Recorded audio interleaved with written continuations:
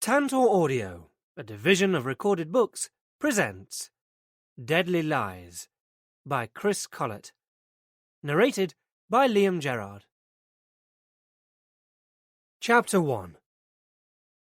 Mariner glanced at his watch again. Only 10 to 8. Yet it felt as if he'd been here for hours. Getting here first had been his way of keeping control, but now, as his stomach knotted with anxious speculation, he wished he hadn't been so keen. He'd managed to secure the only vacant seat in the crowded bar, a stool positioned directly under an air-conditioning vent that blew a steady stream of cold air down inside the unbuttoned collar of his shirt. 24 hours ago, this idea had seemed a good one, a simple solution to a growing problem.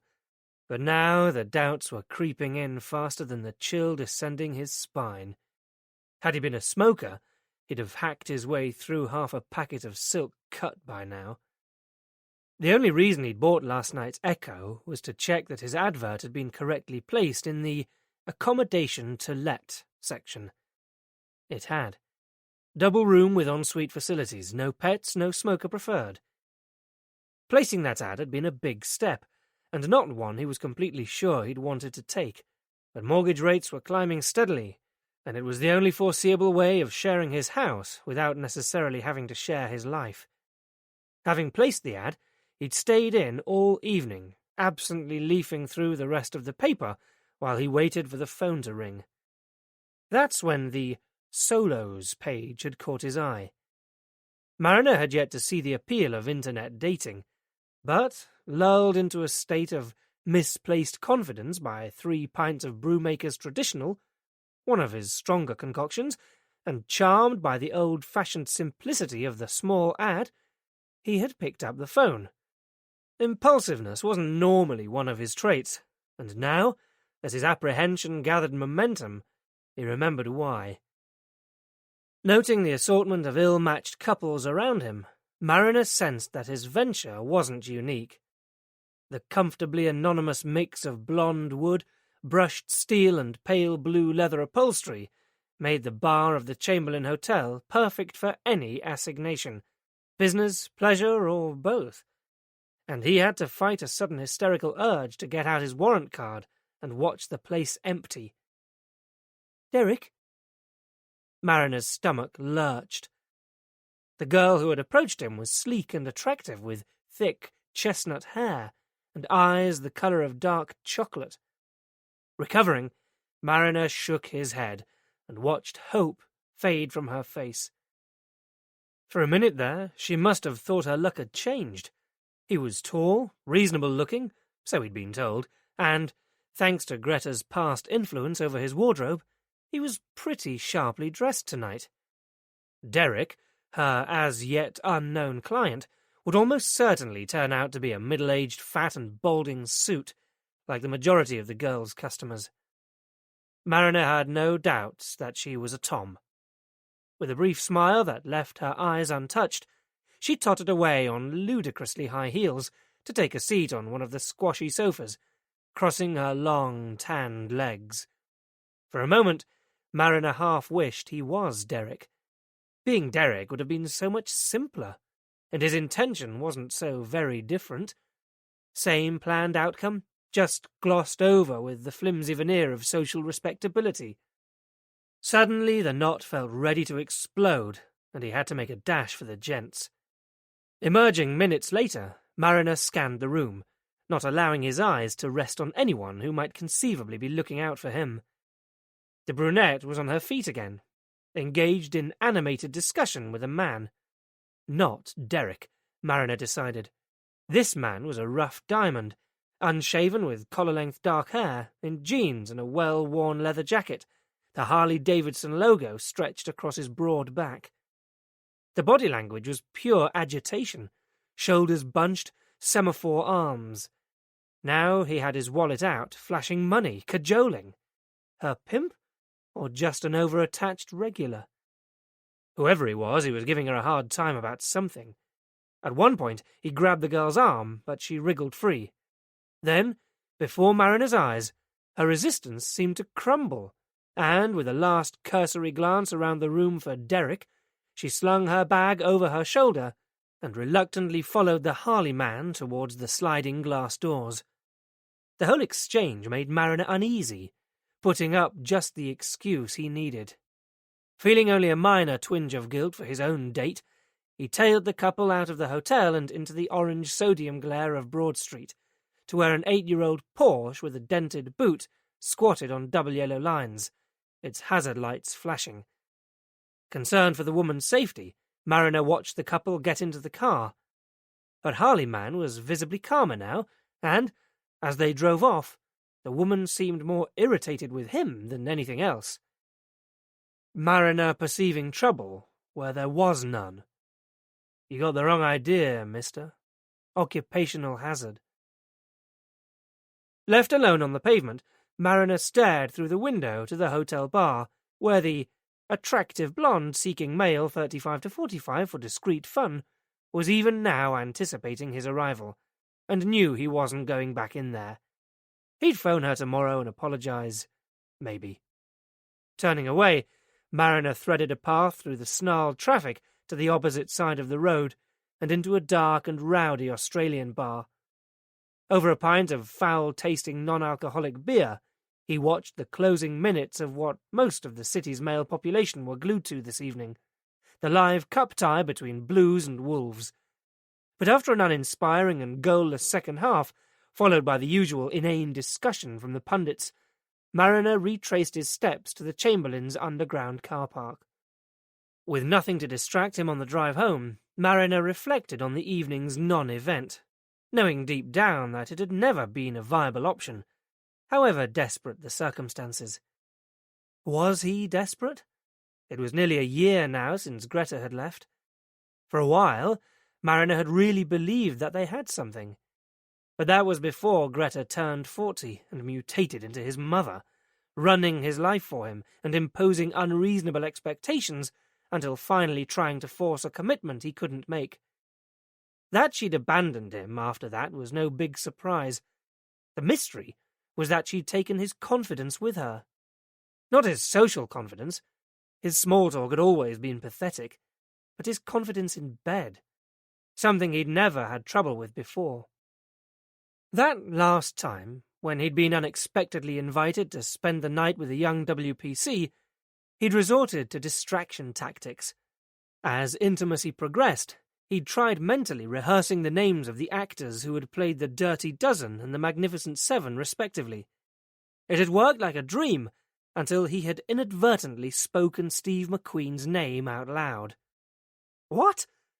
She'd halted him mid-thrust, the expression on her face enough to precipitate his collapse, leaving them both agonizingly frustrated, and Mariner with a big enough question mark over his head to discourage her from ever seeing him again. That had been nearly 6 months ago, and Mariner didn't have the guts to pursue anything or anyone since. Tonight's quick fix was the intended solution, but if he couldn't keep it up with the assistance of Hollywood's finest, how would humiliating himself with a total stranger help matters? Delta 1 to all units.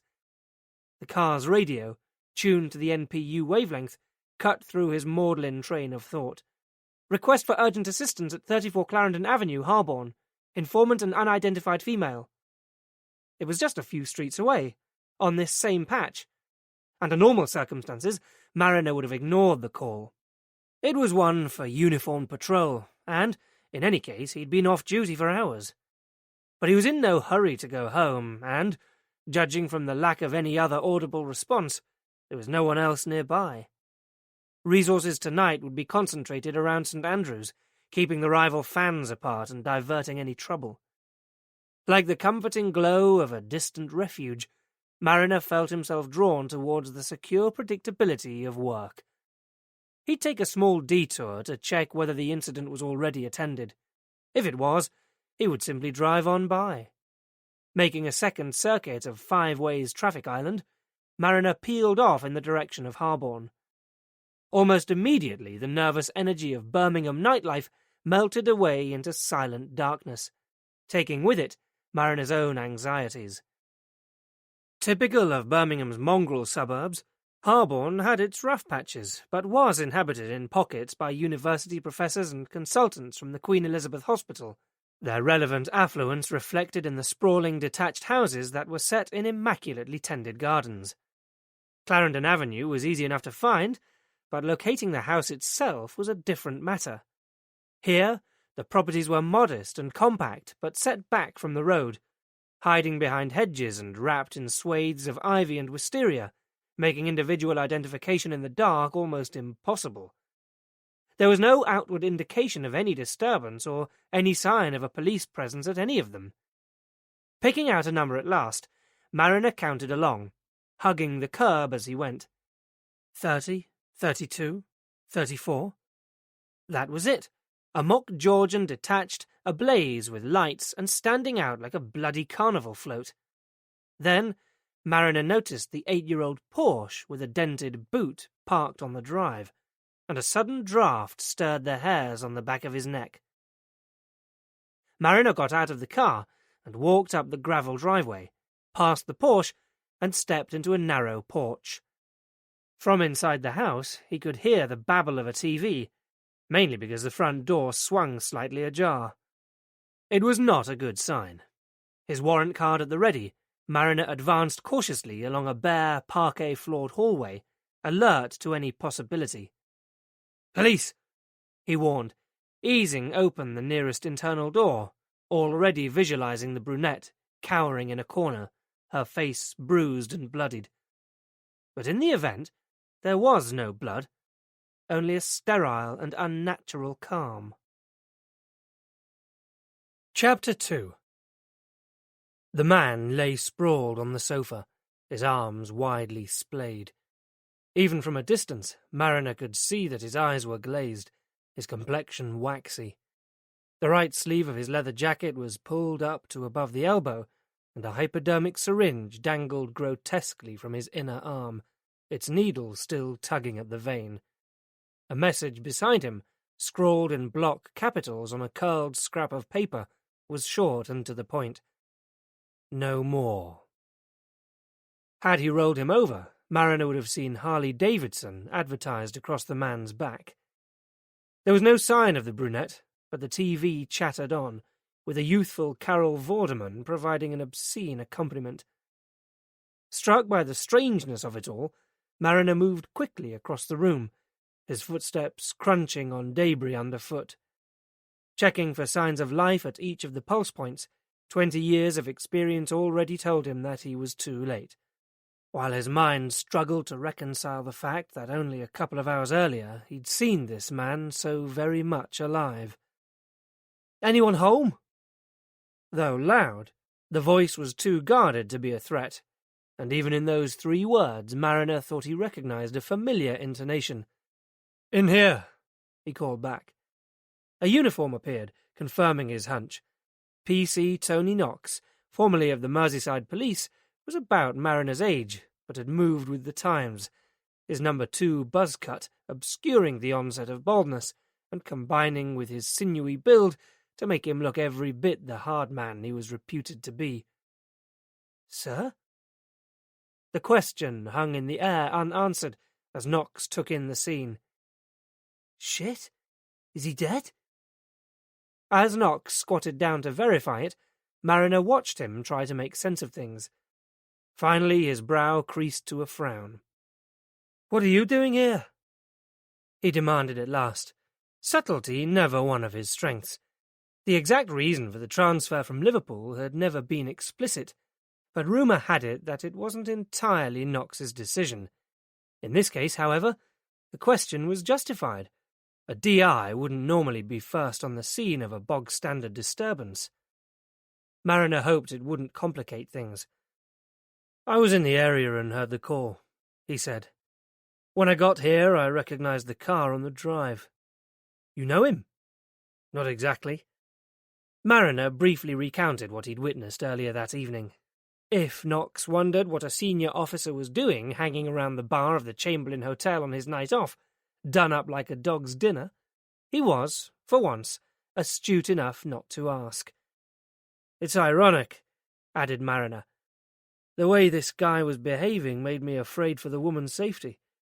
But then, that was more than an hour ago, and, as they both knew, practically anything could have happened in the interim. As he inhaled, Mariner caught a whiff of something, a sort of unwashed smell. At first he assumed it was the dead man, but studying Knox more closely, he noticed suddenly the grimy rim around the collar of his white shirt and the thin sheen of stubble coating his chin. Thanks to tonight's match, they'd be short of police around the city, which probably accounted for why Knox was solo. But even so... "How long have you been on duty?" Mariner asked him. "Since 2. Knox shifted uncomfortably. "The wife has locked me out, so I had to kip in the car last night. I'll get a shower at the end of the shift." "Good idea," said Mariner, with feeling, making an effort at shallow breathing and shaking off any speculation about why Knox might have been barred from his own home. Taking the hint, Knox got up and moved away. "I'll check over the rest of the house." "It'll be a start. Our friend here drove off with the brunette, and it was a woman who made the emergency call, so there's a strong possibility that it's the same one. She looked more like a Tom than a user to me, but this guy was waving his money around, so it's possible that she supplied and serviced him. Let's make sure that she isn't still hanging around somewhere, then get scenes of crime out of bed." Whatever the circumstances might imply, this was a sudden unexplained death, and in the absence of any reliable witnesses, they would have to remain open-minded for now. It didn't look much like many other crime scenes Mariner had attended, unless the reckless dispersal of potato snacks had suddenly become a felony. But until they found conclusive evidence of suicide, nothing was certain, and they would treat the scene accordingly. "You'll need these," said Knox. Throwing Mariner a small polythene packet, he went off to search the rest of the house, speaking into his lapel radio as he went. Mariner opened the packet and squeezed his hands into the tight latex gloves, grateful, as always, that he was only a policeman and not a vet. Knox reappeared. "We're on our own," he confirmed, tactfully keeping his distance. "No sign of life, and Soho are on their way." "Good." Taking care not to disturb the syringe, Mariner slid his hand into the inside breast pocket of the dead man's jacket to retrieve the soft leather wallet he'd seen earlier. It contained 130 in notes, along with a variety of standard credit and loyalty cards, plus a larger laminated press card, conveniently displaying a photograph of the deceased. He'd been right. This wasn't Derek, but it seemed he'd been way off the mark about everything else. "Edward Barham," he read out loud for Knox's benefit. "And this is his place, according to the address." He made a swift mental calculation. Age 39, and a paid-up member of the National Union of Journalists. "A hack," said Knox. He walked the length of the room and stopped in front of a fitted cupboard, on top of which, high up and almost beyond Mariner's line of vision, was a row of plaques and trophies. "He was a good one, too, if this slot's anything to go by." He craned his neck to read the engraving. "Midlands Reporter of the Year, 3 years running." But modest enough about his achievements to stick them way up there, almost out of sight, observed Mariner. "Christ, and is that what I think it is?" Staring out from the corner of the ceiling was the beady eye of a miniature remote-controlled video camera. "Journalist, junkie, and security nut," announced Knox. This is a prime area for burglaries. It would have been a reasonable precaution. But even as Mariner spoke, he was conscious, studying it for the first time, that the design of this room represented security taken to its extreme. The substantial TV and DVD housing was bolted to the polished wood floor, while the state-of-the-art sound system, CDs and rows of books were all present, but locked away behind elaborately reinforced glass inside the same floor-to-ceiling cupboards that ran the entire length of one wall. Apart from those items, the 4-seater sofa was the only other piece of furniture in what was a cavern of a room. Everything was obsessively, uncompromisingly minimalist. Truth be told, It was Mariner's kind of place, but the overall impression was stark and empty, with none of the usual clutter accumulated in most homes. No pictures, photographs, pot plants, or the army of candles that these days seemed to be practically mandatory. The only aberration was a pile of dog-eared catalogues that stood in a jumbled stack by the door, topped by 2 weighty hardback books. And then there were the funny little symbols. Black and white laminated line drawings were posted here and there, on the side of the TV, the back of the door, beneath the windowsill. Knox was studying one at close quarters. "What do you suppose they are? Something to do with the occult?" Mariner was dubious. The images were simple and childlike, although there was little other indication that children lived here. But they did have a kind of alien quality. Knox had already made up his mind. "I bet this guy had one of those weird compulsive disorders," he said. In many ways it made sense. Suicide could be just a short step away from mental disturbance, but it was still a big assumption. On the other hand, he could have just been security-conscious and tidy, countered Mariner, Knox's tendency towards the foregone conclusion starting to rankle. "And be grateful, whatever the purpose of that camera. If what happened here has been filmed, it's going to save us a hell of a lot of trouble." Mariner turned his attention back to the wallet, which also contained a couple of personal business cards and a folded page recently torn from a newspaper. Flattened out, Mariner recognized it as the same column for personal services as he'd used, well thumbed and with several of the numbers emphatically ringed in black ink. He wondered if one of them was the brunette's. Something stale invaded Mariner's nostrils again. Knox was back, peering over his shoulder. "See," he concluded uncompromisingly, "what kind of sad git gets his sex life out of the paper?" "We don't know that he did." Mariner rounded on him, feeling his colour rise. There could be any number of explanations for this. He was a journalist, remember? He knew he'd jumped in too soon and too defensively, conscious of the arrangement he himself had made only the night before. Okay, so he hadn't followed it through, but he'd made it all the same. "No, well, perhaps you're right, boss." Knox's expression was inscrutable, but Mariner could almost hear him adding 2 and 2 to make 5. It was no more than Mariner would have expected. Blessed with the scouse gift of the gab, Knox would never find himself in that sorry position, but chances were that had something to do with why Mrs. Knox had thrown him out. "I'm just saying we shouldn't be making any assumptions at this stage," Mariner said, regaining his composure. He was tempted to say more, but let it go. Instead, he turned his attention back to the cutting. "These numbers will need to be cross-checked with the calls made on Barham's phone." "I'll have a vowel, please, Carol," piped up one of the contestants on the TV. "Not what I choose as the background for my final dramatic gesture to the world," Knox said, momentarily distracted by the screen. "Shall I turn it off?" But neither of them was inclined to, not while it provided a diversion from the bleak silence of death. "Let's get searching," Mariner said. "We need to turn up a relative or two." Yellow potato rings cracked beneath his feet as he stood up. "What is all this crap?" "Hula hoops," Knox obliged, nodding towards a wrapper beside the sofa. "But only one packet. Not much of a party." A loud knock echoed down the hall. Great. Nosy neighbours. That was all they needed. Where were they a couple of hours ago? But it wasn't neighbours. It was Stuart Croghan, the police surgeon, carelessly dressed and bleary-eyed, making Mariner wonder enviously whose bed he'd just left. Why was it that when your own love life was on the skids, everyone else seemed to have it on tap? Close behind Croghan, the Socko team had arrived too. This was fast turning into rent-a-wake. "Stuart?" Mariner nodded a greeting. "Tom, what have we got?" "Edward Barham, pretty much as we found him, except that I've retrieved him of his wallet." Croghan's gaze took in the suicide note. "No more what?" he wondered aloud. "Monkeys bouncing on the bed," suggested Knox. He caught Mariner's glare and left the room before the DI could interject.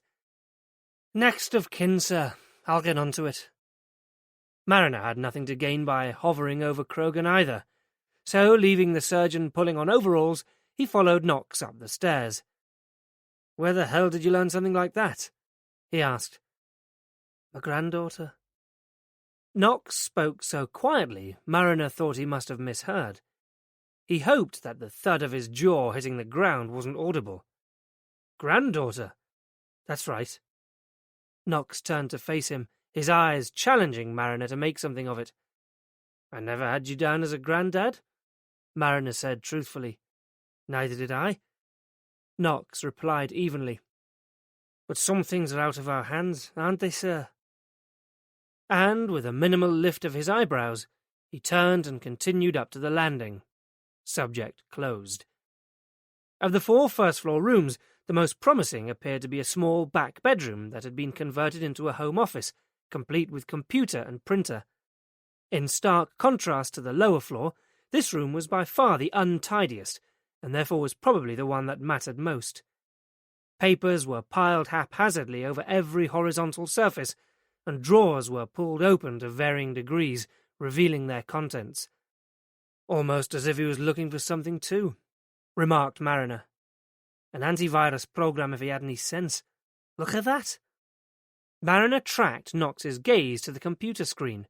The machine had been left running, and, as Knox nudged the mouse, the screensaver cleared to reveal a scene of technological devastation. Trailing across the screen in ragged rows, Mariner could still make out the ruins of a meticulously crafted Excel document, now a tangle of symbols and characters, devoid of all meaning. Although he could type on them, Mariner's interest in computers pretty well ended there. This was the first time he'd witnessed a virus in action, but even he understood the implications. "This document, can you recover it?" he asked. From the expression on his face, Mariner guessed that Knox shared his level of IT expertise. Basic at best.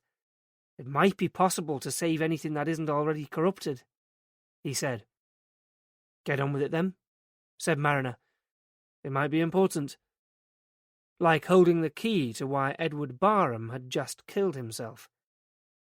Knox sat down on the swivel chair, and the first thing he did was to clear a space to the left of the keyboard and move the mouse and mouse mat over it. He noticed Mariner watching him. "I'm left-handed," he said defensively. "Okay," said Mariner uncertainly. Meanwhile, he rifled through the rest of the desk, looking for any personal papers that might help them to build a picture of Edward Barham's life in the days leading up to its close. The journalist, it appeared, was nothing if not methodical, but it wasn't long before Mariner found some useful material contained in a single suspension file, squeezed between dozens of others in the bottom drawer and labelled Finance, Current. In it were bank statements, credit card bills and invoices, some going back as far as a year. Making further inroads into Knox's supply of evidence bags, Mariner tipped in the entire contents. They could sort it out back at the station. None of the other files or correspondence, newspaper cuttings and assorted instruction manuals looked as immediately relevant. They could be checked later if necessary. Closing the drawer, Mariner straightened, and as he did so, noticed a filofax that had fallen on the floor, down the side of the filing cabinet. He picked it up and placed it beside Knox. "While you're at it, here's your chance to multitask," Mariner added. "Have a flick through that for any likely names and addresses." And, leaving Knox to his endeavours, he went to look over the rest of the house, glad to escape the stuffy office and to breathe some sweeter-smelling air. Unsurprisingly, the remaining 4 rooms lacked the high-tech input and were furnished more in keeping with the age and style of the house. Old-fashioned, Mariner would have called them, though the lingering smell of paint hinted at recent decoration.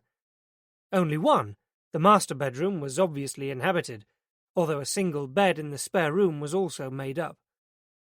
Mariner opened drawers and cupboards, no trace of any female apparel, ruling out the brunette as a wife or live-in partner, but several wardrobes, including those in the spare room, were full of men's clothes and shoes.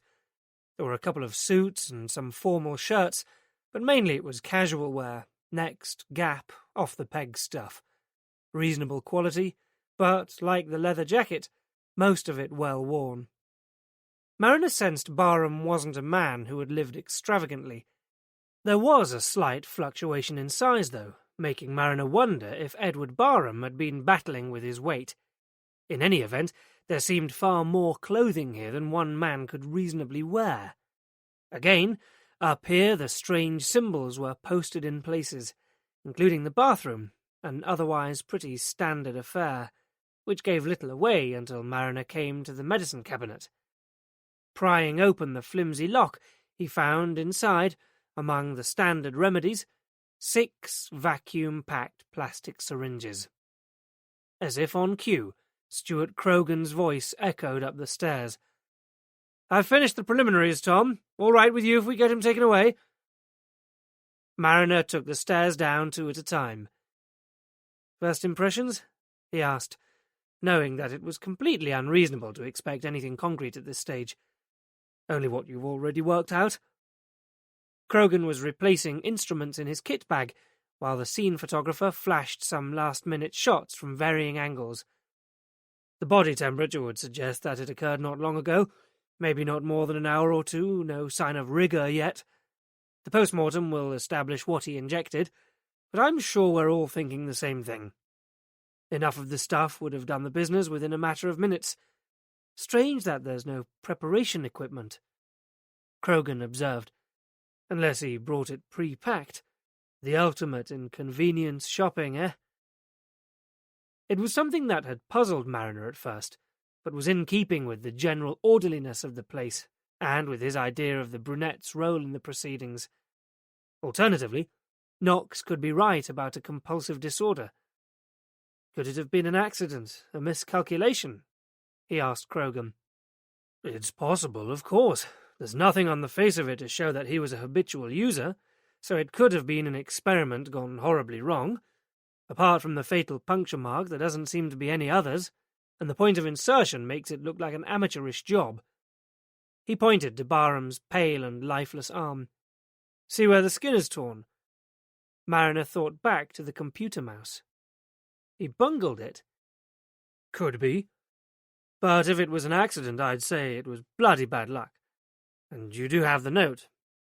Safely protected within an evidence bag, the note would, along with the syringe, be sent to the Forensic Science Service laboratory over at Bordersley Green.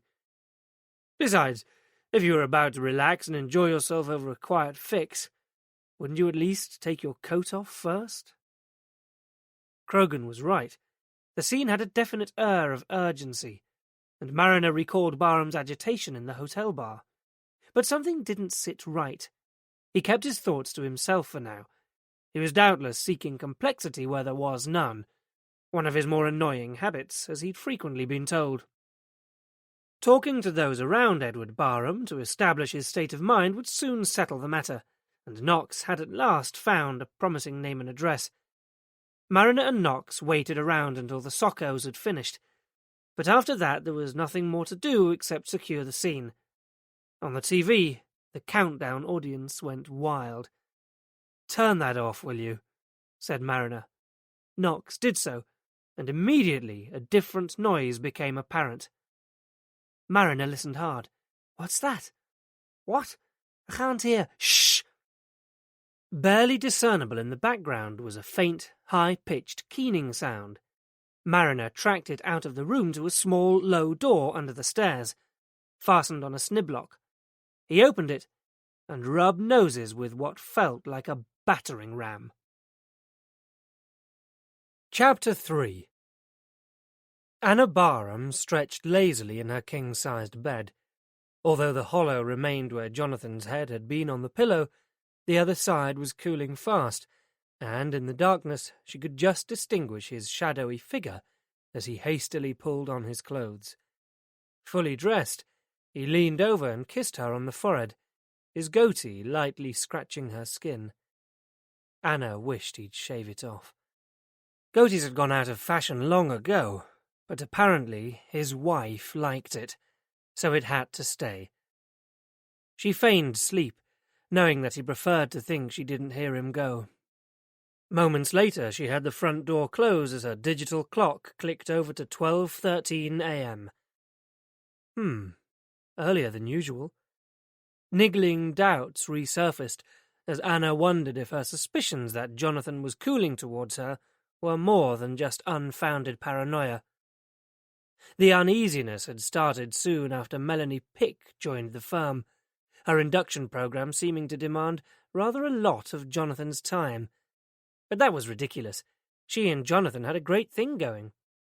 Not that a part-time relationship with a happily married man was every woman's dream, but at this time in her life it suited Anna's requirements perfectly.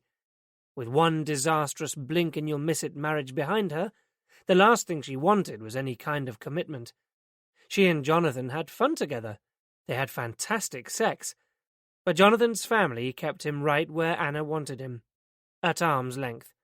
He didn't want to move in with her and permanently impinge on her space. He wouldn't start wanting babies with her, because he already had 3 of his own, and children were definitely not on Anna's wish list. Okay, there were downsides too, the occasional lonely night she had to endure when Jonathan was unable to get away, and the odd troubling pang she felt when she thought about his other life, occurring more frequently lately than she cared to acknowledge.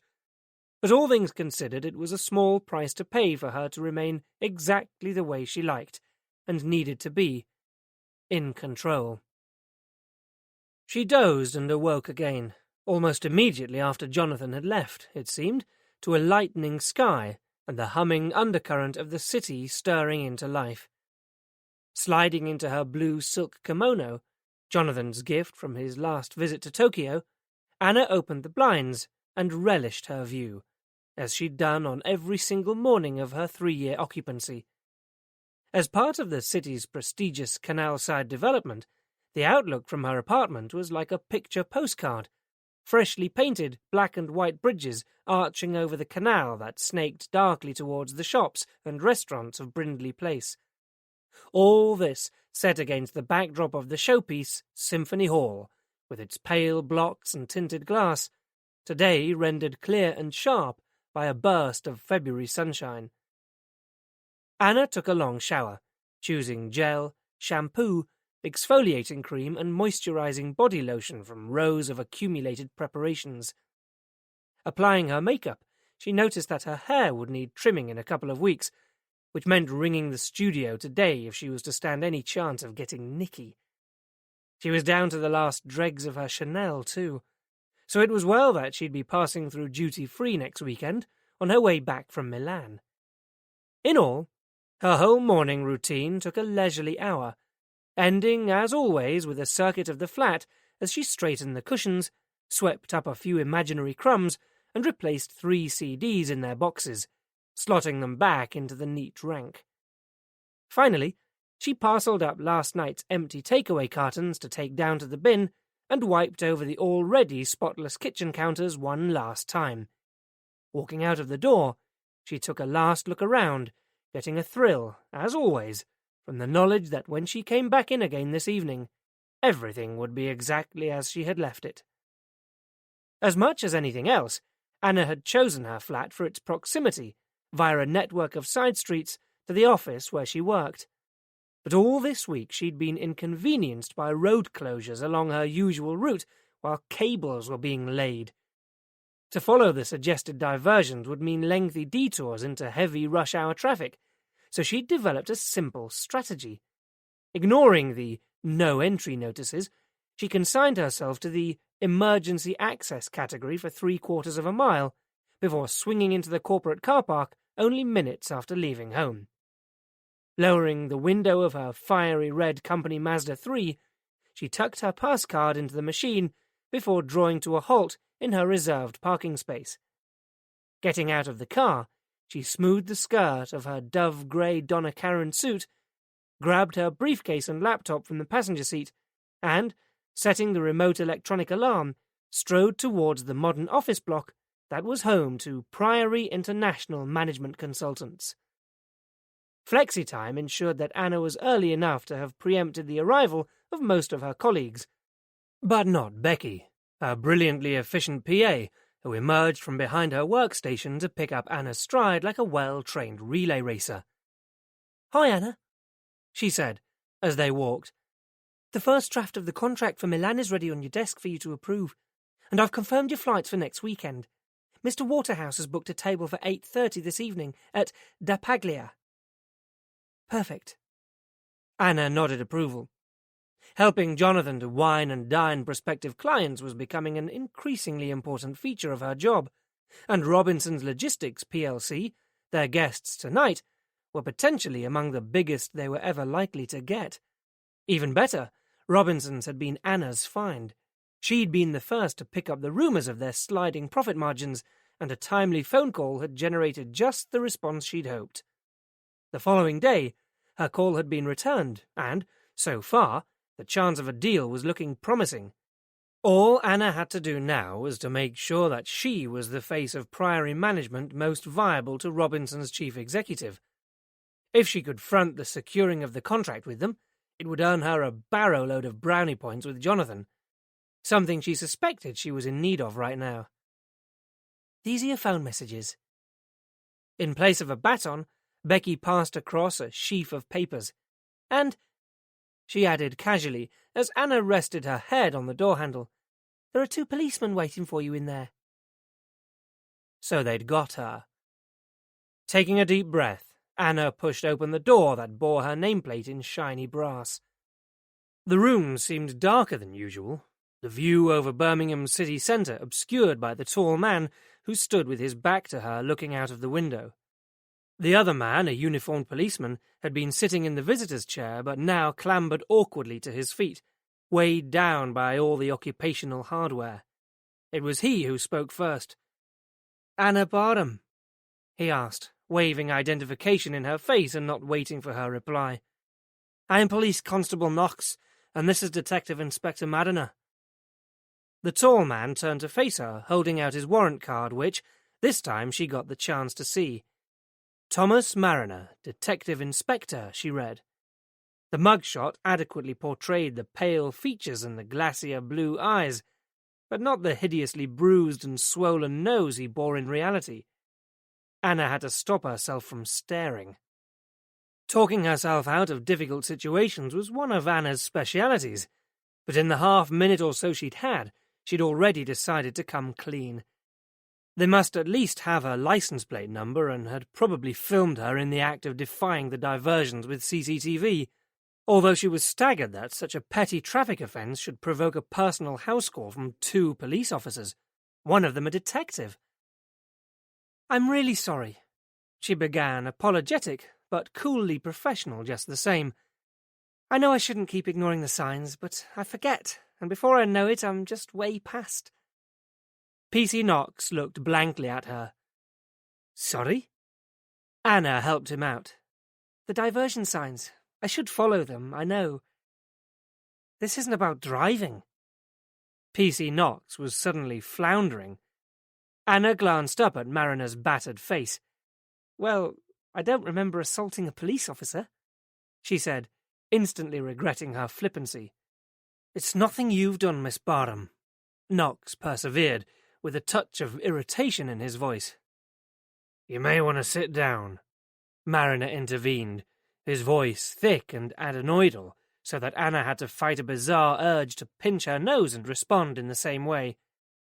He gestured towards her chair, and, more from surprise than anything else, she did as she was told. "Your brother, Edward, was found dead in his home late last night." Wow. This guy knew how to make an impact. He may as well have punched her in the stomach, and for several seconds her vision distorted, and the room seemed to sway. "No!" Anna blurted out uncontrollably. "No, he can't be!" A sudden vision flashed through her mind of the occasion all those years ago when she'd got home late from a party to find Eddie himself waiting for her. Anne, there's been a terrible accident." Now they were telling her that Eddie was dead too. It was impossible. "I'm sorry," said Mariner. "When? How?" She was so sure that this couldn't be right. The constable had taken out a small black notebook. "We were called to a house late last night, 34 Clarendon Avenue," he said. It was Eddie's address, all right. "As yet, we're not looking for anyone else in connection with his death," Mariner added. It was common enough police speak, and it took Anna only a few seconds to catch on to what he meant. "You think Eddie killed himself?" "It appears so. He left a note." "Where? Can I see it?" He turned to Constable Knox, who was ineffectually digging around in his pockets. Eventually he produced a folded, crumpled, photocopied sheet, which he passed to Anna. "Does it look like his writing?" he asked. Staring at the print, Anna gave the slightest shrug of her shoulders. There was little that was distinctive about the scrawled block capitals. "Your brother seems to have died from a drug overdose," Mariner went on. Now Anna knew for certain that they'd got it wrong. "That's nonsense," she told them. "Eddie didn't do drugs."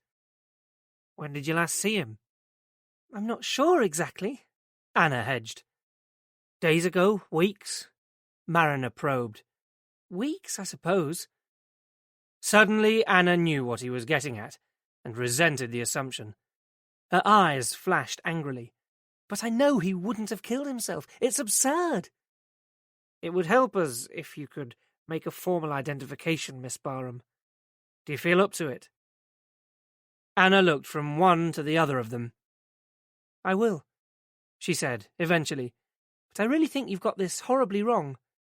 She glanced up at the outer office. "I'll have to arrange for my PA to cancel my diary appointments. Could you just wait for a moment?" "Of course." Anna went out to where Becky sat at her desk, printing off documents. "Becky, incredible as it sounds, these policemen think my brother has killed himself. They want me to go with them and identify a body." Telling it how it was helped Anna to keep a grip on herself and ride out her friend's shocked reaction. Then she returned to the office to pick up her bag, feeling the first chill of apprehension as she allowed herself to consider the seriousness of what she'd been asked to do. "Right," she said. "Let's get this over with." Apart from the ominous creaking and whirring of the lift mechanism, the trio descended to the ground floor in silence, while Mariner gave Anna Barham time and space to absorb what she'd been told. For once, Knox was exercising some discretion too. Thanks to Mariner, he did at least present as a respectable officer of the law this morning. After they had finished at the station last night, Mariner had given Knox the spare front door key to his house and ordered him to go and get a shower and borrow a clean uniform from somewhere before returning. "I'm not breaking the news to the relatives accompanied by a tramp."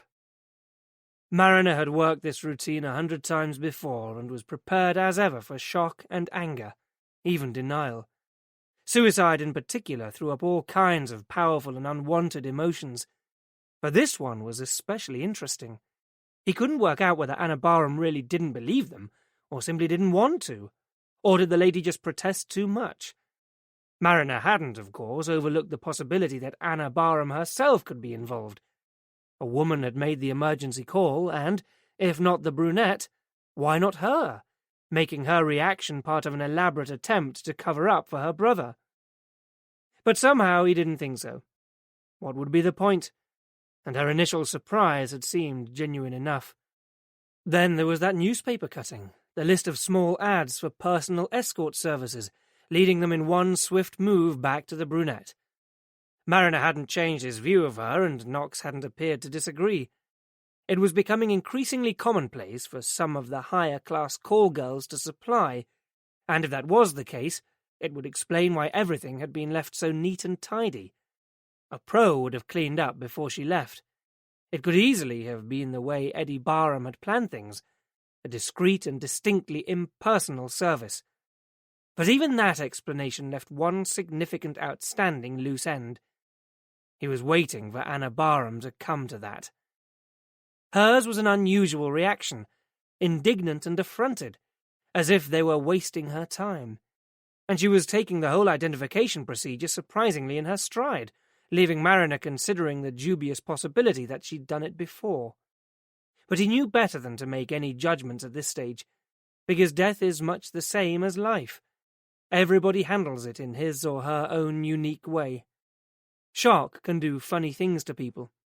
And right now, as Knox manoeuvred them out into the soupy mid-morning traffic of the Hagley Road, Mariner was content to bide his time. They'd know for sure soon enough. Chapter 4. The city mortuary on Newton Street was housed in an anonymous-looking square Georgian edifice labelled, innocuously enough, Coroner's Office by the standard brass plaque. The sign that had always afforded Mariner a darker satisfaction was the red-topped T at the entrance to the street, so fittingly declaring the byway of a dead end. Within the bowels of the building, in a tastefully and sensitively furnished suite of rooms, Anna Barham did reluctantly provide them with a positive identification of her brother. Afterwards, Mariner carried 2 beakers of grey scalding tea from the vending machine to where she sat, in what was generally referred to as the recovery lounge. It was a misnomer in most cases, though occasionally relatives managed to regain their outward composure, as Anna Barham seemed to have done. Now, faced with the truth, she was clearly shocked, as Mariner would have expected, but still far from being distressed. Instead, she appeared more puzzled and detached, as if presented with a conundrum. "You all right?" Mariner asked anyway. "Yes." With a brief nod of thanks, she awkwardly relieved him of one of the flimsy polystyrene cups. "Just can't believe it." Mariner took a seat opposite, and her tawny brown eyes looked directly into his, steady and unblinking. No avoidance, but no trace of any tears either. She read his thoughts. "You must think I'm hard." It wasn't an apology, and Mariner only shrugged. "Everyone reacts differently in these situations," he said. "You'll probably cry your eyes out when you get home." Anna Barham smiled weakly. Christ, it was a stunning smile. "That's tactful of you," she said. "But I don't think so. Eddie and I weren't what you'd call close. It isn't weeks, but more like months since I last saw him, even though we only live a few miles apart. I left home to get married when I was quite young." There was diffidence to her admission, and from the bare fingers of her left hand, Mariner guessed that the marriage hadn't lasted. That aside, none of this was beyond the scope of his comprehension. The week-old answer-phone message from his mother tweaked at his conscience, but he pushed the thought away again. He braced himself. "Miss Barham, coincidentally I saw your brother earlier yesterday evening in the bar of the Chamberlain Hotel. He was with a woman, about 5'10", with long reddish hair and brown eyes. Do you have any idea who she might be?" He kept his own opinions about the brunette to himself for now. She thought for a moment. "No, I'm sorry. As I said, I'm a bit out of touch." He couldn't resist. "Yet you seem very sure that Eddie hadn't taken up a new recreational pursuit." She flushed with annoyance. "I do know Eddie. We may not have seen each other often, but I know he wouldn't have done that. He didn't smoke, he hardly ever drank." "People change, sometimes pretty dramatically." "Not Eddie. He wasn't a user." She insisted. "It doesn't have to have been. It looks as if it was his first time." "No!" Again the anger flared. When the silence stretched to breaking point and she still made no reference to the other item outstanding, Mariner said quietly, "There was another man in the house." His words had a more dramatic effect than anything he'd said so far, and she jumped violently, almost spilling the tea. "Jamie! God, of course! I'd completely—" "Forgotten?" Now that was unbelievable. "But I don't understand. He shouldn't have been there. Is he all right?" She finally got round to asking. "Oh, he's fine." Involuntarily, Mariner touched his swollen nose and elicited a smirk of understanding from her. "Although that skull of his should be classed as an offensive weapon," Mariner said. "He is my younger brother." It was confirmation of what they'd already guessed from the physical resemblance to the dead man. He was struck by her likeness to her brother's too. Though smaller and more fragile, she had the same fair hair, tinged with red and cut boyishly short so that it curled into the nape of her neck. Her eyes glinted dark and dangerous. They were like peas in a pod, the Barhams. "Where is he?" she asked. "At the station, waiting for him to come down so that we can talk to him." "Come down?" She was momentarily confused, but as realization dawned, she broke into a humourless laugh. "Oh, great! Now you're going to tell me that Jamie's on drugs too!" "Miss Barham, Eddie was found with a hypodermic needle sticking out of his arm. There's not much doubt about the way he died. And we found more syringes in the bathroom. Yes, probably left over from a time when Jamie used to have seizures," she said, matter-of-factly. "Afterwards, he needed an injection of Valium to help him calm down and sleep it off." "And head-butting people is a normal part of his behaviour, is it?" Mariner persisted. "We found him hiding in a cupboard under the stairs, and when we let him out, he went crazy." Her reluctance to face facts was understandable, and nothing he hadn't had to deal with before. "Look," he went on, patiently trying to help her out, "you don't have to pretend to me. I've had years of experience of users." "And what's your experience of autism, Inspector?" "Autism?" It came at him from out of left field. "Jamie isn't on drugs. He's autistic. He freaked out because he was frightened. He didn't know you. It's that simple. If he was shut in a cupboard, he would have been terrified. He was always afraid of the dark." Her voice carried a triumphant ring.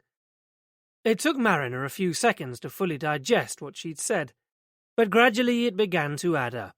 The kid's raw terror, his apparent total lack of understanding of anything they'd said to him, the peculiar mannerisms. "Autistic," he said at last. "That's why we couldn't find any tracks." "I'm sorry to disappoint you, Inspector, but Jamie won't be coming down from anywhere.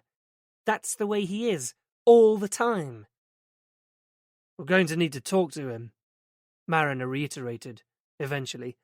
"You can talk away," she said, with obvious amusement. "Jamie will completely ignore you. His understanding of spoken language is virtually non-existent, and the only things he says are words and phrases that he's learned, mainly from the TV. He just echoes what he hears." Echoes? It was out before he could stop himself. Mariner groaned inwardly. This was worse than he'd thought. The video camera had been wiped, so finding Jamie Barham had been the next best thing. They were banking on him as a key witness.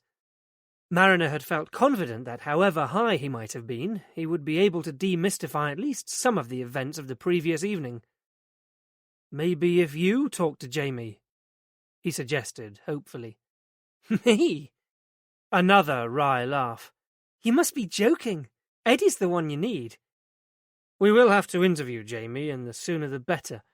It would help if you could be there. And then you can take him home." "Home?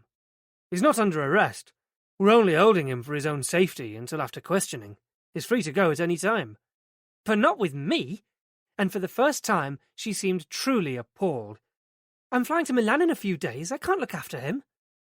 "So is there someone else we can contact?" "I don't know. He goes into respite care at the weekends, but the rest of the time—" Her shoulders sagged as suddenly the fight went out of her, and finally the tears looked as if they might come. "With Eddie gone, there's nobody. God, what a mess." "What about your parents?" "My parents are dead." So she might have been through this before. Shit.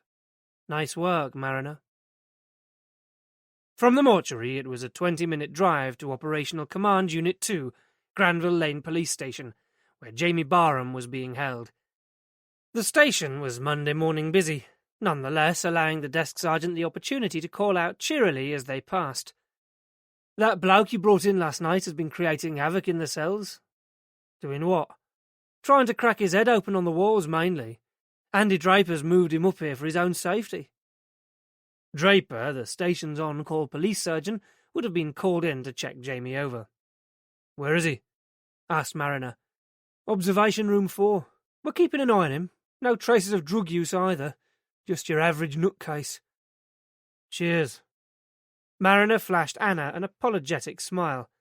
So far, locking up Jamie Barham had been nothing more than a misunderstanding, and he'd been hoping they could keep it that way. Through here. Moving swiftly on, Mariner led the way through a maze of brightly lit corridors until they reached a door, which he pushed open, standing back to allow her in. The room itself was empty, but a window ran almost the entire width of one wall, and on the other side of it was Jamie Barham. Mariner immediately sensed Anna's unease. Wearing only underpants and a single sock, Jamie paced restlessly around the perimeter of the room, stopping now and then at some random spot to spread the fingers of both his hands on the wall, laying his cheek in between, as if listening for something on the other side.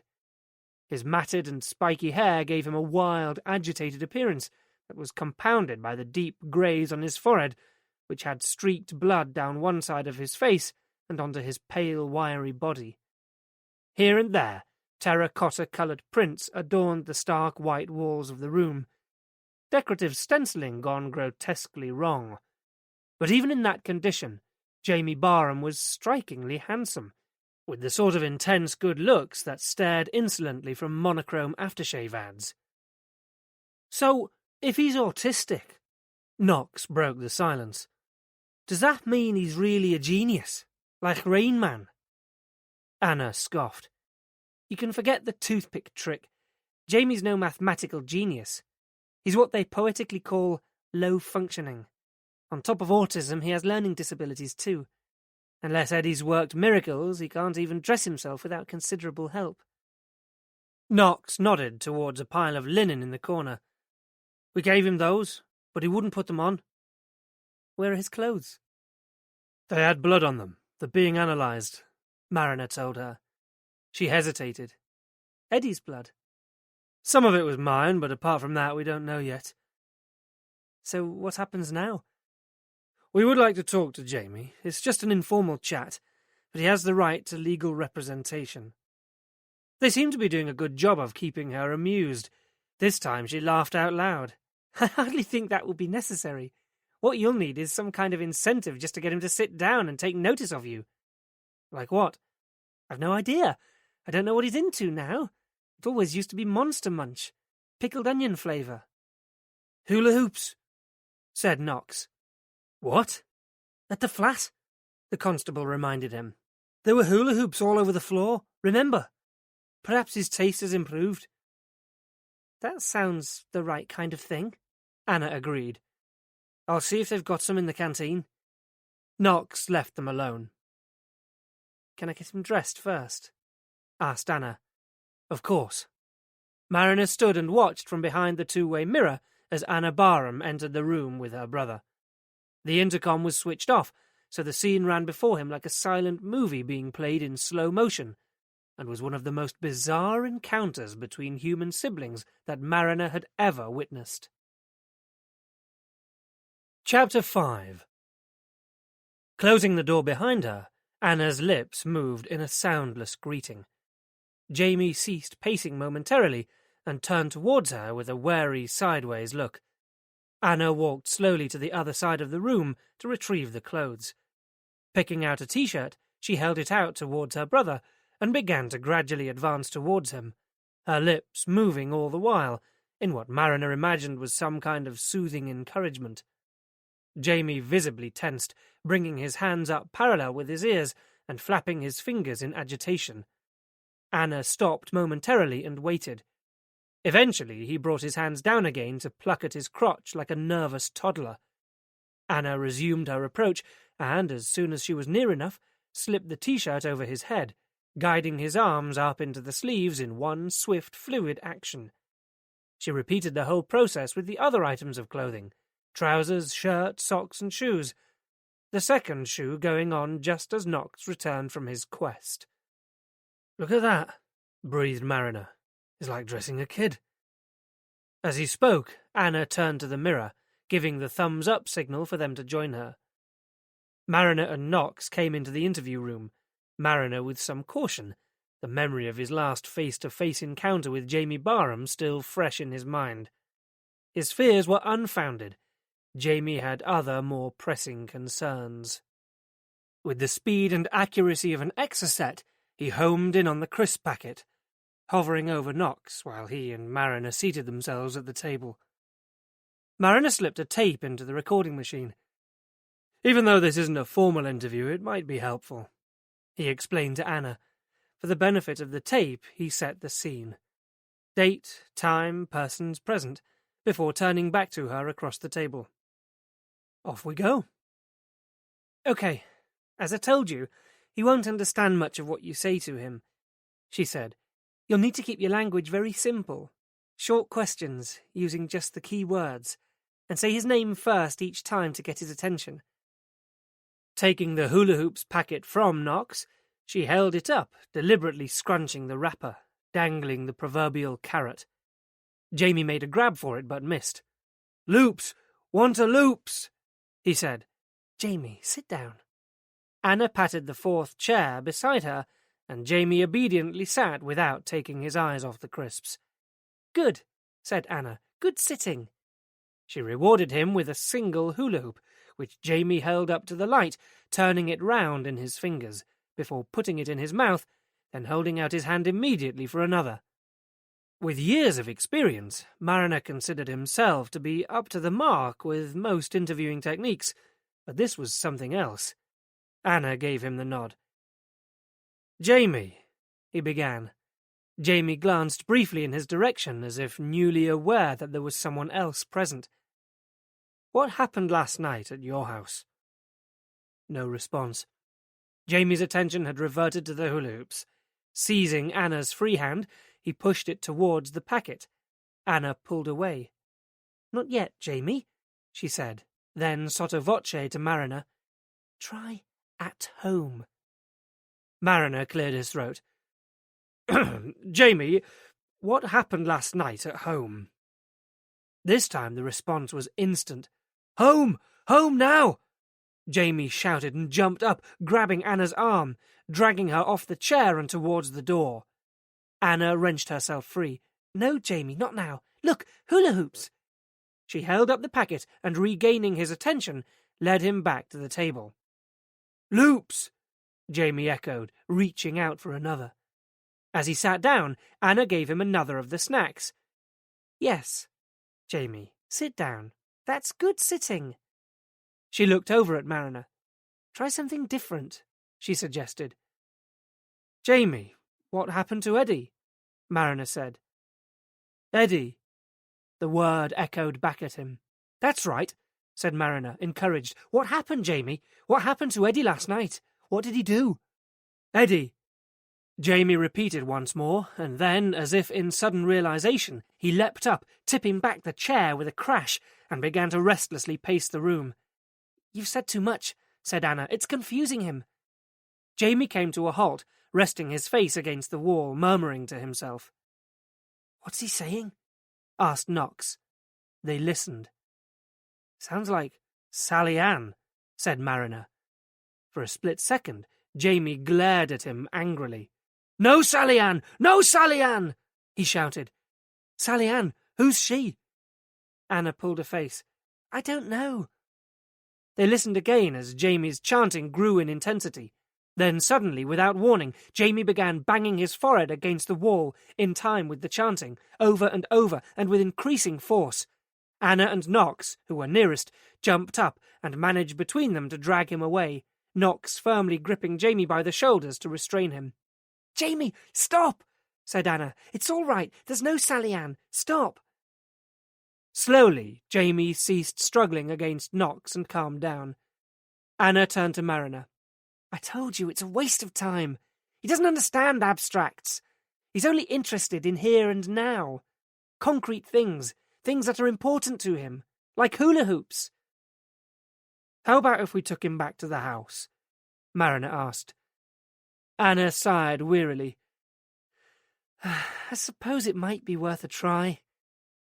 "Get a car organised, will you, Tony?"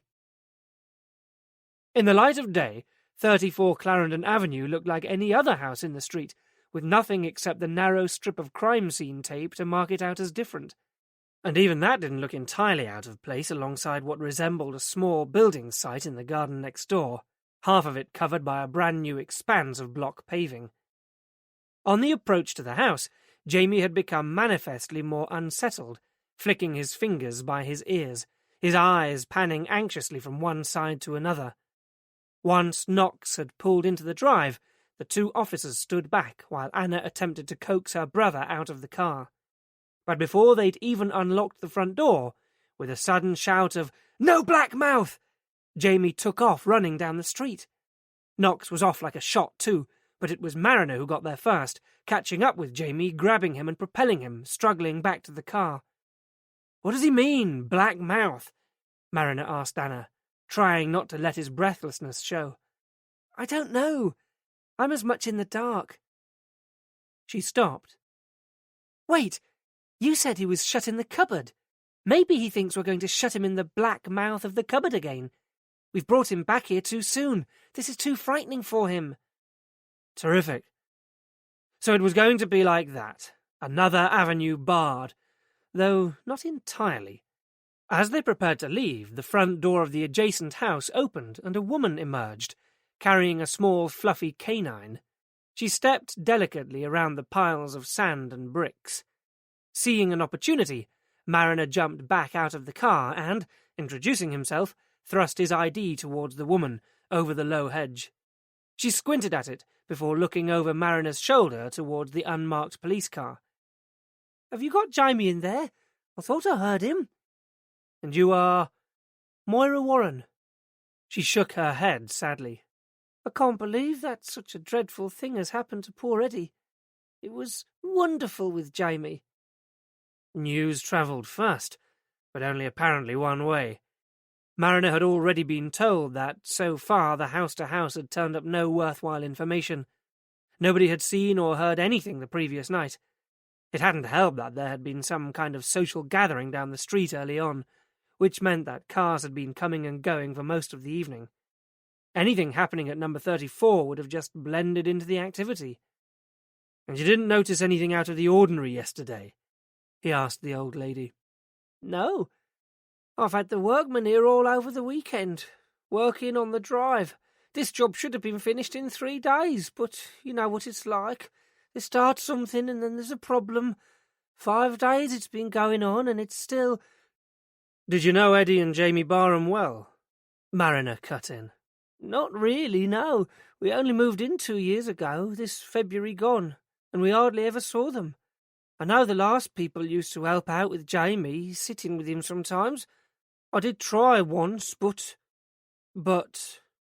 Her tone became defensive, conscience kicking in. "It was difficult, officer. Jamie's a grown man. He's strong and I'm not getting any younger. My husband said I shouldn't do it. I already told all this to the young policeman who came to see me." "So you haven't helped out recently?" "No, but I don't think Eddie needed anyone lately because of the girl." "What girl?" "I thought she must be Eddie's girlfriend. I never actually asked. You don't like to be nosy, do you?" That took a stretch of the imagination. "We were just pleased to see that Eddie had a young lady. He must have missed out on so much because of, well, you know." With a glance in Jamie's direction, she lowered her voice, though not quite enough to prevent it carrying as far as the car. "To be honest, I'm not surprised it all got too much for him," she intimated. "There's a sister, you know. Haven't seen hard nor heard of her since we've been here, but she's out there somewhere. You'd have thought that she might have—" "This girl, was her name Sally or Sally Ann?" Mariner interrupted again. "It might have been. We were never actually introduced." "What did she look like?" "She was a pretty girl, tall, with lovely long dark hair, but a bit, you know—" "What?" "Well, sort of cheap-looking. You know what these young girls can be like these days, tiny little skirts that leave nothing to the imagination." Eddie and the brunette was sounding like more than just a one-off. And were she and Sally Ann the same person? "Did you see this girl around last night?" Mariner asked. "No." The micro-hound had begun to wriggle and whine in her arms. "I'll have to go now. Oscar needs to do his business. But if I can be of any more help, officer—" After what he'd just heard, Mariner doubted that she could. but he nodded his thanks anyway. He went back to the car, mulling over the new information. "Could this Sally have been Eddie's girlfriend?" he asked Anna. "I didn't even know that Eddie had a girlfriend," she replied testily. "As you heard, we've never been near the place." "Well, whoever she is, we need to find her." "So what now?" "We'll take you home." "No!" Mariner was unprepared for the force of her response, but then, if he imagined a home as perfectly turned out as Anna herself, and the potential effect on it her brother might have, he could understand the reaction. "Jamie goes to a day centre on the other side of Harborne," she was saying. "I think I can direct you to it. If we take him there first, it will give me time to arrange things." They drove in near silence as she issued hesitant instructions to Knox, which left Mariner wondering how sure she was about where they were going. "Eddie worked for the Echo, didn't he?" he said, firming up facts as they drove. "Yes." "Doing what exactly?" She seemed relieved to be able for once to answer him. "He was a reporter," she said. "It meant he could work flexible hours and be around for Jamie." "Do you know what sort of stuff he covered?" She was out of her depth again. "All sorts, from what I remember," she said vaguely. "You'd need to talk to the paper." It was on the list. Judging from Jamie's reaction as they drew up outside a low, modern building, Anna's memory of where he spent his days was accurate. He bounded in like an eager puppy, visibly relaxed and clearly at home. Knox waited in the car. Greenwood Day Centre, read the logo emblazoned on the chest of the middle-aged woman who emerged from an office to greet them in the foyer. "Joyce Clark. I'm the centre manager. Can I help you?" Mariner produced his warrant card yet again, which Joyce accepted as though visits from the police were an everyday occurrence. "We were wondering where Jamie had got to," she said. "Eddie's usually good at letting us know if he's going to be late. Has he been running away again?" So perhaps they were.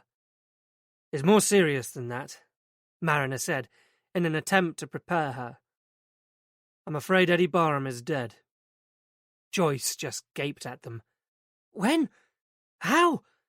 she ventured when she finally found her voice. "Late last night," said Mariner. "Oh my goodness. Poor Eddie. Poor Jamie. What on earth will happen to him? Where will he go?" Taking her cue, Anna put out a hand. "Hi, I'm Anna, Jamie's sister," she said. "Oh." Joyce seemed startled. "I had no idea." That he had a sister? As the women shook hands, Mariner completed Joyce's statement in his head. A pattern was beginning to develop. "I'm so sorry." Joyce was flustered now. "This is such a shock." She turned to Mariner. "You don't know—" "It's early days," he said, "but anything you can tell us might be helpful. For instance, when did you last see Eddie?" "Well, as far as I can remember, he came to collect Jamie from the centre on Friday afternoon as normal. Most of our clients travel on the centre transport, but for the last few weeks Eddie has been bringing Jamie in and fetching him himself." "Why was that?" "I'm not really sure of the precise reason. I presume that it fitted in more conveniently with Eddie's working pattern, if he wasn't home at the right time to receive Jamie." "But I thought Jamie was going to Moorcroft for the weekends to give Eddie some respite," said Anna. "That's where he should have been." Joyce looked embarrassed. "Not any more. Eddie withdrew Jamie from the Moorcroft about 2 months ago." "Oh." Anna reddened. So she really was that out of touch. "Why?" she asked. "It was the medication, I think." "Medication?" "They wanted to put Jamie on something to help his sleeping, but Eddie wasn't keen. The next thing we knew, Jamie was back home at the weekends." "How did Eddie seem on Friday?" Mariner asked. "Oh, I didn't speak to him myself. I only saw him briefly from a distance. You'd need to talk to Jamie's key worker, Francine, although I'm afraid she's tied up with supervising lunch at the moment. The last time I spoke to Eddie personally would have been a couple of weeks ago. We had been having some issues with Jamie's behaviour, so he came in to discuss them." "What sort of issues?" Anna asked, warily. As they talked, people wandered past them in the corridor, and, realizing they were being overheard, Joyce ushered them towards her office. "It might be better to continue in here, where it's a bit more private," she said. And if you can wait a moment, I'll just go and settle Jamie with his group. She walked over to Jamie. Lunch, Jamie, she said, Gently touching his arm, and without a murmur, Jamie turned and followed her down the corridor. Mariner went with Anna into the cluttered office, where Joyce returned to join them a few minutes later. You were going to tell us about Jamie's behaviour, Anna prompted, before Mariner could say anything. Joyce began cautiously. Well, in recent months, it's as if Jamie has suddenly developed some kind of sexual awareness, she told them. Eddie had started having problems with Jamie exposing himself, masturbating publicly, that kind of thing. Only a week ago he walked up to a woman in the swimming baths and made a grab for her breasts. Eddie thought she was going to bring indecent assault charges. It must have been worrying for Eddie, said Mariner, seeing the alarm on Anna's face and wanting to steer the conversation back round to Eddie. It was, Joyce said. We're all concerned. It's not an uncommon situation with the young adults we work with here. A child's mind inside an adult body and all that. But it doesn't make it any easier. To put it in simple terms, while it might be reasonable to ignore a 3-year-old playing with his private parts in public, at 29 it's a different matter entirely. It's vital for Jamie to learn about what is unacceptable social behaviour. So we discussed some strategies for managing it. Eddie took it very seriously. He even went as far as installing a video camera at home so that we could monitor progress. The camera. That knocked Knox's theory on the head. Jamie's other obsessions were worsening too, Joyce continued. For some time now he's had a fixation with mobile phones. He recognises all the brand names, and for months he made Eddie drive past the same billboard on the way to the centre because it displayed an advert for Vodafone. When they changed the poster, Jamie got very distressed. He was like that with pylons and radio transmission masts when he was little, Anna remembered. Insisted on Dad driving past them every time we went out. He could spot them from miles away. Will Jamie be staying with you now? Joyce asked. Anna's eyes widened. I'm not sure. It's difficult, she stalled. I feel as if I hardly know him. And after what we've just heard, thought Mariner. Oh, I'm sure it won't take long for you to get to know each other again. Joyce was cheerfully encouraging. As I said, he likes to go swimming, and Eddie used to take him to McDonald's a lot. He loves his Big Macs. But this was evidently not what Anna wanted to hear. It's not really as simple as that, she persisted. I have commitments. Do you know if there's anywhere that Jamie could stay, temporarily, while I get things sorted out? Joyce looked doubtful. Nowhere that could be accessed immediately. Residential places are like gold dust. There just aren't enough of them in the city. Other parents at our support group might be able to give you some ideas, though. You could try coming to their meeting on a Thursday evening. I know respite care is a regular discussion topic. I'll think about that, said Anna, though it didn't look to Mariner as if it would occupy her thoughts for long. One more thing, he said. We tried to question Jamie about what happened last night, but we couldn't get much out of him. Joyce nodded knowingly. It would be difficult. Jamie has very little understanding of spoken language. Is there anyone here who could talk to him? Try to find out if he does know anything? Francine would be the best person. She knows him better than anyone. But to be honest, all you're likely to get is the odd word. It may not mean much. Well, if she could give it a try and let me know the outcome. Mariner gave Joyce his card. Someone Jamie did mention is Sally, or it could be Sally Ann. Have you any idea who she might be? Eddie's girlfriend, perhaps? Joyce looked blank. I wasn't aware that Eddie had a girlfriend. With Jamie to take care of, I'd be surprised if he had the time. Back at the car, they roused Knox from a snooze. Where can we drop you? Mariner asked. Anna was decisive. Back at the office. Life has to go on. In those 5 short words, Mariner could hear the desperate desire for the world to revert back to what it had been before they'd come along, and so shockingly disrupted it. A need to step out of this surreal sequence of events and return to normality. It was a common enough feeling for anyone following traumatic events, and one with which he was all too familiar. Chapter 6. "Hungry, boss?" Knox asked hopefully. They were watching Anna Barham walk back into the Priory Management Building, where a security guard let her in with a smile. Food wasn't at that moment featuring anywhere in Mariner's thoughts, but now that Knox raised the subject, he realized it was the middle of the afternoon, and he'd eaten nothing all day. No wonder he felt lightheaded. Knox could be forgiven for feeling the same. "So what's it to be?" Knox put the car into gear. "Drive through McDonald's?" But Mariner shook his head. "Something infinitely better." He directed Knox back into the city centre, casting his eyes about as he had been all morning, in the vain hope that a statuesque girl with long chestnut hair might suddenly emerge from around a street corner. On the Ladypool Road, Knox waited in the car while Mariner went into Nazim's and picked up 6 assorted samosas and a couple of bottles of Evian. They parked up in a side street of Edwardian villas to eat. Knox peered suspiciously into the brown paper bag. "This isn't food," he grumbled. "Get it down you. It's good stuff," said Mariner. "So what do you think?" Knox asked, through a mouthful of spicy vegetables, but he wasn't talking about the samosa. "I think we can't do much until we've had the post-mortem findings," Mariner replied. "Best case scenario is that they'll prove conclusively that Eddie Barham killed himself by injecting an obscene amount of heroin. He was under stress, so he took the easy way out. Case closed. It'll take more than a coroner's verdict to convince Anna Barham." Knox was right.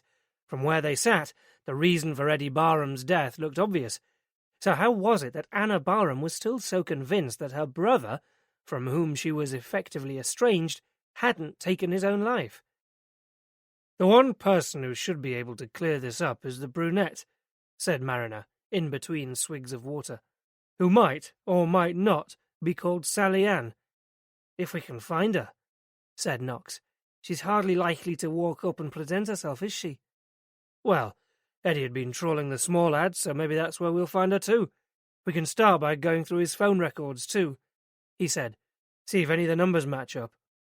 "And I could try ringing round the agencies themselves," Knox added. "We've got a description and a name, so, with any luck, the two belong to the same person. Somebody must know her." "And I want to talk to Eddie's workmates," said Mariner. "Even if they can't help identify the woman, it'll help to know what Eddie's been up to during the last few weeks. See if there's anything else that might have pushed him over the edge." Although he was beginning to think that they already had all the motive they needed, Jamie Barham alone was probably more than enough. Not having siblings himself, Mariner found it impossible to imagine a situation in which he could be wholly responsible for another adult, let alone one who had apparently turned into an obsessive willy-waver. Eddie Barham was sounding like a saint, but even saints had their limits. "Sounds all right to me," Knox agreed. As a straightforward suicide, since he'd made his statement about the discovery, Mariner should really have handed Eddie Barham over to uniform, in this instance Knox, to complete the formalities. But in the early hours of this morning, they had agreed between them that, having been at the scene, Mariner would be present to break the bad news to Anna Barham. Now he could reasonably bow out and leave the rest to the junior officer. Mariner, though, for reasons that he couldn't quite pinpoint, wasn't ready to let go yet, and Knox was apparently happy to keep him involved. "Haven't we always been told what good practice it is for CID in uniform to work in collaboration?" he said now, with more than a hint of cynicism. "Absolutely," said Mariner. "But that's the last time you get to dinner," said Knox, screwing the empty brown paper bag into a ball in disgust.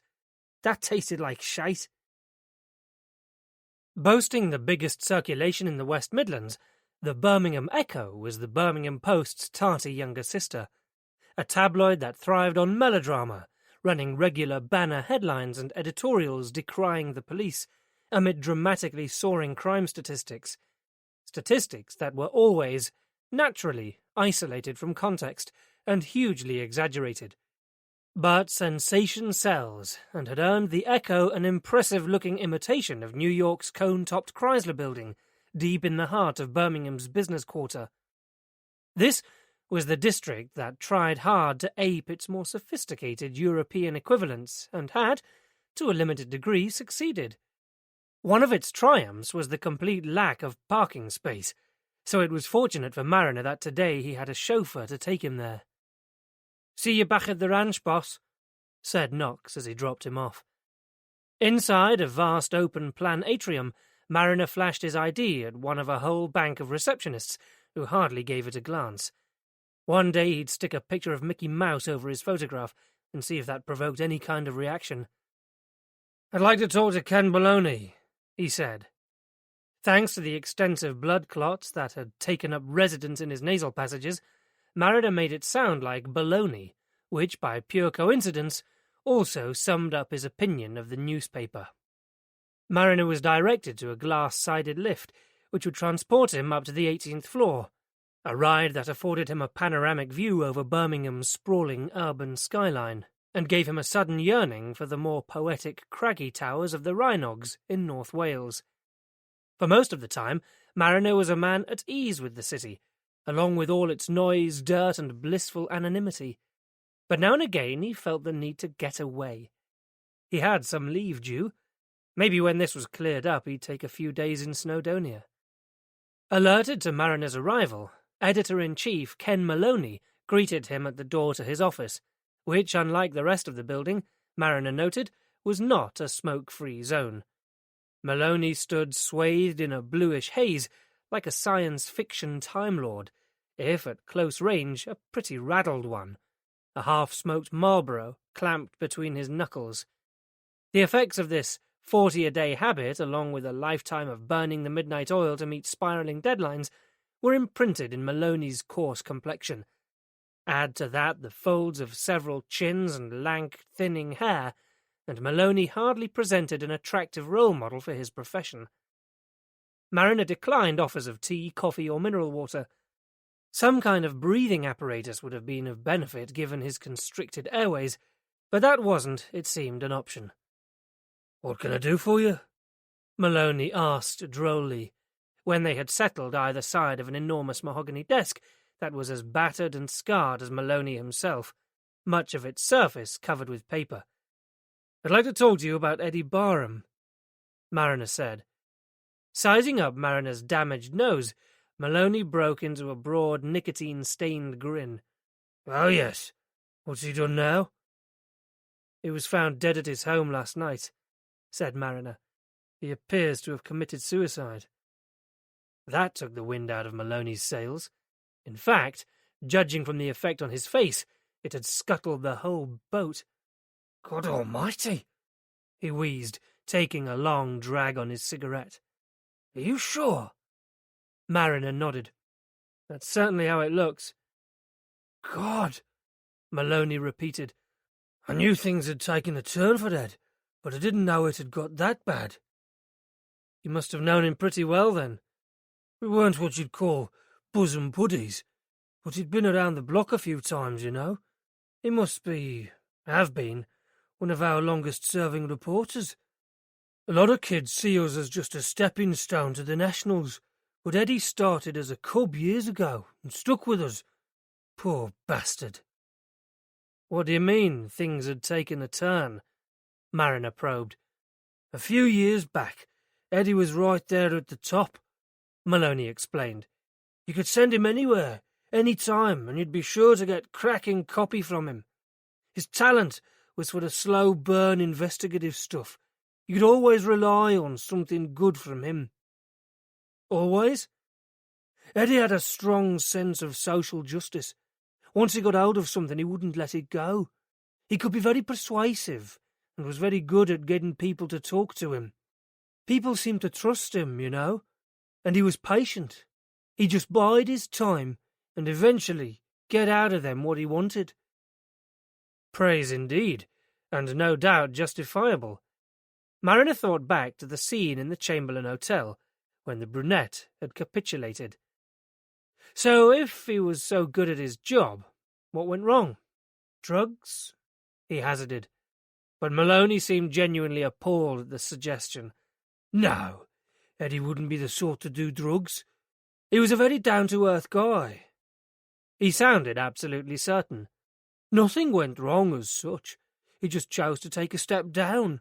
He took a demotion a couple of years ago, back onto the local desk, writing fillers for the main pages. Things were getting too much for him. In a way, but not at work. He had a forced change of circumstances. He lost both his parents very suddenly some time back, and there's this brother, he's mentally handicapped or something. Mariner touched his nose. Jamie, we've met. Maloney smirked. Gotcha. Yeah, well, he's been here once or twice. Bloody liability. Anyway, he needs a lot of looking after. Someone there all the time. He goes to some daycare place, and in the early days, Eddie had some arrangement with the neighbours too, but suddenly all that changed. He struggled on for as long as he could, but eventually he asked for a move to 9 till 5. I tried to negotiate something, but whatever Eddie takes on, he throws himself into 100%. It was like that with the boy. For the big stories, we need someone who can go where the action is, any hour of the day or night, and Eddie said he wasn't prepared to do that anymore. So it was his decision. He knew the score. And did he seem unhappy about it? He was more philosophical. I think he felt there wasn't a choice. There is a sister around somewhere, but there didn't seem to be any question that Eddie would take on the kid brother. Sure, he must have found the change frustrating, but he was never the sort of guy to whinge on about things. Ironically, although he was working regular hours then, we saw less and less of him. He did his job, then went home. Either way, he still made his deadline, so it didn't bother me. He never stopped being reliable, the original steady Eddie. And would you have known if things were getting too much for him? It took Maloney several seconds to meet Mariner's eye. The man was a pro. He wouldn't have found it acceptable to have his home life interfere with his work. Mariner let him off the hook. Who were Eddie's closest friends? I'm not sure that he had any what you'd call close friends. Eddie got along okay with most people, but he was a bit of a loner. Not much choice, I suppose, given his domestic setup. Did he have a girlfriend? Mariner asked. Maloney shook his head. I never got the impression that there was anyone, but I suppose there could have been. Do you know a girl called Sally, possibly Sally Ann? No, can't say I do. When was the last time anyone here would have seen Eddie? Asked Mariner. Friday. He was in for work, as usual, as far as I know. He'd have been working with Dad and Smith, one of our photographers. They'd got to be quite a team. They work together on a regular basis. I'll need to speak with Darren, and I'll want to look at Eddie's workspace and see what's on his computer. Sure? The interview had run its course. Well, thanks for your time, Mr. Maloney, Mariner said. No problem. Anything we can do to help? Mariner stood up, and even though it was only a few paces, Maloney walked him to the door. Something was still bothering him. We can run this as a story? He asked at last. So that was it. It's news, isn't it? Said Mariner, dryly. So what can we print? Let's go for novelty. How about the facts? The sarcasm slid off him. Which are? That Eddie Barham was discovered dead at his home last night. Police are not currently looking for anyone else in connection with his death, but would like to speak to a woman who may have been at the scene and who made the emergency call. Maloney nodded sadly. Eddie was a good bloke, he said. A lot of people round here will miss him, and I think we'll all feel bad that we didn't see this coming. He sounded entirely sincere. Who'd have thought? A journalist with a heart. On the wall by the door to Maloney's office, Mariner's attention was caught by one of several framed front pages. Local homeless charity exposed. The byline was Eddie Barham's. Mariner scanned the page. This was one of his? Yeah, caused quite a stir at the time. Eddie won a couple of awards for it too. I think his only regret was that Frank Crosby didn't get put inside. Still, the publicity didn't do the bastard much good. Frank Crosby. Although Mariner had never personally had dealings with the man, Crosby's was a name you heard bandied about the station canteen with frightening regularity, in connection with just about any illegal activity. Drugs, gambling, prostitution. Crosby was up to his ears in it. That was an interesting link. Darren, Eddie Barham's erstwhile co-worker, it transpired, had called in sick, so interviewing him would have to keep until another day, if indeed that proved to be necessary. For Mariner, a picture was emerging of a man under pressure, and he still hoped that the Path report would remove any remaining traces of doubt. Chapter 7. Returning to the office, Anna couldn't help but remark on the contrast with her entrance earlier this morning, when the world had been a different place and she'd been in command of her life. Now, in a matter of hours, she felt as though chaos theory was being tested out at her expense. She tried not to dwell on it. If she was going to keep on top of things, she needed to focus on her job again. Becky came in, full of concern. "It's true. Anna, I'm so sorry. Are you okay?" Anna smiled briefly. "I'm fine. It's a shock, of course, but we weren't exactly close. Do you want us to reschedule tonight?" Becky asked. Anna didn't know what she was talking about. "Tonight? Robinson's at De Paglia," Becky reminded her. "Oh, shit!" With all that had happened, the dinner engagement had flown completely out of her mind. "If you're not up to it, I'm sure Jonathan will understand." Anna didn't share her friend's optimism. The meeting with Robinsons had been set up weeks ago, and to cancel it now would be a PR disaster, both for Priory and for her personally. "It's not that. Remember my younger brother, Jamie?" "Yes, of course." "Well, with Eddie gone, I'm left with him." "Oh, God! What will you do?" "Try to find someone else to look after him, I suppose." She'd have to. There was no alternative. Anna thought suddenly of Becky's partner. "Mark's a GP. Would he know anyone who could help?" "He might. I can ask him." "Tell him I'm desperate. I'll see what I can do." Becky had been gone less than a minute when a second knock preceded Jonathan, as suave as ever in a navy blue Paul Smith suit, his well-chosen tie providing a tasteful splash of colour. He closed the door behind him. "I heard the news, Anna. I'm so very sorry." For a moment he looked as if he might hug her, but then, remembering that they were in full view of the outer office, he settled for taking Anna's hand in both of his. It was one of those few occasions when it wasn't enough. Anna wanted to sink into his arms and be held close and tight. "You'll need a few days off," he said. "Take as much time as you like." "No, it's okay. I'll be all right." Jonathan allowed a respectable pause. "What about Robinson's tonight?" "It shouldn't be a problem," Anna said, with far more conviction than she felt. "Are you sure? I mean, obviously we can't call it off at this late stage, but if you don't feel up to it, I'm sure I could ask Melanie to stand in for you." "No, I'll be fine, really." The offer of Melanie as a substitute had come a little too quickly for Anna's taste. Fine or not, she was damn sure she wasn't going to let that little cow muscle in on her deal. She was already beginning to play a more prominent role around here than Anna was happy with. "Good," Jonathan smiled. "I told Gillian it would be a very late night." Anna liked the sound of that. Now it was imperative that she find somewhere for Jamie. Alone once more, she turned her attention to her in-tray, firing off rapid responses to memos and emails where she could, filing those that required more attention. After a whole morning out, there was a lot to catch up on if she was to be ready for Milan by next weekend.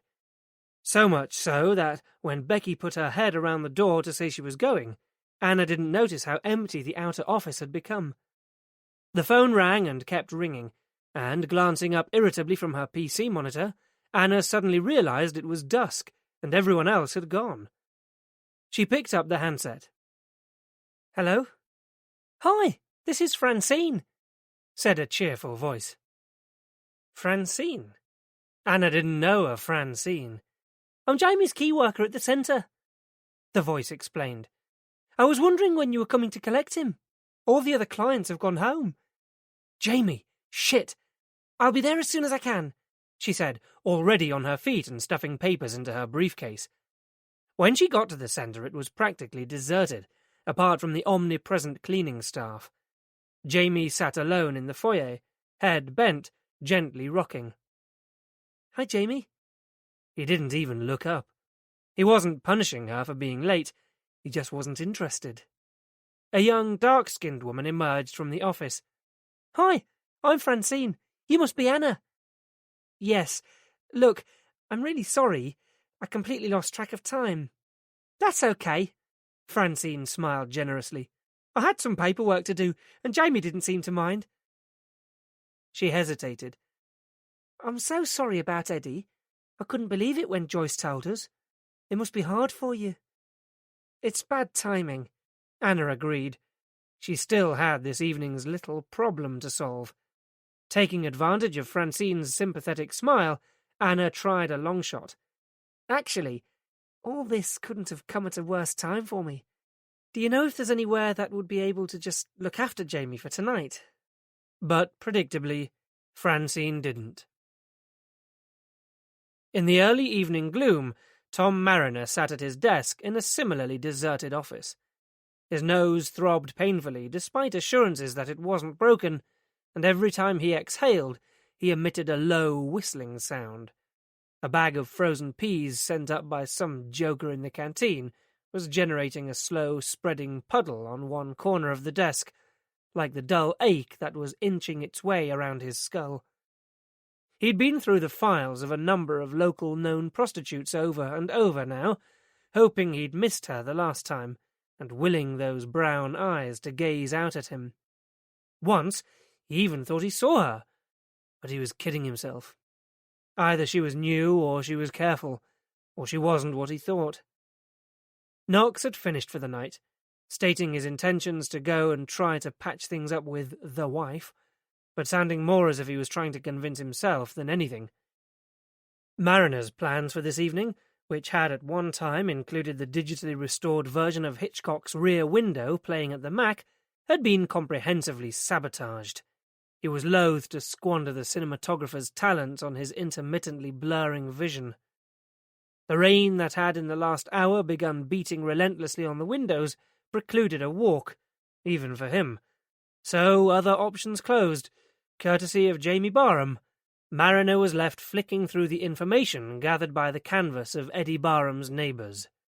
Apart from what he'd already learned from Moira Warren, it didn't amount to a fat lot, even though Eddie Barham had lived in Clarendon Avenue all his life.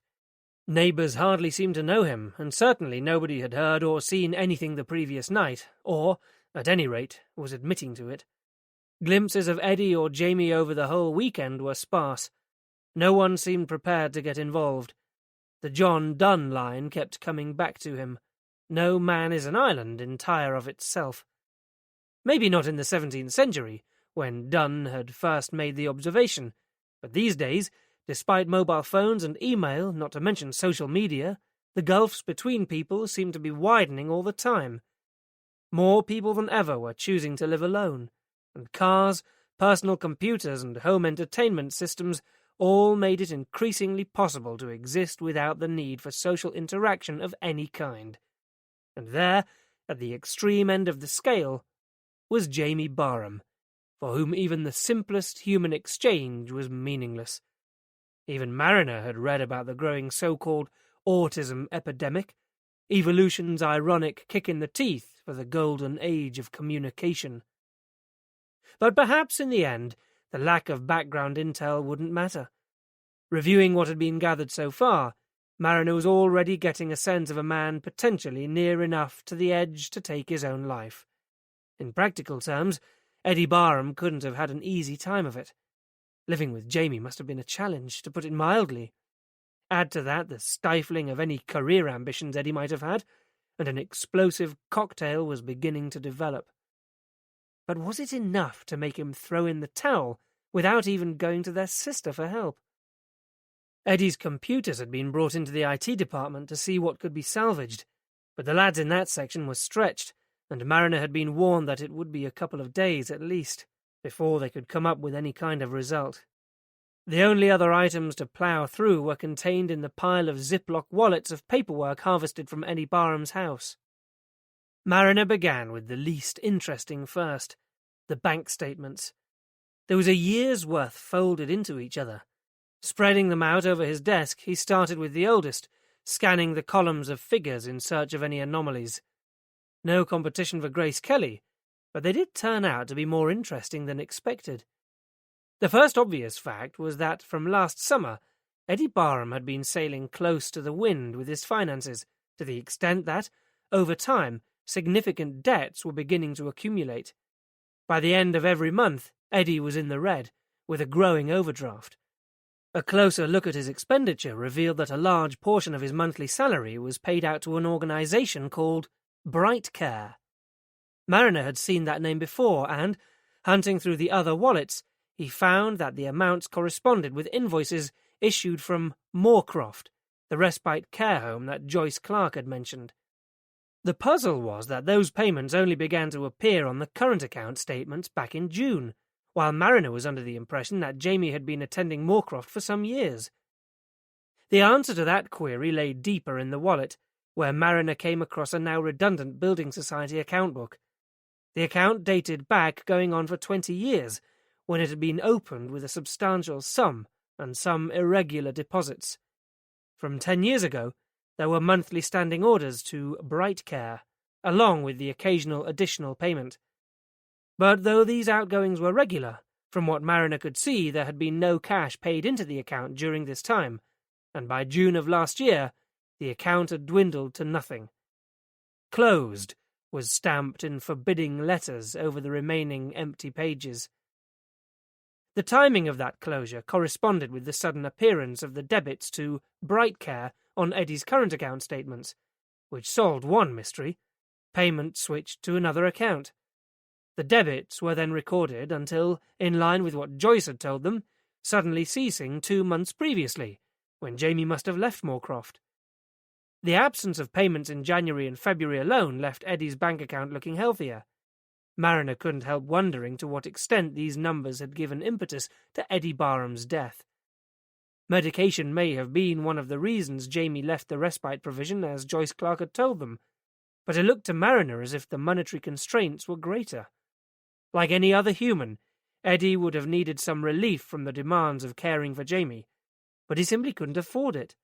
Nor could he put in the overtime to make more cash because there was no one to look after Jamie. Catch-22.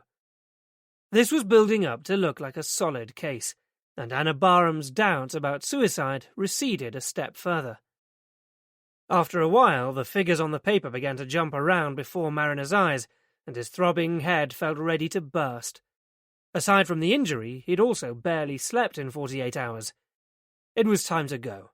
But as he started to gather up the statements, something else sprang out at him.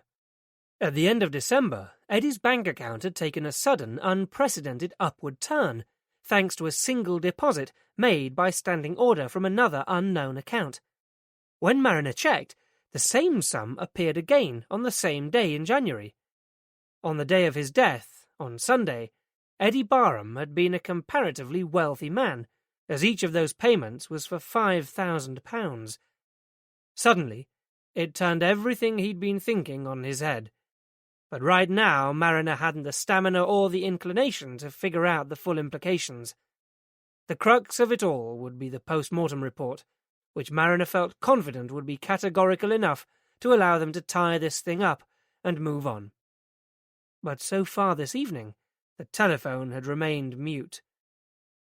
Leaving a note instructing Knox to follow up the source accounts for those standing order deposits, which Mariner felt sure would turn out to be cosmetic, he retrieved his jacket from the hook on the back of the door and switched off the lights as he left.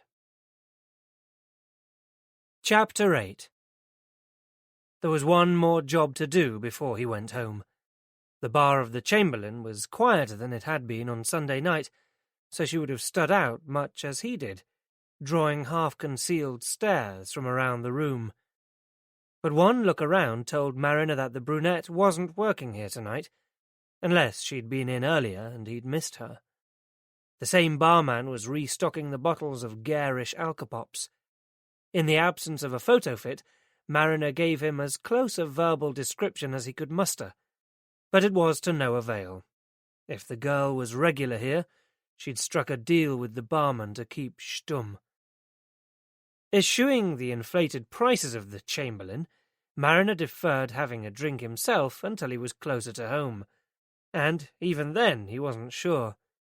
Being the centre of attention was becoming wearisome. But some 10 minutes later he pulled into the car park of the Boatman. His vehicle brought the total number to 5, mainly because most of the Boatman's regulars were beyond the age when it was safe for them to drive. Lacking the dubious attractions of piped disco music, fruit machines, or widescreen satellite TV, the pub was on borrowed time, ripe to be snapped up by one of the larger brewery chains and turned into one of the fun pubs that, in Mariner's experience, were too much of an assault on the senses to be anything like fun. An old man's pub, Greta had dubbed it, and not as a compliment. Locking his car, Mariner decided to risk a pint, in the hope that the few customers knew him well enough by now to leave him alone. He'd be the first to admit that he wasn't an attractive sight, but if anyone else asked where he'd been sticking that, he didn't quite trust himself not to give them one to match. The only sounds to greet his ears in the Boatman were comforting, including the clatter of dominoes that underpinned the gentle banter from 4 elderly gents playing 5s and 3s up one end of the lounge bar. This was occasionally bolstered by the ebb and flow of the murmured conversation of a younger couple on one side of the side benches. Irish landlady Beryl was on her own, gliding gracefully under the weight of her extravagantly bouffant hair, which, like the pub, belonged in a different era. Seeing Mariner, and without prompting, she slid a straight pint glass under the Marston's pedigree tap. "You've been into wars again?" she commented blandly, as Mariner approached the bar, her gaze lingering just a little too long. "Walked into a door," said Mariner, stealing the line he'd been given in countless domestics over the years. He wasn't sure whether Beryl caught the irony, but she certainly took the hint, allowing Mariner to retreat to a corner table to enjoy his beer without further interrogation. "I'll leave the car," he told Beryl 20 minutes later, replacing his second empty glass on the bar. "Right you are, darling." It was something Mariner did regularly, making the 100 or so yards back to his house on foot. The pub car park was as secure as anywhere, overlooked as it was by the small local Kingsmead police station. The rain had stopped, and though it was mild for February, a fresh breeze blew as Mariner wound his way along the 60s-built cul-de-sac that was to the one side of the pub, and into the small service road that few people even knew existed. Ominously, a silver Ford Focus was parked just down from his house, and, walking up the path of the narrow 3-story Victorian red-brick cottage, Mariner noticed the blue-tinged flickering of a TV in the darkened window of his living room. He opened the front door and flicked on the light. "Fancy a spring roll, boss?" asked Knox brightly. He'd made himself at home, slouching on the sofa with his feet up on the coffee table, amid a litter of greasy takeaway cartons, from which emanated the pervasive smell of egg-fried rice. On screen, the subjects in a reality TV show were arguing loudly. Mariner felt his anxiety level crank up a notch. "I take it the peace negotiations didn't go as planned?" he said, closing the door. Knox killed the sound on the TV. "Not exactly. Although she did chuck me down some clothes, so at least I'll be clean. All right if I kip here tonight, sir?" Mariner couldn't work out if it was a question or a statement. "I suppose so," he said, doubting the decision already, though at least there was a room ready and waiting, the one on the second floor that he'd advertised for rent. "As long as you remember that we're off duty," Mariner reminded him. "You don't have to call me sir here." Interestingly, Knox had never bothered with the formality at the station, so it was puzzling that he should start now. "Right." Knox held up a glass of brown liquid. "And I helped myself. I hope you don't mind." "No," Mariner said dubiously. "What do you think?" "It's all right." Knox was unenthusiastic, though I'm more of a lager man myself. Mariner was disappointed. He'd thought it was a good brew. To check it out for himself, he went and fetched a bottle. "You've got a nice place here," said Knox, when Mariner returned. "Very neat and cosy." "Yes, well, I have my last girlfriend to thank for that," said Mariner. "She took an immediate dislike to the place and refused to set foot in it until it was what she called livable." Mariner could still remember the buzz he'd got from seeing the "for sale" sign on the property the day he'd come across it. Right from when they'd first met, Greta had been nagging him to make the move from renting to owning a house that they could share. But unfortunately, this wasn't the sort of place she had in mind. Her dream was of a brand new build on a regimented estate of clones, not an ancient run-down cottage in the middle of no man's land. The writing was on the wall even then. Having been owned for years by an elderly bachelor, Mariner liked the symmetry there. The property had been virtually derelict, something Greta seemed to interpret as a deliberately constructed obstacle to their cohabitation. Nevertheless, under her close scrutiny, Mariner had, in the space of a few short months, sanded the wooden floors, slapped a coat of emulsion on the walls, and had central heating connected to the wood-burning stove. Despite her initial reservations, Greta had helped out with the furnishings. Not that there was much for her to do. The original builder, clearly unfamiliar with the advantages of a spirit level, had compensated by covering every irregular nook and cranny with doors. The result was hoarder's heaven, the small, compact rooms resembling the cabins of a boat. Every square inch of space was utilized, with numerous tiny cupboards and hideaways, many ornately inlaid with varnished walnut and oak. "It looks livable to me," said Knox. "So where is she?" "It didn't work out," said Mariner, making the understatement of the century. Displaying unprecedented tact, Knox didn't pursue it. "So if she didn't even like the place, what was the big attraction?" "I'll show you." Mariner got up and walked out of the snug living room and into the galley-like kitchen. Opening the kitchen door, a dank smell greeted their nostrils, and their eyes adjusted to the darkness. It was just possible to make out the oily black ribbon of the Worcester Canal, the trees on the opposite bank a wall of spiky silhouettes against the indigo sky. "I wanted to be by the water," said Mariner. "That was the attraction." "Must be something to do with being a mariner," said Knox. "It's the nearest you'll get to the sea around here." Mariner chuckled. "You know, I've never even thought of it like that." Just outside the door, under the kitchen window, in the small garden that separated the cottage from the canal's towpath, was a stone bench, sheltered by the overhanging eave. Mariner sat down on it, and Knox joined him. "There's canals everywhere around here," said Knox. "I've noticed that, but I didn't know about this one." "It's part of the Worcester and Birmingham," said Mariner. "What with the Birmingham-Fazeley and the Grand Union, we've got over 100 miles of man-made waterways in and around the city." Mariner said. "More canals than Venice, so they say, though hardly with the same romantic appeal. Not easy to picture a gondolier punting his way down past the Tyseley incinerator, waxing lyrical about love and romance. It's getting better, though." In recent years, Mariner had walked for miles along the towpaths, watching whole sections transformed from decaying industrial wastelands to gleaming fashionable walkways with shops and restaurants to accommodate the growing tourist industry. Here, though, was far enough out of the city to have escaped the cycle of urban renewal, and Mariner liked his shabby, unpretentious section of the waterway. "Not so much traffic here as in Venice, either," surmised Knox. "There would have been once," Mariner said. 100 years ago, even at this time of night, this stretch would have been as busy as the M42, he said. "Constant flow of barges.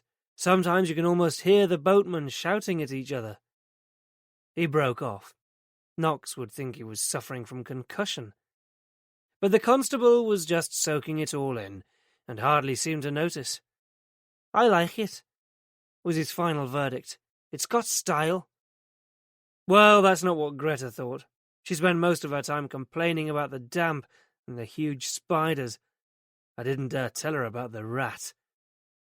You're a lucky bastard, Knox said, after some consideration.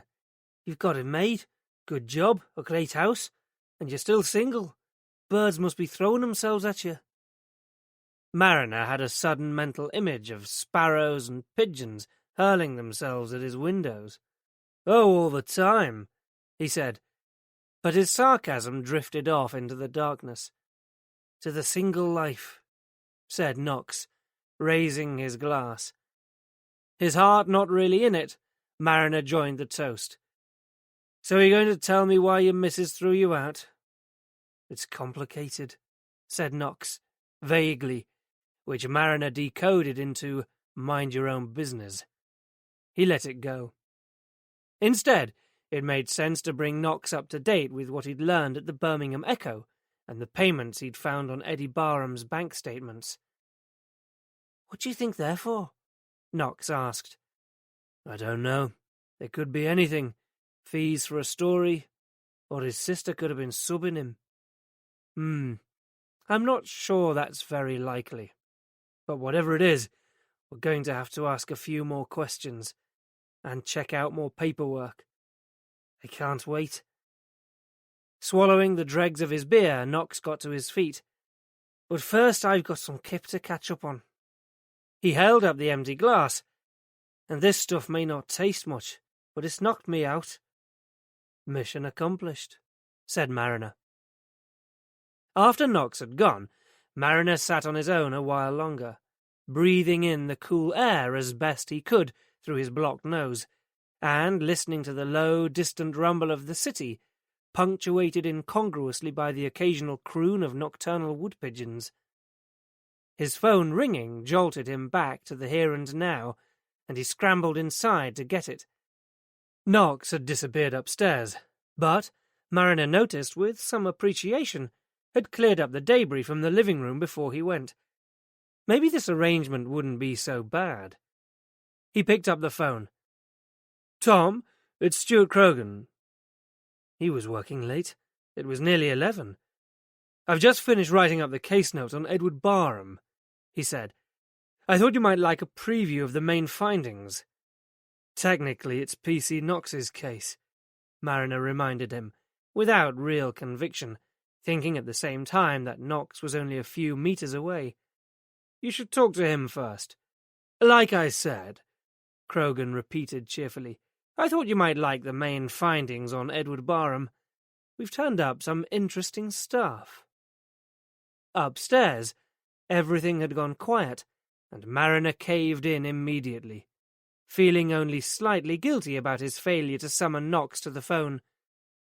Let's have it then, he said, grabbing the nearest piece of paper, which happened to be a grease-stained napkin from the Rising Sun takeaway.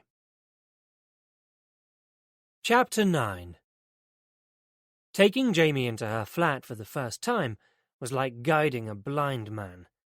Anna could sense his fear, but at least he wasn't actively resisting. Switching on all the lights, she hung back to allow Jamie to set his own tempo. Gradually, reassured that it was safe, he began to pace, touching the walls and surfaces, checking them over. A Joe Malone candle holder smashed loudly to the ground, but Jamie ignored it. Anna followed him at a distance. When he moved a photograph, she moved it back again. Jamie slapped his hand to his mouth and bit down hard. Anna returned the photograph to where he had placed it. Eventually, having completed his tactile exploration of the room, Jamie gravitated to the TV, which he switched on without hesitation, and, using the unfamiliar remote control almost instinctively, channel-hopped until he found something he liked, loud and brash with canned laughter. Then, choosing a corner of the room, he lay down on his back on the polished wood floor, his knees raised and both hands in front of his face, peering through his fingers at the light cast on the ceiling by the standard lamp. Anna stood watching for a moment, waiting for him to get up again, but he didn't. She suddenly recalled his favourite spot at home, behind the sofa, where the sun shone in through the window to highlight the top of the radiator in a series of lines and curves that had kept him transfixed for hours on end.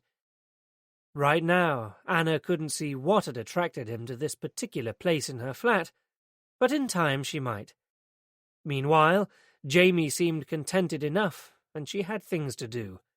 In less than an hour she had to be at De Paglia, looking her most alluring, and before she could even think about that, she had to enlist some help. Despite Joyce's well-intentioned encouragement, Anna had already made up her mind that her priority was to find residential accommodation for Jamie as soon as possible, preferably tonight. She was not about to be sucked into playing a more active role in his life than she needed to. It wasn't as if it would make the slightest difference to Jamie anyway. As long as he had his hula hoops and a TV, he'd be happy enough. Picking up the phone, she tried the number for Moorcroft without giving her name, but it was as Joyce had predicted. They were full. A swift search online turned up the next number she needed, and after being rerouted 3 times by recorded messages, she was finally greeted by a human voice. "Hello, is that the social services department? I'm looking for somewhere for my brother to stay. He's autistic." But several minutes of questioning established that the voice at the other end was unable to assist. Unless Anna was homeless herself, it was assumed that she would be responsible for Jamie. She was not considered to be an emergency. Long term, they may be able to help her to find residential care, and could even furnish her with a list of establishments that was only slightly out of date, but could offer nothing at 7:15 on a Monday evening. "So sorry." That was a blow. Time for Auntie Anna, the one-time babysitting queen, to call in a few favours. But Nigel and Sue were going out themselves tonight, to the gym, Nigel cheerfully told her, having recently taken on this wonderful new au pair. "Have a great time," Anna said distractedly, her mind already exploring the next possibility. She had obliged her old school pal, Kate, on odd occasions. Well, once at least, and an exhausting experience it had been taking care of the 2 little dears. Now would be a good time for Kate to reciprocate. Her kids must be old enough to look after themselves by now. Anna punched in the numbers. "Hello, Kate, it's Anna. I'm fine. How are you? Look, I need a favour. My younger brother is staying with me at the moment, but I've got a really important business dinner tonight. Is there any chance you could sit for me?" Kate was clearly confused by the request, having forgotten about Jamie. "He's 29, Anna reminded her, but he's—" But by now Kate's memory was restored, and in the same instant she also suddenly remembered a prior but unspecified engagement that she couldn't possibly rearrange. Anna brought the conversation to a polite close between gritted teeth, and tried Becky's number. "I'm sorry," declared the irritatingly cheery automated message reply. "There is no one here to take your call." Anna slammed down the phone in frustration. She searched through her address book. She flicked through it again. One last hope. She pushed buttons, and thankfully a real voice answered. "Hello? Auntie Helen? It's Anna, your goddaughter." Auntie Helen sounded surprised to hear from Anna. "Yes, I know, it's been a while," Anna conceded, but ignoring the pangs of guilt, she came straight to the point. "Actually, Auntie, I'm in a bit of a fix, and wondered if you could help. I need someone to take care of Jamie for me." It was to no avail. Learning that Auntie Helen had only left hospital the previous day following an angina attack made Anna feel worse than ever. "Oh, I'm sorry to hear that," she said. "No, of course not. Never mind. You just concentrate on getting yourself well again. I'll be in touch soon. Bye." She hung up. Shit. And now it was 20 to 8. If she was to stand any chance of getting to the restaurant on time, she needed to get ready right away. By 8:05, she had showered and dressed in a smart two-piece, not too casual, not too formal. She'd also reached a decision, and walked purposefully to the lounge where Jamie sat in a corner of the room, flicking through an IKEA catalogue he'd found. In an hour, he'd hardly moved. "Right, Jamie," Anna announced to no one, in an attempt to strengthen her own resolve. "You're going to have to stay here on your own." Before leaving, Anna made a quick tour of the flat, unplugging any unnecessary appliances to minimize the risk of fire or electrocution. In the kitchen, she stowed away the food processor and, removing all the sharp implements from the drawer, tucked them into a high cupboard out of sight. Throughout, Jamie stayed where he was, on the same spot on the floor. It would be fine. Anna walked down the hall. "See you later, Jamie. Be good." And she closed the door on him, listening for the Yale to click. On her way out, she would just alert Ted, the doorman, to the fact that Jamie was in her flat. Then if there was a fire... A fire? Her train of thought suddenly began moving along an unwelcome track. What would happen if there really was a fire? Ted wouldn't go up 3 flights to get Jamie out, and if the fire started on her floor... Don't be ridiculous, she told herself. There had never been a fire. Why should there be one tonight of all nights? Then, as she was getting into her car, Anna remembered her bedroom window, the one with a broken lock that she'd yet to report. Had she closed it? She couldn't remember. Straining her eyes in the darkness, she turned and looked up at the building, searching for her own flat, and, at the same time, thinking about Jamie's penchant for climbing. Then she saw it. Open. Abandoning her car, Anna ran back into the building and up the stairs. She fumbled at the lock to her front door. "Jamie!" she yelled, bursting back into the flat. Jamie looked up disinterestedly from where he lay on his stomach, turning the pages of this week's Grazia magazine, in exactly the same spot as she'd left him. Anna's heart pounded, and her knees went weak. She felt faint. Oh, God. She couldn't do this.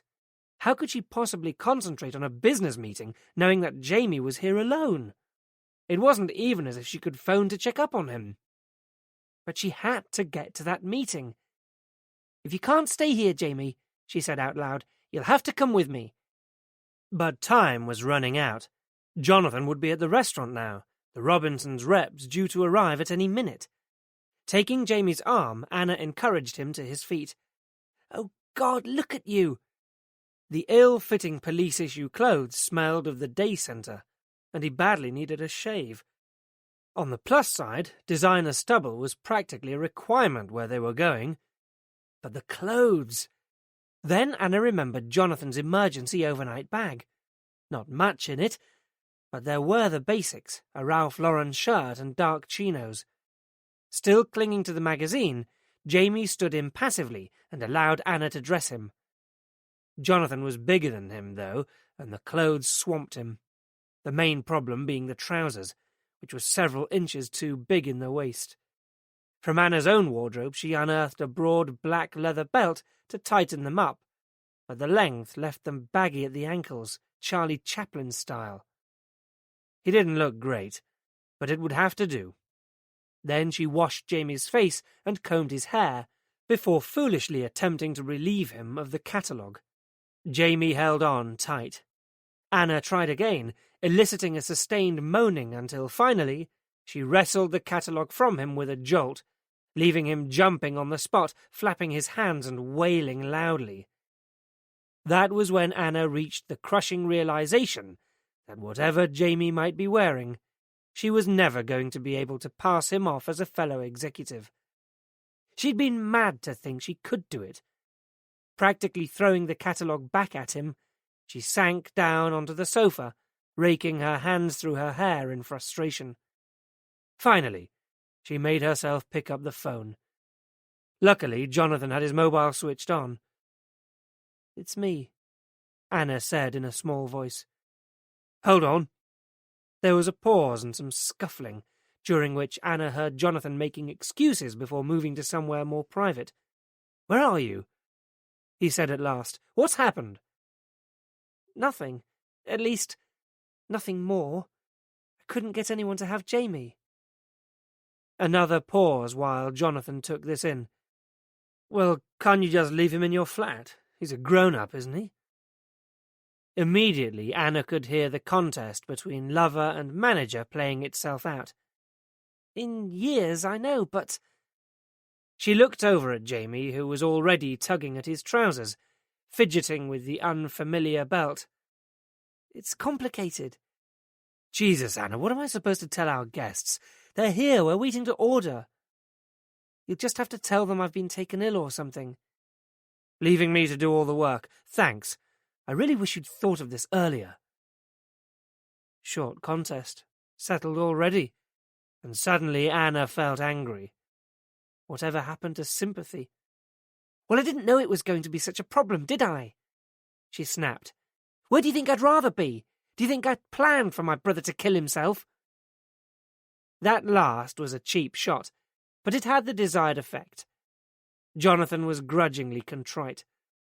Okay, I'm sorry. Look, I'd better get back. Good luck. Thanks. You'll be... But he'd cut her off.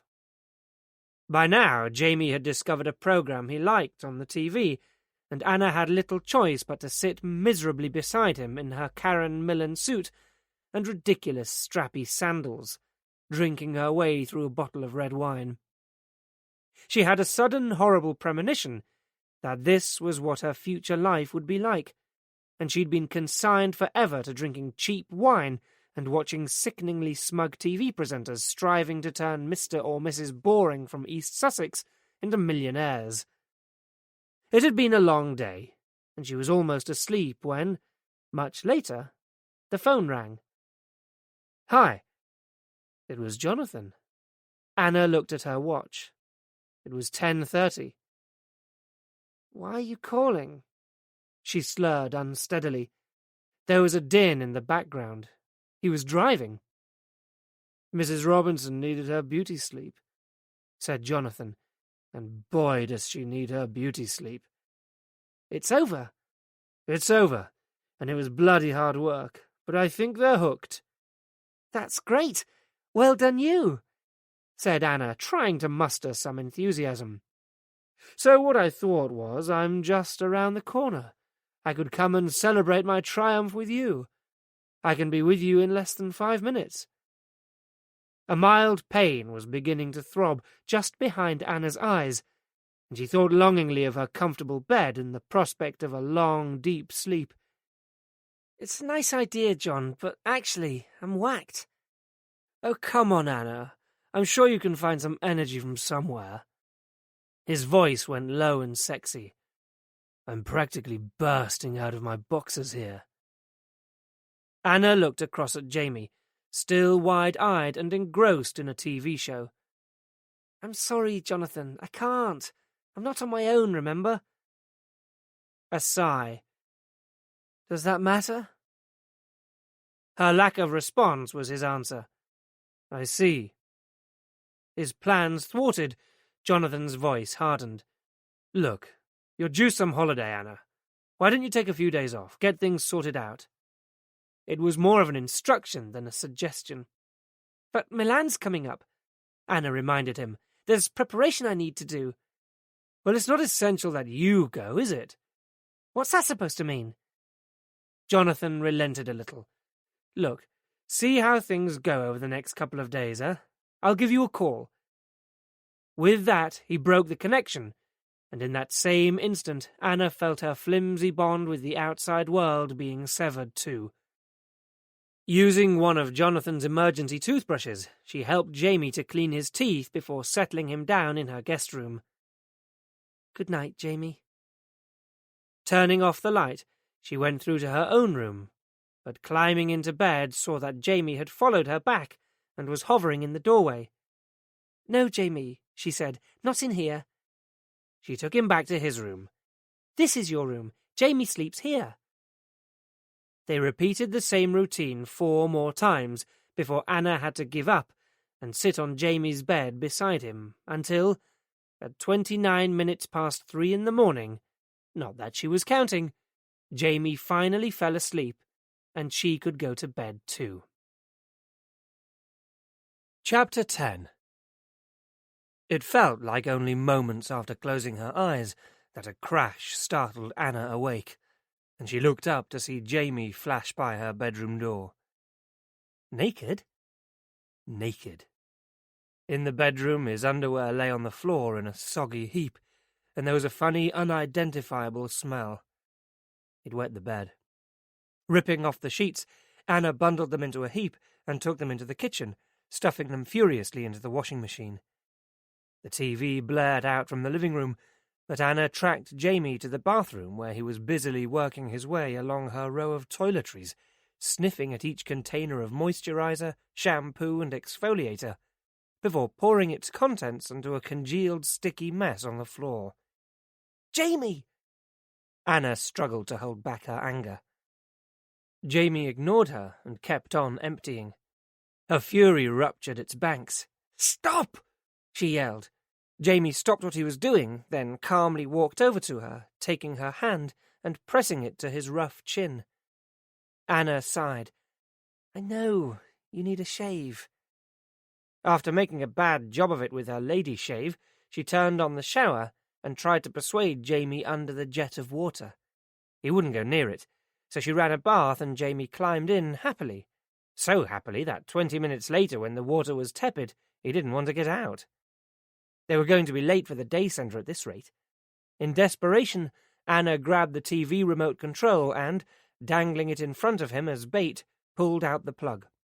It gurgled loudly, and Jamie leapt out of the bath, snatching the remote and running through to the lounge, still dripping wet.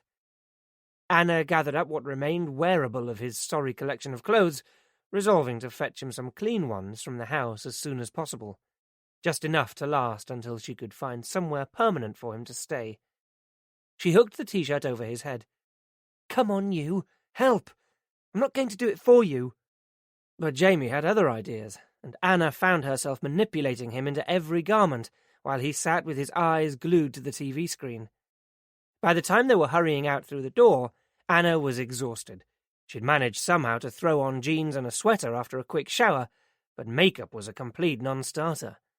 They both looked as if they'd spent the night on the streets, leaving Anna to pray that they wouldn't meet anyone she knew. The day centre was buzzing with activity when they got there, and Francine greeted them cheerily. "I like the kit," she said. "How's he been?" "A nightmare." Anna had already decided to play it straight.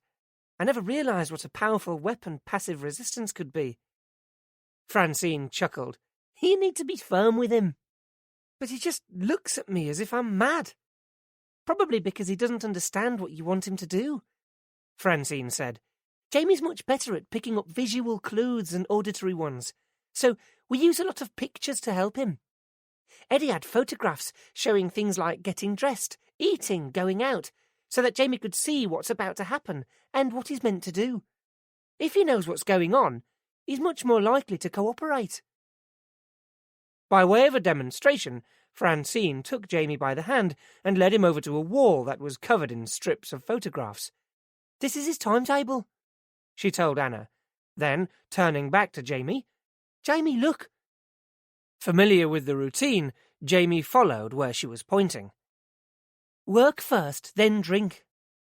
As she spoke, Francine moved her finger to a photograph or line drawing that illustrated each activity, while Jamie watched her out of the corner of his eye. She went back to the first. "Work now, Jamie. Sit down." Without hesitation, Jamie went to sit at one of the tables set up with light packing work, for which the clients at the centre were paid a token wage. Anna couldn't help but be impressed. If they achieved that kind of result, pictures might be good, even in the short term. "I'll see you this afternoon," she said to Francine. "I'll try not to be late."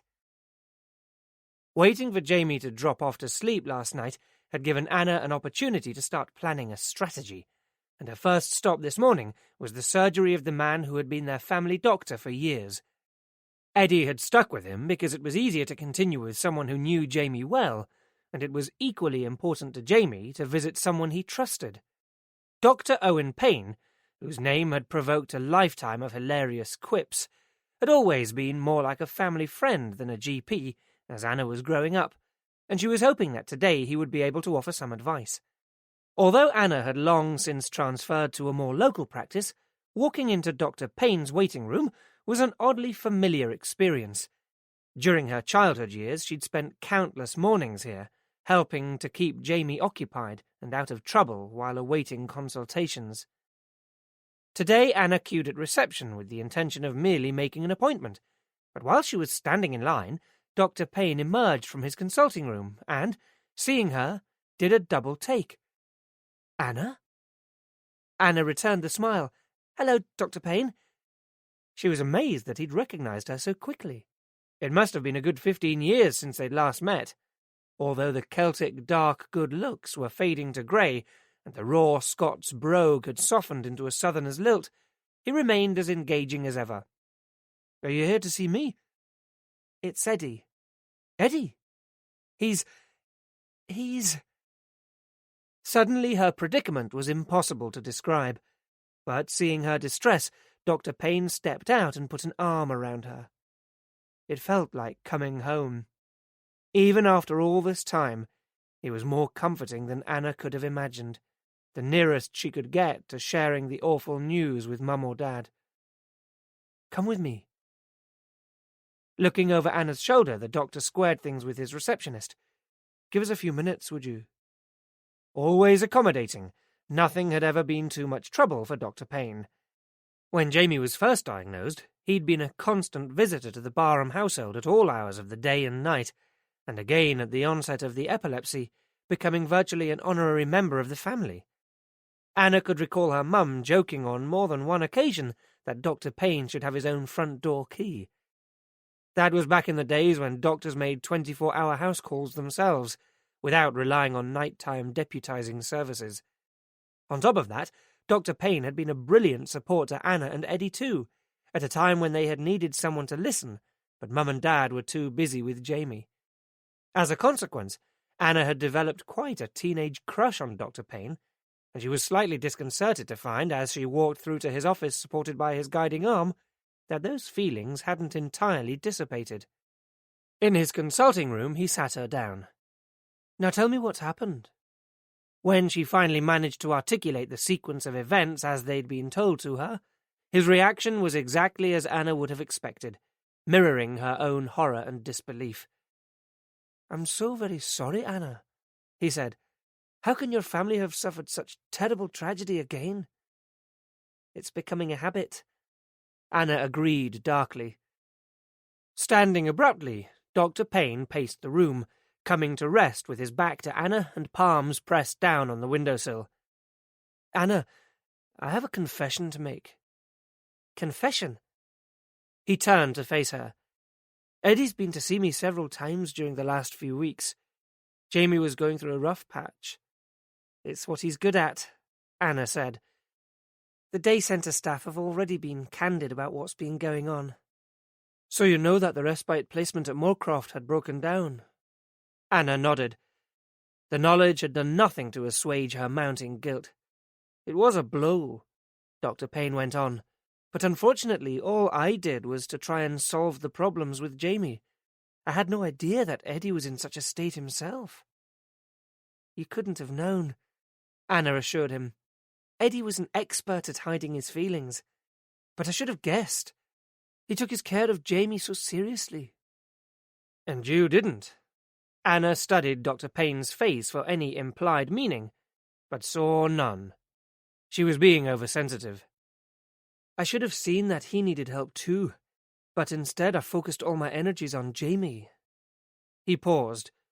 "How's Jamie doing?" "He seems fine. It's almost as if he hasn't noticed that Eddie's gone. And there are no ill effects from his ordeal that night. Is there anything to indicate that he's distressed by what happened?" Anna thought back to the police interview. "No, although someone called Sally Ann seems to be on his mind. You don't know her, do you? One of Eddie's friends, perhaps?" Dr. Payne shook his head. "Not someone I know, I'm afraid. But then I wasn't party to Eddie's social life. Look, it might be an idea if I checked Jamie over at some point. Is he staying with you?" "At present, yes, he is. but that's what I wanted to talk to you about. I'm finding it really hard. Anna floundered. She didn't want this to sound whinging, but she needn't have worried, as the doctor was immediately sympathetic. Of course. Although he'd withdrawn Jamie from Moorcroft, I know Eddie hadn't ruled out the idea of finding alternative care for Jamie. In fact, despite your parents' views, he'd expressed an interest in something far more comprehensive. We talked at length about what the options might be. I took that as being a wise long-term precaution. But now I wonder if his motive was different altogether. Like planning his way out. Anna paused. Well, the thing is, I was hoping you could help me in the same way. Dr. Payne was already with her. I'd be happy to. I compiled a list of possible facilities for Eddie to try. I'm sure I must still have a copy somewhere. Bear with me one moment. Getting up, he went out of the room, returning moments later with a handwritten list on a sheet of headed A4 paper. I'm afraid it doesn't look much, mainly because provision for adults with special needs is pretty scarce. It's a case of phoning up each setting and arranging a visit. As I advised Eddie, have a good look, be thorough, and don't be afraid to ask questions. These places vary enormously in what they offer for the price, and there may be some hard choices to make, particularly around things like the use of medication. He frowned. The other thing you must be prepared for is that none of these places are cheap. So there was the rub. Despite the encouragement, was that final comment subtly designed to discourage her? Whether or not that was the case, as Anna left the surgery, those were the words that resounded in her head. She felt ruthless looking into this so soon, but the next logical step was to establish where she stood financially. From Dr. Payne's practice, Anna drove to the small block of offices on Harborne High Street that accommodated the Barham family solicitors. It seemed unlikely that Eddie would have made any kind of will. After all, he wasn't yet 40. But actually he had. Paul Jenner was someone else who had, for years, lurked on the margins of Anna's life. That he was a junior partner in the firm was a misnomer, as he must be fast approaching retirement, and had been the one to assist Eddie and Anna through the legal minefield that had followed the death of their parents. As Anna had told him the news, he'd blanched and called to request tea from his secretary, as much for himself as for Anna, before moving on to business. Fortunately, Edward's forethought will make things much simpler. You'd be amazed at the mess that can be left behind in some instances, he said, but prudence would seem to be a strong quality in your family. Edward came in to see me a few weeks ago to talk through the arrangements. Then he came in to sign the finished document a week or so later. Jenner looked uncomfortable. I'm sure he even said, in case anything should happen, which, naturally, I took to be a superstitious reference to your parents' accident. But now, of course, if what the police say is correct, it shines a new light. I'm so sorry. He drew to a faltering close, leaving Anna to consider further proof, where it still needed, of the way in which Eddie's mind was working. Anna had been so sure that the police were wrong, but, little by little, her certainty was being undermined. Moving to the back of his small, conventionally furnished office, Paul Jenner flipped through the top drawer of a filing cabinet before removing from it a slim folder, which he brought over to the desk. Taking out 2 documents, both of which bore Eddie's signature, he passed one to Anna. Here we are. As I said, he seemed in a hurry, so he asked me to act as sole executor. Jenner shifted uneasily. I expect he didn't want to trouble you. And it's all very straightforward. Edward's entire estate has been left to James. Suddenly he was finding it hard to meet Anna's eye. Then it dawned on her. He thought she'd come to claim her share of Eddie's legacy for herself. That's good, she said, to allay his anxiety. A huge relief. But her words seemed to have little impact. As you already know, the house was left to James as part of your parents' bequest, not to be sold until professional care for him becomes essential. Providing Jamie with lifelong security, and, at the same time, making explicit her parents' desire that Jamie should, until it was no longer viable, be cared for in the family home. I seem to remember that Edward and you were compensated by the will accordingly. We were, Anna agreed. The sum of money had allowed her to put a deposit on her first flat. Eddie, she recalled, had been rather more impulsive. That was when he'd developed his taste for Porsches, albeit second-hand ones. The house was something she'd have to consider. With a bit of lateral thinking, she was sure it didn't have to be the millstone it had become for Eddie. The most effective way of administering the residue of Edward's estate will be through a trust fund, naming yourself as the sole trustee. At last he met her eye. Edward didn't mention any of this to you? No. Well, as I said, it seemed to have been quite a sudden decision. Perhaps he was planning to discuss it with you. And perhaps not. Why make excuses for the fact that she and Eddie had hardly spoken to each other for years? For the moment, Jenna concluded, it will make James quite a wealthy young man. Wealthy enough to be able to afford some kind of long-term residential care, murmured Anna.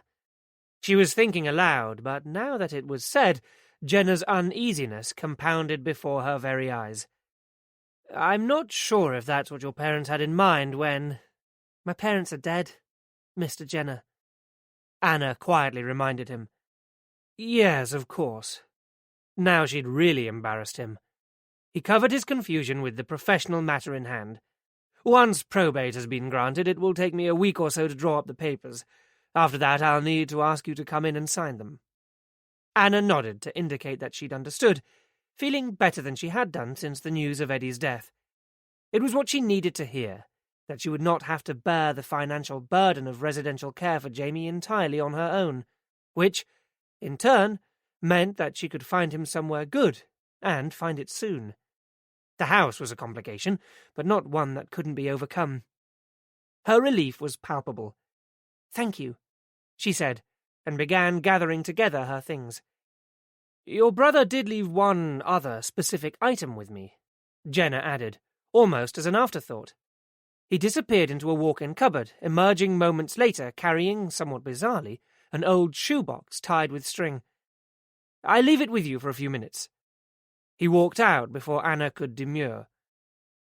As the door closed behind him, Anna slipped off the string and inside the box found a bundle of letters held together by an elastic band. Big deal, she thought. They looked old, but as Anna rifled through them, she saw that some had numbers scrawled on them in what looked like Eddie's handwriting. She freed one of the letters from the pile and scanned it. It was addressed not to Eddie, but to her father. At first she couldn't see any relevance, but by the second paragraph she was hooked. Our daughter Ellen was born at full term, it read. Delivery was normal and she weighed 5 pounds 4 ounces. She was a happy, healthy baby, a joy to everyone, until at around 18 months she suddenly began to scream. An unexpected pain speared Anna as a vivid memory of one of Jamie's first screaming days came rushing back to her. A hot summer day. They had gone to visit Auntie Meg and Uncle Keith down in Gloucestershire. Jamie, who would have been about 2 at the time, had started crying as soon as they got there, but for no identifiable reason. The crying had quickly escalated into screaming, in terror or pain. It was impossible to tell, but every time Mum tried to comfort him, he pushed her away, recoiling from her touch and screaming even louder. More plainly than ever, Anna could picture her mother's face, stricken with the knowledge that she couldn't even soothe her own child. The incident had shocked Anna, because it was the first time she'd seen her mother cry.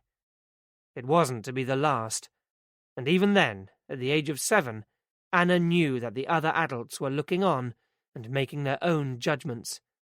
What she hadn't understood, couldn't have understood, was that their lives would never be the same again.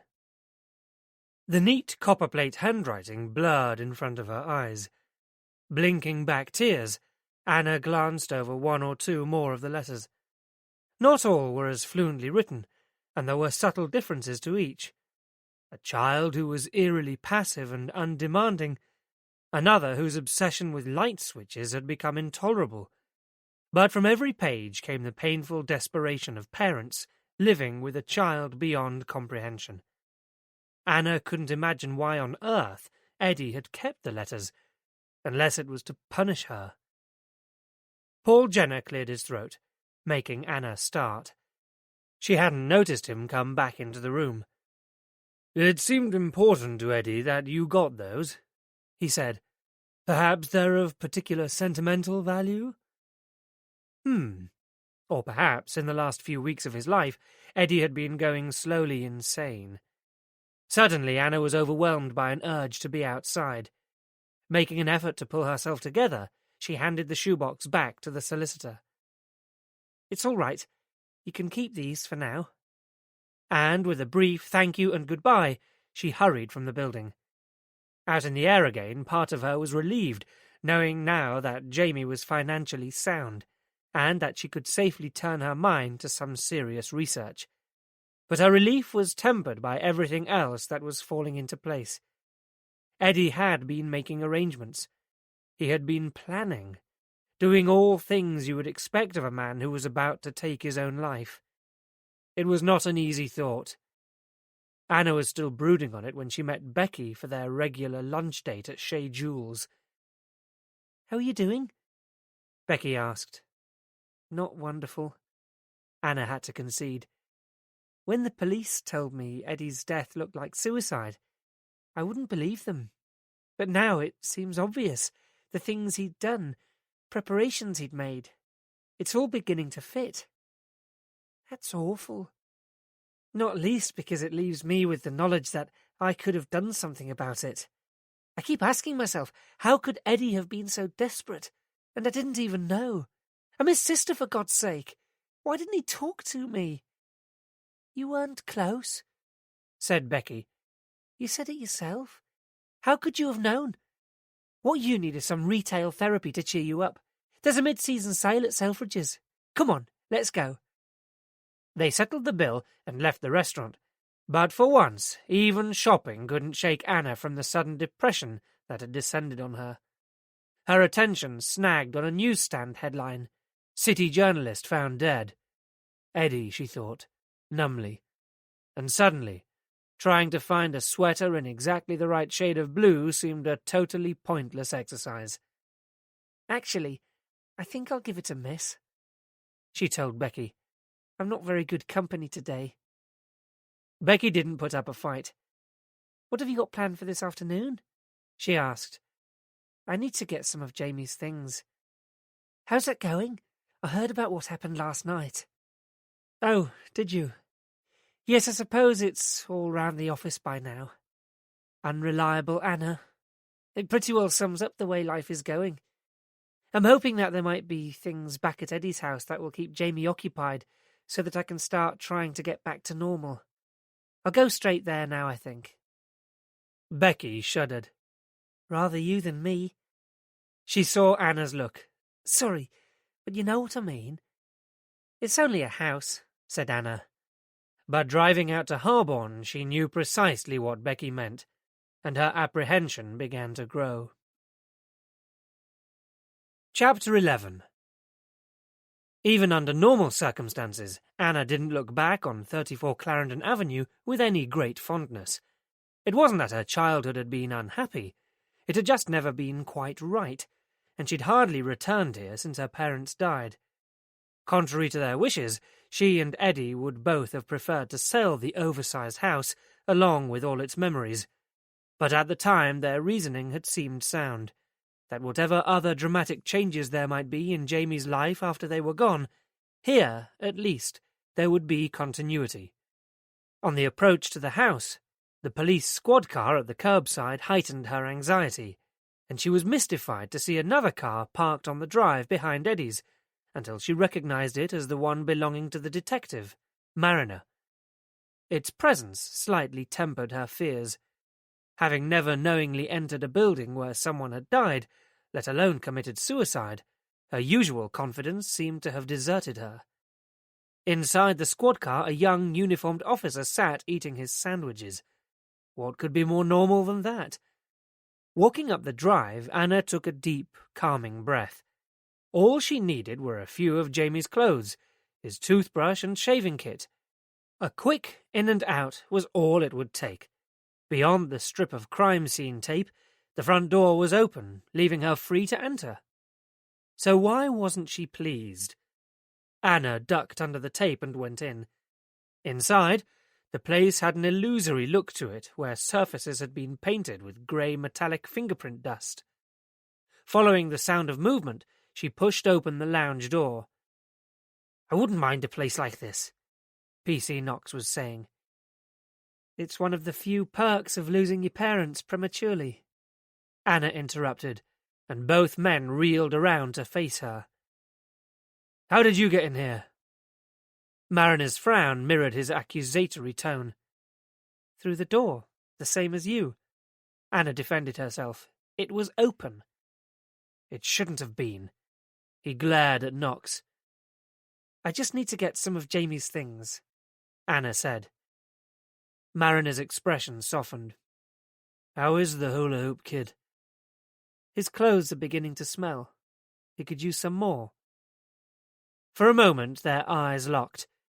She should do it now, but admitting she was wrong had never come easily. "Oh well, here goes." "You were right," she said eventually, "about the way Eddie died. It's all beginning to fit. He had begun making plans for Jamie. His GP knew it, and he'd even made a will. Hindsight is a wonderful thing, and I'm sorry I doubted what you said. At the time it seemed impossible, but I suppose that's what everyone says. I still find it hard to believe that Eddie didn't stick around long enough to see Jamie settled, but it shows how desperate—" She tailed off, all at once seeing that both men were staring at her. Something was off-kilter. "What?" she said.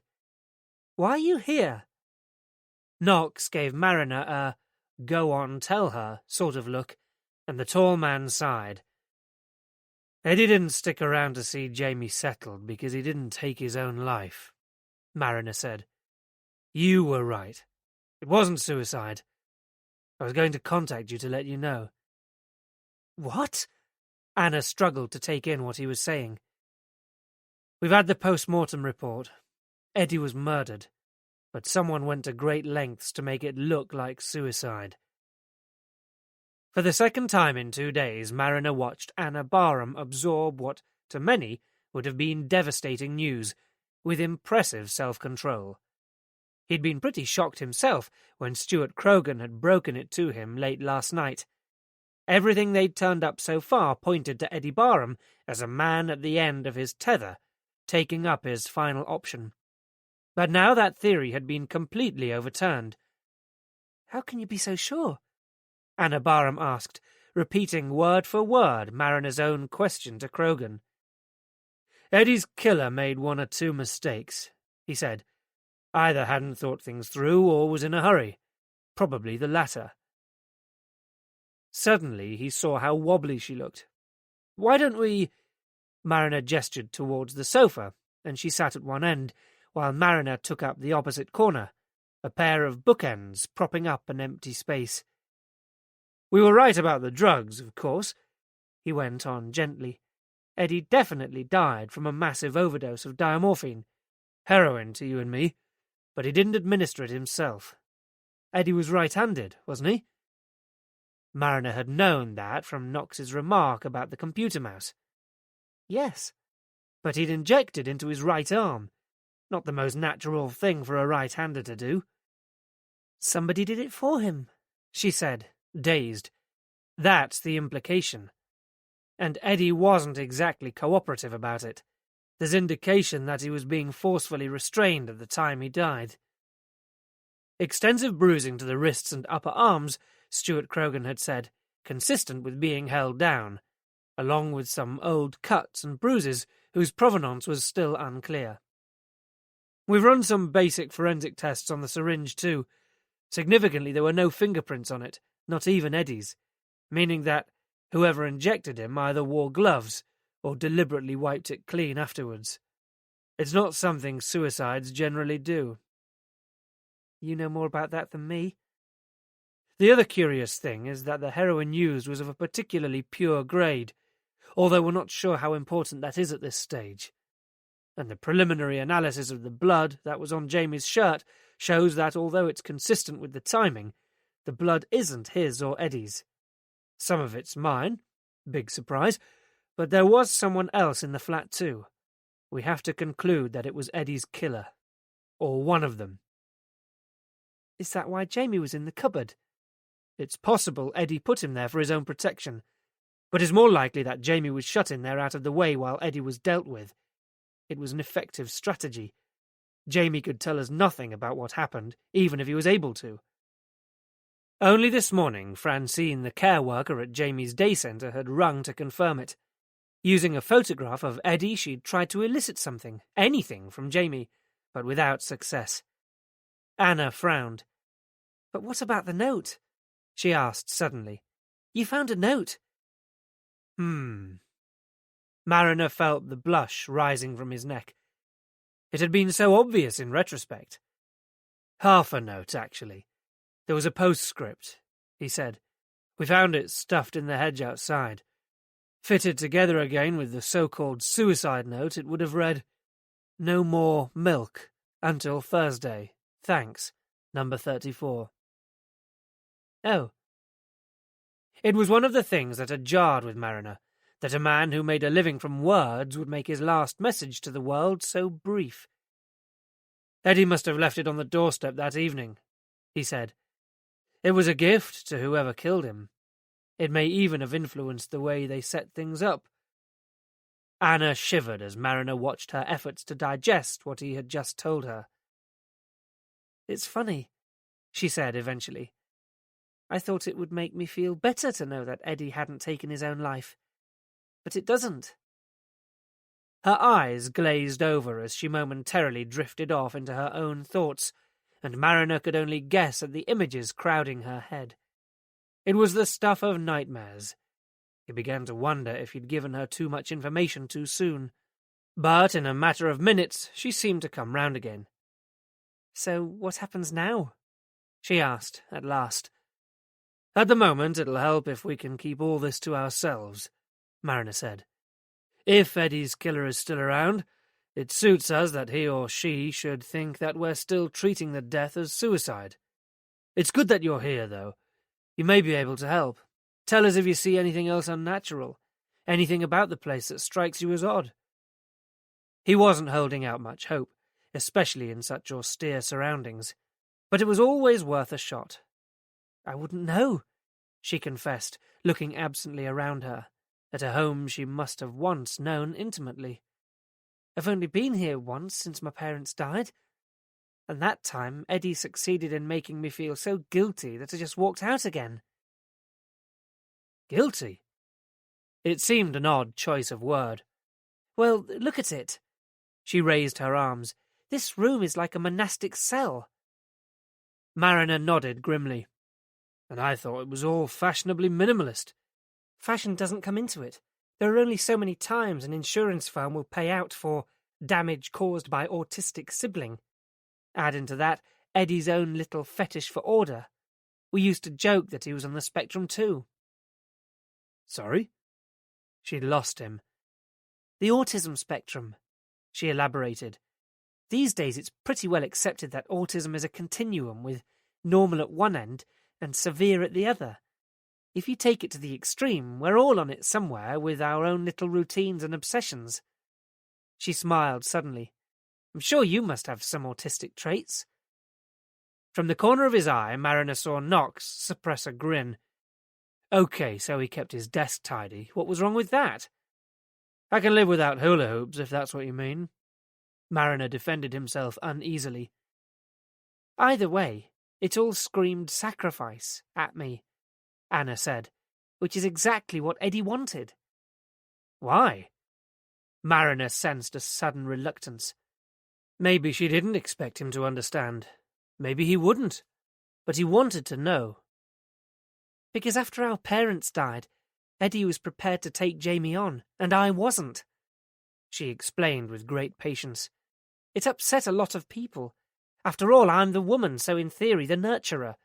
The fact that I had a husband and a home to run, as well as a successful career, didn't count for anything. There was an awkward silence which Mariner wasn't sure how to fill.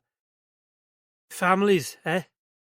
Knox chipped in, and the word hung in the air for several seconds, where Mariner was content to leave it for now. After all, what did he know about families? "You wouldn't know if Eddie had any enemies, then?" he asked, moving on. With the change of subject, Anna perceptibly relaxed. "I've already told you. I have very little idea of what was going on in his life. But it's hard to imagine that he would have. Eddie was such an easygoing guy. Except where I was concerned, of course." She shot Mariner a wry look. "Does that confession make me a suspect?" He managed a smile. "I don't think so, although it would help for the record if you could tell me where you were between the hours of 9 and midnight on Sunday night." "That's easy. I was at home with my boyfriend. He's happily married, so we don't go out much." Something nipped at Mariner's gut, but he couldn't quite identify it as disapproval or disappointment. "Will he back that up?" he asked. "As long as you don't ask him to broadcast it on the 6 o'clock news, it shouldn't be a problem." "What do you think happened?" "That's what we're here to try and find out. It's not looking like a robbery. Nothing valuable seems to have been taken, and Eddie's wallet, when we found it, was still stuffed with cash. And there's no sign of a forced entry. If Eddie went out leaving Jamie at home, would he have left the door on the latch?" "He might have." She was unsure. "If not, we have to conclude that it was someone who knew Eddie and wanted something from him." "Eddie had made a will. He told the solicitor it was in case anything happened to him." Mariner nodded. If he was feeling under threat from someone, he might have started to make those kind of preparations, and it might explain why he'd been collecting Jamie from the day centre himself, too. He could have believed that someone would try to get at him through Jamie. "But who, and why?" Mariner was beginning to formulate some ideas about that, but he wasn't ready to share them yet. It was someone who was well organised. They had a purpose, and they came prepared. They apparently weren't keen to broadcast that they were here either. There were men working on the driveway next door all weekend, so they had to wait until a Sunday night after dark, when everyone had gone home.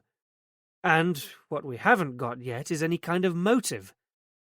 Though if pressed, Mariner would have laid bets on a connection with those large payments of money into Eddie Barham's bank account. Knox had been researching those, but so far his investigations had drawn an intriguing blank. The account wasn't from a UK bank, and so far they hadn't even managed to identify its country of origin, let alone any other details. Mariner didn't imagine Anna Barham having access to an offshore bank, but the question had to be asked, so he asked it. "Did Eddie ever talk to you about money?" "No, it wasn't something we ever discussed." "So you haven't lent him any recently?" "I'd be the last person Eddie would come to for money," she said. "And anyway, he wouldn't need to. He wasn't rolling in it, but he was solvent. His solicitor told me that Eddie left a substantial sum." Mariner decided to spare her the details for now. "He did," he agreed. "We're currently trying to identify the source of 2 large payments into Eddie's bank account in December and January." "How large?" £10,000 each.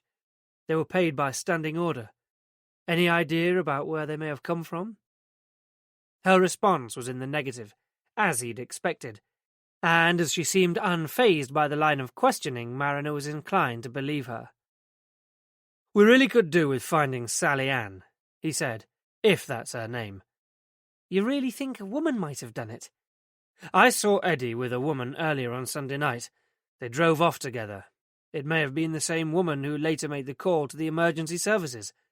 She has disappeared, and so apparently has Sally Ann.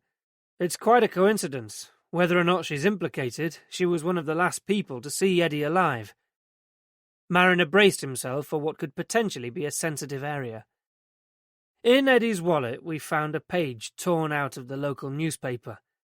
It was the list of ads for personal services, escort agencies, that kind of thing." Mariner hesitated. "It was well used. I'm pretty sure the woman I saw him with was in that line of work." "What are you getting at?" she demanded. "Do you know if Eddie was ever in the habit of using the services of prostitutes?" "Absolutely not." "It could have been connected with something he was working on, of course, but we have to check out all the possibilities." Mariner said, to cool things down again. We're trying to recover what remained of Eddie's computer files, too. You think it could have happened because of something he was writing? It was perhaps easier to bear than the alternative. Mariner shrugged. Or something he'd written in the past. People bear grudges. Men like Frank Crosby did it big time. Knox's mobile trilled. I'll take it outside, boss, he said, fumbling for it. In his haste to leave the room, he tripped over the 2 large volumes propping open the door, sending one of them sliding across the floor. Mariner got up to retrieve it, inspecting the spine as he did so. It was a dated edition of Gray's Anatomy. Was Eddie's reading always so light, or was he thinking of going into medicine? He asked Anna Barham, turning over the book in his hand. As Anna took the weighty tome from him, a trace of recognition registered. It's one of Dad's old medical books, she said. I didn't know Eddie had kept them. Your father was a doctor? With a brief smile, Anna shook her head. A frustrated doctor, maybe. He taught chemistry and biology at St. Mark's Comp, but he had his own little research projects on the go all the time, too. His autistic trait? Something like that. What was he researching? What else? Bloody autism, the bane of our lives. Trying to do what? Find the cure? Cause or cure? He thought the one would lead to the other. But above all, he wanted to prove to my mother that Jamie's condition wasn't her fault. Was that necessary? Oh, yes. At the time when my parents were first told about Jamie's condition, some of the thinking was that autism happened as a result of the mother's failure to bond with her child. They called them refrigerator mothers. That sounds like a lorry load of antiquated Freudian crap. It does now, but at the time little else was known. So, not only did my mother have this miserable, screaming, uncommunicative child, but she had to live with experts telling her that, oh, and by the way, it's your fault he's like that. Never mind that, she's already got 2 happy, healthy children. And your father didn't believe it? Dad never took anything at face value. He was a scientist, so the psychological stuff didn't cut it for him. Then, when people began to realize that there could be other, more tangible explanations for autism, it was all the encouragement he needed. Now, of course, it's pretty much accepted that there are a whole range of biological and genetic factors at play. She could tell that Mariner was impressed. You know a lot about this stuff, don't you? He observed. Despite herself, Anna laughed. Something must have sunk in from the endless discussions we were dragged into over the dinner table. Dad was obsessed. It was his little one-man campaign. Looking back, I think it was his way of dealing with Jamie. Our lives were like a roller coaster. Each time some new theory or therapy or medication came out, there was hope or there was guilt. We were a pretty dysfunctional family. Dad shut away in his study for hours on end, Jamie taking all Mum's time and energy. And not much time for you and Eddie. It's probably why we hated each other so much. Hate's a strong word. Maybe. But whatever it was, we took out our anger on each other. Did any of your father's work get published? Another sardonic smile. No. Then a pause as something stirred in her memory. Although they did print some letter he wrote to an autism journal expounding one of his theories. I was living away from home by then, so Mum sent me a copy. She was so proud of him. She claimed it had created quite a stir. But I was sick to the back teeth with autism. I'd left home to get away from it, so I didn't even bother reading it. It went straight in the bin. It's one of those stupid things I regretted, because only a few weeks later Mum and Dad were dead. What happened to them? Their car skidded off an icy road and went into the canal. They were both killed outright. Dad learned to drive quite late in life, and he was never a very confident driver. It was a shock, of course, but we could understand how it might have happened. I'm sorry, Mariner said. Anna shrugged. It was a long time ago. How long? Asked Mariner. 15 years or so? It was a great year. Within months, my marriage hit the rocks and my parents were killed. Still, at least Mum and Dad weren't around to say, "Told you so." By Mariner's calculation, that would make it 2 years after the Building Society account was opened. Knox reappeared in the doorway, distracting them both from further morbid thoughts. "I've been called back to the shop, boss. They're short of bodies, and that photographer at the paper has surfaced, so I said you'd be down there," he said. "I've arranged for you to look at the office too." "Right." Mariner turned to Anna. "We leave you to it then. Socko have done a pretty rigorous job, so forensically you can't do any harm. PC Hunter outside will lock up when you go." She nodded assent. "Of course. It's probably a stupid question, but I have to ask. How likely is it that you'll ever find out who did this?" she asked. "It's too early to tell," said Mariner. "But I suppose this is where I say, if we get any leads, I'll call you." He drew back his mouth in a terrible Humphrey Bogart impression that at least made her smile. "And in case you think of anything else that might be important," he handed her his card, complete with his office and mobile numbers. Chapter 12. Hearing the front door close behind the two policemen, leaving her alone in the house, Anna tried hard not to feel spooked. It wasn't just the recent events that haunted her, but more than 30 years' worth of history. She climbed the stairs slowly, unwillingly. After their parents died, Eddie had moved into the master bedroom, and both that and Jamie's room had since been decorated. But her own room was almost exactly as she'd left it, 2 months before her 20th birthday. She fingered the lock that she herself had inexpertly fitted, in an attempt to safeguard some privacy from her marauding younger brother. A consequence of too many days of coming home from school to find that he had pulled records off the shelves, destroyed her school project, or ripped her precious pop posters from the walls. Mum and Dad had refused to secure Jamie's room, insisting, reasonably enough it seemed now, that he wasn't an animal to be caged. So she'd fitted a lock on hers instead, and retreated to her own safe haven at every opportunity. Dad's sanctuary had always been his study, the room that now housed Eddie's computer. It was where their father had laboured night after night, the angle-poised lamp highlighting his thinning hair as he frowned with concentration over his work, barely even noticing when, in rare moments of consideration, Anna had set a mug of tea or coffee down in front of him. Families, Knox had said.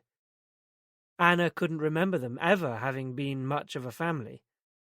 Mariner's lack of response was significant, she thought, virtual proof that a perfect wife and 2 beautiful children awaited him at home. Jamie's bedroom was largely untouched by the police investigation. Under the bed she found a holdall, and, opening drawers, packed into it a selection of underwear, shirts, jeans and sweaters. Not too many. She wasn't expecting to host Jamie for that long. The phone rang, splitting the air and making her jump. For a moment she just stood, frozen to the spot, reluctant to answer it, before chiding herself. It's just the phone, for God's sake. She picked up the computer room extension. "Hello?" A male voice responded. "Eddie, it's Andrew Todd. We need to talk." The man's voice was tense, urgent. "Mr. Todd, this is Anna Barham. I'm Eddie's sister." She took a deep breath. "I'm afraid my brother is dead. He—" A click, and the line went dead too. Anna was left suspended in mid-air. "Mr. Todd? Hello?" She tapped down on the cradle, punched in 1471, and was rewarded with the standard recorded message telling her that the number had been withheld. No surprises there. But Mr. Todd, whoever he was, obviously hadn't seen the local papers. Downstairs in the lounge, Anna sorted through the extensive DVD collection. She uncovered an entire collection devoted to vintage Countdown, which didn't surprise her in the slightest. If Carol wasn't in it, then Jamie wasn't interested. In the kitchen there was little. She threw away the remains of a carton of milk and half a stale loaf, but took with her the multi-pack of hula hoops that was in the pantry. Something she was learning. You could never have enough hula hoops. On her way out, Anna realized she'd forgotten Jamie's shaver.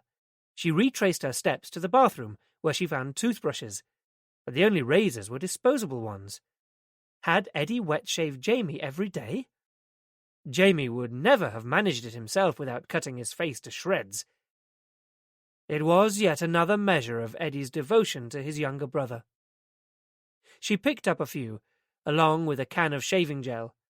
In the bathroom cabinet, its child safety lock forced open, doubtless by the police, were more deodorants and hair gel, and beside them, a bottle of aftershave. On impulse, Anna uncapped the lid and briefly held it to her nose. The effect was disturbing in its familiarity, as though Eddie was suddenly standing beside her in the room.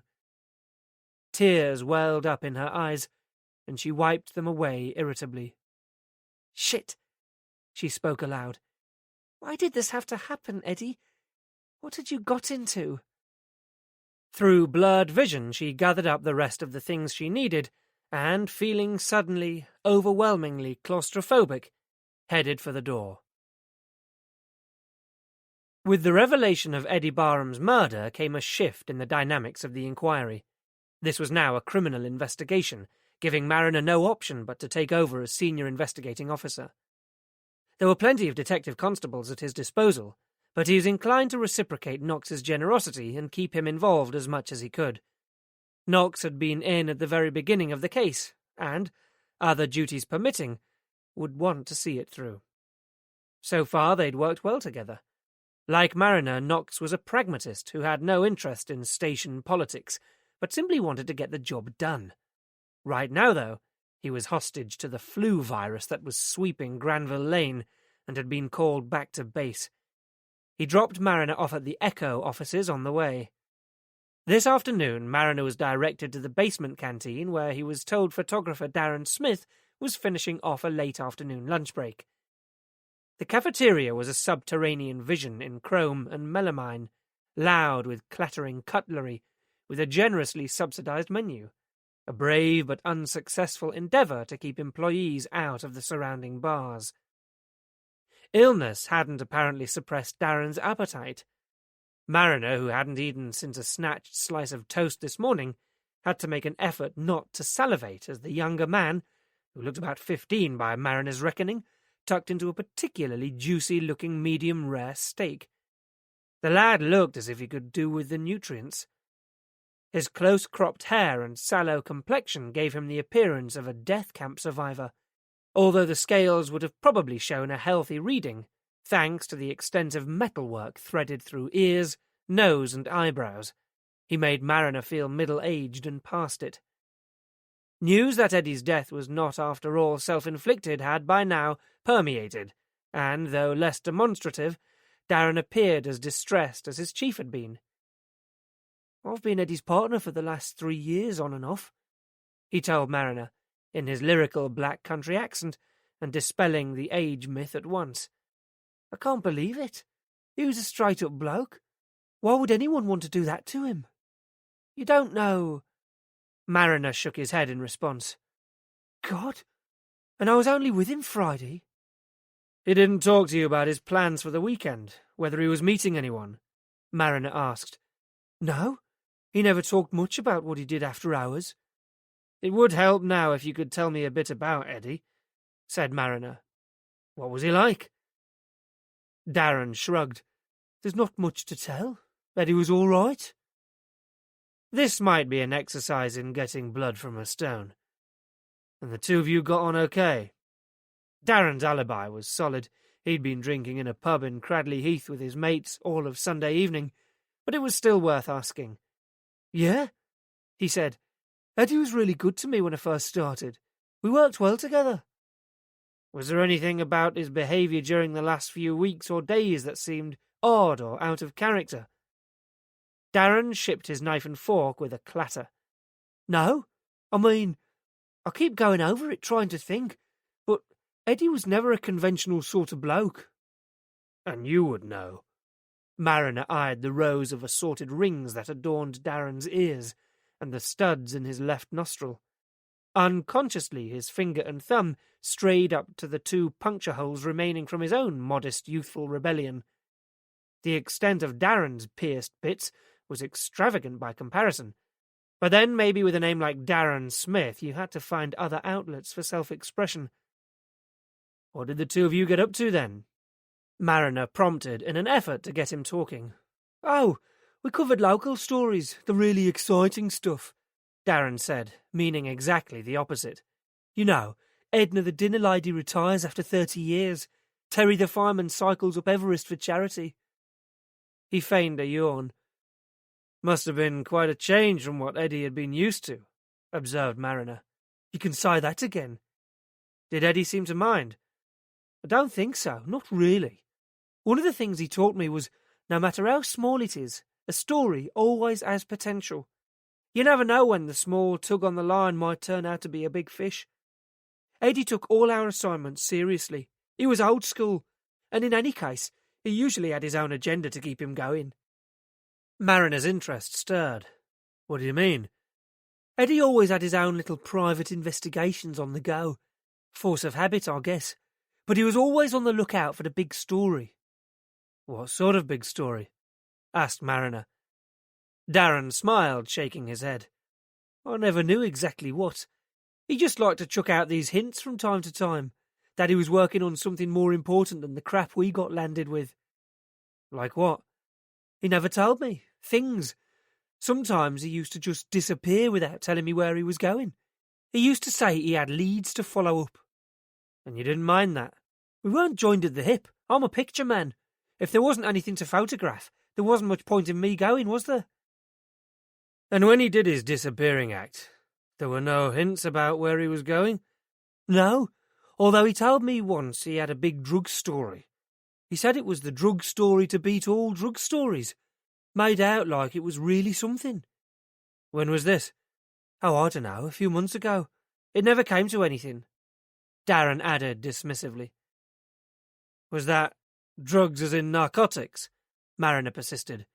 He'd already noticed the redness around Darren's nostrils, but maybe it was a cold that had kept the lad away from work. Darren snorted. "I didn't get the impression he was on about Sanatogen." "What else did he say about this story?" "Nothing that I can remember. That was pretty well it. Oh, and it was personal." Again, Mariner's antennae twitched. "As in personal services? You know, like the columns of ads in the paper? Or could he have meant personal as in revenge? Some kind of vendetta?" He caught the whiff of a distant motive, but Darren didn't seem inclined to help him out. "I don't know." His brow creased to a frown. "It could have been either or neither, I suppose. To be honest, half the time I used to think he was just winding me up, letting me know that he hadn't lost his touch, that he still could be one of the major players if he wanted." "Eddie was involved in a big prostitution case a few years ago. He ever say anything about that to you?" "No. When we first got together, I asked him about it, but he didn't say much." "Did he ever talk to you about a man called Frank Crosby?"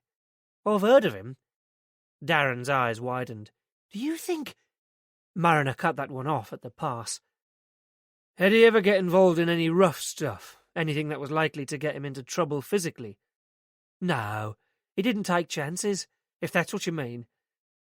"But he did get mugged the other week," said Darren, absently, giving Mariner the growing impression that he wasn't actually all that bright.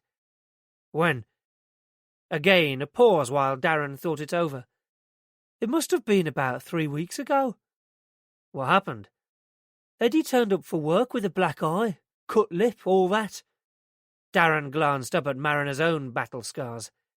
"He said he'd been mugged the night before." Mariner sensed Darren's discomfort. "Did you believe him?" "When I asked if he'd reported it to you lot, he said he wasn't going to bother. In fact, he got really annoyed, told me to stop banging on about it because it was his business."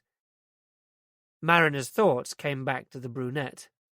"What about women?" he asked. "Oh, girls liked Eddie. They all fell for his charm. Not that he seemed to notice." "So there wasn't anyone special?" "Not that I knew about. He's got this brother." Mariner raised a hand. "I know all about Jamie. Well, you'll know that he came first, then. Darren picked up his knife and fork in a less than subtle hint. Mariner was content enough to take it. He'd probably got as much as he was going to squeeze out of Darren. Thanks, Darren. You've been very helpful. I'm going to have a look round Eddie's office now. Will you be around if there's anything I need to check with you? Sure. I'll be back at the office reviewing photos from the latest thrilling shoot. Great. And if you should think of anything else... Mariner finished the sentence by sliding his card across the table. Darren picked it up and studied it for a moment before tucking it into his shirt pocket and returning his attentions to what must now be a considerably less appetizing stone-cold steak and chips. Ken Maloney himself had taken time out to escort Mariner to Eddie Barham's workspace. Mariner took the opportunity to quiz him again as they travelled up in the lift. Eddie's piece on Frank Crosby must have been a pretty big story. Mariner had been considering those payments. Would anyone else have been interested in it? Like who? Was it the kind of thing Eddie could have syndicated to the Nationals? I wouldn't have thought so. It was a local story, pretty shocking at the time, but every city has a similar tale to tell. It wouldn't have been anything that unusual. Besides, thought Mariner, it was old news, so why would anyone have been interested in it as recently as 3 months ago? Though, as a matter of fact, he did come back to me on that with a proposal for a follow-up story, Maloney added. When was that? Maybe 6 months ago? And I nixed it. Not enough substance to it. And anyway, the world isn't ready for another expose yet. Mariner wondered if Eddie Barham would have agreed with that. They had come to the corner of an expansive open-plan office. Islands of desks were randomly scattered, many topped with flat-screen monitors, and the room hummed to the tune of phones and photocopiers. That none of the handful of staff present gave them a second glance told Mariner that Maloney's approach was hands-on. They were used to the chief wandering in. Eddie Barham had created himself a small zone of tranquility in one corner by blocking off a section with tall filing cabinets. Eddie liked his own space, confirmed Maloney. Sensible man, said Mariner. It was an orderly workspace, everything neat and tidy, the way it might have been left by a man who knew he may not be returning. Maloney called over someone called Phil, who logged Mariner into Eddie's computer. Then they both left him to it. But Mariner already had a feeling that he wouldn't find much there. The virus on Eddie's home computer was a clear sign that anything important had been stored there, which is why he, or someone else, had taken steps to eliminate it. The only documents they'd so far managed to salvage from it were a few fairly low-key stories in the remains of a database, the meaning of which they had yet to fathom. Eddie's work computer was networked, meaning that practically anyone could gain access to his files. If he really was onto something big, it was unlikely that he'd leave key information here. Eddie Barham's particular little obsession appeared to be databases, which he kept for everything. His file management system was a detective's dream, methodical and transparent, electronic documents arranged as neatly as the hard copies. The first thing Mariner did was a search for Sally Ann and all other possible permutations of the name, but unsurprisingly it yielded a nil return. Eddie's diary and work log in the weeks prior to his death revealed nothing that particularly stood out either. Specific assignments were coded, and most of the items on the work log tallied with his computer files, the stories he'd been working on. True to Darren's word, it was pretty mundane stuff, and nothing to get Mariner's pulse racing or to justify any £5,000 payouts. There were 1 or 2 blank spaces on the schedule, but cross-referencing with Eddie's diary explained some of these as meetings at Greenwood, and on one occasion at Moorcroft, along with what looked like routine medical appointments for Jamie. For now, Mariner noted the few slots that were unaccounted for, like half a morning on the 14th of November with only a telephone number occupying the space. Out of curiosity, Mariner picked up the receiver by Eddie's desk and tapped in the number. As he did so, he heard a distinct click echo somewhere down the line. Ken Maloney keeping track of the calls made by his staff. It seemed a bit excessive. The ringtone sounded. "Charles Hanover and Associates?" said an efficient PA, announcing one of the largest law firms in the city. Mariner identified himself. "I'm trying to trace the last known movements of an Edward Barham," he said, "and on the morning of the 14th of November I see that he had an appointment with someone at your firm. I wonder if you could check that for me, please." "One moment, please."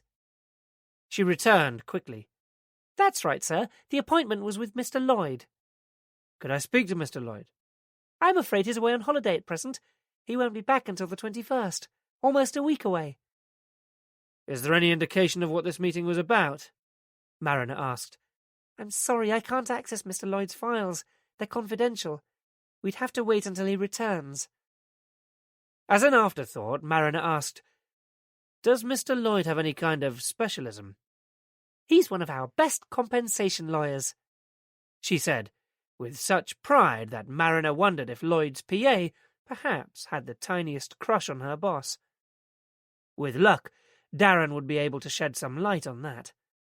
The remainder of the system revealed Eddie Barham as a journalist of eclectic interests. Other computer files were given over to the copy for old news stories and reference material, some of it dating back years and covering a huge range of topics. Even during the last few months, he'd been researching variously the National Front, GM Foods, and something called fetal valproate syndrome. Mariner didn't even pause to speculate on what that might be. It sounded vaguely medical, but a check on the date revealed that it had come to Eddie's attention only after the appointment with Lloyd, so was unlikely to be related. It was impossible to pick out any single project that may have contributed to his death, unless size was the criterion. By far the largest folder was one dedicated to Frank Crosby. According to the machine, the file had last been modified 4 years ago, but that wouldn't have prevented Eddie Barham from using it for reference or from putting fresh material on his home computer. Out of curiosity, Mariner glanced through some of the notes, which began with records of interviews with street kids. The little Mariner saw made uncomfortable reading. "How's it going?" Darren's sudden appearance startled Mariner into minimizing the file, but not before noting the occurrence of D.I. Doug Lowry's name, which he made a mental note of. "Fine," he said, "though there are a couple of things you can help me with." "Sure." Darren pulled up a chair. "There are some gaps in Eddie's diary, I noticed. Would these be the sort of occasions where Eddie was pursuing his own lines?" "They might be." Darren dug into a khaki rucksack, one of the Army surplus store's best, and produced a dog-eared diary. "What have you got?" Mariner flicked back through Eddie's notebook. 12th of January, p.m., he said. Darren looked it up. "That afternoon we had a union meeting." "And 14th of November. This appointment. He's got a telephone number that belongs to a compensation lawyer. Any idea what that would have been about?" Darren thought for a couple of minutes, swiping idly through the diary. He stopped at one particular page. "The only story I can think of was this couple we went to see who was suing the health authority. They'd already got 4 kids, and they weren't supposed to have any more. The woman had been sterilised, but then she got pregnant again." "Do you remember the name of the couple?" Darren thought for a minute. "Powell, I think. Yeah, I'm sure of it. Mr. and Mrs. Powell." "Thanks." Mariner checked, and sure enough, the name and number of Mr. and Mrs. Stephen Powell were recorded on one of Eddie's databases. When Darren had gone, Mariner called them up, but the line was engaged. The STD code was for an area Mariner would pass through on his way home. Perhaps he'd stop by and talk to them instead. Finally, he rang Knox to see if there had been any progress on tracing those bank accounts. "Sweet F.A.," was the concise response. "We've narrowed down the location, though. It's a bank in Guernsey. We're trying to identify which one. We'll probably need an access warrant to get anywhere near." "Well, see that it's—" "I already have, boss." Chapter 13. Back home, Anna made coffee and took out the list of residential accommodation that Dr. Payne had given her. At first glance, there seemed to be 6 possibilities, all within a radius of about 20 miles. She chose the most attractive-sounding one, middle distance, and picked up the phone. A woman answered her call almost immediately. Hello, the Limes? It was a jolly voice, and Anna tried to reciprocate.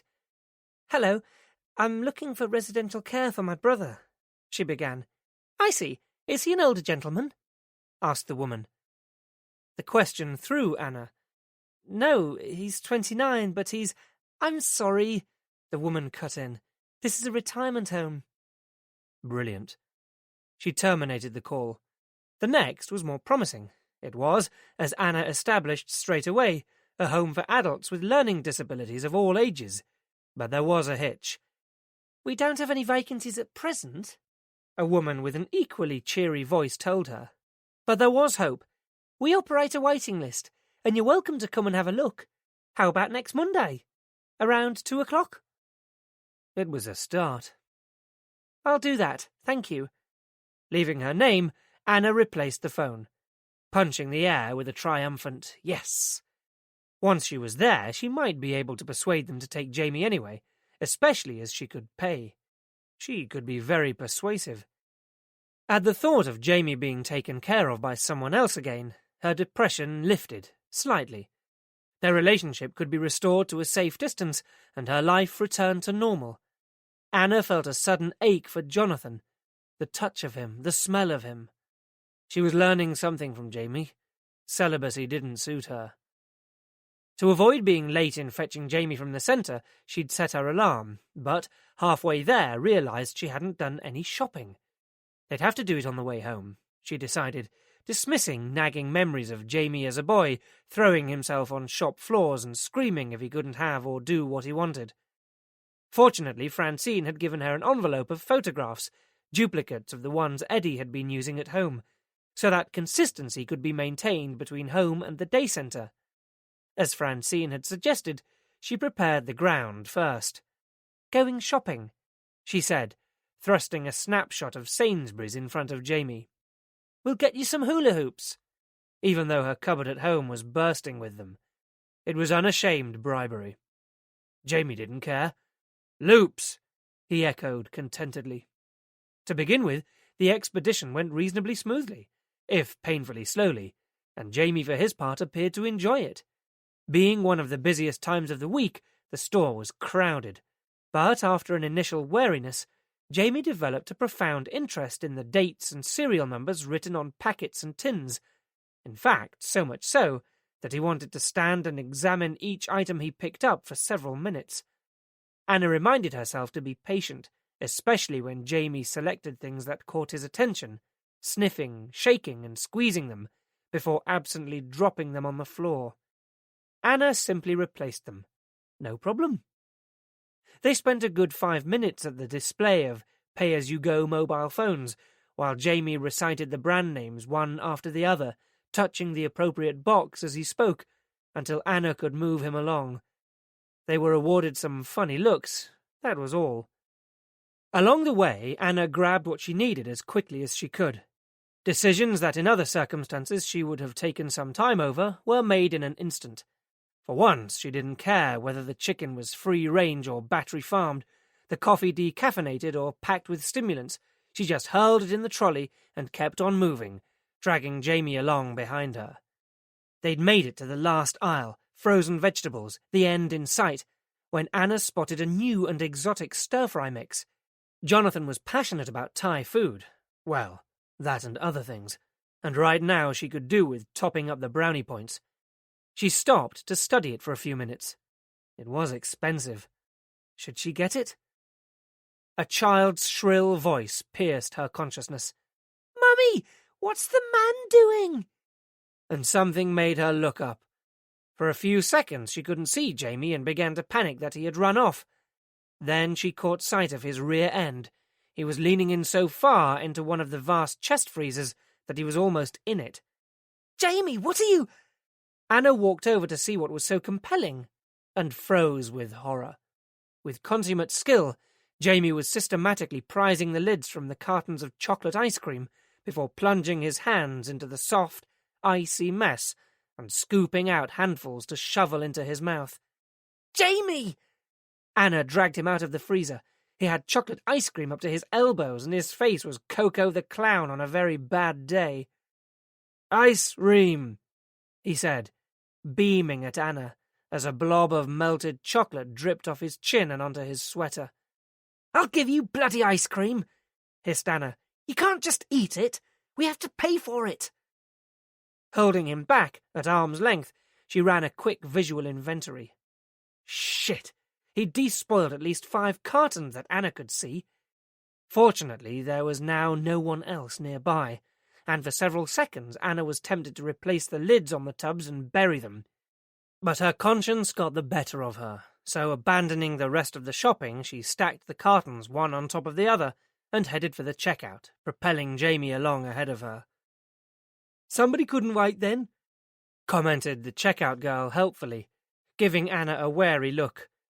"Did you want school computer vouchers with these?" Anna gave her an icy glare, fumbling for cash with one hand while using the other to fend off Jamie's sticky hands. Ignoring the fascinated stares of other shoppers, she restacked the ice cream and marched out of the supermarket. In the car park, she strapped Jamie into the car before gingerly loading the rapidly thawing ice cream into her boot, noting the interesting stains that were being added to the upholstery. Jamie, sensing the atmosphere perhaps, was uncharacteristically quiet and subdued. Rarely had Anna been so relieved to retreat to the safety of her own home. Hurrying inside, she began stuffing what she could of the ice cream into the freezer. The buzz of the intercom startled her, and Anna half expected to find the supermarket manager at her door with a policeman, accusing them of product abuse. But it wasn't. It was Jonathan, smiling and stomach-churningly handsome. Glancing at Anna's chocolate-covered hands, he grinned lasciviously. "This looks like fun. Can anyone join in?" "Don't," said Anna. "I'm not in the mood." When she told him what had happened, the story only seemed to amuse Jonathan even further, and eventually Anna was able to see the funny side too. "Except that I had to leave a trolley full of shopping at the supermarket." She smiled sweetly. "Would you do me a favour and just sit with him for half an hour while I go and get it? It won't take long." "What, now?" "I'll make it worth your while." Anna ran a hand down his shirt front and lower. Then she grabbed her keys and hurried out of the door before he had the chance to object. The full trolley was still where Anna had left it, and by now the queues had diminished, so she was back well within the half hour. As she unpacked in the kitchen, Jonathan crept up behind her and slipped his hands around her waist and up over her breasts. "Now Dickie Stiff wants his reward," he said, pressing himself against her. Through in the lounge, Anna could just see the top of Jamie's head as he sat, intent on the TV screen. "I'm not sure about this," she said, uncertainly. "Come on." Jonathan was persuasive. "He's not a baby. You don't have to watch over him all the time, do you? We can go to your bedroom. You needn't know what we're up to." He turned her towards him, and his lips touched hers. Anna moved her head away. "I need a glass of wine first." The shopping stowed, Jonathan poured her a glass of Merlot and brought it to where she sat next to Jamie. Leaning over the back of the sofa, Jonathan began to massage her shoulders. It felt wonderful. Then he leaned down and murmured in her ear, "Why didn't we continue this in the bedroom?" And, taking her hand, he practically dragged her along the hall. Closing the door behind them, Jonathan's arms went around her, his mouth on hers, hungrily seeking her out. Anna could feel his excitement, but for some reason she was unable to reciprocate. Instead, she felt somehow uncomfortable, as though she was setting some kind of double standard. She worried that Jamie might walk in on them. What would he make of it? Jonathan hardly seemed to notice. "God, I've been dying for this," he breathed, but Anna pushed him away and broke free. "What?"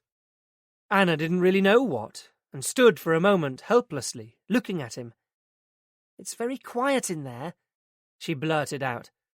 "What do you expect? He's watching telly." "If he is still watching. When he gets bored, he gets up to all sorts.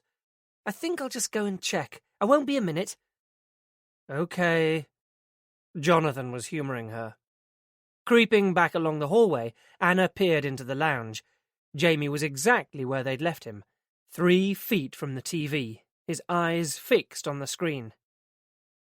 "He's fine," she told Jonathan on her return. "Of course he is."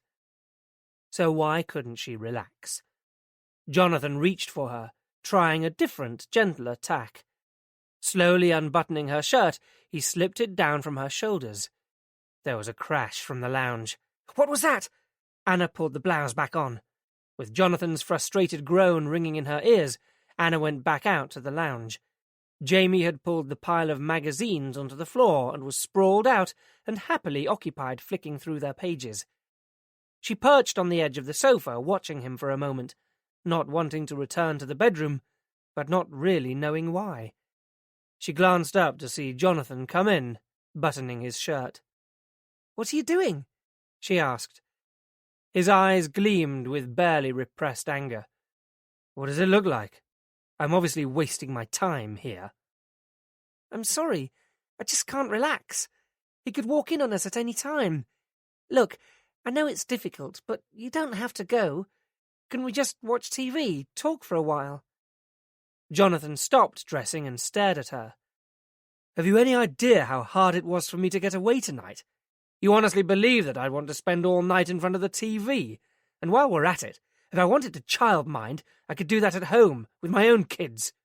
"He's not a—" Anna began, but was halted by the image that for months had lain dormant on the edge of her consciousness, of Jonathan's wife, Gillian, at home managing the constant demands of 3 small children, while her husband was out indulging his own selfish pleasures, egged on by Anna. Her desire to argue evaporated. As Jonathan pulled on his jacket, Anna trailed behind him to the door, stepping over Jamie, who remained blissfully oblivious. As an afterthought, Jonathan turned back to Anna. "There was something else," he told her. "The panic is off about Milan." "Oh, have they cancelled?" asked Anna, stupidly. "No, I'm sending Melanie in your place." "What do you mean? There's no need. I'll have something fixed up for Jamie by then." But Jonathan was adamant. "I can't rely on you at present, Anna. When things have settled down, I'll give you a call." Anna made a flash decision. "No, please don't bother." "All right, if that's the way you want it." Jonathan regarded her evenly for a moment. "It is." "I'll see you at the office then, when you're ready to come back. Goodbye, Anna." Anna closed the door on him and leaned her forehead against it. "Thank you so much for your support," she murmured. As she walked back into the living room, Jamie jumped up and took her hand, pulling her towards the kitchen. "Want a drink?" he said. "Don't you ever say please?" Anna snapped back at him, the hurt, frustration and confusion of the evening spilling over. "Please," Jamie echoed, cheerfully. Despite herself, Anna smiled and complied. The packet of photographs Francine had given her was on the kitchen table. If they were to be of any proper use, she'd need to sort through them and see what there was. She tipped out the contents and shuffled through the pile. Jamie at the day centre, Jamie in the garden, Jamie with a woman Anna had never seen before. She stared at the picture. She was a pretty woman, with long chestnut hair and dark eyes. Anna remembered Mariner's description of the woman he saw with Eddie. Was this Sally Ann? On impulse, Anna showed it to Jamie. "Jamie, look," she said. Sally Ann?" But Jamie frowned as he reached out to touch it. "Kay," he said. "Kay no cry." "She's not crying, Jamie," Anna said. "She's happy. She's smiling." "Kay," Jamie insisted. "Kay no cry." Chapter 14. Mr. and Mrs. Stephen Powell lived on the Bourneville Village Trust, the model estate created by George Cadbury in 1885 to accommodate the employees of his newly built chocolate factory. Of varying shapes and sizes to meet the needs of workers at different levels of income, the houses carried a distinctive collective style of orange brick and Georgian style or leaded windows. Along with the narrow winding streets fronted by tidy pocket-handkerchief gardens, the impression was of a child's toy village, perfect in every detail. As Mariner climbed out of his car, the image was completed by the sound of the distant melodic chimes of the carillon as it struck the quarter hour. The Powells' home was semi-detached and set back behind an expansive green, where in the gathering dusk the "No Ball Games" sign was being used as a goalpost by a group of noisy young boys. Mariner wasn't really sure what he was looking for, or whether the Powells' story was likely to be of any importance, but he was curious about why Eddie Barham would have contacted a top-notch compensation lawyer, and this had seemed the only remotely viable possibility. Steve Powell answered the door, and immediately Mariner was aware of the family Darren had described, a horde of boisterous children running past their dad and up the stairs, shouting and yelling. "Detective Inspector Mariner." Mariner raised his voice above the racket and held out his warrant card. "This is nothing to be alarmed about, Mr. Powell, just a routine inquiry. Would it be convenient to talk to you for a few minutes?" "Sure, if you can stand the chaos. Come in." Closing the door, Powell led him through to the quiet oasis of a lounge where a young woman sat bottle-feeding a tiny infant. "This is my wife, Karen, and our daughter, Isabel."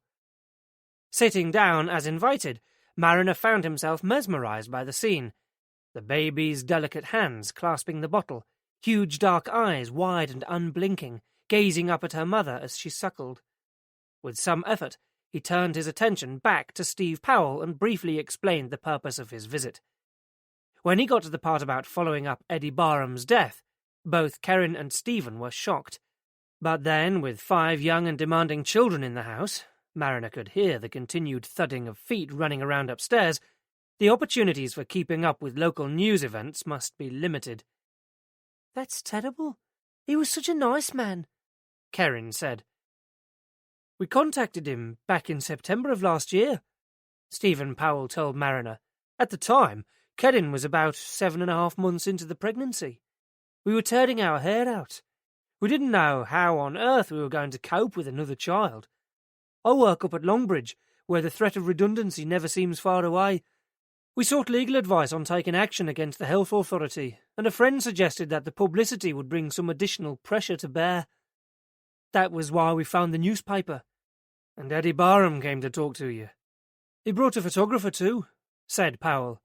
"But after some discussion, we decided that it would be more effective to run the piece after the baby was born, when we were due to start proceedings. So we waited, and then Isabel came along and we changed our minds." "About the publicity?" "About suing. We dropped the action. We rang the paper to tell Eddie." "When was this?" "The beginning of December, shortly after Isabel was born." It would have been only weeks after Eddie's meeting with Lloyd. "And what was his reaction?" "He was surprised. He said he thought we had a very strong case, and obviously he recognised it as a good story. But we'd already made up our minds that we couldn't go through with it. Touch wood, we're not badly off, and we had a beautiful, healthy baby. We felt that to try to blame someone for Isabel's birth would be an act of betrayal. I mean, look at her." Steve Powell relieved his wife of the now replete infant, who blinked uncertainly towards Mariner. "How could anyone not want one of these?" Mariner did look, and for some inexplicable reason he found a lump rising in his throat. "Have you got children, Inspector?"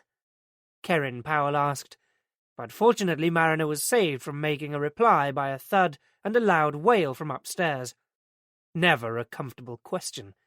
Right now, Mariner would have been hard-pressed to answer truthfully. Karen hurried from the room to attend the incident, and as Steve Powell was engaged with his youngest child, Mariner saw himself out. Driving away from the house, Mariner couldn't help imagining what it might have been like to hold that tiny infant in his arms, while Steve Powell's words rang inside his head. How could anyone not want one of these? How indeed. Mariner needed a drink. Along with the 7,500 dwellings on the Bourneville estate were the churches, schools, and shops required to serve the residents' needs. Unfortunately, though, thanks to the Cadbury's Quaker roots, The one glaring deficiency was a decent pub. Indeed, any kind of pub. So Mariner was forced to return to the boatman. Over his pint of Boddingtons, he considered where this case was going. The Powell family appeared now to be a complete red herring. No money had apparently changed hands, and in any case the Powells would have been paid for their story, not the other way round. And Mariner couldn't quite imagine them keeping their funds stashed away in some offshore account. All they were left with, then, was a partial database lifted from Eddie Barham's corrupted hard drive and a fragile link with Frank Crosby. Not much to offer at the inquest. He could do with showing that database to Anna Barham. It was possible that she might have an inkling of what it was all about, though somehow he doubted it, given the tenuous nature of her relationship with her brother. They should go back to the original clues, too, namely the page of small ads. So far, those had yielded nothing, but Mariner couldn't shift the feeling that there might be something there. After a couple of pints, he wandered home. Despite the Focus parked outside, the house was unexpectedly dark and quiet, meaning that Knox was either on a night out or had turned in early. Switching on the living room light, the mystery was solved by a pair of pink patent leather trainers neatly aligned with Tony Knox's size 11 Doc Martens. This hadn't been part of the deal, and Mariner's immediate thought was that he wished he'd discussed the point. Too much to hope for that it could be Mrs. Knox come round for a reconciliation. Again, Mariner pondered on the stupidity of Knox's behaviour. "You've got it made," he'd told Mariner, failing to realise that actually he was the one with all the advantages of a loving wife and family. A grandkid, something that Mariner had started wondering lately if he would ever achieve. Until Greta had come along, he'd been content to be alone. It had always been his natural state. Most of his relationships tended towards the purely functional, and he'd only ever really cultivated friendships because somehow it seemed to be an expectation. Of his mother, his teachers, or his girlfriends. Left to his own devices, he'd always preferred to be entirely self-reliant. Now, though, he'd reached that age where some kind of settled family life had begun to look vaguely appealing. The irony of the situation wasn't lost on him. Just at the time when he felt ready for a long-term relationship, the possibility had begun to recede rapidly into the distance. The reasons for this he tried not to dwell on too much, but someone, it seemed, was determined that he would. He'd only been in bed 10 minutes when he suddenly became aware of low, rhythmic groans emanating from the room above his. They got louder. If this was a reconciliation, then it was a pretty comprehensive one. He tried to ignore the noises and go to sleep, but he was startled and ashamed by how much the undulating, animal-like sounds aroused him, and when eventually they built to a screaming crescendo, his own climax followed soon afterwards, leaving him feeling self-disgusted, like some dirty little voyeur, rubbing salt into an increasingly festering wound. For Anna Barham, the days that followed were marked out by the rituals of sudden death. The nature of Eddie's demise necessitated an inquest, which, in the event, was blissfully short. Mariner had already talked her through the process, and it went pretty well as he'd predicted. Once the pathologist had presented his findings, cause of death a lethal injection of pure-grade diamorphine, the request for an adjournment was duly granted for 14 days, pending police inquiries. Meanwhile, permission was given to release Eddie's body to be laid to rest, allowing Anna to make the final arrangements. The Friday of his funeral was bitterly cold, with a biting wind and a blanket of thick grey cloud that pressed claustrophobically down over Lodge Hill Crematorium. It seemed not so very long ago that Anna and Eddie had come to this very place on a crisp sunny afternoon to say the last goodbye to their parents. For that brief window in time, united in grief, they had almost been like a normal brother and sister, although even then, Anna seemed to remember, they'd found time to argue about Jamie. Like then, today was a day of ghosts and strangers, and Anna found herself surrounded by a group of unknowns, who paradoxically all seemed to know her.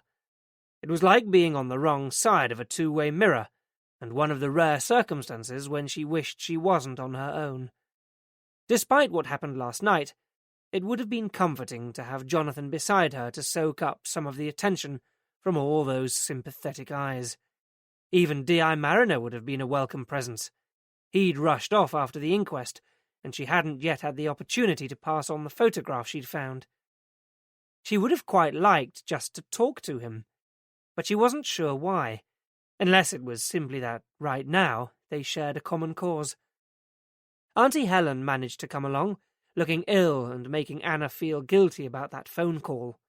There were some remaining distant relatives Anna barely recognized, who presumably had seen the newspaper story, along with a clutch of younger people who Anna took to be Eddie's former work colleagues.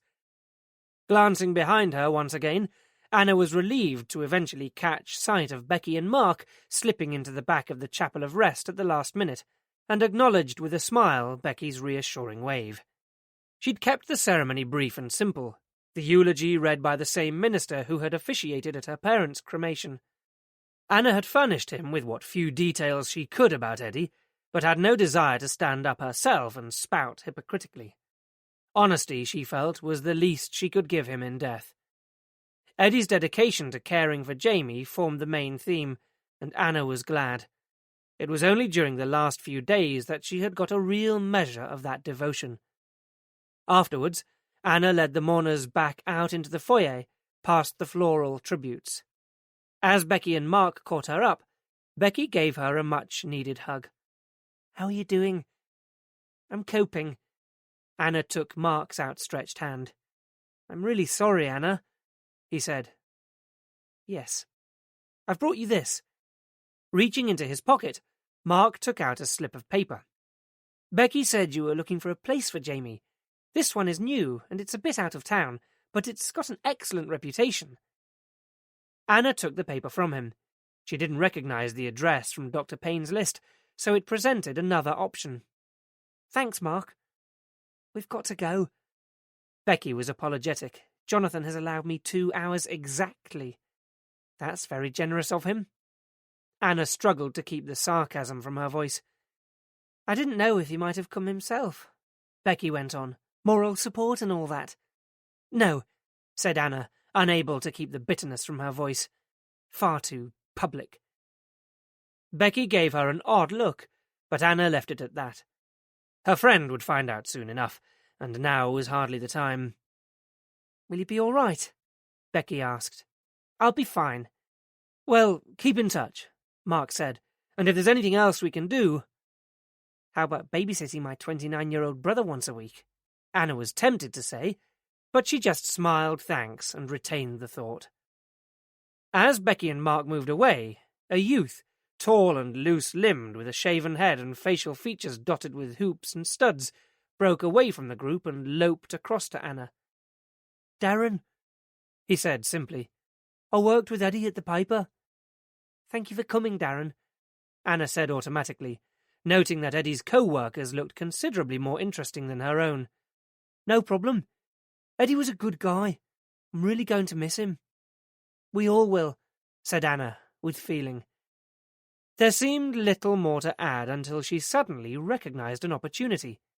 "Darren, you may be able to help me," she said. "You may know that Eddie and I weren't particularly close, and I've never met his girlfriend. Is she here today?" But Darren just looked confused. "I told that copper. I didn't know Eddie had a girlfriend. He never talked about one." Rifling quickly through her bag, Anna took out the photo of Jamie and the unknown woman. "I thought this must be her. Do you know who this might be?" Darren pulled a face. "I've never seen her before. I'd remember a face like that, I'm sure of it. Pretty girl." "Oh. Well, thanks anyway." "Sure, and hey, I'm really sorry." He dipped his head before moving back to the group. "Thanks," said Anna. Darren's place was immediately taken by an older woman, her greying hair set off by an elegant claret-coloured tailored suit. She smiled warmly. "Hello, Anna. I'm so sorry about Eddie." She accepted Anna's blank expression with a smile. "You won't remember me. I'm Liz Truman," she obliged. "Richard and I were friends of your parents. It was a long time ago, I know, but you visited us once or twice when you were all children. Oh, yes, of course. Thankfully, her words began to strike a familiar note with Anna. Mum and Dad had got to know the Trumans along with several other families when Jamie was young. The Trumans had subsequently moved to a bigger house in Sutton Coldfield, to the north of the city, that Anna vaguely remembered visiting. Michael had the autistic diagnosis like Jamie, but any similarity ended there. Michael had seemed to make so much more progress and had lots of language, although he didn't always know how to use it properly. Anna's overriding memory of Michael was having him follow her around their garden all day because he'd taken a liking to her then waist-length hair. "How is Michael?" she asked now, out of politeness more than anything. Another smile. "He's doing really well, especially since he's been on his new medication. He was on the same one for years, but it started to have a very odd effect on him. It was very worrying, but what he's taking now is brand new and so much better. He's got his own flat now, with a lot of support from his dad and me, of course, but he holds down a part-time job, so he helps to pay for that himself." "That's great," said Anna, struck by the huge contrast. Hard to imagine Jamie living in his own place, however much support he was given. "He's still Michael, though," Liz added, tempering her enthusiasm as if she, too, had recognized the discrepancy. "And that will never change." She put a hand on Anna's arm. "I do know how hard it can be, and if you and Jamie ever want a day out sometime, change of scenery, you know where we are." "Thank you." It wasn't until later that Anna wondered how it was that Liz had even known about Eddie's death. To the best of her knowledge, they hadn't been in touch for years, but then they did get newspapers in Sutton. Before Anna had time to work it out, she was confronted with yet another sympathetic smile, but this time from Dr. Payne. Anna relaxed, pleased to see a familiar face. "How are you bearing up?" he asked. "I'm managing," Anna said. "Good. And what about Jamie?" "He seems to be okay. Life just goes on for him, doesn't it?" "I suppose so. You haven't noticed any ill effects?" he asked. "Nothing bothering him?" "Nothing obvious, no. Give him a packet of hula hoops and he's as happy as a sandboy." "Good. And the staff at the day centre haven't reported anything. He's still at Greenwood, isn't he?" "Yes. He seems to really like it there. I don't know how I'd manage without it." "Well, if there is anything I can do, you know what I am." "Yes. Thank you." The undertaker was hovering tactfully nearby. "When you're ready, Miss Barham," he intervened. "I must let you go. Your car is waiting." Dr. Payne grasped her hand and squeezed it hard. "I really am so sorry, Anna." As always, he was taking it so personally. And when Anna looked back from the car window, it was Dr. Payne who caught her eye again, deep in conversation with one of the many people at the funeral she didn't know. Chapter 15. Anna was so relieved to get the funeral over with that collecting Jamie was almost a pleasure. "I'm worn out, Jamie," she told him, getting into the car. "Let's go to McDonald's." "McDonald's! Big Mac, Big Mac!" Jamie grinned. At this time on a Friday afternoon, the car park at the fast food restaurant was almost full. Anna squeezed the car into a far corner, and they walked across the car park, Jamie trailing his customary 5 yards behind.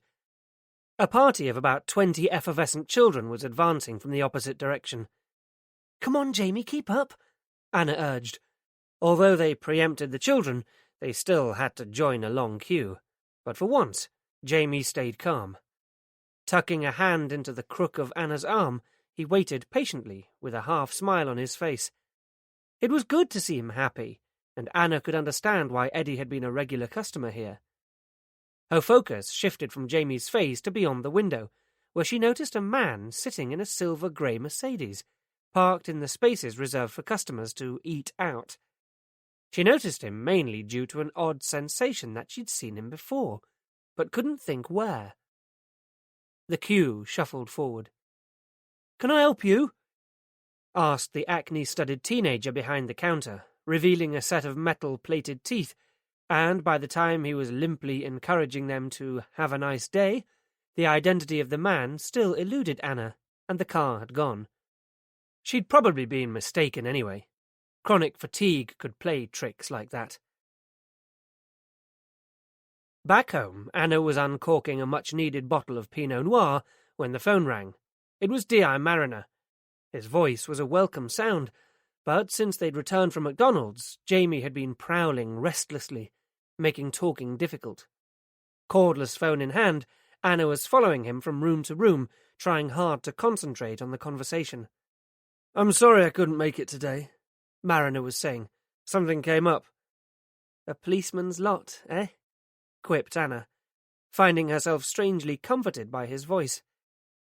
"I'd half expected to see you lurking in the background, waiting for the murderer to give himself away." That glass of wine she'd drunk was going straight to her head. "Another media myth," Mariner assured her. "How did it go?" "It was a good turnout. At least 50 people I'd never seen before." "Well, it's over now. You can move on." Said with such quiet authority, even the cliché was a consolation.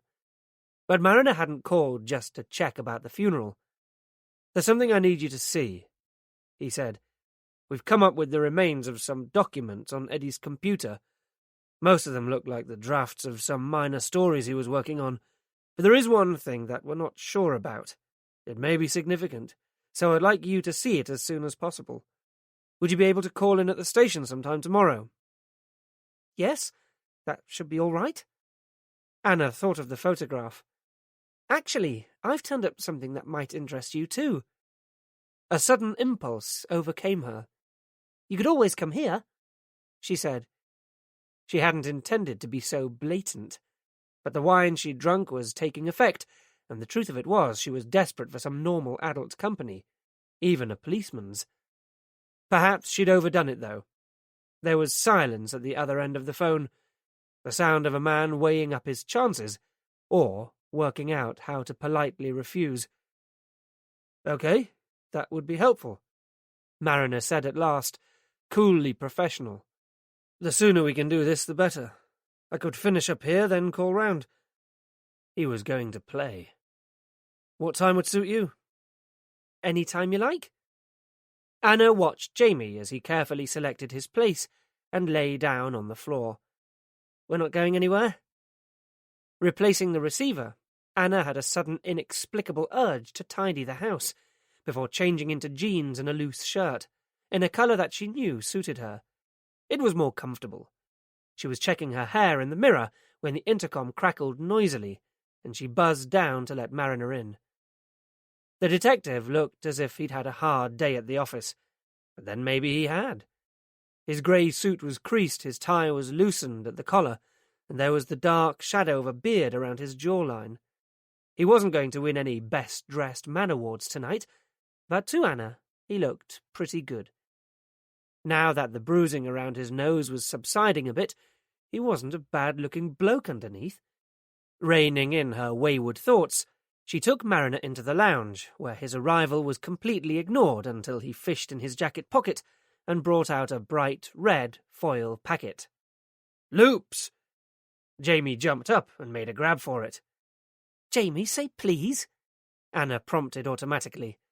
Jamie muttered something unintelligible in response, simultaneously snatching the pack from Mariner's hand. "You don't have to bribe him to like you," she said. "Who said it was bribery?" Anna saw Mariner's gaze take in the bottle on the kitchen counter, a third already gone. "It's been a long day," she said, only partly in self-justification.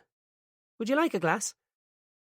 Mariner glanced at his watch, and a million questions ran through Anna's head, all of them far too personal to voice. At last he nodded. "That will be great, thanks." They retreated to the kitchen, mainly to escape from Carol Vorderman, and while Anna poured the wine, Mariner took off his jacket and slung it over the back of a chair. Anna pulled up a chair to sit opposite him. "Right," she said, impishly, encouraged by the wine she'd already consumed. "I'll show you mine if you show me yours." Mariner smiled. "I'm afraid you might find mine a bit of a disappointment," he said, holding her gaze. Was he flirting with her? Momentarily, perhaps, but that was all. Almost immediately he was back to business, as he reached into the inside pocket of his jacket and took out a single sheet of folded paper. The most interesting thing we found on Eddie's home computer was a powerful virus. Someone made a deliberate attempt to destroy all his files. Anna couldn't bring herself to say the word killer. Possibly. Or it may have been Eddie himself, if he knew he was under threat. Whoever it was did an effective job. The only thing of any interest we managed to rescue was this. He was right, it wasn't much. The A4 sheet that he spread out on the table was a database of some kind, rows and columns divided by grid lines. The left-hand column contained only letters, the row next to it numbers. But beyond that, halfway across the page, the data began to be replaced by rows and rows of meaningless hieroglyphics, where the virus had begun to corrupt this document too. Anna had witnessed a similar effect when a bug had entered the system at work. "As you can see," Mariner said, "we're not left with much, even on this. But this is our starting point."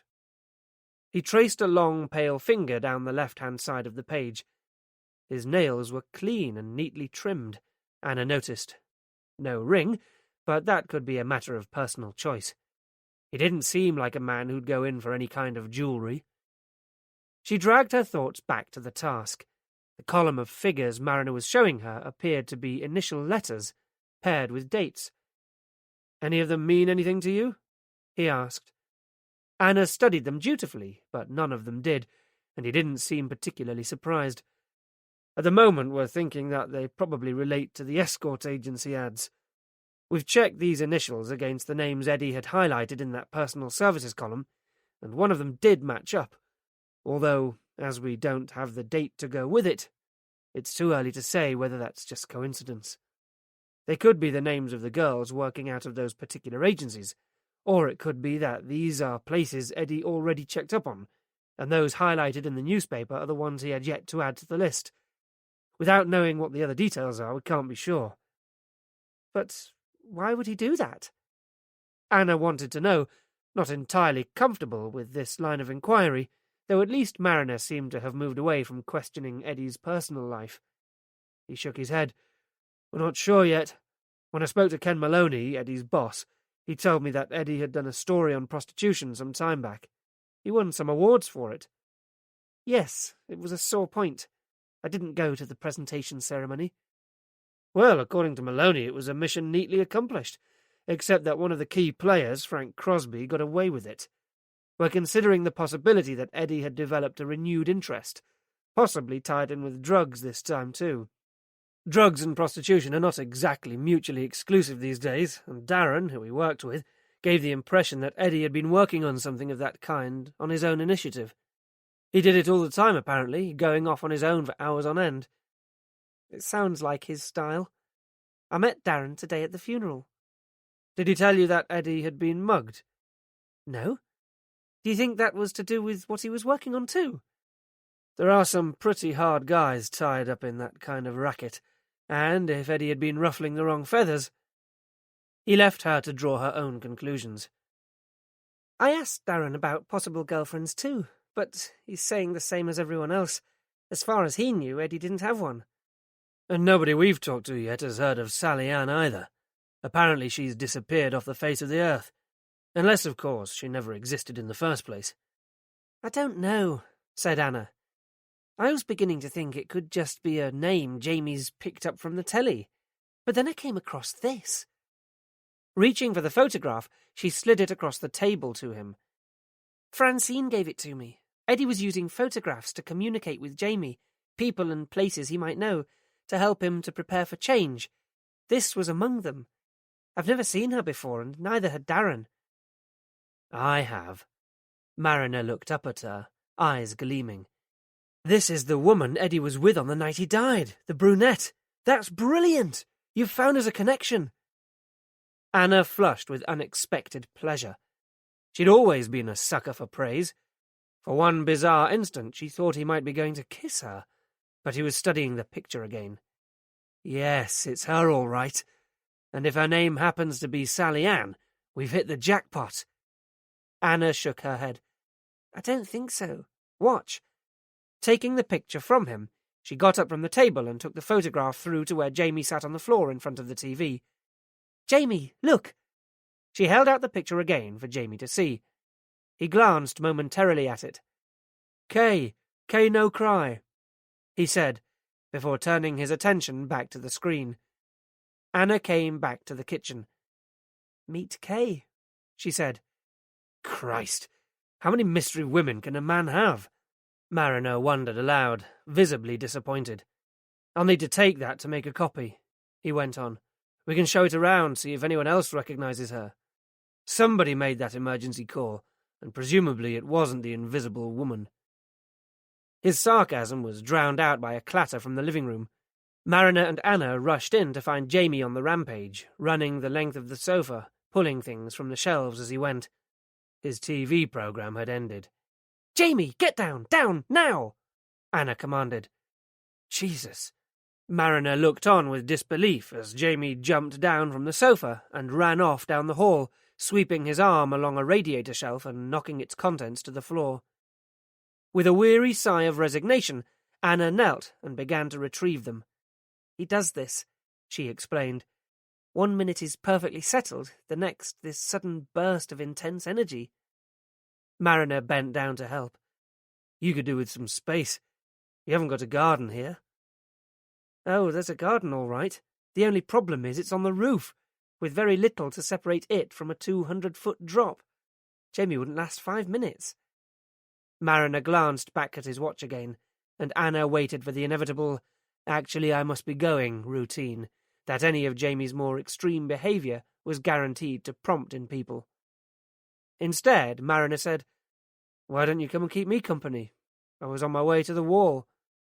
The wall? The indoor climbing centre. You could get in as my guests, and Jamie can climb as much as he likes there.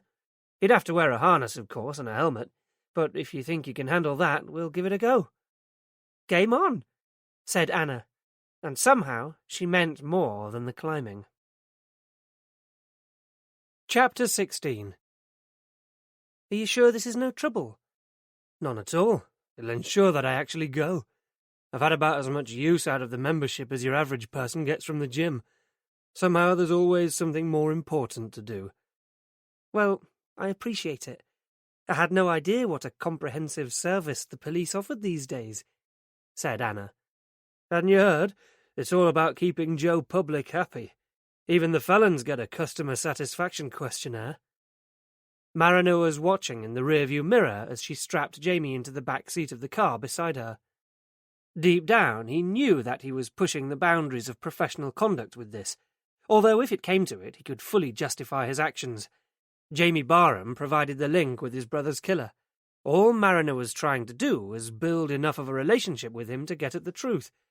Anna Barham's presence was just a necessary but pleasant byproduct. Wasn't it? He felt sure Tony Knox would have approved. The wall was actually more like a vast cavern filled with layers of towering moulded and riveted panels, lending it the surreal appearance of an old set from Doctor Who. Once a disused firearms factory, abundant EU regeneration grants had helped to reinvent it as a comprehensive climbing centre with a thriving clientele. Despite being a long-standing member, Mariner continued to be treated with the customary cool suspicion afforded police officers in most social situations. It did mean, however, that there was no argument about Jamie and Anna gaining entry. Mariner had brought a bag in with him, and once inside, left Anna and Jamie to go and get changed. Returning minutes later, wearing khakis and a t-shirt, he felt more relaxed, and sensed Anna Barham looking at him differently too. Jamie had at first seemed overawed by the new surroundings, but as they walked round to the climbing area, he suddenly came to life, and was at the nearest wall in a couple of bounds, forcing Mariner and Anna to physically restrain him. "Wait, Jamie," Mariner said firmly. "Helmet and harness first, then climbing." Jamie complied, but getting his harness on and ensuring its safety was like trying to keep hold of a wriggling eel. Mariner was worn out before they'd started. The beginners' climbs provided fixed ropes, making the walls simple and safe for anyone to try. But it soon became obvious that for Jamie these were an unnecessary precaution. Quick and unerring, he reached the top of the first wall in a matter of minutes. A small audience gathered to watch as Mariner gradually introduced Jamie to increasingly complex climbs. He had, it seemed, an insatiable appetite, but after an hour Mariner called a halt. "It's taken me years to achieve this level," Mariner told Anna. "I refuse to be completely humiliated by a novice. Let's get a drink. Jamie, drink?" "Drink," echoed Jamie happily. "I thought you didn't have any special talents," Mariner said, bringing over 2 bottles of beer and orange juice to where Anna sat, watching Jamie as he prowled. "So did I," said Anna. "He's a natural. Most of us have to give it some thought. You sure he hasn't climbed before?" "Apart from at every opportunity around the house. How would I know? One of the things I've learned in the last week is how little I've ever really known about him or Eddie, or, for that matter, my parents. And now they're all gone, and it's too late." "Does that bother you?" "Well, I never thought I'd hear myself say this, but yes, in a way it does. It's weird, knowing that there's only Jamie and me left. No one else to answer to." "Sounds all right to me," Mariner said without thinking. "Oh, yes? Nobody keeping tabs on you?" she asked cheekily. "My gaffer, mainly," smiled Mariner, trying to keep it professional. But she wasn't satisfied with that. "What about family, brothers and sisters, mum and dad?" "There's just me. I see my mother from time to time. I never knew my dad." "Oh, I'm sorry." She'd misunderstood, as people often did. "No, I mean, as far as I know, he's still out there somewhere. I've just never met him. Don't know who he is." "Oh." Naturally, she didn't know what else to say. It was a situation people generally seemed to have difficulty in grasping, which is why Mariner on the whole kept it to himself. In fact, he didn't have a clue why he should be talking about it now. Apart from Greta, he hadn't told anyone in years. But perhaps he felt that Anna deserved something back from him. Through her brother's murder, he was uncovering more and more of the intimate details of her life. It only seemed fair to reciprocate on some level. "My mother's never told me," he said, in response to her unasked question. "She doesn't think it matters." She'd also made it clear that his father didn't want to know. She'd been fobbing him off, of course. This was back when the consensus was still that children ought not to be troubled with the complexities of adult lives. To his mother's credit, Mariner couldn't ever remember being lied to. She just kept the details vague, and his dad was an important and very busy man, so he couldn't live with them in the same way that other dads did. In other words, he was already married. By the time Mariner entered his teens, fantasies about his father's identity ranged from astronauts to movie actors to sports stars, depending on his mood. By the time he was old enough for his questioning to be more probing and direct, his mother had conveniently developed migraines, and any talk of his father was guaranteed to induce an attack, long before any answers were forthcoming. Repeatedly he was dismissed with a vague promise that one day, when the time was right, he would know. The few friends he had were those who took him for what he was, and when he began, in his mid-teens, to attract girlfriends, his predicament afforded him an aura of mystery that he used shamelessly to his advantage. "Then what do you think?" Anna Barham jolted him back to the present.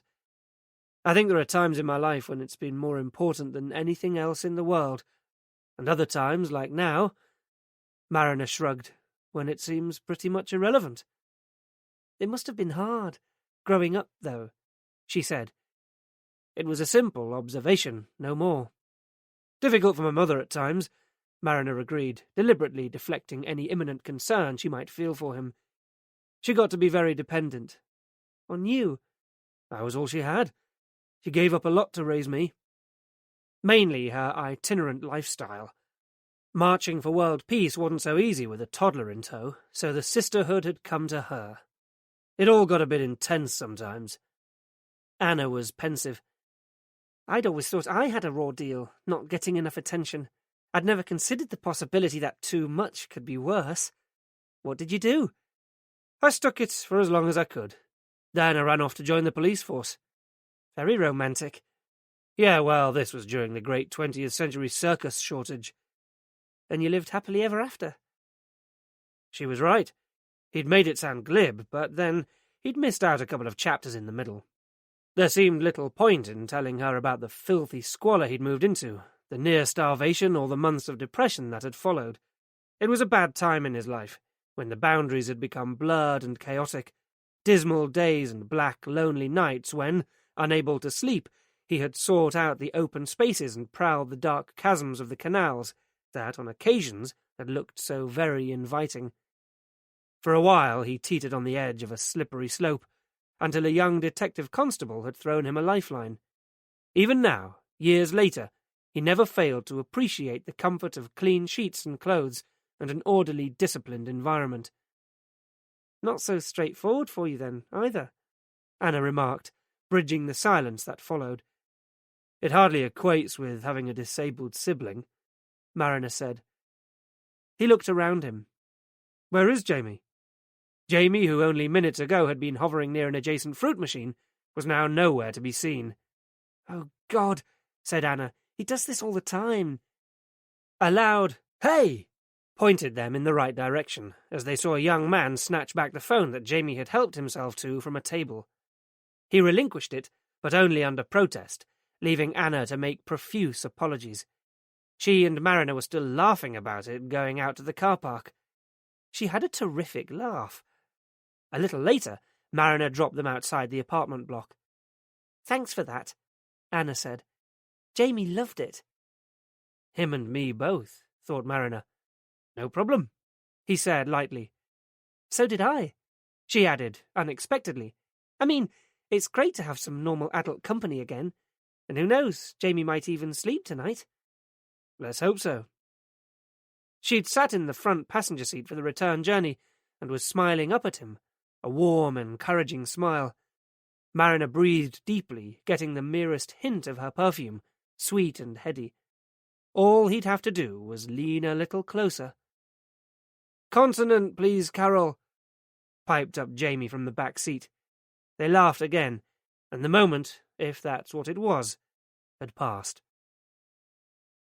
Mariner thought his timing for getting home would be about right, but his heart sank when, on the approach, he saw that the ground-floor lights were still on. To compound his irritation, he decided tonight to drive right up to the service road, to find it blocked not only by Knox's car, but also a scarlet Fiat Panda.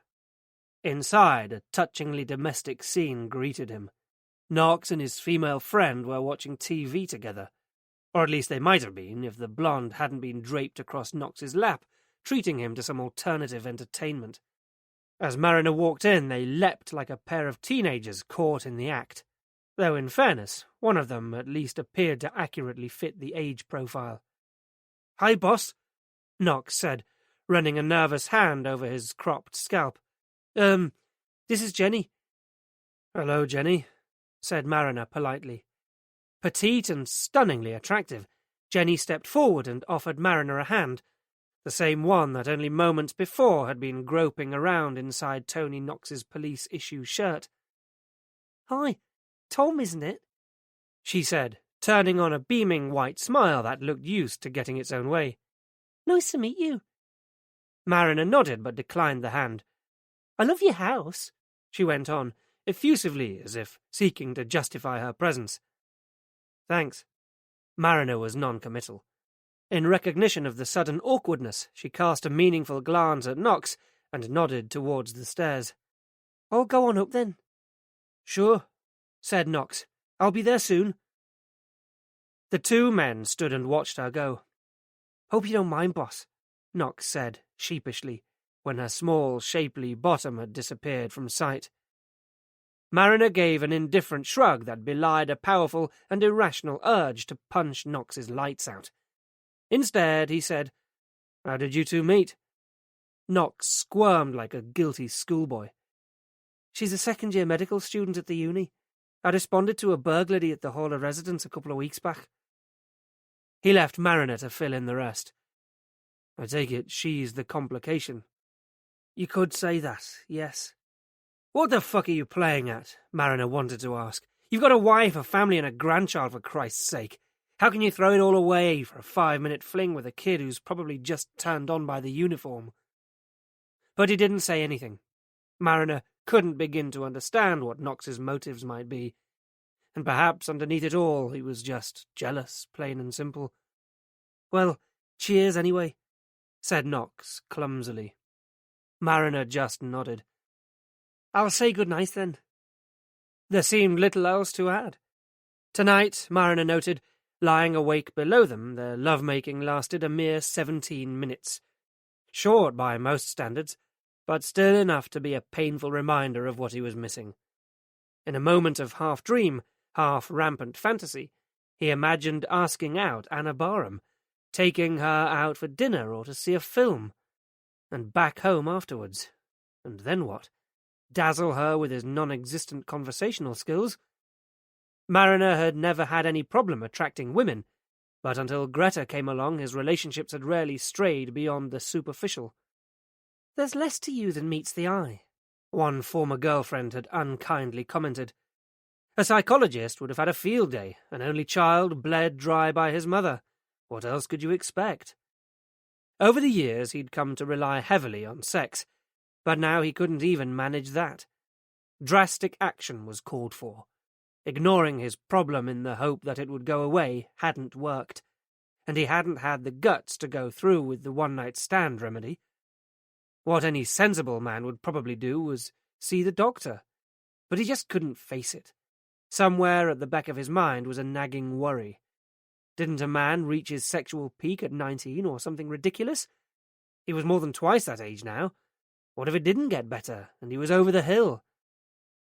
An ecstatic cry erupted from the room above his, and Mariner shoved his head under the pillow and tried to block it out. Chapter 17. The following cold and blustery morning, Mariner was scheduled to appear at the Queen Elizabeth Law Courts in the city centre to give evidence in a fraud investigation he'd been involved in 16 months previously. Small and unassuming, Faisal Ibrahim had single-handedly relieved the insurance firm for which he worked of £40,000 over a 6-year period. His ingenuity was spectacular. If it weren't for the fact that he'd broken the law, Mariner would have had a sneaking admiration for him. Mariner's contribution to the prosecution case was over by mid-morning, and as he was in the vicinity, he took the opportunity to drop in on D.I. Doug Lowry on the Vice Squad, based at police headquarters at Lloyd House. It was not a comfortable experience. Amid the overflowing in-trays, out-trays, stacks of files and empty coffee mugs, the only feature absent from Lowry's office was seagulls circling overhead. Mariner found the mess almost unbearable. "Sit yourself down, then," Lowry insisted cheerfully, leaving Mariner wondering if he was expected to perch on top of the filing cabinet. Instead, he shifted a pile of dubiously stained paperwork from a moulded plastic chair. Lowry's office was windowless, airless, and overheated, and already the big man was sweating profusely. Mariner hoped this wouldn't take long. "You knew Eddie Barham, didn't you?" he kicked off. "That journalist you lot thought had topped himself. Yes, I did." Mariner let the implied criticism go. "What did you think of him?" "That he wouldn't be the sort to kill himself, for a start," said Lowry smugly. Mariner refused to rise to the bait. "What sort was he, then?" he pressed on. "To be honest, I quite liked the guy," Lowry admitted. He made it sound like a major confession, and understandably felt the need to qualify his remark. He was down-to-earth and pretty straight as reporters go, had an unusual propensity for wanting to get at the truth. Mariner tugged at his collar. If he'd been in a cartoon, a jet of steam would have escaped. "When was the last time you heard from him?" Lowry shook his head. "Not for a long time, but I worked pretty closely with him on a story a few years back." "Frank Crosby." "That's right." "Tell me about that." "You must know most of it," he said. "About 4 or 5 years ago, Eddie Barham was researching a story for the Echo about kids who were sleeping rough on the streets in Birmingham. It was going to be one of those social conscience pieces, you know. Shocking that this could be happening on our doorstep. He got to know 1 or 2 kids who used the drop-in centre on Ulster Street, the one run by the Streetwise charity." Mariner nodded. He'd driven past the place frequently. "They do some good work, I heard." Lowry snorted. Most of the time, yeah. Anyway, Eddie Barham got to know this one kid in particular, built up a friendship with her. She was bright, articulate, but had a bad start. Stepfather had knocked her about, so she'd run away. She ended up sleeping rough, and God knows what else. Lowry told the story as if it was a normal everyday occurrence, which in his line of work it probably was. There but for the grace of God, thought Mariner grimly. Anyway, one evening this kid had arranged to meet Eddie for an interview, but she didn't show. Next time he saw her, the explanation was that the guy running the drop-in had offered her some alternative work, and as it was well paid, she'd gone for that instead. Barham managed to wheedle out of her that this work was of the largely horizontal variety, in a seedy hotel with a 50-year-old Dutch businessman who was visiting our fair city.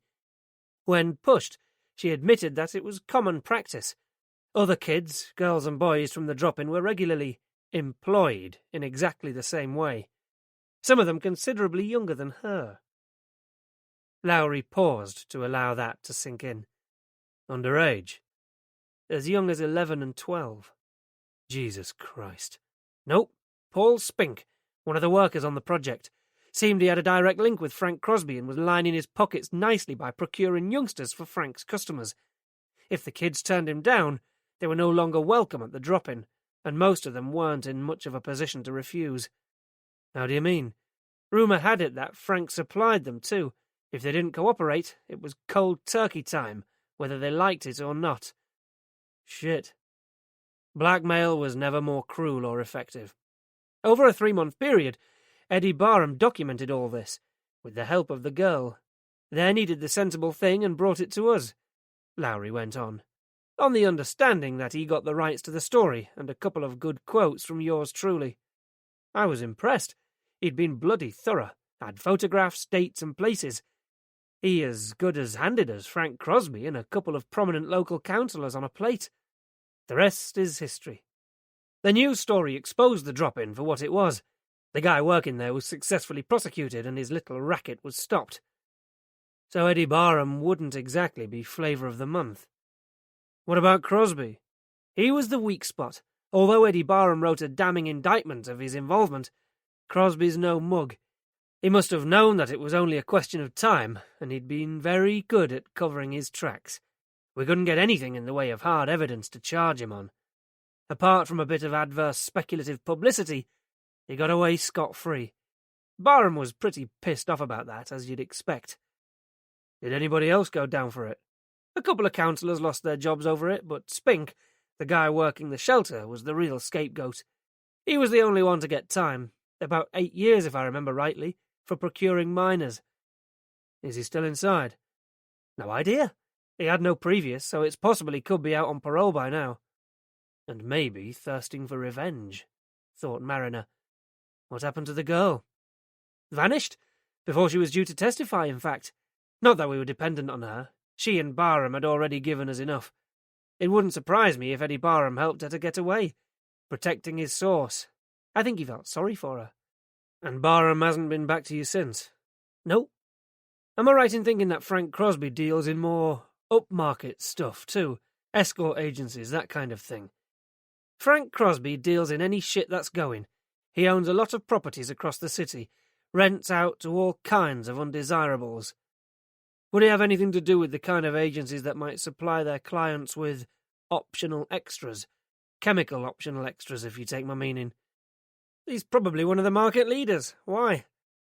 Looking at what he left behind, Eddie Barham seems to have developed a recent interest in that area too. Really?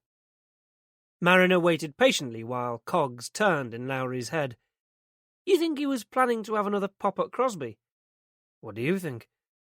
I think Eddie Barham wasn't the sort of bloke to let someone like Frank Crosby get away with it. Precisely what Mariner was thinking. And if Frank Crosby got wind of it, he's unlikely to sit back and wait for Eddie Barham to come to him. He completed the equation for both of them. One more thing. He took out the photo of Kay. You know this girl?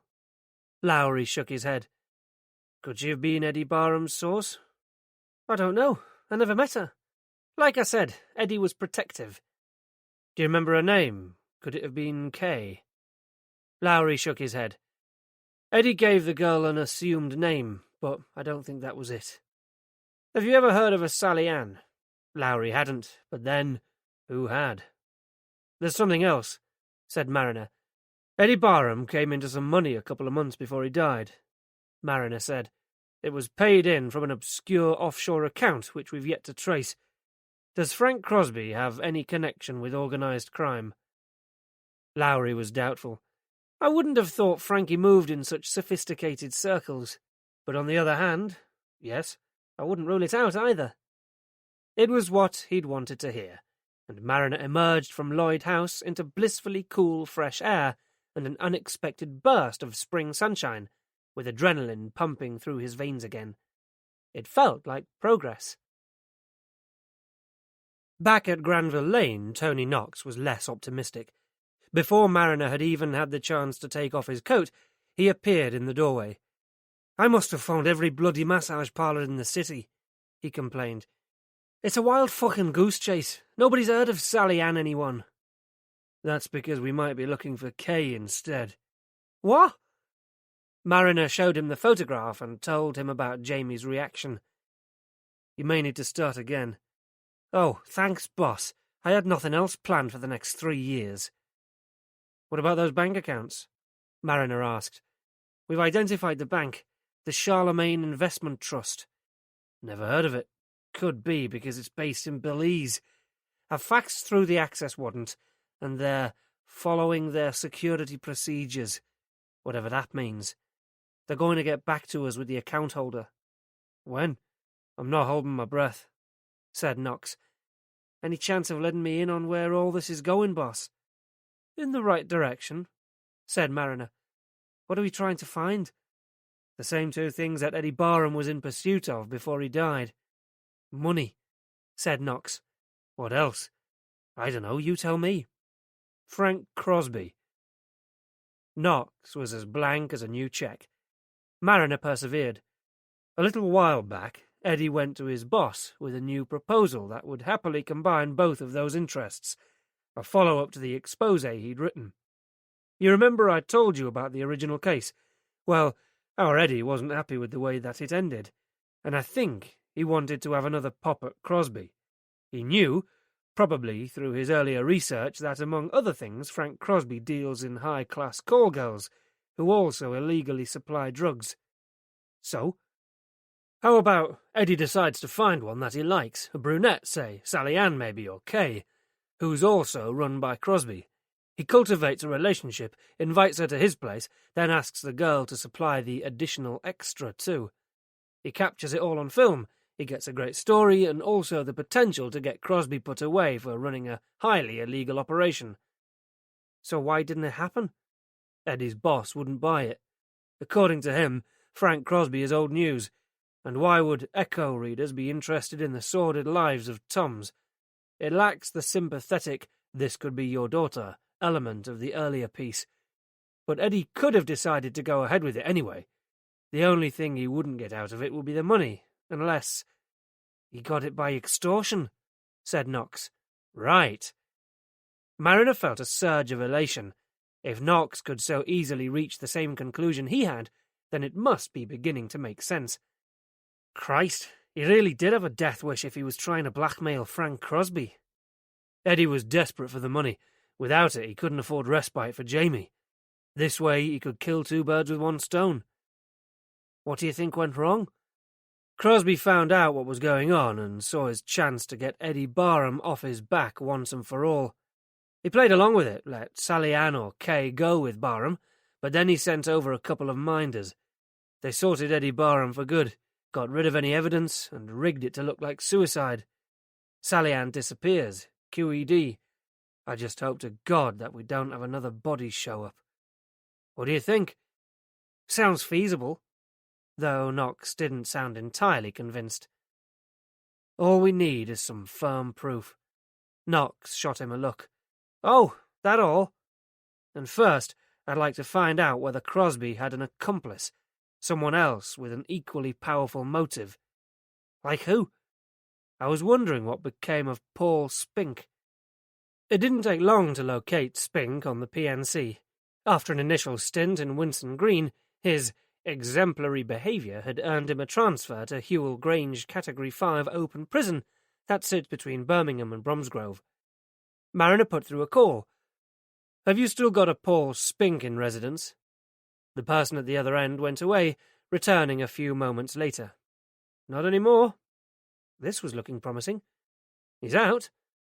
A pause. "In a manner of speaking, Spink hanged himself in his cell last March." Shit.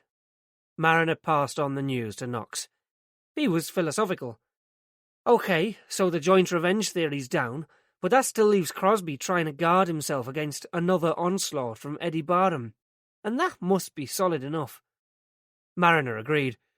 "We need to go back to the small ads. The brunette holds the key. Let's concentrate our efforts on her." In between uniformed duties, Knox had done a sterling job in phoning round the agencies, but so far had achieved nothing. It was time to try a more direct approach. The house looked like any other large rambling Victorian detached along Birmingham's outer circle route. Set into the thick beech hedges that topped the boundary walls was a discreet sign announcing it as The Beeches. Anna pulled onto the small tarmac driveway and sat for a moment, critically inspecting the exterior of what could potentially become Jamie's new home. From the outside, the building could have been anything from a refuge to a dentist's surgery. Everything looked well cared for.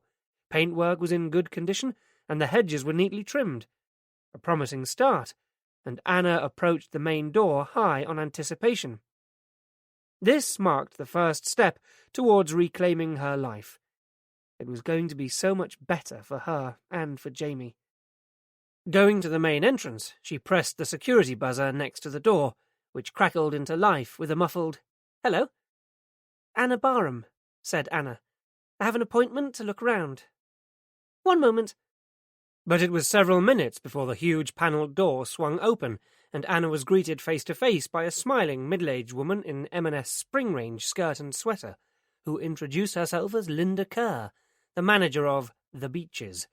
"Please do come in." Anna stepped into a wide, ornately tiled vestibule, and into a very specific atmosphere. The combined smell of cleaning fluids and cooking food was heavily reminiscent of the nursing home in which Anna's grandmother had spent her final years, and the first impression was everything she'd hoped it wouldn't be. And when, 30 minutes later, she emerged from the same door, her enthusiasm had been all but extinguished. The contrast between the homely exterior of the building and the functional institutional interior was stark. An occasional picture on the wall and a pile of dog-eared magazines on one of the tables in the communal lounge was the extent of the finer touches. Elsewhere, walls were grubby with finger marks, the carpet stained in places, and there were few comforts. "As you can see," Linda said encouragingly, "there's a lovely outlook from the back of the house." A large lawn surrounded by shrubs and dotted with benches. "The residents spend a lot of time out there in the summer months," Linda was saying. A sudden graphic image appeared in Anna's mind's eye of Jamie, sitting alone on one of the benches, gently rocking as dusk fell around him. She felt a sharp, inexplicable pain in her chest. Upstairs, the small cubicle bedrooms were simply furnished. A single bed, wardrobe and nightstand in each, some adorned with soft toys and posters of sports or pop stars, while others, by far the majority, were bare and impersonal, like cells. Anna thought of how confining Jamie would find it. "Do all the, residents have autism?" Anna asked. "Oh, no. Most of our younger clients have learning disabilities of some kind, but we also have one or two older EMI residents." Anna tried vainly to work out what EMI meant, but couldn't get beyond the record label. Later she discovered that it referred to elderly mentally infirm. Hardly Jamie's peer group. "Normally we try to group accordingly to age and ability," Linda was saying, "but with staff shortages we sometimes have to be a little more flexible." Her honesty couldn't be faulted. The tour over, Linda took Anna back to the reception area and the office so that she could take some details. This appeared to involve completing a long and detailed questionnaire on every aspect of Jamie's life so far. And Anna stumbled on the second question, Jamie's date of birth. She knew it was March, and she knew he was 29. but was it the 15th or the 17th? Unable to bring herself to admit her ignorance, she took a guess. If she was wrong, she'd have to change it later and tell them she'd made a mistake. The written application complete, Anna stood to go, but Linda hadn't finished. There were, she said, some more sensitive issues to discuss. "Does Jamie have any, challenging behaviours?" she asked, her attempt at sounding casual not quite succeeding. Now we're getting to it, Anna thought, not unless you count public masturbation. She played ignorant. "Such as violent outbursts," Linda suggested, smearing. For a moment, Anna really didn't know what she meant. Jamie wasn't exactly up to spreading malicious gossip about anyone. "Smearing?" she repeated. "Feces," said Linda calmly. "No!" Anna was horrified. Linda clearly relieved. "And how is his sleeping?" she asked, moving quickly on. "He doesn't," said Anna candidly.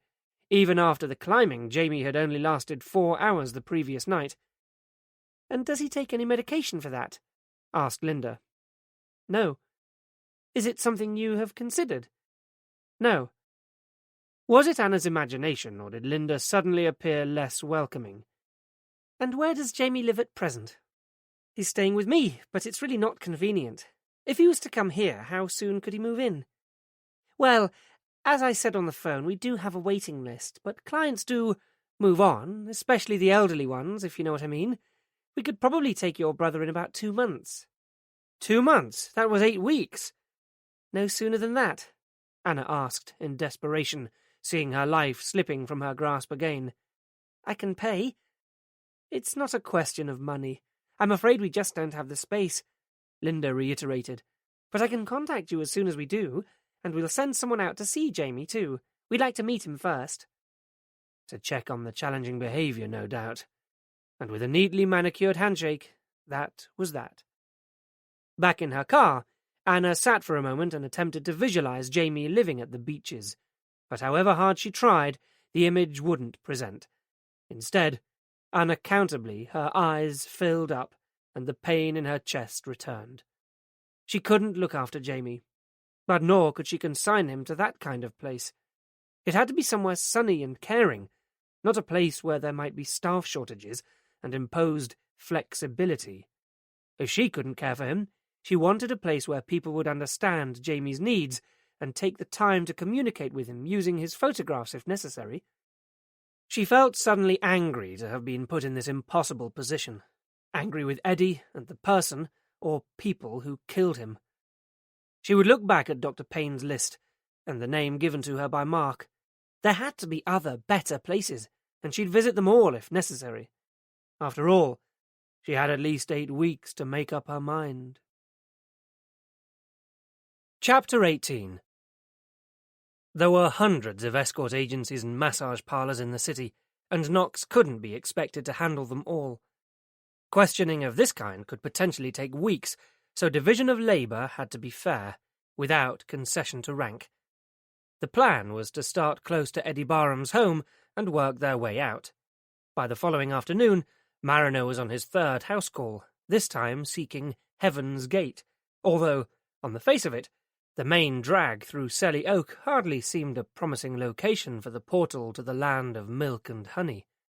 Once a thriving shopping centre and community strung out along the main arterial road south out of Birmingham towards Bristol, Selly Oak was now mostly neglected, economically shored up by the term-time influx of university students. Boarded-up shopfronts, shaggy with torn and blackened fly-sheets, were interspersed with an assortment of fast food outlets and laundromats, like the last decaying teeth in an old man's mouth. Parking up on a side street, Mariner zigzagged his way through clusters of the nation's most privileged youth, dawdling their way to afternoon lectures. The Heaven's Gate agency was accessed through a door to the side of one of the suburb's increasing number of Balti houses, where the smell of garlic and coriander hung richly in the air, even at this early hour. At the top of the perilously narrow staircase, an effort had been made on a small budget to create a welcoming reception area with a faded sofa and a low wood-effect coffee table, bearing heavily leafed motor and amateur photographer magazines, along with the mandatory portfolios of beauties.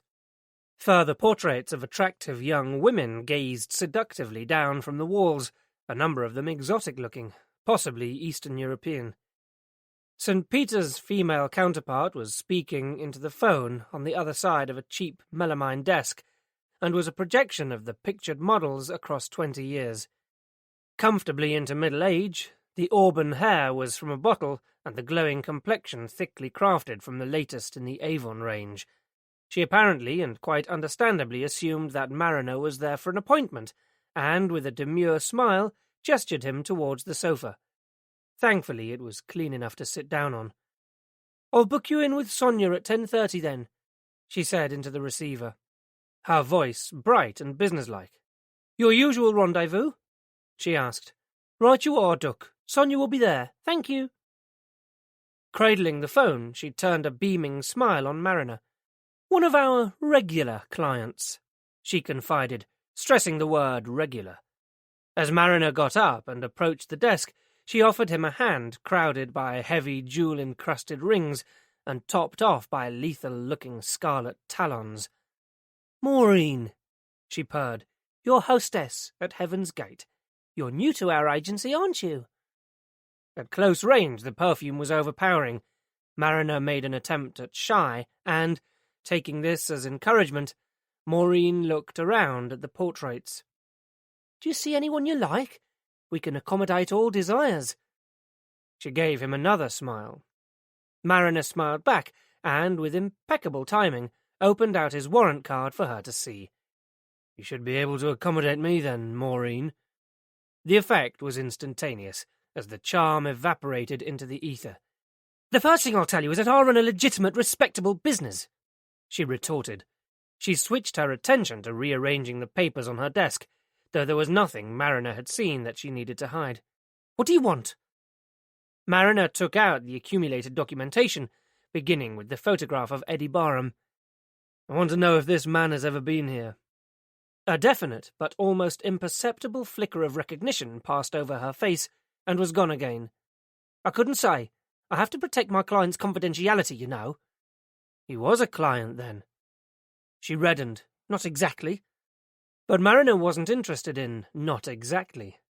"Listen, Maureen," he cut in. "Eddie Barham, that's his name in case it had slipped your memory, couldn't give a toss about confidentiality anymore. He was found dead in his own home just over a week ago." Maureen paled a little under the layer of foundation. "He died from a drug overdose. Any of your girls provide optional extras?" "No!" She was affronted. "Are you sure about that? Is that what they'd say if we talked to them? Of course we'd need ID before we could interview them. Passports, work permits, and all that." Maureen capitulated. "All right, he did come here, but it's not what you're thinking. I couldn't help him." "Oh, I thought you catered for all desires." "It wasn't that.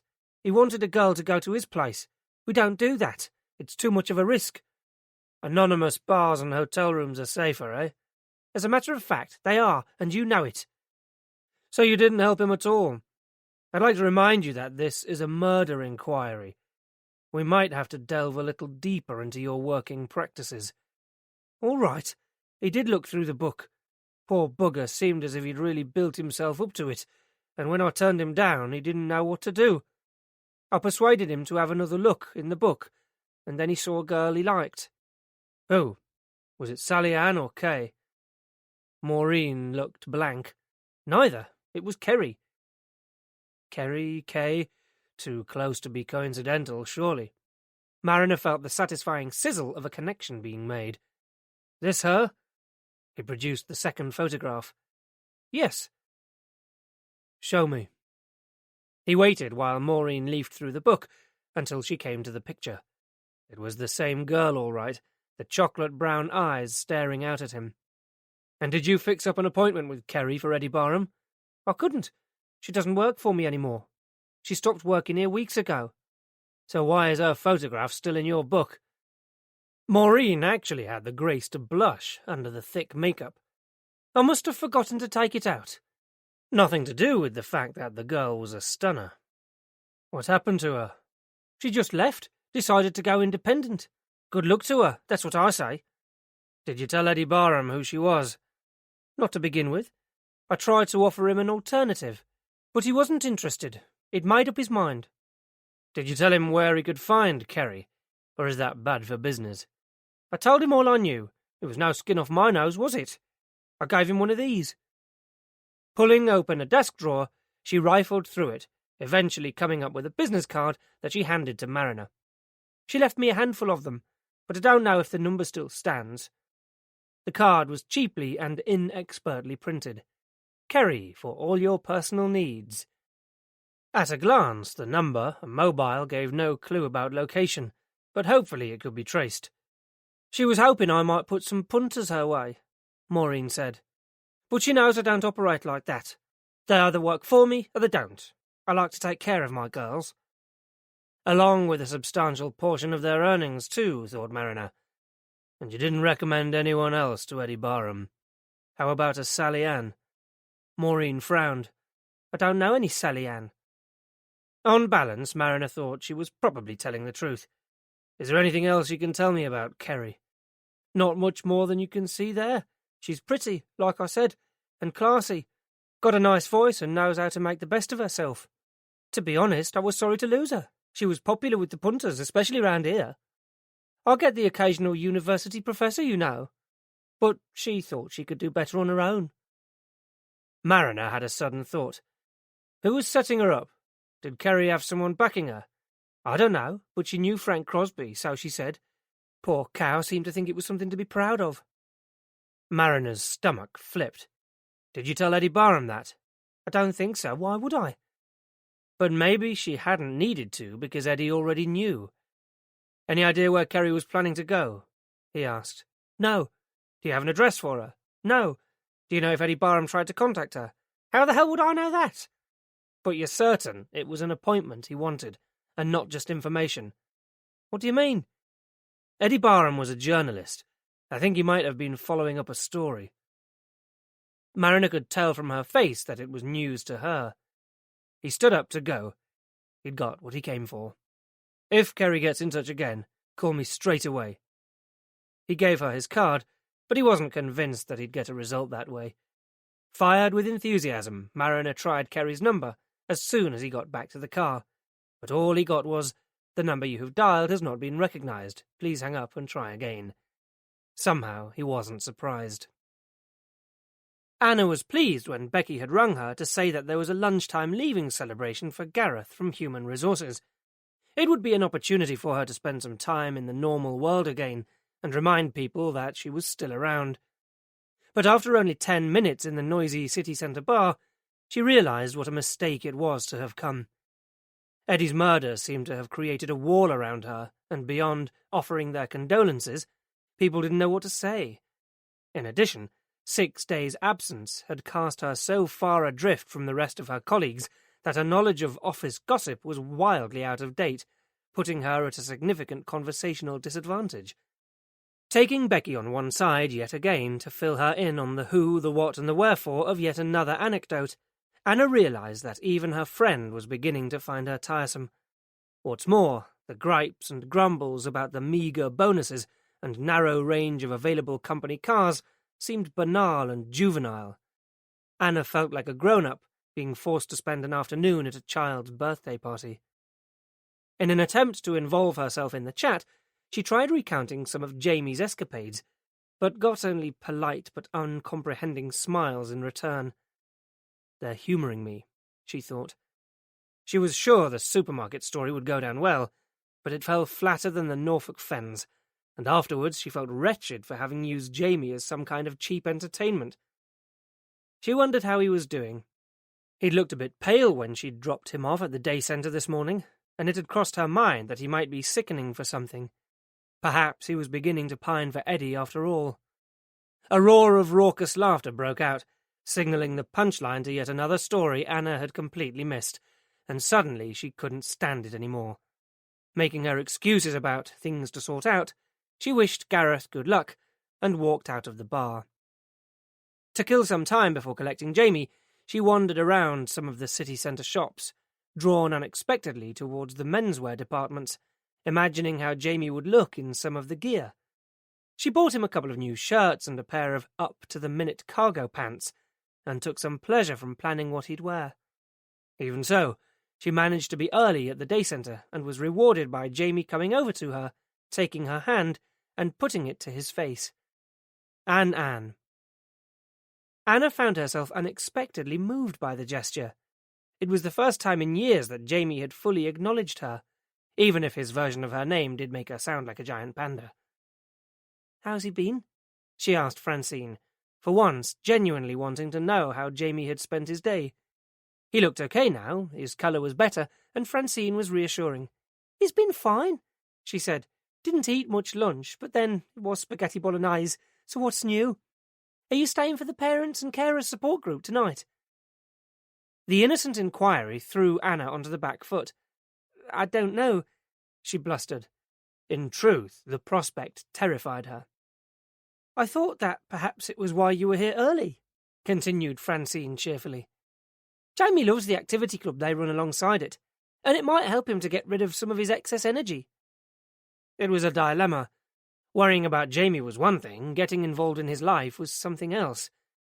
"I'm sure Eddie was involved in arranging the speakers tonight, too," Francine chattered on persuasively. "One of the topics up for discussion is sleep issues. Mightn't that be relevant?" It was enough to entice Anna in. A couple of hours of her time seemed a minor commitment, and Francine was right. She might learn something useful. With Jamie in tow, she followed Francine's directions back to a large recreation room, which already echoed to the sound of loud pop music. Various activities had been set up, and a number of other adults, some with visible disabilities, but others like Jamie whose needs were less clear, were already engaged with volunteer helpers. Jamie hovered initially on the periphery, hands flapping, but pausing now and then to watch the others, until a young student, evidently an old friend, encouraged him to get involved in a basketball shoot. Anna watched with fascination as Jamie went to join in, responding with a smile to some gentle teasing from the other adults. This was his social life. She'd never for one moment imagined he could have one. After a few minutes, she pried herself away to follow the flow of people to another communal room, where chairs had been set out in rows. Wanting to remain inconspicuous, Anna took a seat towards the back. Gradually the room filled with other people, mainly women, mainly middle-aged or beyond, who quickly huddled into small knots to talk. Eavesdropping shamelessly, Anna caught snippets of strangely reassuring conversation. "How's she doing this week?" The woman addressed held up crossed fingers. "Only 3 times last night, so we were really pleased. Then he just knocked his dinner all over the floor. It was so embarrassing." Feeling that she was blending into the background nicely, Anna began to relax, but the anonymity didn't last for long. Like many there, the woman who approached her was of her parents' generation, attractive without makeup and casually dressed in jeans and t-shirt. "It's Anna, isn't it?" she said. "Yes." Anna was wary. "I thought I saw you with Jamie. I'm Gail. Our daughter Susanna is here at the centre. She's autistic too. In fact, we used to know your parents quite well. We were all terribly shocked to hear about Eddie. I'm so sorry." "Thanks." "How's Jamie coping?" Gail asked. "He must miss Eddie dreadfully. Eddie was so good with him." "He seems to be okay." Gail smiled encouragingly. "Well, it's great that you're taking him on." "There wasn't much choice, really," Anna reminded her. "No," said Gail. "There isn't for any of us." There was a beat of self-conscious silence before Anna felt compelled to set the record straight. "Actually, Jamie will only be staying with me as a short-term measure," she said. "I've already been to look at a residential home, and it seemed very nice." "Oh, I see." Did Anna sense a cooling towards her, or was it paranoia striking again? "It's called The Beaches," she elaborated. "Do you know it?" Gail looked uncomfortable. "No, we've never considered anything like that. I couldn't think of having anyone else care for Susie. We haven't left her with anyone else in 19 years. Anna was appalled. "What do you do if you want to go out?" she asked. "We don't." was the simple reply. "We haven't been out together since she was born." Anna didn't know what to say. It seemed like a life sentence that Gail was proud of, and suddenly Anna wondered how her parents had coped. "It's good to see you here anyway, Anna," Gail was saying. "I hope you enjoy the evening." "Yes, thank you." Shortly after that, the meeting was called to order, but to Anna's great embarrassment, the first item on the agenda was the news of Eddie's death, followed by her introduction to the group as Jamie's new carer, making her feel more fraudulent than ever. The session then began encounter group style, with a general sharing of problems, especially relating to sleep. Anna listened to people describing many of the difficulties she'd already experienced with Jamie, though often far more extreme, leaving Anna marvelling at the resilience of the human spirit. One couple admitted to never having had an unbroken night since their 27-year-old, doubly incontinent son had been born. Although it made caring for Jamie sound like a picnic, there was a ring of familiarity to it all, and Anna began to find some small comfort in the knowledge that she was not alone. In fact, she realized with a jolt that somehow she felt less of an outsider here than she had done in the pub earlier in the day. The first guest speaker of the evening was an alternative therapist, who recommended the use of aromatherapy and massage in encountering good sleeping habits.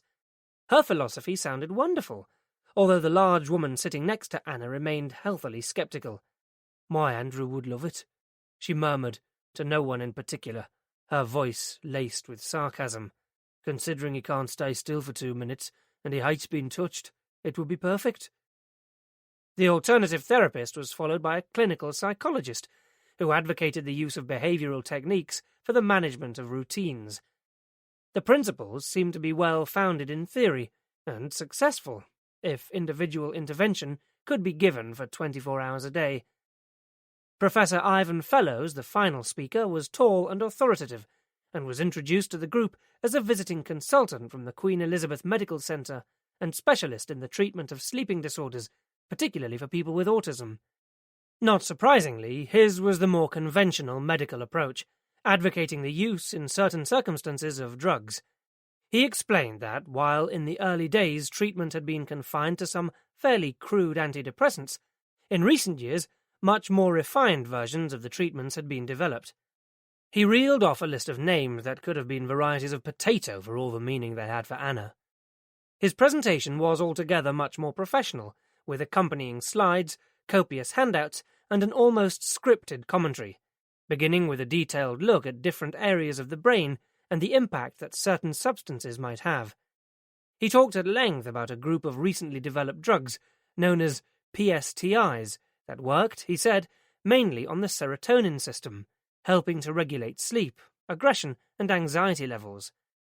But as the professor went on to describe in great detail the various neurochemical processes that could be influenced by the use of pharmacological treatments, Anna could see him being far more at home addressing other medical experts, and noticed faces beginning to glaze over. Almost a week of disturbed sleep was taking its toll on her too, and her powers of concentration were suffering. Interest was briefly revived as Professor Fellows described some highly successful trials of recently developed medications, which made them sound like wonder drugs, until he followed that with a damning indictment of the potential and actual side effects. Anna drifted away again, her parents' opposition to medication for Jamie apparently vindicated. They had travelled this route years ago, with endless visits to Dr. Payne and even an assessment with an expert in London, before rejecting the idea of medication outright. When the lecture ended, Anna found herself standing in the queue for coffee beside Professor Fellows and felt obliged to offer some comment.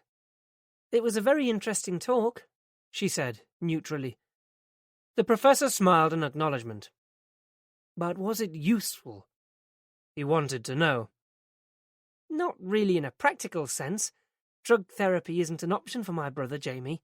He was removed from a respite placement for that reason." But having been present when Anna was introduced, the professor looked surprised. "It was Eddie who invited me to come and speak tonight," he said. "He seemed keen to learn more about what the possibilities for Jamie might be." "Did he?" Now it was Anna's turn to be surprised. "Oh yes, He was very interested in the effects of particular medications.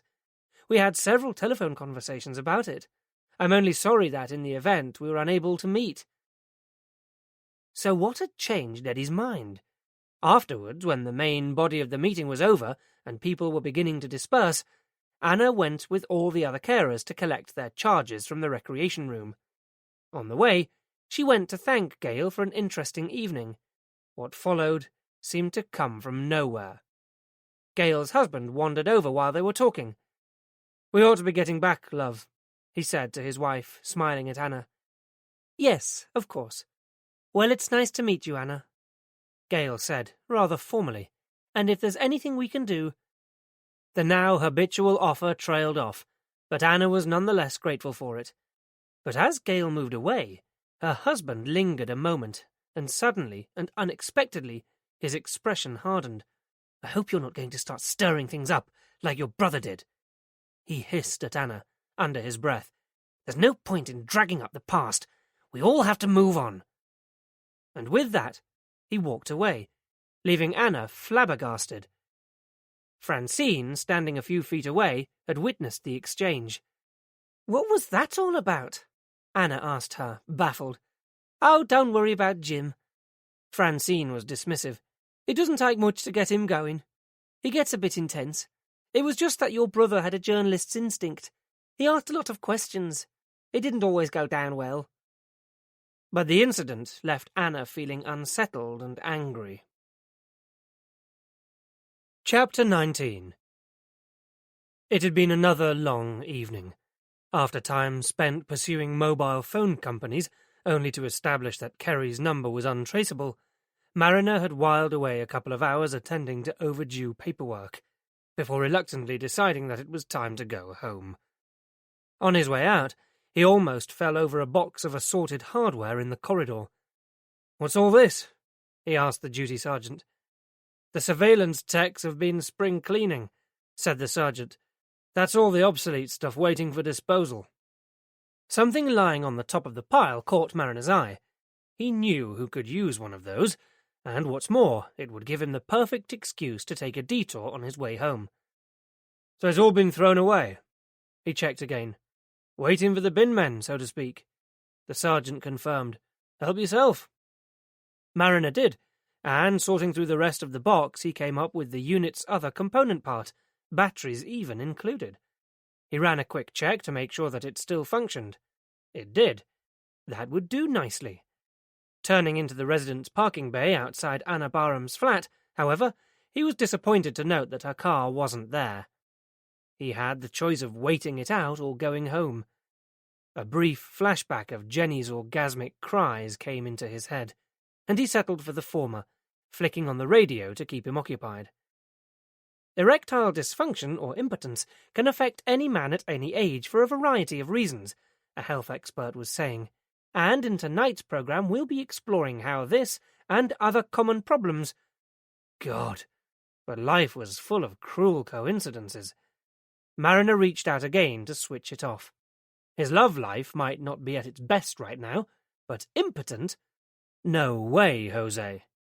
His finger hovered for a moment over the on-off button. On the other hand, he had precious little else to do right now.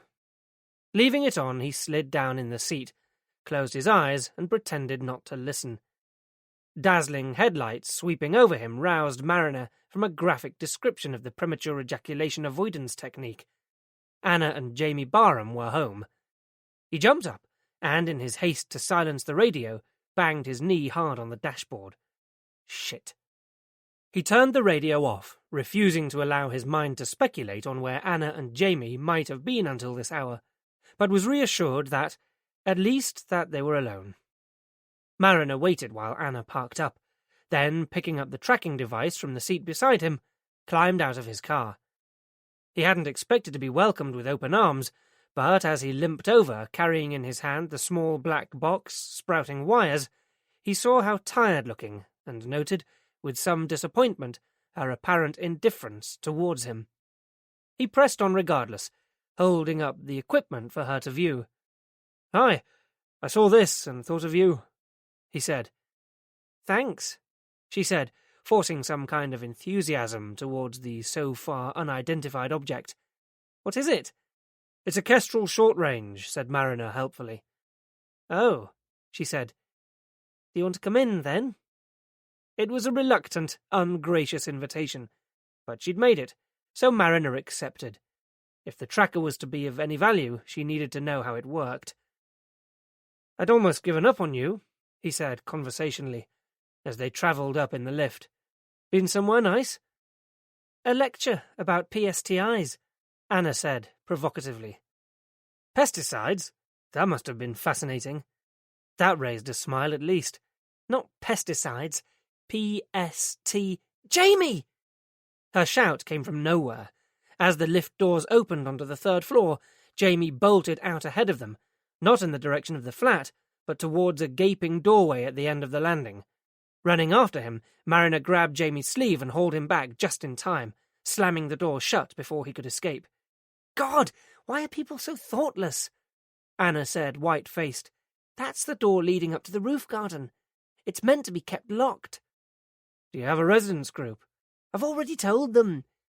"Perhaps I should have a word." Her resigned sigh said, "Suit yourself." Safely inside her flat, Anna settled Jamie in front of a DVD, while Mariner made himself comfortable at her kitchen table. When she joined him, he attempted to demonstrate the finer features of the tracking device. "It's easy to use," he explained. "You just attach this clip to his clothing somewhere, and the receiver will tell you where he is in relation to you. Just set the central arrow in the appropriate direction, and Jamie's position will be shown on the screen." The LCD display he showed her looked like a miniature radar. "It's only a basic model," he admitted, "but it will give you an idea of direction and distance for up to a mile, so if you use it straight away, it should be effective." "Thanks," Anna said. It was grudging, but there nonetheless, and he hadn't done this for gratitude, had he? "So, tell me about these pesticides," he said. "PSTIs, potent serotonin transporter inhibitors," she recited, struggling to remember the terminology. "The types of medication used to help with sleeping." "Oh, and are they any good?" Mariner asked. Out of politeness, after all, he'd started this. "It was complicated," Anna said. "Too much for my limited brain capacity. But Eddie had arranged the talk, so they said, and I felt obliged to display some interest." "You sound surprised." She frowned. "I am. It's not something I would have expected Eddie to think about. You heard what Joyce, the centre manager, said. He'd taken Jamie out of his respite care placement precisely because he didn't want Jamie put on medication." "And because he couldn't afford it," Mariner reminded her. "Yeah, whatever. But after what I heard tonight, frankly, it's enough to put anyone off." "Even if it means a good night's sleep?" Mariner had already noticed the dark circles under her eyes. Perhaps Eddie was having second thoughts. "He wouldn't have. Mum and Dad were always completely opposed to medication for Jamie too. He wouldn't have gone against their wishes." "But that was then, this is now. Things move on, don't they?" "Not that much. Some of the side effects described tonight were horrendous." She shuddered. "Perhaps you need to weigh those against the benefits," said Mariner. She shot him a look, but then probably the last thing she needed was someone else offering unwanted advice. "So how's your investigation going?" she asked, blatantly turning the tables. Now it was Mariner's turn to shrug. "Slowly," he said. "There are a couple of things we're following up." "Escort agencies?" She wasn't comfortable with that line of thinking, but Mariner could only be honest with her. "Eddie had definitely been making inquiries in that area," he said. "We're on the trail of the woman I saw Eddie with, the one in your photograph too. But I think her name is Kerry, not Kay. We haven't exactly found her yet, but we do know who linked her up with Eddie." "So tell me the worst." She was daring him to. "It seems she is some kind of call girl," Mariner said with reticence. "Eddie was very specific about wanting a girl who could come to his place, and she fits the description his neighbour gave us of his girlfriend." "Oh." "She could easily relate to a story he was working on," Mariner said quickly. "But you don't really think so?"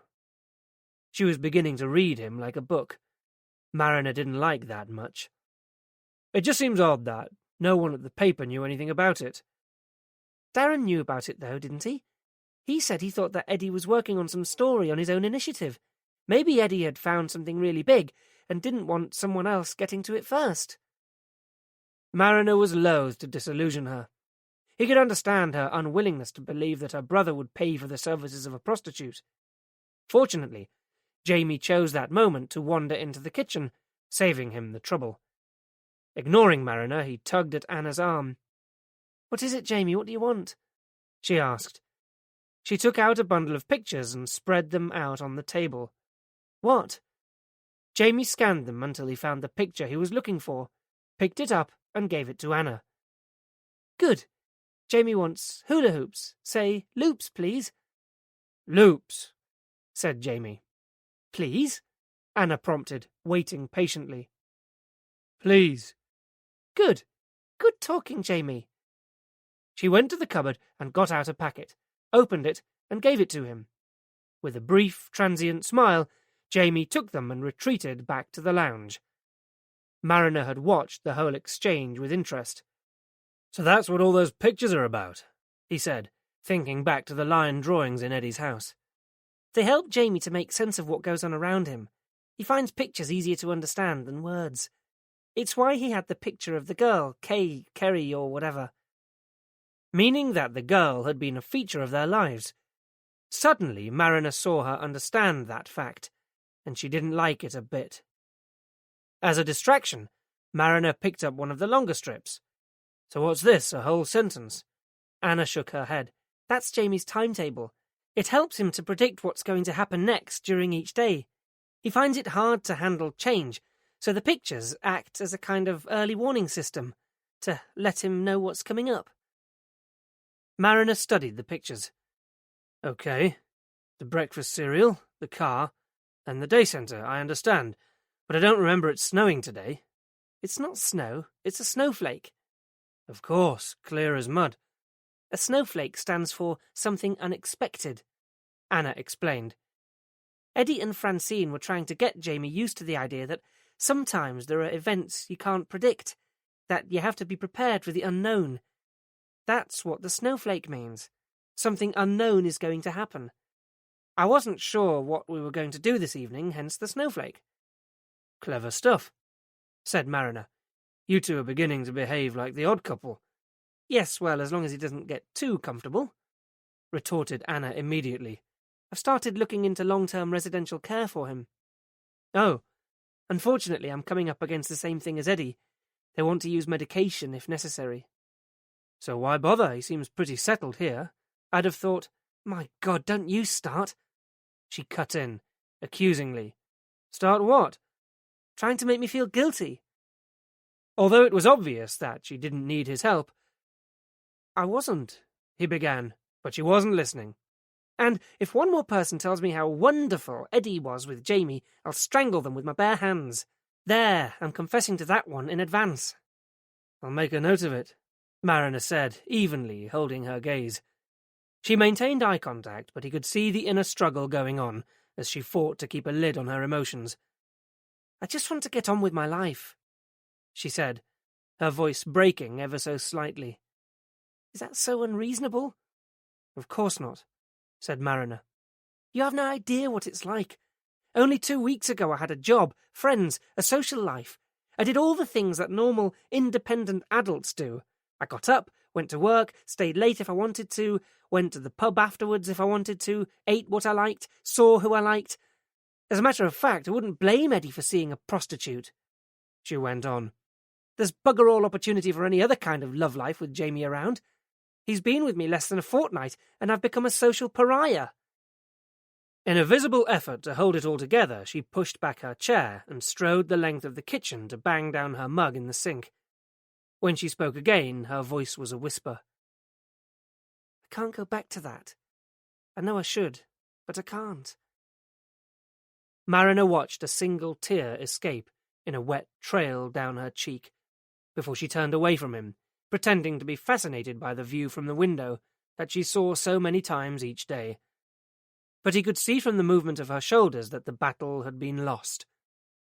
Mariner felt he ought to do something, but he wasn't sure what. He'd never been much good at this stuff.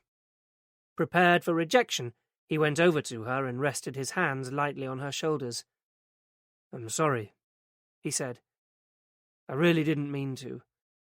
But the rest was left unsaid, as she turned and clutched at him, all the pent-up stress and emotion of the past few days pouring out in great, wrenching sobs, her head pushing into his chest, while Mariner put his arms around her, holding her close. Sod professionalism. After a while, her crying subsided, and she stepped back from him, rubbing angrily at her eyes. "Oh, God, I'm so sorry, that was stupid." Mariner could think of several words to describe her behaviour, but stupid wasn't one of them. "It's been a tough time," he said, inadequately. She managed a short staccato laugh. "You're the master of the understatement, aren't you?" She took a gulp of air. "The irony is," she went on, "that this is the last thing in the world Mum and Dad would have wanted. They knew firsthand what hard work Jamie can be. They never intended for Eddie or me to have to take care of him. Look out for him, yes, of course, but not wash him, dress him, feed him, clean his teeth day in, day out. They didn't expect that of us. It's always people on the outside who make the judgments." "I wasn't judging you," said Mariner truthfully. "Oh, it's not your fault." She tailed off, exhausted and spent. "Sorry, I've made your shirt wet." She patted the damp patch, and Mariner thought her touch would burn a hole in his chest. "That's all right," he said. "I've got another one at home." He stepped away so that she wouldn't notice the effect she was having on him. "Not in that colour, I hope. No offence." Mariner took the weak attempt at humour as a good sign. "None taken," he said. "Do you keep any brandy?" She told him where, and Mariner found it and poured her a generous measure. "I was wrong about what I said before," she said, taking it from him and leaning back against the kitchen units. "What?" Mariner sat down again, finding that he couldn't quite trust his knees to support him. "About Eddie being a martyr. It wasn't his problem, it's mine. I was the one who felt guilty about leaving him to cope with Jamie. At first, I could use my marriage as an excuse. By the time it was over, I'd convinced myself that Eddie didn't need my help. He had it taped. He and Jamie were a team." She fixed her gaze on the brandy as she swirled it around the glass. "When Jamie was born, Eddie was old enough not to mind," she said. "He was the grown-up, responsible one who helped out whenever he could. Jamie responded to that. He'd do things for Eddie that he wouldn't do for anyone else. I suppose in a funny sort of way I was jealous of their special relationship. I'd always resented Jamie like hell, because until he came along and wrecked everything, I was Daddy's sweet little girl. That's why I was determined that it wasn't going to happen all over again. Perhaps I still am. I'm the selfish one. I've had enough of autism and what it does to you. I just want a normal life." "Nobody can blame you for that." She looked up at him, her eyes shining. "No, but it doesn't stop me from blaming myself." Chapter 20. To his considerable relief, Knox and Jenny had already retired when Mariner got home. So, safely alone, Mariner got out the dictionary and looked up PSTIs in the abbreviations section. It wasn't listed. He tried the word potent. Cogent and strong, it said. So little to be learned there. Then, almost unconsciously, his eye slid down the page to impotent. It didn't make for comforting reading. Powerless, helpless, decrepit, wholly lacking in sexual power, unable to copulate or reach orgasm. Not all bad, then. He didn't have any problem with reaching orgasm, just as long as no one else was involved. With the right woman at the right time, it would be resolved. It was just a question of finding the right woman. He refused to allow himself to speculate on whether he already had. God, he'd badly wanted to kiss Anna Barham tonight, and that was a new and worrying experience. Never before had he been tempted to overstep that particular professional line, and there had been no shortage of opportunity. Right from his first week in the job on his first solo call-out, when he'd been asked to attend a domestic. The door had been answered by a young woman in a negligee so sheer it needn't have been there. Only when she insisted on encouraging his attentions had he realized it was a setup. It was his initiation into the squad, which no one would let him forget for months. Since then, unlike Tony Knox, he'd kept everything well under control. Until now. This deprivation was beginning to impact on everything. Crawling up to bed, Mariner passed the small hours in a restless sleep, and by the time the birds began singing, he'd resolved to at least phone the doctor. He wouldn't be offered an appointment for weeks anyway, so he'd have time to prepare. "If you can pop down to surgery in about 20 minutes, Mr. Mariner, we've just had a cancellation." The receptionist's response the following morning wasn't the one she'd given during his nocturnal rehearsal, and he almost bottled out. But surely it couldn't be that big a deal. In his head, it had all gone pretty smoothly. A brief chat with the Asian guy he'd seen last time. But things weren't going Mariner's way. Dr. Suleiman was on holiday, and in his place was a young female locum, fresh out of sixth form, judging from her youthful appearance, and a fully paid-up member of the Spanish Inquisition to boot. "How can I help?" she asked. Her innocent gaze fixed earnestly on him, and all of Mariner's careful, mentally prepared descriptions of the problem deserted him. "I can't keep it up," he blurted out, with rather less eloquence than he'd intended. "Is the problem erection, ejaculation, or both?" she asked, as if she was offering him a choice of pizza toppings. "Erection," Mariner said, shrivelling inside. "Since when?" She turned to his records on the computer screen. "About a year." She looked up. "You've waited a long time before seeking help." "I thought it would get better." Despite her youth, she'd evidently heard that one before. "Take off your jacket and roll up your sleeve, would you?" It seemed a novel approach, but Mariner did as he was told. "How old are you, Mr. Mariner?" she asked, slapping a strip of inner tube around his exposed bicep and pumping it up until all circulation to his lower arm had been staunched. 43. Compressed air escaped with a hiss. "I see. That's fine." He took that as a comment on his blood pressure, and not his age. "Any other health problems?" "Not that I'm aware of." "You're not on any medication?" "No." "How's you peeing?" Mariner looked blank. "Bladder control okay? Steady stream and all that?" the doctor prompted. "It's fine," said Mariner, not knowing what else to say. "And is your difficulty in achieving an erection or maintaining it?" "Maintaining it." "Okay then, let's have a look." "A look?" "Take off your things and get up on the couch, please." Mariner wanted to ask if this was strictly necessary, but presumably she wasn't just doing this for fun. Presumably. Feeling vulnerable, with only his shirt tails to protect his dignity, Mariner hoisted himself onto the couch, praying that he wasn't about to be caught in a lie. He needn't have worried. Her cool, latex-sheathed fingers had an intimidating effect. "Well, physically everything seems in order," she assured him. "We'll need a urine sample to rule out diabetes, but that's unlikely if you're getting no other symptoms. You can get dressed." But after he'd pulled on his clothes, there were further questions. They started innocuously enough. What was his occupation? Was it often stressful? Had he felt particularly stressed during the last year or so? No more than usual. That seemed to disappoint her, so she tried a different, more intimate tack. Did he masturbate successfully? Well, yes. Was there a pattern to when he lost his erection? Was it always at the same point during intercourse? Yes, just prior to consummation. He just collapsed. Ah. Was he in a stable relationship? No. His last one finished just over a year ago. "Tell me about that," she said. Despite reservations about the relevance of this line of questioning, Mariner found himself pouring out the whole sorry tale about Greta. It had started off so well until she moved in with him and started holding him to account for every minute of his day. Even just thinking about it made him feel physically sick, as the memory of that final evening replayed itself in his mind. "Dinner won't be long," Greta had chirped from the kitchen the second he'd walked in the door.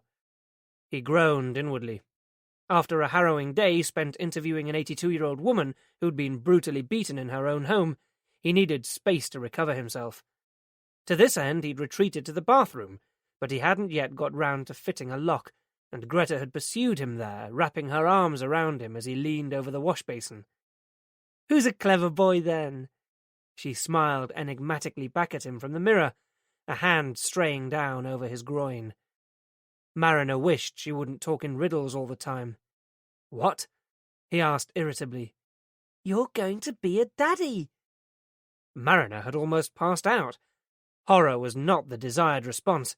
He could tell immediately from Greta's face, but he couldn't help it. He was horrified. "I thought we wanted a family," she wailed, her misery quickly equal to his.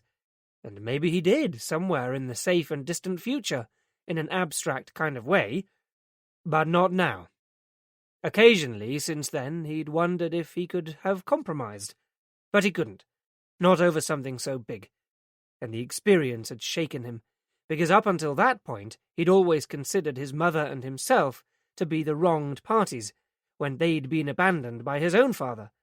But now, for the first time, he could see it from the opposite perspective. Had his mother sprung the same unwelcome surprise on his dad? Greta was distraught, and later that night Mariner had tried to make it up to her, but had failed dismally, as he had done ever since. "So it's since then that this problem has developed?" asked the doctor, bringing Mariner back to the present. "Yes." "And did your girlfriend go ahead with the pregnancy?" "I assume so, yes. Not long after that we went our separate ways." Even though he'd tried contacting her to offer financial support, Greta had completely stonewalled him. It wasn't enough, she'd said. She didn't want his money. She wanted a husband and a father for her child. After a while, he'd just given up. "Well," said the doctor, after a considered pause, "I think this is all in your mind. You're feeling guilty." "Guilty about what?" Mariner was indignant. He wasn't the one who'd walked out.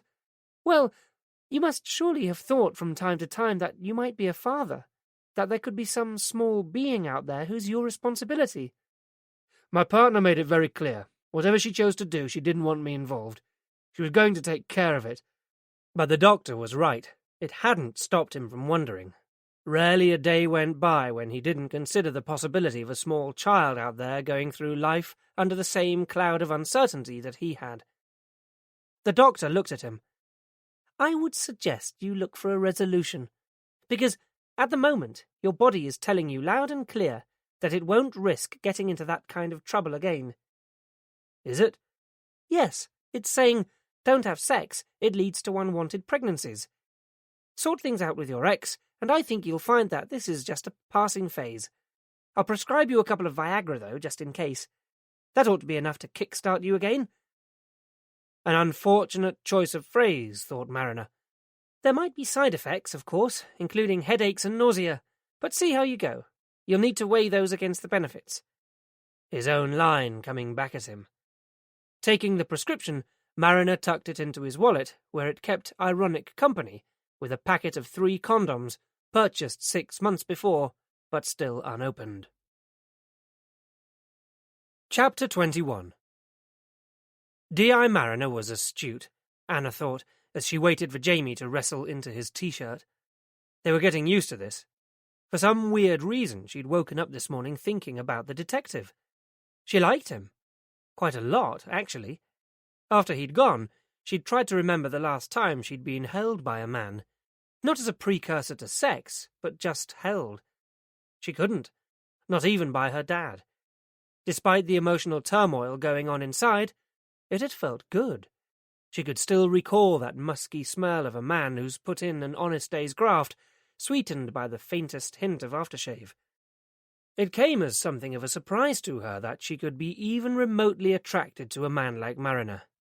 She unfailingly went for dark and classically handsome, never for pale and interesting. However blue the eyes. Mariner was thin to the point of skinny, too, and older than the men she generally fancied. He must be well into his 40s. But there was something about his quiet dependability that she found somehow warm and comforting. Jamie could have a complete change of clothes today, the new ones she'd bought for him. The rest could go in the wash, including those he'd worn a couple of nights ago. But as Anna turned them inside out, something heavy dropped out of the pocket. Jamie pounced on it, and she had to wrest it from him. It was a mobile phone. Not hers, but Jonathan's. She had to smile at that. He'd be lost without it, but too proud to contact her to get it back, if he even knew where it was. Just out of curiosity, she had a look at the stored numbers. Hers was third in the list, probably about what she'd expect. And Melanie? In at number 8, and climbing steadily. In the hall, the letterbox snapped shut. A couple of bills and a package had dropped onto the mat. Anna went to pick them up, turning her attention to the large padded envelope first. Clearly one of the Postal Service's sorting office disasters. It was battered and crumpled, and somewhere along the way one edge had been repaired with adhesive tape. But reading the address made her shiver. "It's Eddie's writing," she murmured in disbelief. "Eddie," Jamie echoed meaninglessly, continuing to shovel cereal into his mouth, some of the milk not quite making it and running down his chin. Anna had drawn the line at hula hoops for breakfast, and after several mornings of scraping various glutinous substances off the walls, had finally found a cereal that he liked. Anna's hands trembled slightly as she took the thick envelope into the lounge. It was postmarked a week ago last Friday, so it had taken a long time to get here, literally caught up in the system, judging by its battered condition. But why was Eddie sending her things through the post, and why now? Had he known then that his time was running out, or was it just an unhappy coincidence? Tearing open the flap, she slid out a blue folder. It contained a series of computer printouts that looked as if they'd been printed off from the internet. With them was an A5 hard-backed notebook.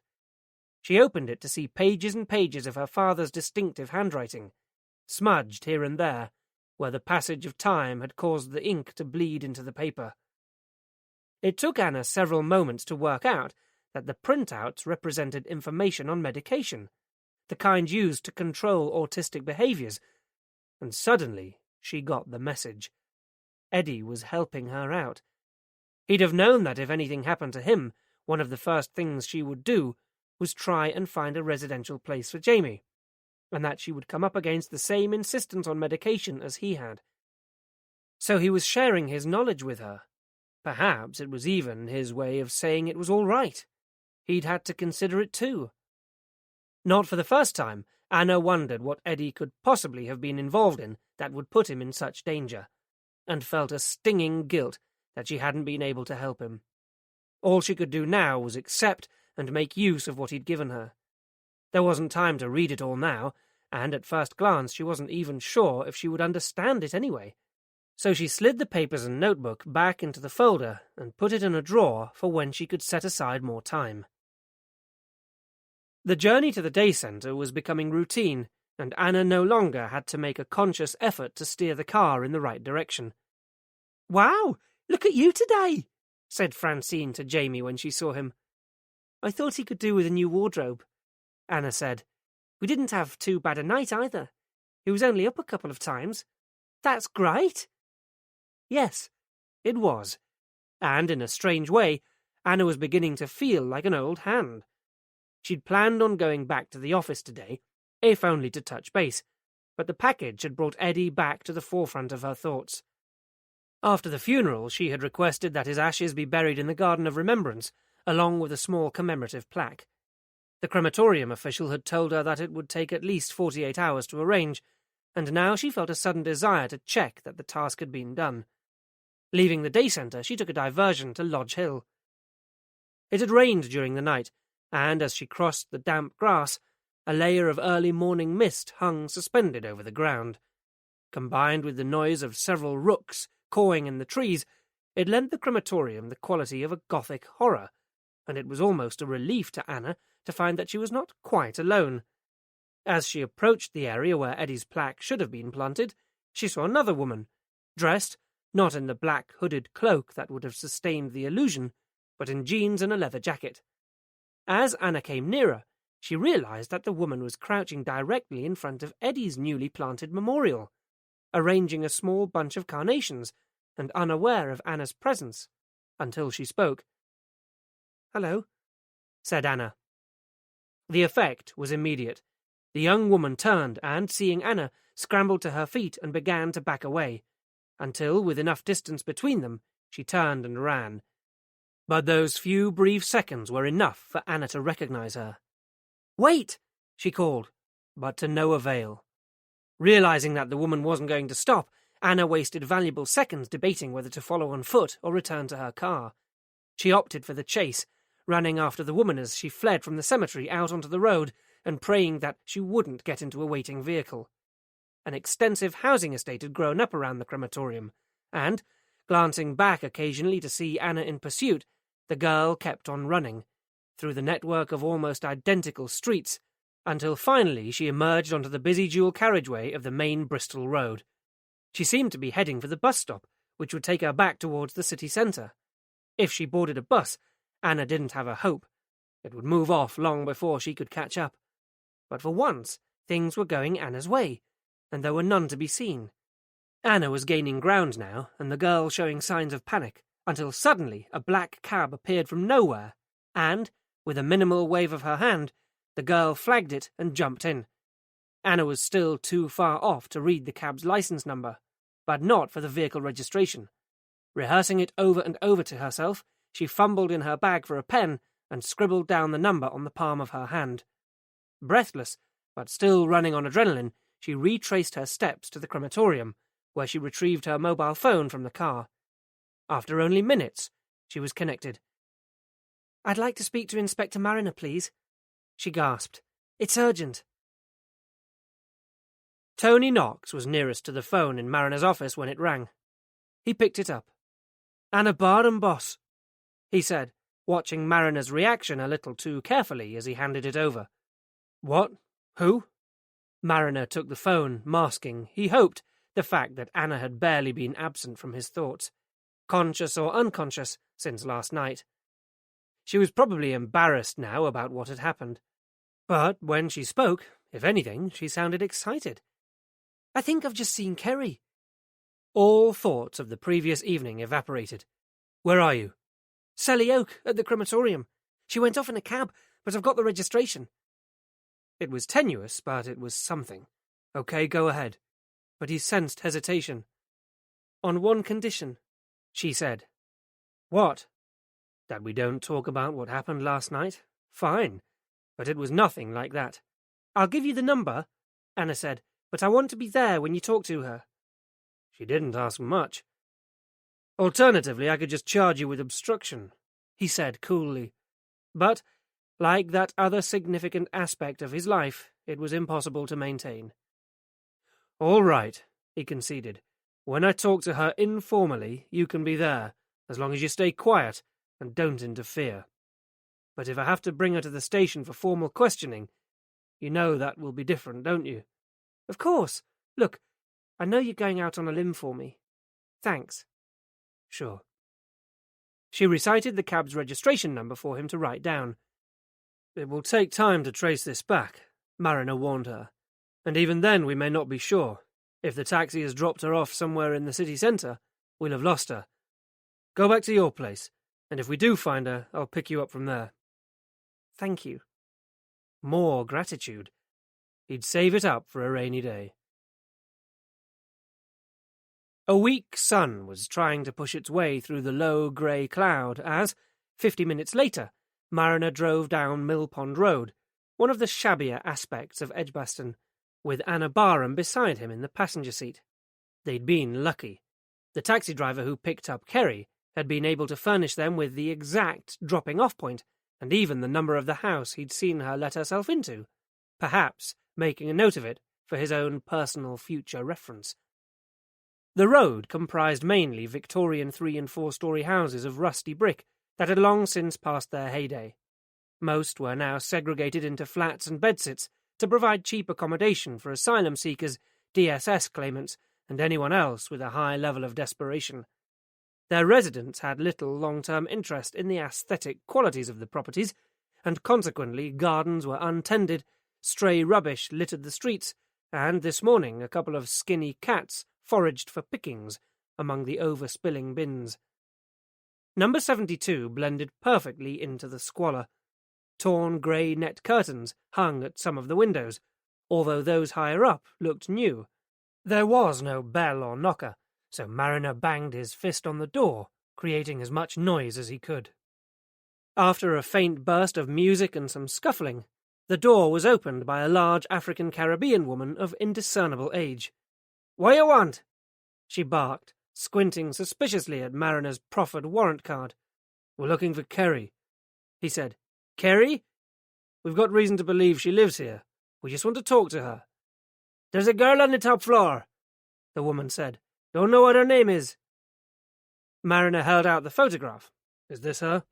The woman peered. "Yeah, a real sweetie." "We need to come in."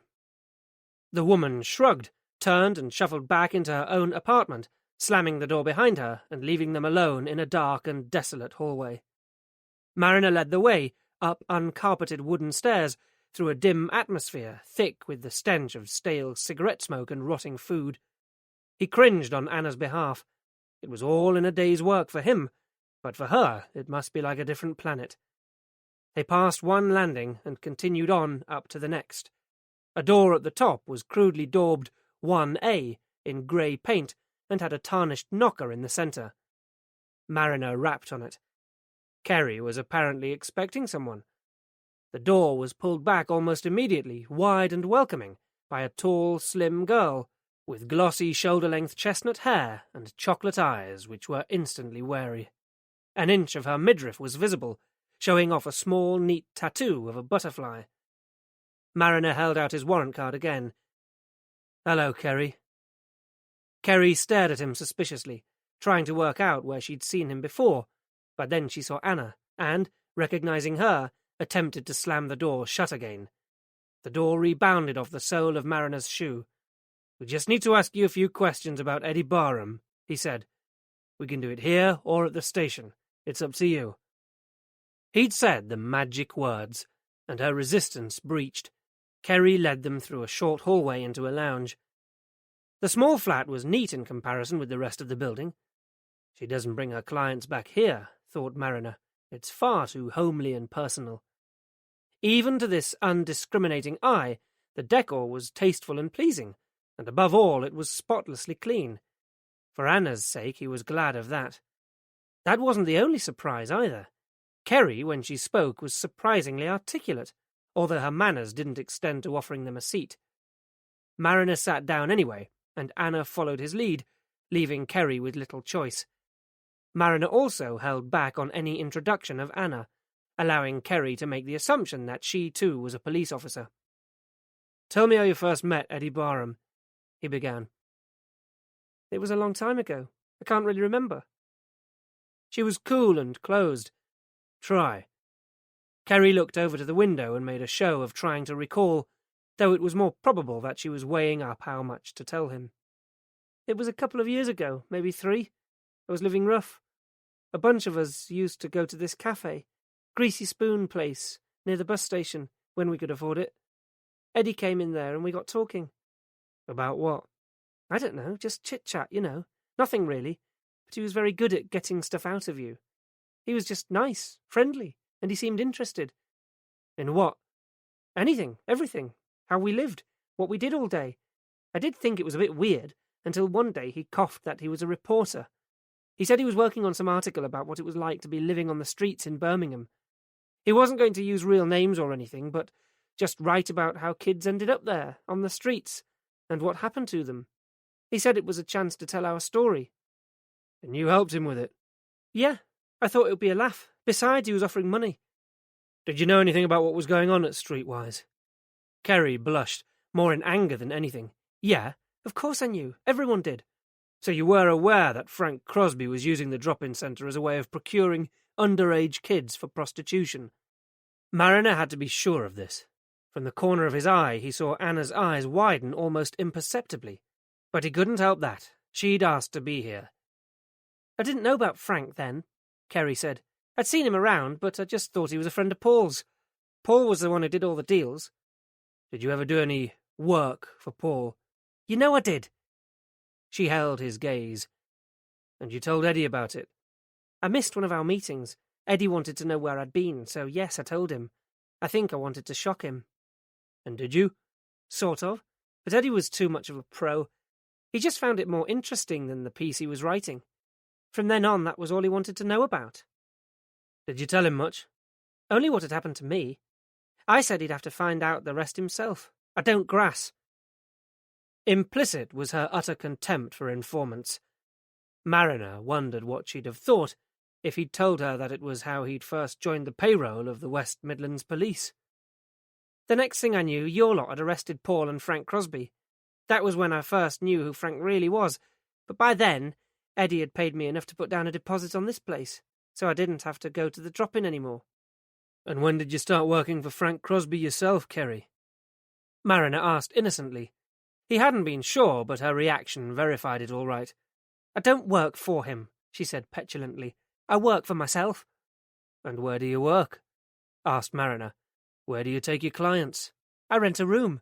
In one of Frank's seedy little hotels. Mariner could tell from her face that he'd hit the mark.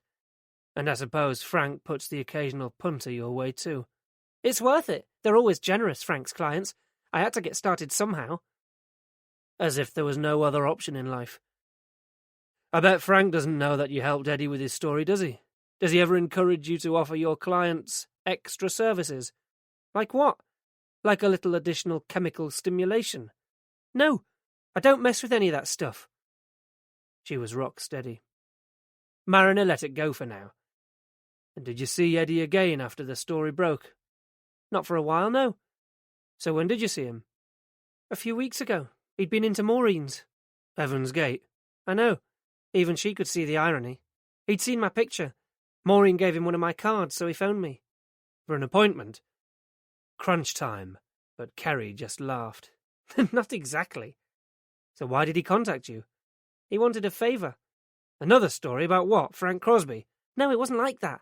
Eddie's got this brother who's a bit backward, you know. The sudden shift in the conversation caught Mariner off guard. Jamie, he said, nonplussed. Yeah, that's right. Eddie looked after him. Anyway, he was having trouble with him getting horny. He'd started playing with his dick in public, groping women, that kind of thing. Eddie thought it might help if he actually had sex, you know. He thought it might calm him down.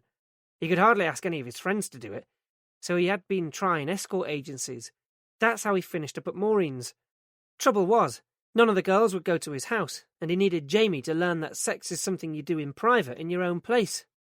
Then, when he saw my picture in Maureen's and she told him what I was doing, he thought I'd be able to help. He knew I looked after myself. And did you agree to do it? Asked Mariner. Not straight away. I mean, I felt sorry for the boy, nearly 30 and had never been laid. Can you imagine that?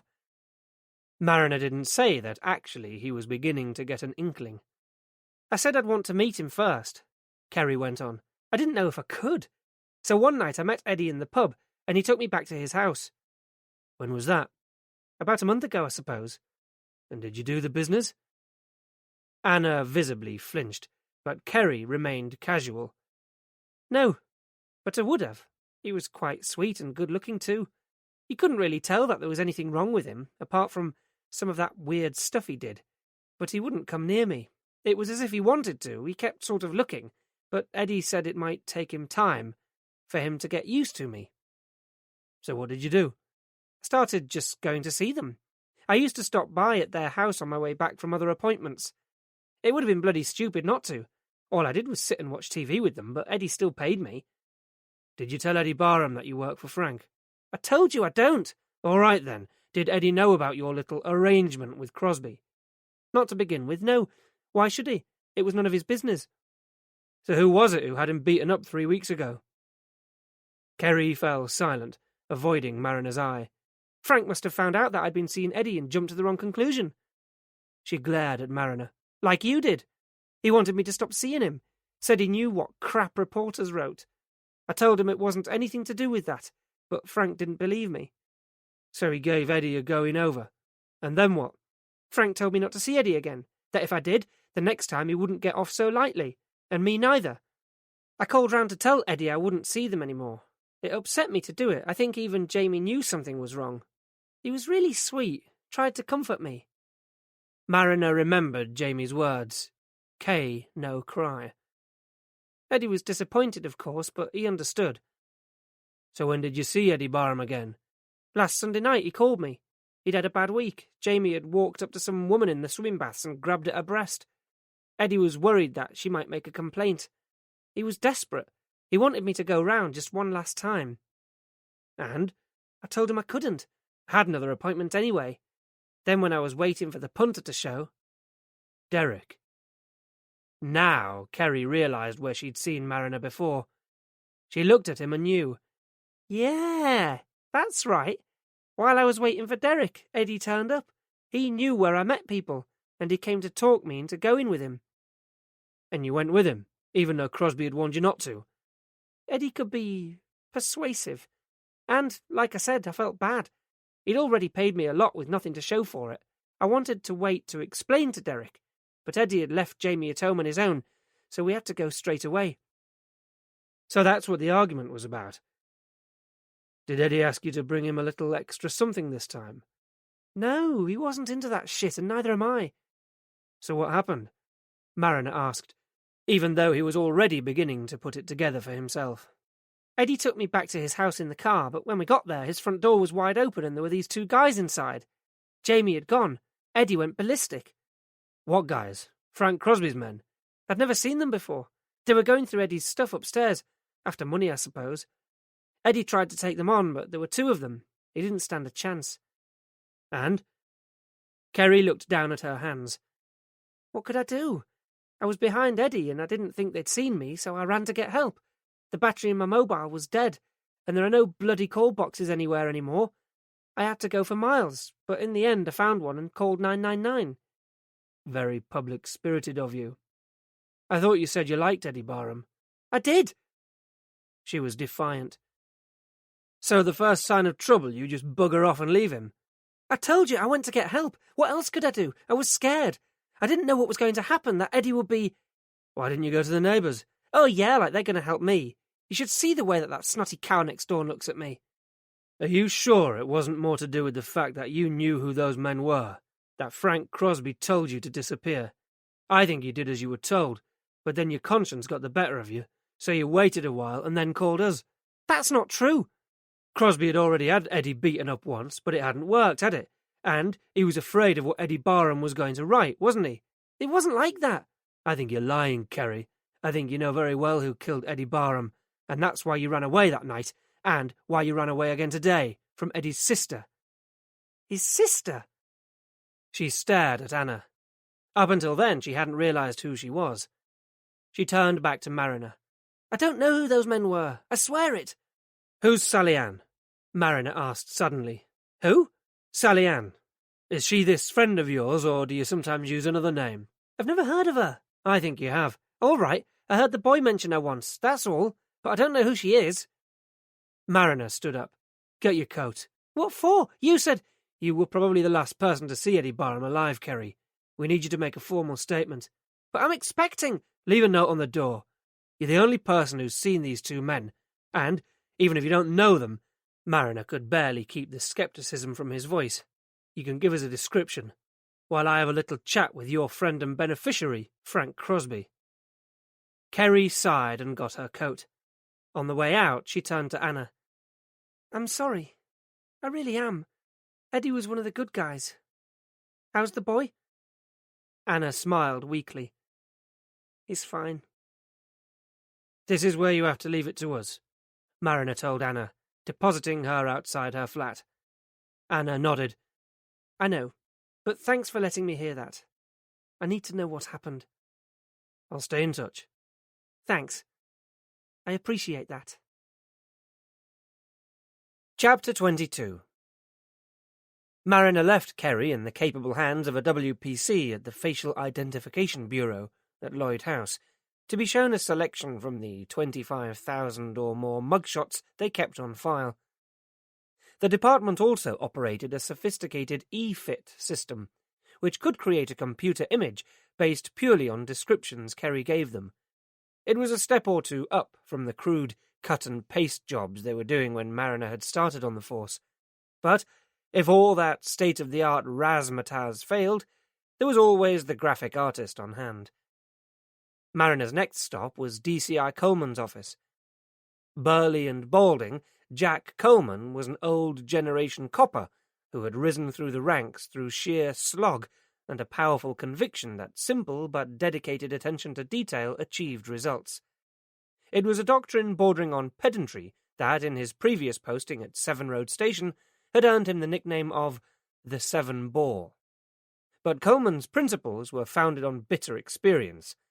Only 5 weeks into the job, he'd been one of a handful of officers on foot patrol on the night of the 21st of November, 1974, when a coded warning was received to say that 2 bombs had been planted in Birmingham city centre. He'd been present later, too, at Steelhouse Lane, when the 6 Irishmen had been brought in, branded guilty and savagely beaten before they'd even opened their mouths to protest their innocence.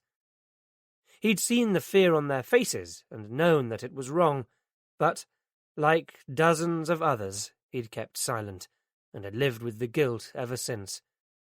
These days he made sure that his officers had solid facts before an arrest was sanctioned, and, despite the frustration of most of the relief, his squad's high conviction record spoke for itself.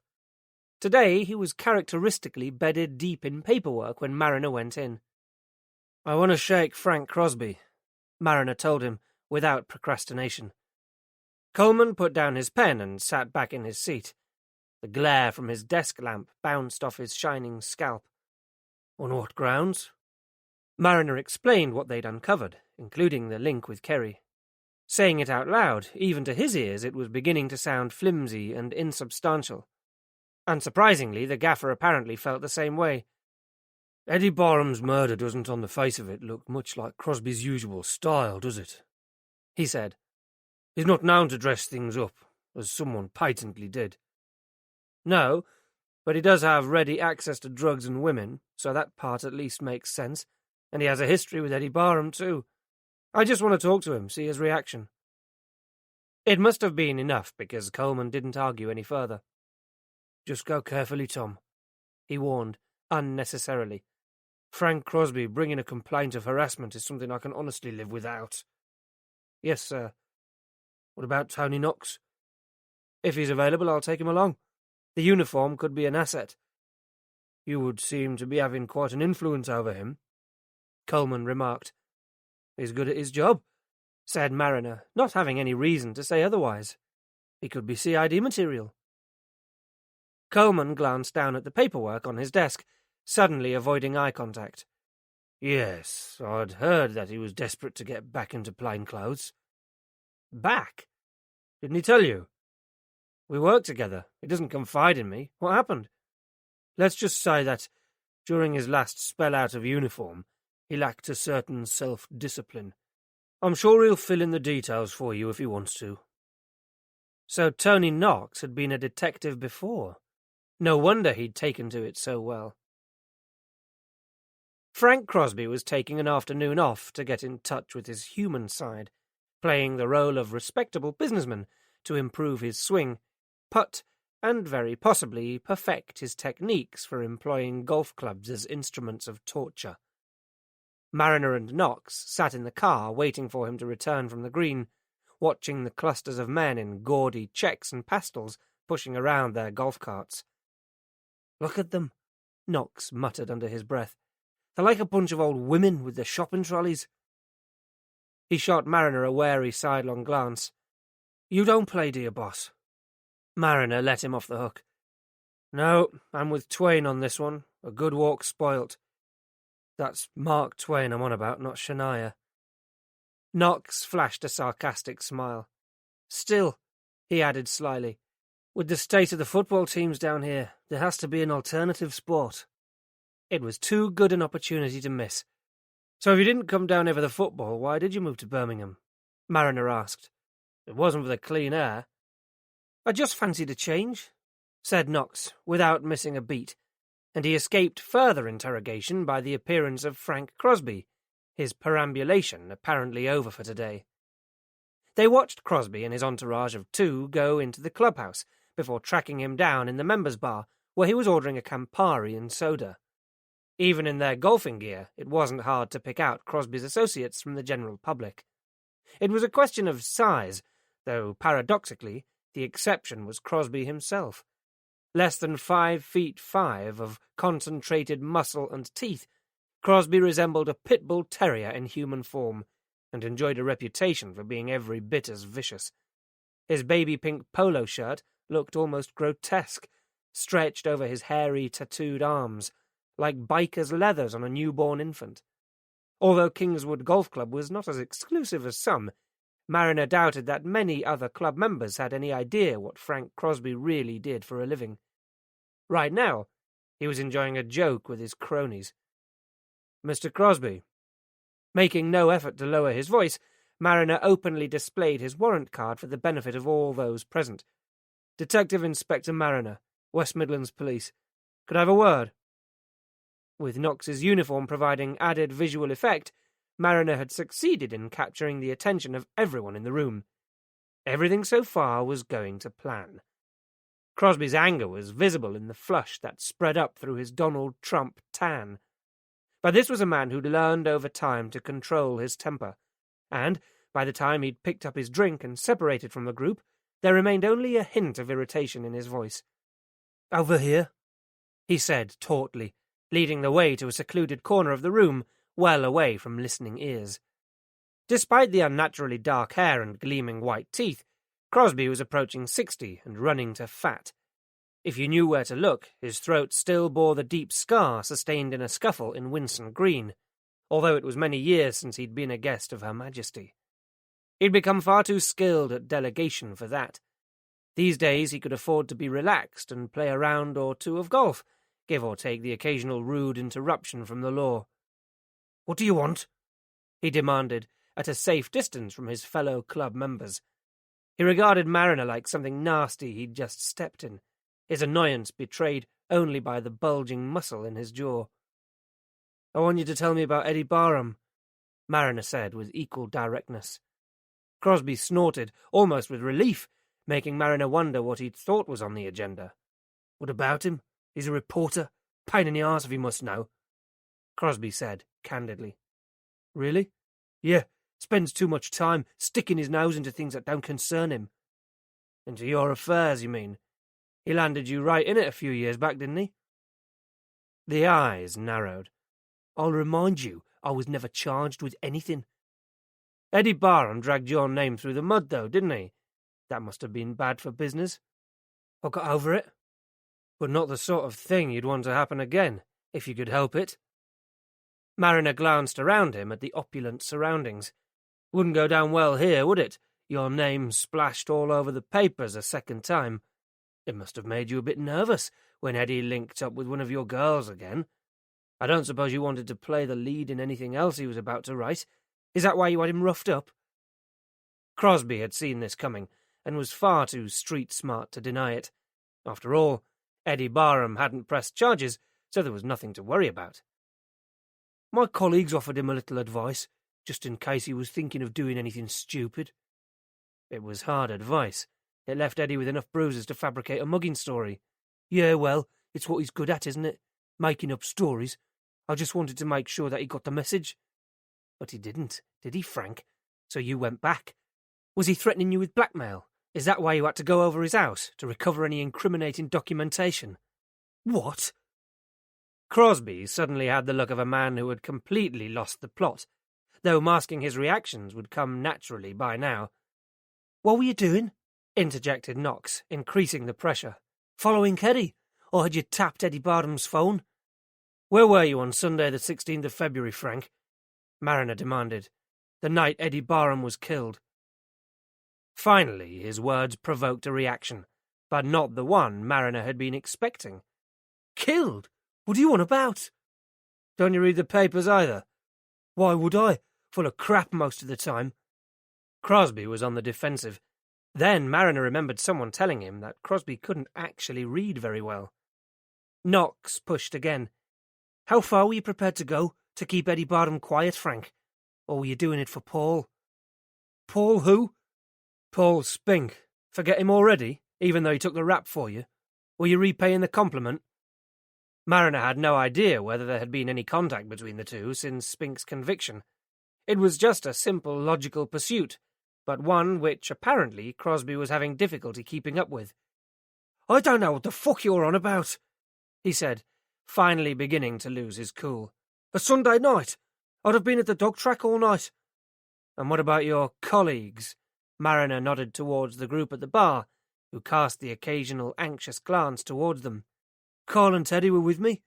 We'd have been at the track till 2 a.m. Ask anyone." "We will," Mariner assured him. Unexpectedly, Crosby seemed then to relax, again making Mariner wonder what else was bothering him. But seeing the now smug expression, Mariner had a nasty feeling that Crosby was telling the truth, about Eddie Barham at least.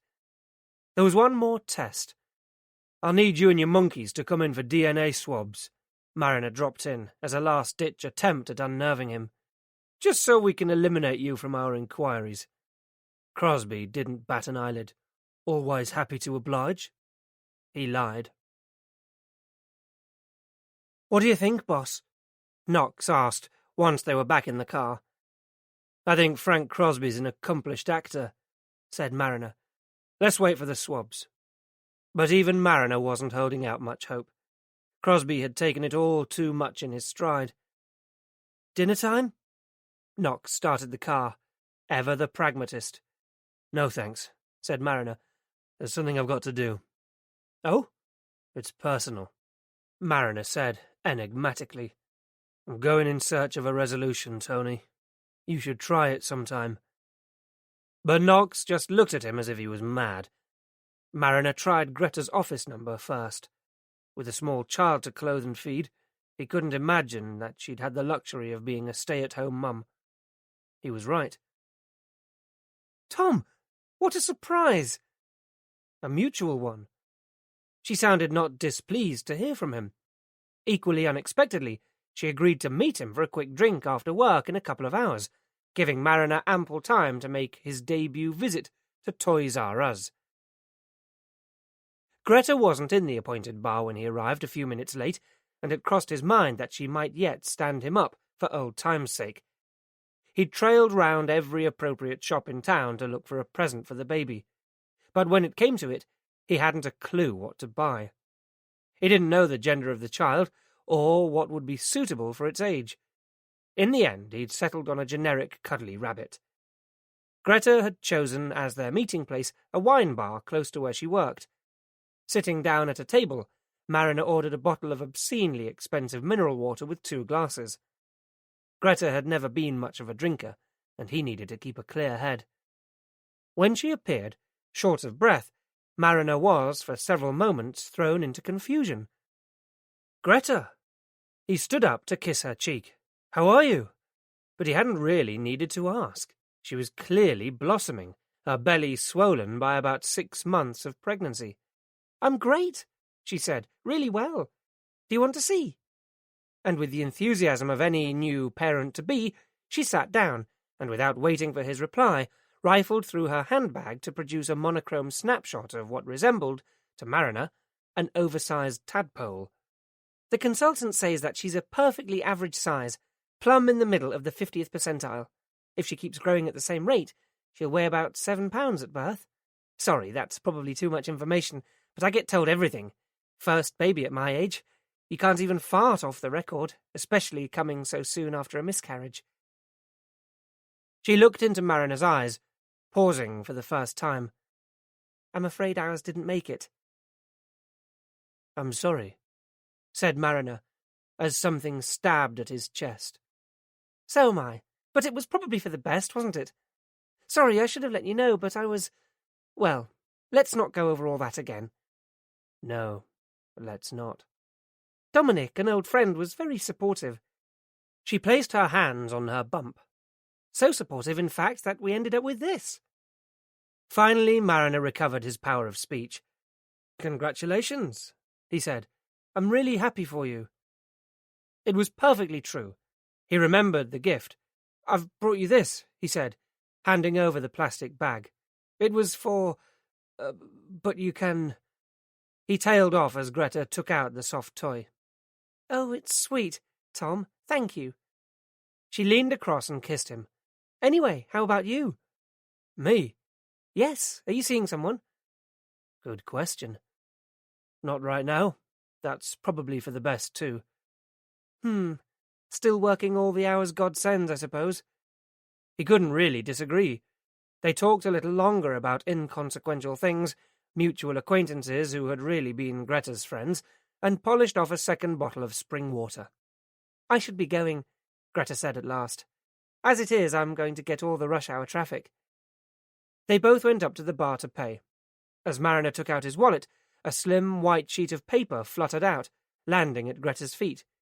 The prescription. Shit. Simultaneously, they stooped to retrieve it, Mariner snatching at it before Greta had the chance. Throwing away your love letters now, Tom? Greta smiled, and Mariner had to stifle a sudden urge to laugh hysterically at the irony of the situation. The bill settled, they hugged and wished each other well for the future. Then went their separate ways. Greta back to Dominic, and Mariner into the nearest proper pub, where he ordered a single malt, on duty or not, and knocked it back in a couple of burning mouthfuls. So now he knew. There was no Mariner Jr. inhabiting the planet, and oddly he wasn't sure whether to be relieved or disappointed.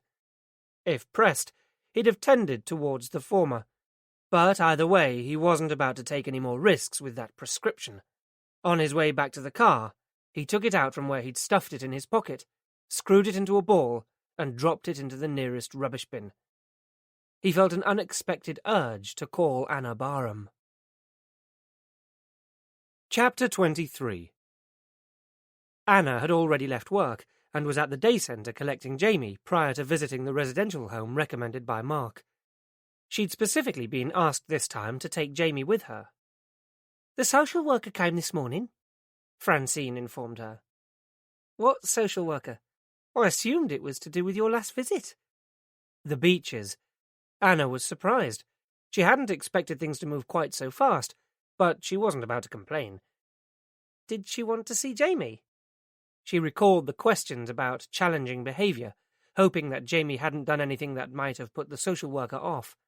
It was a he, Francine said, and no, he didn't want to see Jamie. Said it was unnecessary at this stage. He just asked the usual questions, particularly about Jamie's communication skills, level of understanding, that kind of thing. It was years since Anna had had any experience of this, and even then it wasn't first-hand. Her parents had always arranged everything, and she'd given it minimal attention. It seemed odd that no one had contacted her first, but then it was probably the protocol, eliminating the opportunity for any advance preparation. I hope it was all right for me to talk to him, Francine said, suddenly concerned. I kept everything very positive. Yes, of course it was. Thanks, Francine. Come on, Jamie, let's go. Unlike the Beeches, Manor Park was out of town, set deep in the Worcestershire countryside, and, though based around an old stately home, included modern purpose-built facilities in acres of wooded grounds. According to a commemorative plaque in the lobby, the new facility had been opened just 5 years before by Her Royal Highness Princess Anne. Run by the Autistic Association, it was designed specifically with the needs of autistic adults in mind, subscribing to the principles of the Higashi Institute in Boston, with a focus on physical exercise and a rigidly structured timetable. In addition, a number of different therapies and approaches were favoured, including the use of various functional communication aids. Wherever there were signs in words, there were pictures and symbols too. Colours were muted, and displays kept to a minimum, with no strip lighting. Special attention had been given to sound absorption too, creating a calm and relaxed atmosphere. Anna didn't detect all this on her own. Some of it she read in the glossy prospectus she was given while she and Jamie waited for one of the team to show them around. All the staff, she read with interest, were trained in the use of alternative communication, including PECS, the Picture Exchange Communication System. This was more like it, and above all, there were no funny smells. Miss Barham? Anna was greeted by a man of around 35, blond and tanned, who introduced himself as Simon Meadows, one of the team of care staff. His accent had an Australian twang to it. Anna noticed from the picture board on the wall that Simon was actually the senior member of that team, But she liked that he hadn't said that. "And this is Jamie?" he asked. "Jamie, hello." Jamie responded with a fleeting glance, which Simon answered with a thumbs-up sign. "That's good looking, thank you." He turned to Anna. "Shall we go?" Their first stop was the gym, which turned out to be a soft playroom for grown-ups, with ball pools and climbing apparatus, its walls and floor padded for protection. "It's the letting off steam area," Simon explained, "essential for the clients and the staff. Jamie probably doesn't want to do the boring tour, so he can stay here." He called over one of his colleagues and assigned him to watch over Jamie. "He'll be leaving at 4:15, he said. "You can start counting him down when you're ready." Counting him down. Anna had seen Francine doing that with Jamie, preparing him for the end of an activity so that he wasn't upset when it stopped or changed. They began the tour. Simon was welcoming but pragmatic, and not in the least bit ingratiating. The building was busy with other people, but often Anna was hard pushed to tell the difference between staff and clients. Overall, the age profile was much nearer to Jamie's own, and relationships looked friendly and easy. Facilities for men and for women were clearly delineated, and there were self-contained facilities for individual independence training. Instead of a heavy question-and-answer session at the end, Simon gently elicited information as they walked around. "How old is Jamie? Where is he living now? That must be hard. How is he doing? How is his eating and his sleeping?" Anna was so impressed with the place, she would have told Meadows anything, and she had no qualms about being completely honest with him. "His sleeping is awful," she confessed. "He's up several times every night, but I don't want to resort to medication." No harm in making it clear from the start. "Neither do we," said Meadows, "though I have to say that if we've explored all other options, we do consider it. In isolated cases, the use of medication can be highly successful, but we have to have tried every other strategy first, and of course it would only be introduced with your approval." Anna was pleased to hear it.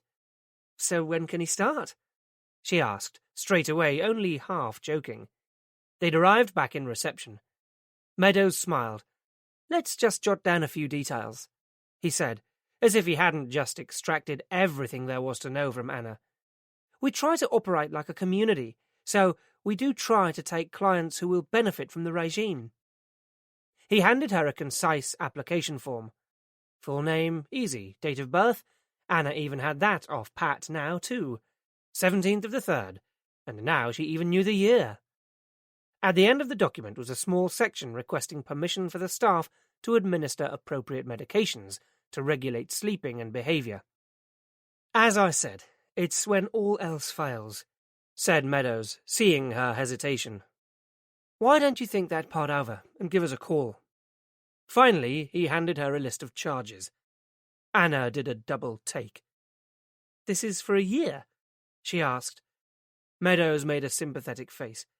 "No, it's quarterly. I know. It's expensive. But the work we do involves very high staff ratios. That's how we can minimize the use of medication. I think you'll find that's not unusual." So that was the catch. Meadows glanced up at the clock. It was 14 minutes past 4. "Now, I guess we'd better not keep Jamie waiting." Late in the afternoon, as Mariner walked back into Granville Lane, Tony Knox had bad news. "Crosby's alibi checks out," he said. "We've got a whole pile of witnesses who saw him at the track on that Sunday night, including some of our blokes who were down there keeping an eye on things. He had a successful run, apparently, and was throwing his money around. Laurel and Hardy were with him, too." "Bugger. It's not conclusive, though, is it? Even if the swabs turn out to be negative, Crosby could easily have hired some temporary help." "Maybe. But unless we can identify who that might be, it isn't enough to pull him in either. And if that sum of money in Eddie Barham's bank account wasn't about blackmail, then what was it? For what it's worth, these are the E-fits Keddy came up with." Knox passed him the crudely assembled photographs. They could have been anyone. In fact, one of them had the look of Pope Francis about him. Mariner wondered what His Excellency was up to last Sunday night. The other had a neat, dark moustache. "No black mouth," said Mariner, almost to himself. Sorry? Asked Knox. No black mouth, Mariner repeated. It was what Jamie shouted when we took him back to the house. I think he was telling us that one of Eddie's attackers had a moustache, a black mouth. That rules out about 9/10 of the population, said Knox, helpfully. And that's just the women. We're almost there, then, Mariner replied, matching his sarcasm. The fact of the thing was that it was now almost 2 weeks since Eddie Barham was murdered, and every hour took them further from the likelihood of finding his killers. Their one tenuous lead had reached a dead end, and they were left with virtually nothing. If they had any suspects, they could arrange a lineup based on Kerry's descriptions. But Mariner wouldn't know where to start. Who the hell was it who'd wanted Eddie Barham dead? Despite the careful preparation, Jamie wasn't too thrilled about leaving Manor Park, and moaned all the way home. Anna had been so impressed with the place that she was tempted to just ring Simon Meadows and tell him that she'd reached her decision, but the cost had taken her breath away. Selling her parents' house would make all the difference, but their will had made it patently clear that in Jamie's lifetime that just wasn't an option. Renting it out might be one creative solution to the problem, but she'd have to be certain of a long-term let, and even that could prove to be messy to maintain. Jamie could live to be a very old man, at a time when she herself would be getting older and looking forward to an untroubled retirement. The enormity of the responsibility felt overwhelming, as it must have been for Mum and Dad and then for Eddie. There was some hard thinking to be done about the medication issue. Even to be considering it made her feel like the family traitor. But D.I. Mariner was right. Times were changing. Drug therapy was becoming more commonplace because the medicines used were more sophisticated and reliable. And, if Manor Park wasn't affordable in the long term, it was no good to her, so alternatives would have to be considered. Eddie had clearly been thinking along those lines too, because once you started looking at cheaper residential care, there seemed little choice. He'd been backed into the same corner. Retrieving the handouts from Professor Fellowes' talk, Anna spread them out on the kitchen table before seeking out the package that Eddie sent her. She took the blue folder out of the drawer in the lounge. The effect on Jamie was startling. He jumped up from where he was on the floor and hovered a few feet away, staring at the folder with grave suspicion and keening softly.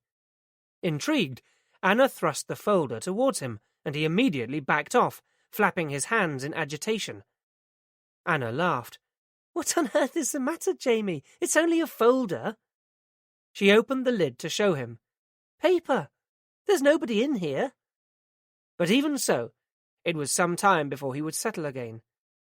Disregarding her father's notebook for the moment, Anna focused on the photocopied sheets and printouts, most of them downloaded from the internet. Cross-referencing them with Professor Fellowes' information, there were several common names: Ritalin, fenfluramine, imipramine. For most, there were chemical formula, along with descriptions of recent studies that had been carried out relating to their effectiveness. She tried reading one of the articles, but was beaten back by the jargon. Opioids have long been known to reduce serotonergic transmission by stimulating the presynaptic autoreceptors, she read. A drug which, unlike serotonin itself, would selectively stimulate the postsynaptic receptors, could be of value in controlling aggression and sleep patterns. Of course it could. A common factor seemed to be that the drugs apparently acted on the serotonin system, as Professor Fellowes had said, and Anna now wished that she had paid more attention to the talk. She didn't even really know what serotonin was. Systematically, she worked her way through the internet printouts, and every story was the same. Doubts raised about the effects of long-term courses of treatment using the drugs mentioned. The only deviant from this pattern appeared to be something called pinozalian, but that was mainly because of the dearth of information on it anyway. All Anna could find was a none-too-clear photocopied paragraph from some kind of medical journal. But interestingly, Eddie had double-starred it. Did this mean that it was the one he had settled on at the end of all his research? Anna sifted through the papers and sifted back again. There didn't appear to be any further printouts on it, and there was nothing among the notes from Professor Fellowes. She would have to do her own research. She plugged in her laptop and tapped the unfamiliar names into Google. There was at least some information about the other drugs, again much of it negative, but barely anything on Pinozalian. Strange. Yawning, Anna was overcome by a sudden, unexpected wave of fatigue, and, glancing up at the clock, saw with a shock that it was 11:20. The flat seemed unnaturally quiet. Jamie? Jamie! He was sprawled on the floor, having fallen asleep where he sat, still clutching a DVD box. The film itself had come to an end, leaving the menu sequence to play in a never-ending loop, as fuddled as Anna's brain felt right now. Her research would have to keep until tomorrow. It might be time to pay Dr. Payne another visit to see if he could enlighten her. For a moment, Anna considered whether to wake Jamie and put him properly to bed, but decided against it. Instead, she tucked a pillow under his head and arranged his duvet around him. He'd be awake soon enough anyway. Chapter 24. She was right. Woken at 6:30 by Jamie poking a DVD in her face and tugging at her arm. Anna groaned. What wouldn't she give for a lie-in? Driving Jamie to the centre, she couldn't shake off the feeling of exhaustion and despondency. Where was all this leading? In the cold light of day, Manor Park seemed an impossible proposition. It was enormously expensive, and despite what Simon Meadows had said, they did employ drug therapy, which her parents would have disapproved of. And on top of that, it would mean taking Jamie away from the day centre, at least for some of the time, when the thing he needed most of all was consistency. As a matter of interest, Anna asked Francine about any other clients at the centre who were taking medication. Francine knew of at least 2 who were on Ritalin and another who took imipramine, but she hadn't heard of Pinozalian either. Could be something new, she suggested. They're always trying things out. Anna tried to contact Professor Fellows, but was told by his secretary that he was lecturing in London and couldn't be reached. She waited until mid-morning before going to the surgery, in the hope that the morning rush would be over. Even so, there were still 6 people waiting to see Dr. Payne or one of his partners. The doctor seemed surprised to see Anna again so soon. Is everything all right with Jamie? Yes, he's fine, Anna reassured him, although it is about him that I've called. Anna explained about her visits to the 2 homes and the references to medication. The one Eddie seemed to have been focused on is called Pinozalian. Have you come across it? Dr. Payne frowned and shook his head doubtfully. No, I can't say I have. But there was something else on his mind. Are you sure this is the right direction to be taking, Anna? He asked. What? Considering medication for Jamie. Many of these drugs haven't had time for the long-term effects to be known, and may lead to problems with dependency and side effects. So he felt that way too. Your parents and I discussed it at length over several years, and I know that neither of them wanted to put Jamie at any kind of risk. Naturally, it's your own decision, but... But. Always a but. Just when it was looking as if her life was back within grasp, something swung by to knock it out again. She left the surgery dejected and down. On top of that, she had to go into the office that day. As she'd expected, there was a mountain of post waiting for her. But seeing Becky provided an immediate distraction. Is Mark at work today? I hope so, said Becky, unless he's swanned off somewhere for some secret passionate affair he hasn't told me about. Do you think I could phone him for some information? He'd love it.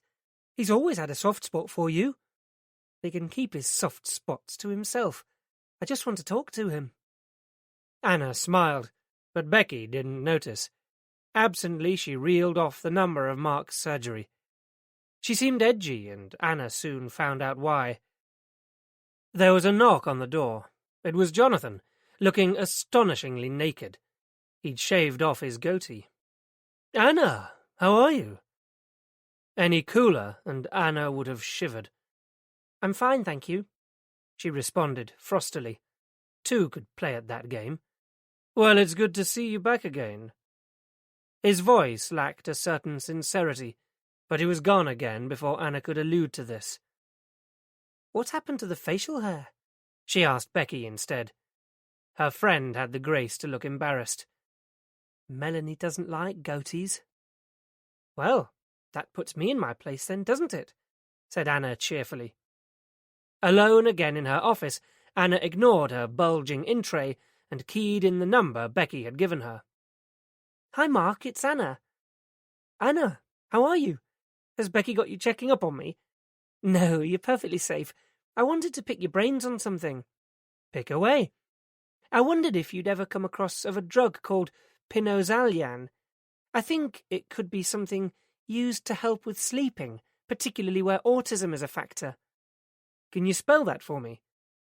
Anna did. There was a pause at the other end of the line while Mark considered. No, I can't say that I have, Anna, but then there are thousands of drugs marketed every year. It's impossible to keep on top of them all. I can look it up on the database for you, though, if it's important. It is, Mark. That would be great. More helpful than Dr. Payne had been, but then he might not have a surgery full of people waiting. And there was a rider. Okay, leave it with me, but I may not get back to you until later in the day. I'm just about to start my rounds. No problem. To while away some time, Anna sorted through her pile of urgent phone messages and emails. She responded to a few and wrote some memos, but by the middle of the afternoon she'd had enough. Today she wanted to do the grocery shopping before fetching Jamie. The first thing Anna noticed as she and Jamie entered her flat in the early evening was that the bin had moved. She was sure she hadn't left it like that, standing away from the wall. It was a feeling, nothing more, that someone had been in there while she was out. Jamie was oblivious, making a beeline for the now dog-eared IKEA catalogue, squatting on his usual spot on the floor and flicking through the pages. But after stowing the shopping, Anna found that she couldn't relax. She checked her answer phone. No new messages. For a while she paced, undecided, before eventually trying Marina's number. As she waited for someone at the other end of the line to locate him, she had to tidy up. As usual, this entailed gathering up far too much, and Eddie's package, balanced as it was precariously at the top of the pile, slid off with a crash, scattering the contents. Bugger! Everything all right, madam? Asked the voice at the other end of the line. Yes, thanks. I dropped something. I'm sorry I can't seem to track down Inspector Mariner. Would you like to leave a message? Yes, would you tell him that someone has broken into my flat and moved my bin? Suddenly Anna felt foolish. No, it's fine, she said out loud. There's no message. She hung up the phone, regretting the call already. She was being totally paranoid, and about what? As Anna turned over the empty folder to replace the papers, she caught her finger on something raised just inside the flap. She examined it more closely. Something had been taped to the underside. It was a small, slim envelope. She pulled it off. Inside the envelope was a CD. It wasn't labelled. So what was all this about? Sliding Carol Vorderman into the DVD yet again to keep Jamie occupied, Anna grabbed her laptop and plugged it in. She inserted the CD and watched the icon appear. Double-click. A dialog box followed, inviting her to enter the disk's password. Anna attempted to override it, but it wouldn't let her through. She tried to cancel, but the screen returned to Explorer. Damn! This time Eddie had been a mite too clever. She scrutinized the envelope for a second time, hoping to find some cryptic clue written there. But the paper was pristine, naturally. Not much point in having a secret password, then advertising it all over the packaging. Okay, she'd have to think of the password. It should be simple, only 50,000 words in the English language to choose from, and that was always supposing Eddie hadn't strayed into French, German, or Esperanto. She began with the obvious, family names: Eddie, Edward, Jamie, James, Anna, Malcolm, Susan, Mum, Dad. Nothing. Tried them in uppercase and lowercase, with and without initial capitals. Zilch. The phone rang. It was Mariner. You wanted to speak to me? Anna felt foolish. Her feelings of anxiety had evaporated, and she was convinced now that her imagination had just gone into overdrive. It was nothing, she said. I thought someone had been in my flat. Has anything been taken?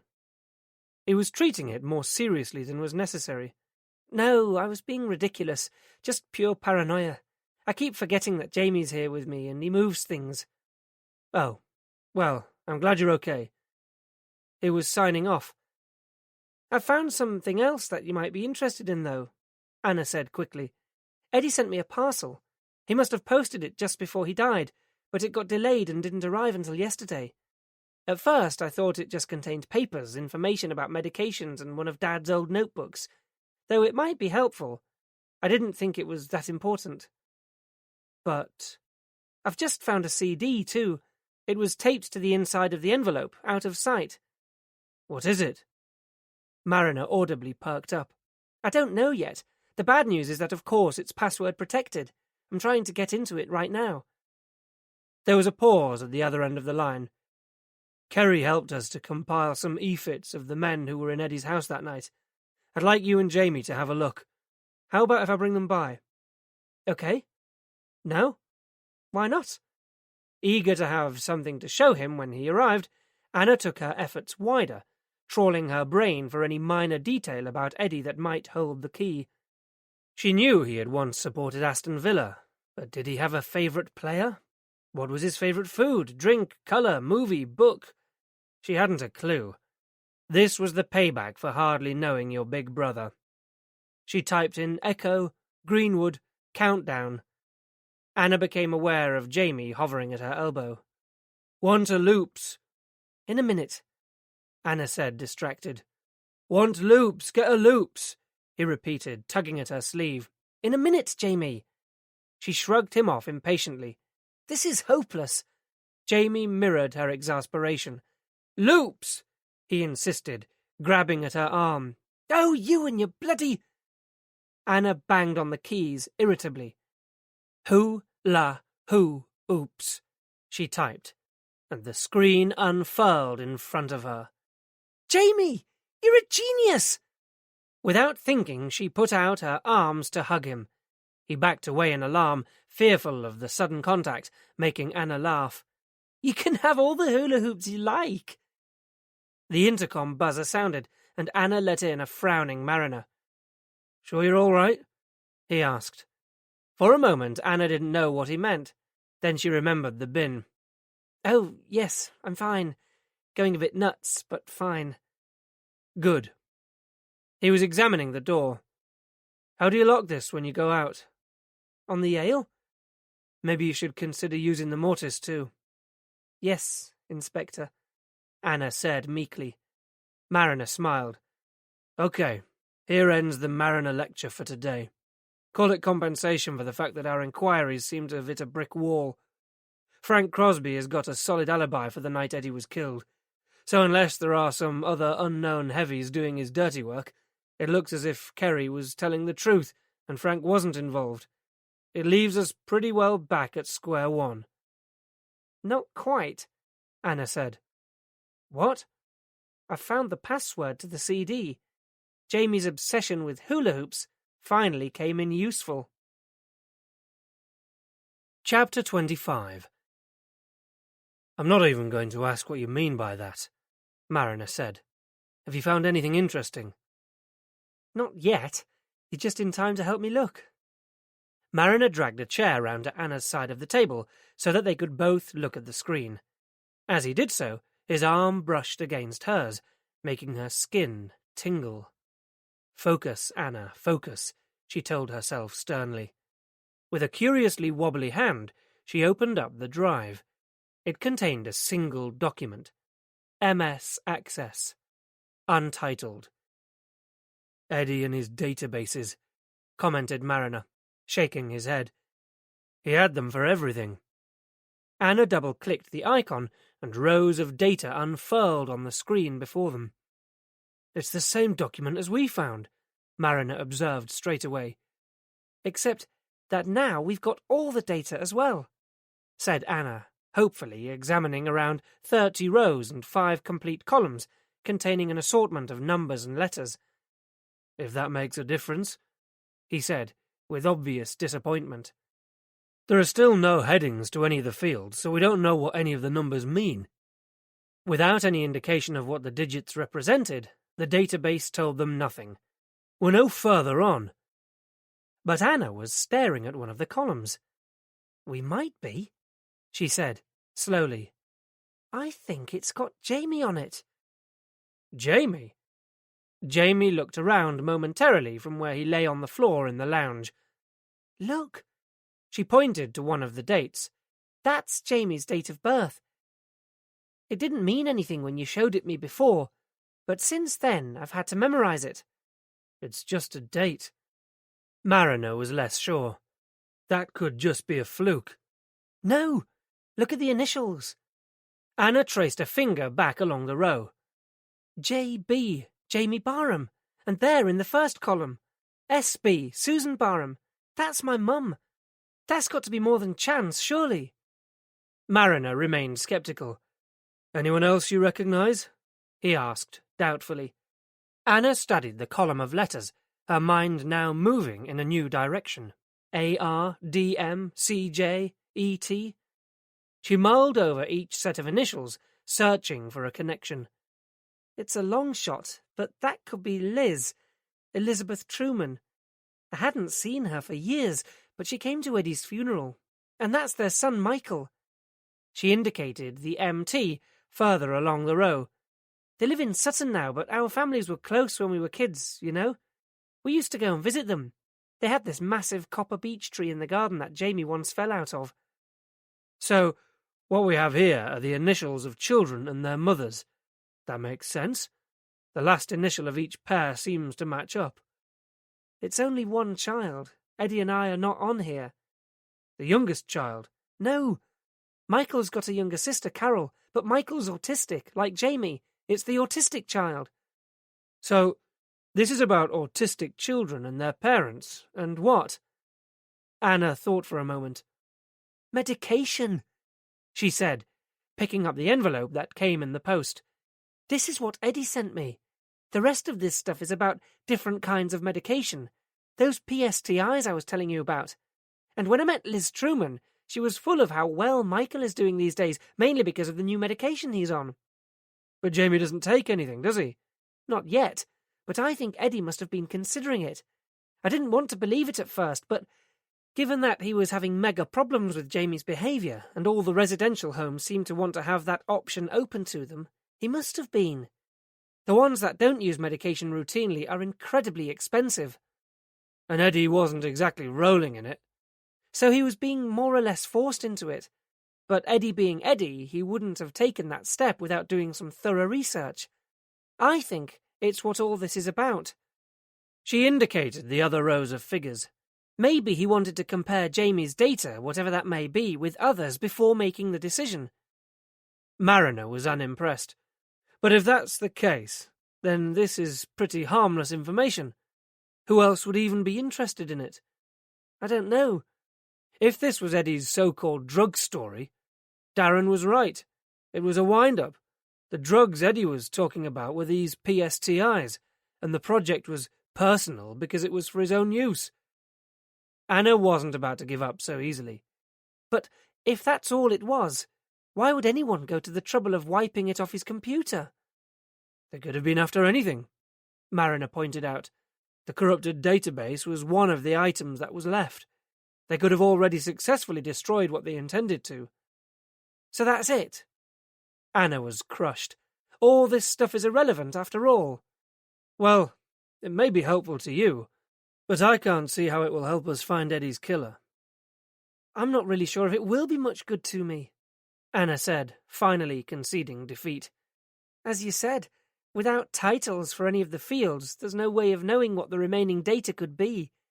It's impossible to tell what the units are for these numbers, let alone what they represent. I'm sorry. I seem to have wasted your time too." Mariner smiled. "Not entirely. It means we've effectively ruled out another lead." "Would you like a coffee or something?" Anna said, quickly, partly because she didn't want him to leave yet. "Okay, thanks." Anna got up to put the kettle on. Mariner picked up the envelope. "This was all Eddie sent you?"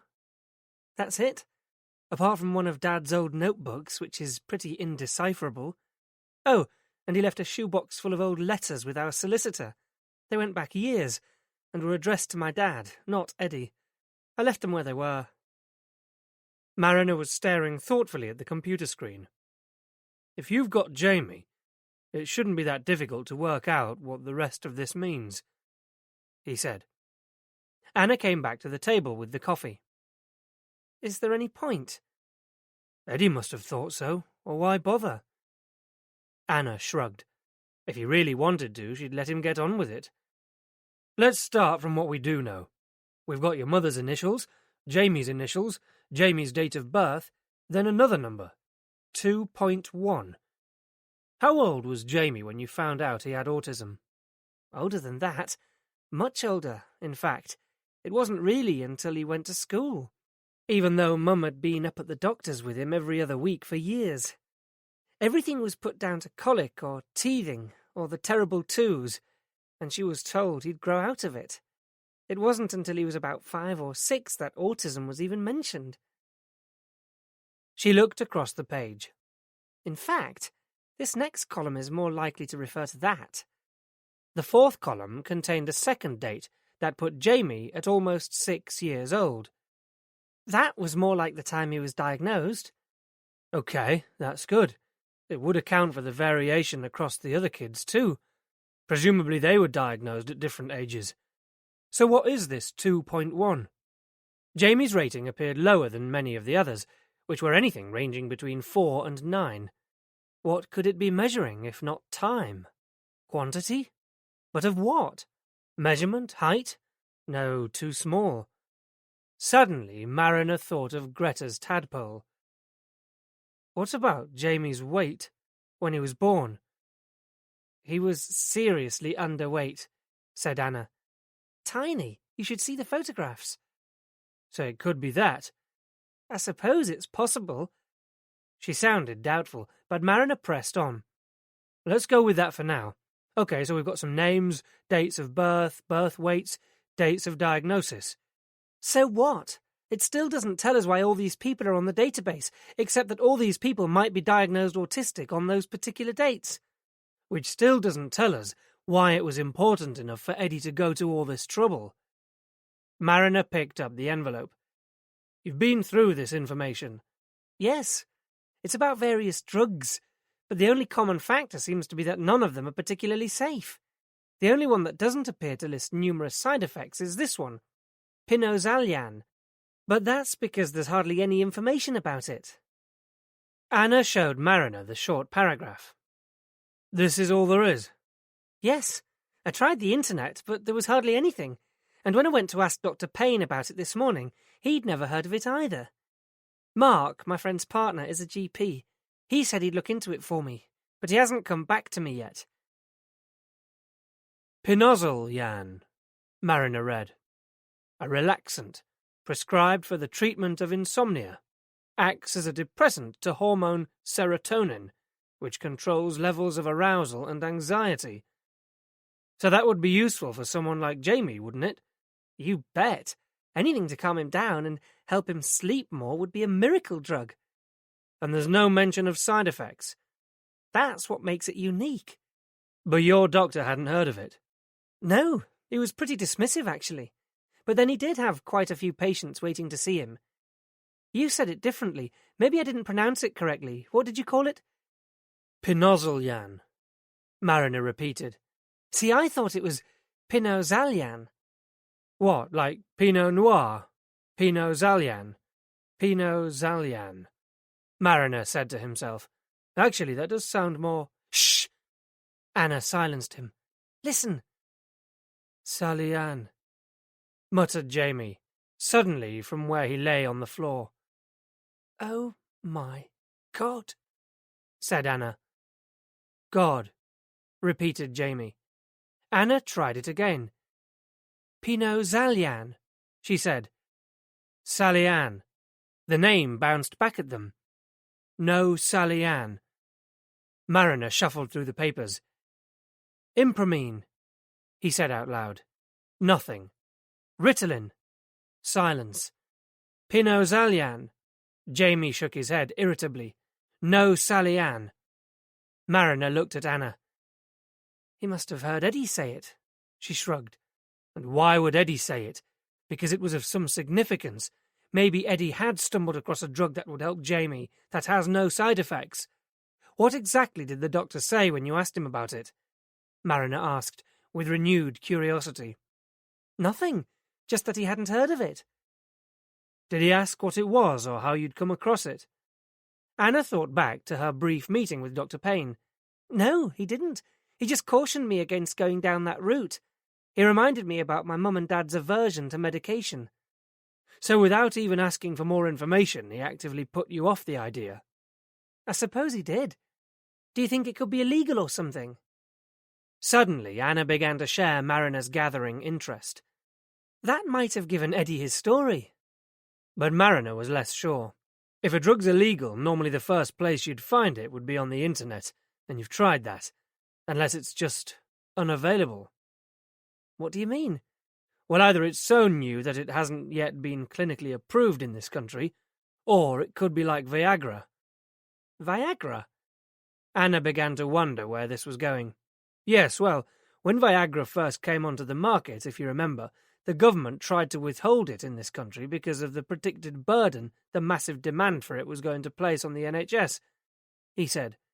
It was thought to be too expensive and potentially too popular to make it widely available. But in the end, the government had to bow to public pressure because anyone could get hold of it from the US, and a vast internet black market for it was going to develop. Once people knew about Viagra, they wanted it. You've been looking at drugs that might be of benefit to Jamie, haven't you? But what puts you off? The side effects. Right. So you don't go for anything. But say one company developed a drug that was both effective and free of side effects. What would you do then? I'd grab it with both hands. Anna was beginning to see what he was getting at, as would any other person who's caring for someone with autism, and the NHS would have to foot the bill. Except that there wouldn't be anywhere near as much demand for it as for something like Viagra. There wouldn't be much of a bill. Wouldn't there? I thought autism was on the increase, and don't some treatments for illnesses like multiple sclerosis run into tens of thousands of pounds just for one person? If Pinozalian turns out to be considerably more expensive in the first place, then the cost would soon mount up. And what better way to avoid having to pay out for any drug than to suppress it? But that's immoral. Which would make it exactly the kind of story Eddie would have been interested in. Mariner concluded, with faultless logic. This database could be the list Eddie was collating of the people who would potentially benefit from the drug, were it available, including Jamie. And there's your scandal. All these people being denied an effective drug that doesn't carry the side effects that all the others do. But how would Eddie have found out about it in the first place?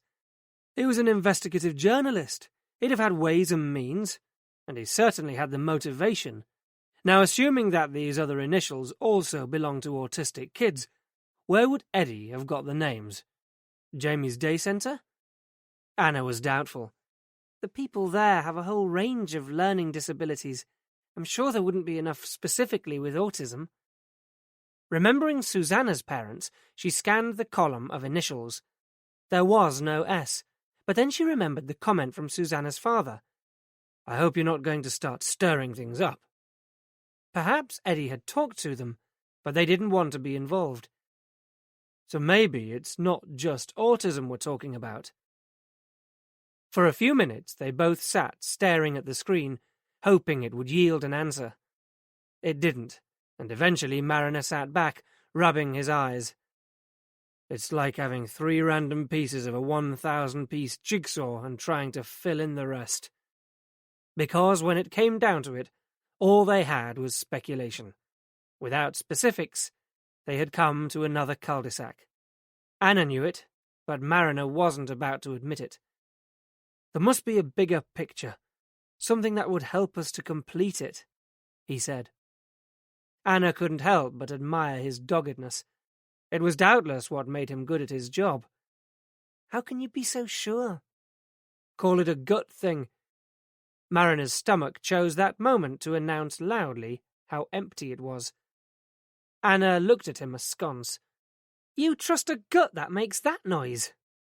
Sorry, Mariner, mildly embarrassed.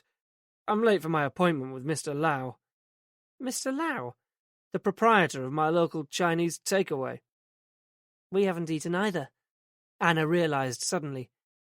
Jamie will be famished. You can stay and have something with us if you like, though it will only be pizza. I haven't yet found anything else that Jamie will eat, apart from chocolate ice cream. She tried to make it sound casual, take it or leave it, but she hoped he would stay. Pizza sounds good, thanks. And how about a proper drink, or are you on duty? I officially went off duty hours ago, said Mariner. I could murder a beer. Help yourself. I don't drink this stuff, and it doesn't look as if anyone else will be coming back for it. I'm sorry to hear that, he replied. To Anna's ears, he didn't sound entirely sincere. The microwave pinged to indicate that the pizza was ready. Jamie stayed sitting at the kitchen table until he'd eaten 2 slices. That's a record, Anna observed. You must be a good influence. Not on everyone. Mariner's blue eyes held hers for a moment, and something in the air crackled. Then the phone rang. Hello, Anna. It's Mark. I'm sorry it took so long, but I've got the information you asked me for about that drug. Fantastic. Hold on a minute, Mark. Anna switched the phone to speaker mode so that Mariner could listen in too. I'm not sure how much use this will be, Mark went on. Are you certain this is what you're looking for? To double-check, he spelled it out. Yes, I'm sure. Okay, here goes then, but be warned, we're talking ancient history here.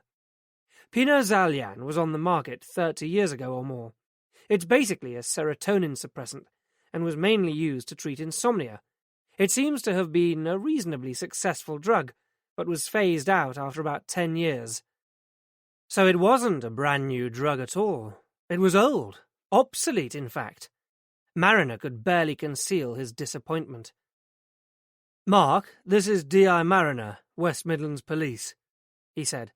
If Mark was surprised that Anna had a policeman in her flat this late in the evening, he didn't question it. If Pinozalian was successful, why did they stop making it? I expect because it was superseded by something better, more effective. It happens all the time. But Mariner wouldn't let it go. Would there be any way of getting hold of it again? I doubt it. And if there are better products around, who would want to? Mark hesitated, apparently confused by the conversation. Look, Anna, if you need anything, why don't you come in and see me? Are you having trouble sleeping? Anna laughed. Not me, Mark. If Jamie would let me, I'd sleep for a week. What would have replaced Pinozalian? Mariner asked, particularly for anyone with autism. They could hear Mark tapping keys at the other end of the line. There are a number of alternatives around just now, he said. It would depend on the precise nature of the symptoms, but it could be something like fenfluramine or impramine. There's a whole group of them these days. They're commonly referred to as PSTIs. But they have side effects too, Anna said, practically an expert now. Possibly, Anna. I don't know too much about them, I'm afraid. I'd have to look them all up individually. Could you email through what you've got on Pinozalian? Said Mariner. Sure, and if you wanted anything more, you could try the Barnes Medical Library at the university. Thanks, Mark. Moments later, an alert pinged for new mail in Anna's inbox, confirming what Mark had already told them. That, once manufactured by pharmaceutical company Bose Dorrington, Pinozalian was no longer on the market, and hadn't been for many years. A brilliant theory bites the dust, said Mariner ruefully. What could possibly have been Eddie's interest in a drug that became obsolete so long ago? You tell me, said Anna, forcing her mouth back into shape. She was hoping that Mariner hadn't noticed her stifling the yawn, but apparently he had. I guess it's one for another day, he said, getting up to go. She would have liked to ask him to stay, but what was the point? She had a night of fielding Jamie to look forward to. Chapter 26. The house was dark as Mariner let himself in the front door, and he noted, with some gratitude, that it was also quiet. On the way home, Anna Barham, together with his wandering imagination, had combined to produce the half-mast erection that he could always rely on when it wasn't needed. Being forced to listen to Knox and Jenny shagging each other senseless tonight would have been more than flesh and blood could stand. His mind was still buzzing from their discussion, and he didn't feel much like sleep, so, cracking open another bottle of homebrew, he poured himself a glass. It was a big improvement on the lager Anna Barham had kept in her fridge, but then he couldn't expect everything. Jenny, he noticed, was beginning to make her mark on the house. A vase of flowers stood on the mantel-shelf, and unless Knox had dramatically updated his musical taste, the pile of CDs by the player had to be her introduction. The table in the dining room was covered in papers too. Jenny's assignment, an apologetic note to one side, explained. Straining to decipher the scrawl, Mariner could see that Jenny already had one major qualification for joining the medical profession. As he stood over the table, his attention was caught by a whole series of striking black and white images. At first glance, Mariner thought they looked rather like pictures of cauliflower florets, until he realized that they represented a fetus in different stages of development, right through from embryo to fully formed infant. Underneath were descriptors explaining which part of the baby developed at which stage. At week 6, the head, liver, intestines. Week 10, the nervous system. Week 14, the muscles and sexual organs. Greta's baby was developing like that, he thought. Greta's baby that wasn't his. Mariner still couldn't decide whether he minded that or not. Although at the time the prospect of fatherhood had terrified him, the idea of bumping into a ready-made replica of himself had also been an intriguing one. The way things were going, that chance may never present itself again, and a tiny part of him regretted that. Maybe it always would. The phone rang, shattering the silence. Mariner grabbed at it. At the other end was a small female voice. Hello? I know it's late, and I'm sorry to bother you, but could I speak to Anthony, please? I'm sorry, Mariner began. There's no one. As he recognized that unmistakable Liverpool lilt, a penny fell from a height, spun where it landed, and came to rest. Ah, you mean Tony. I'm sorry, he's not around just now. Can I take a message? A pause, then... No, there's no message. Another pause, then the voice even lower. Is he still with her? I'm not sure. Technically, it was the truth. Mariner couldn't be certain that at that precise moment they were together. But all the same, as he said it, he still felt like a shit. That night, Mariner dreamed he was climbing Trefan, way up high above the snowline, the spectacular view bearing an uncanny resemblance to the Himalayan range. He was on a steep and narrow winding path, a knife edge that he had to cling to with both hands, but when he looked down, he saw Greta, with a whole gaggle of kids, skipping along carelessly like the family Von Trapp from The Sound of Music. Sporting brilliant white beaming smiles, they were waving at him, but as he raised his hand to wave back, he lost his balance and fell, tumbling down the mountainside, until he woke with a jolt to see the first pale traces of dawn creeping over the sky outside. Almost immediately he became aware of a gentle, rhythmic creaking from the bedroom above. He felt a sudden buzz of excitement, but for once it had nothing to do with sex. During the night, in that slow, osmotic way that thoughts form and consolidate, Mariner had developed the ghost of an idea about why Eddie Barham had been killed.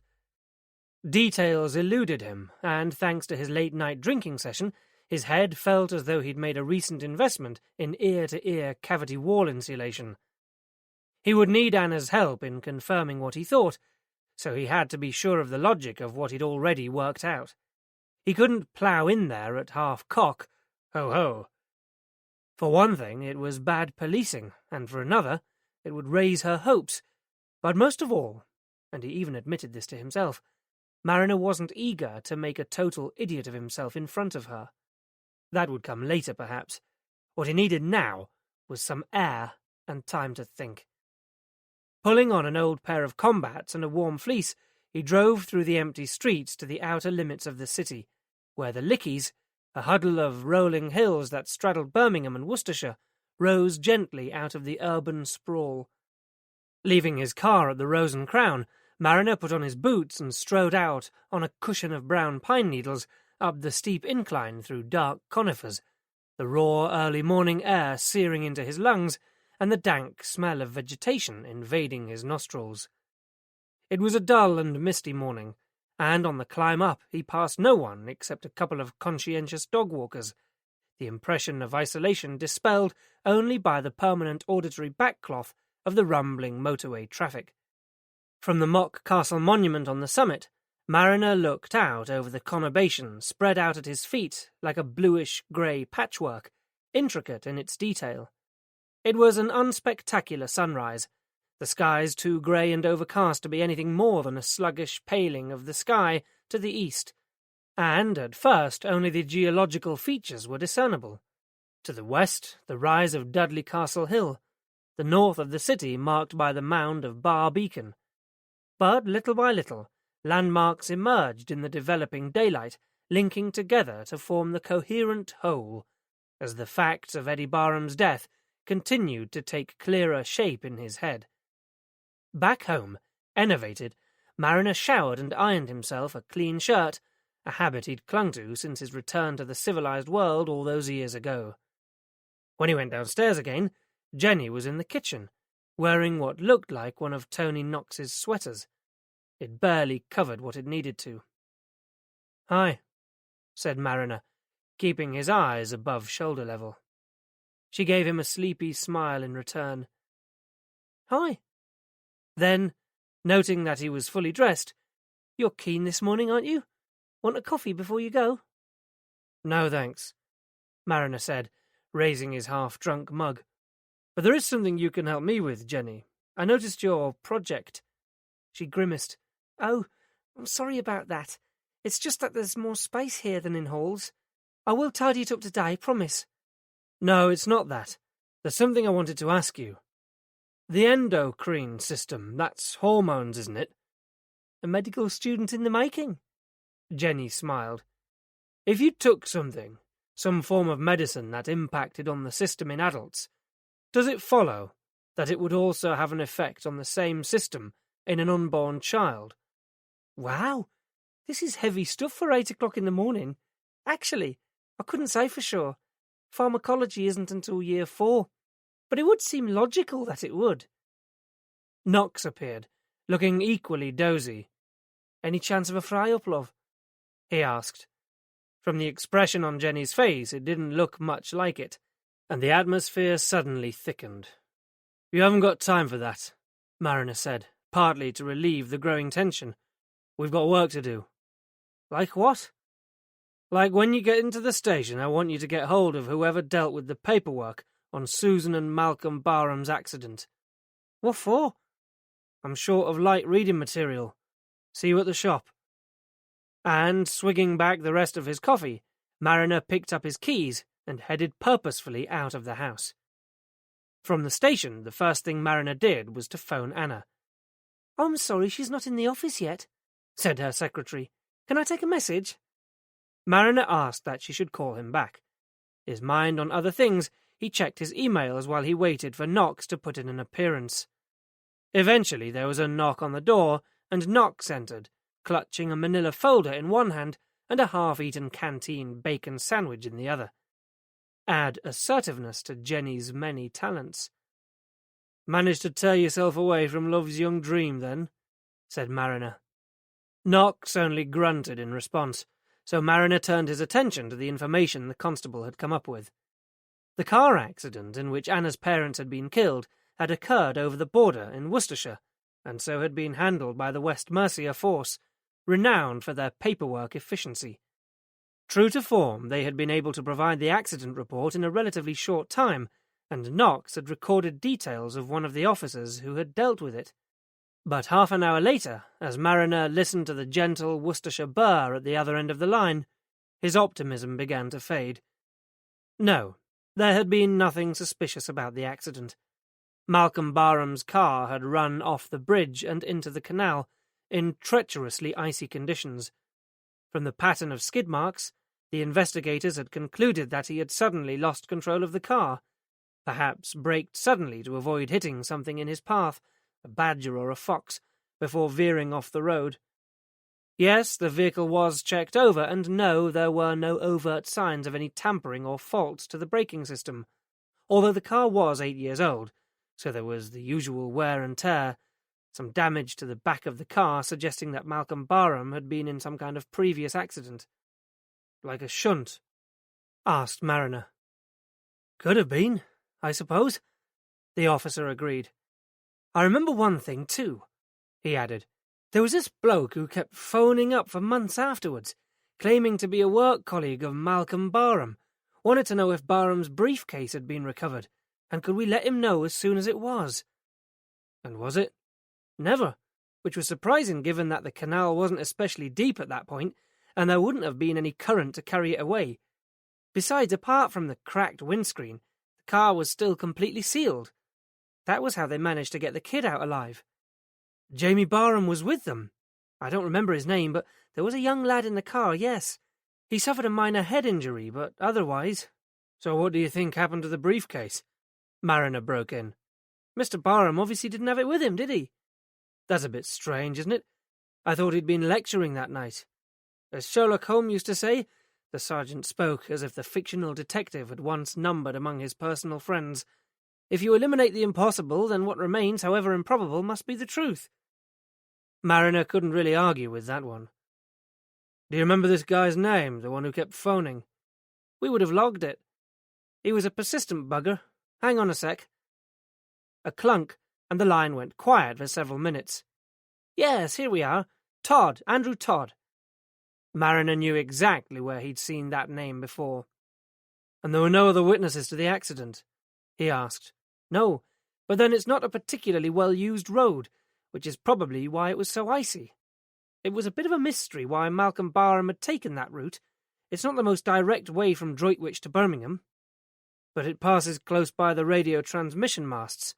Yes, it runs right alongside for about 2 miles. Then that was why. The young Jamie Barham was obsessed with masts and pylons, and whoever had shunted into the back of Malcolm Barham's car, causing it to skid off the road, would certainly have known that. Thanks for your help, said Mariner to the Worcestershire policeman. And thanks for getting back so quickly. No problem. The report was to hand anyway. We had another inquiry about it a couple of months back. Oh, yes. Who was that? The son of the deceased, an Edward Barham. Well, well. Thanking the officer again, Mariner went down to the property store where Eddie Barham's personal effects were being held, and took out the wallet. The money was still there, as were the credit cards, along with another old and faded business card. Andrew Todd, Clinical Research Team. And the name of the company he worked for? Bose Dorrington Pharmaceuticals. Another brick in the wall. So what's all this got to do with anything? Knox understandably wanted to know. Mariner told him what he thought. You've been overdoing the homebrew, was Knox's verdict. It's rotted your brain. Is that why you're like a bear with a sore head today? Slipped in Mariner. Knox just shot him a venomous look. The phone rang and Knox picked it up. Anna Barham, he said, passing it over. Time to test the water. I think I know why Eddie and your parents were killed, Mariner said, as an opener. My parents? What have they got to do with it? Everything. We need to talk to their friend Liz Truman. Do you remember where she lives? I don't know the address, but I might remember the house. It's up near Sutton Park somewhere. We went there a couple of times when we were kids. Can you take me there? Yes, I think so. But what's this all about? The Brocken Spectre. Oh. If she thought he'd lost it, there was no clue in her voice. I'll pick you up in 10 minutes. Want me to come? Asked Knox, sulkily. Mariner shook his head. I think you should take a couple of hours off and go and sort out your personal life. Thank you, sir. If I need any more advice, I'll be sure to come and ask you for it. And he turned and walked out. Chapter 27. Collecting Anna from her office, Mariner drove them north out of the city, along the 6-lane Aston Expressway, where, fortunately at this time of day, most of the traffic was heading in the opposite direction. Over to the left they passed the stately Jacobean towers of Aston Hall, nestling incongruously alongside the ultra-modern Villa Park football stadium. So, what's the Brockle Spectre when it's at home? Anna asked. Mariner smiled.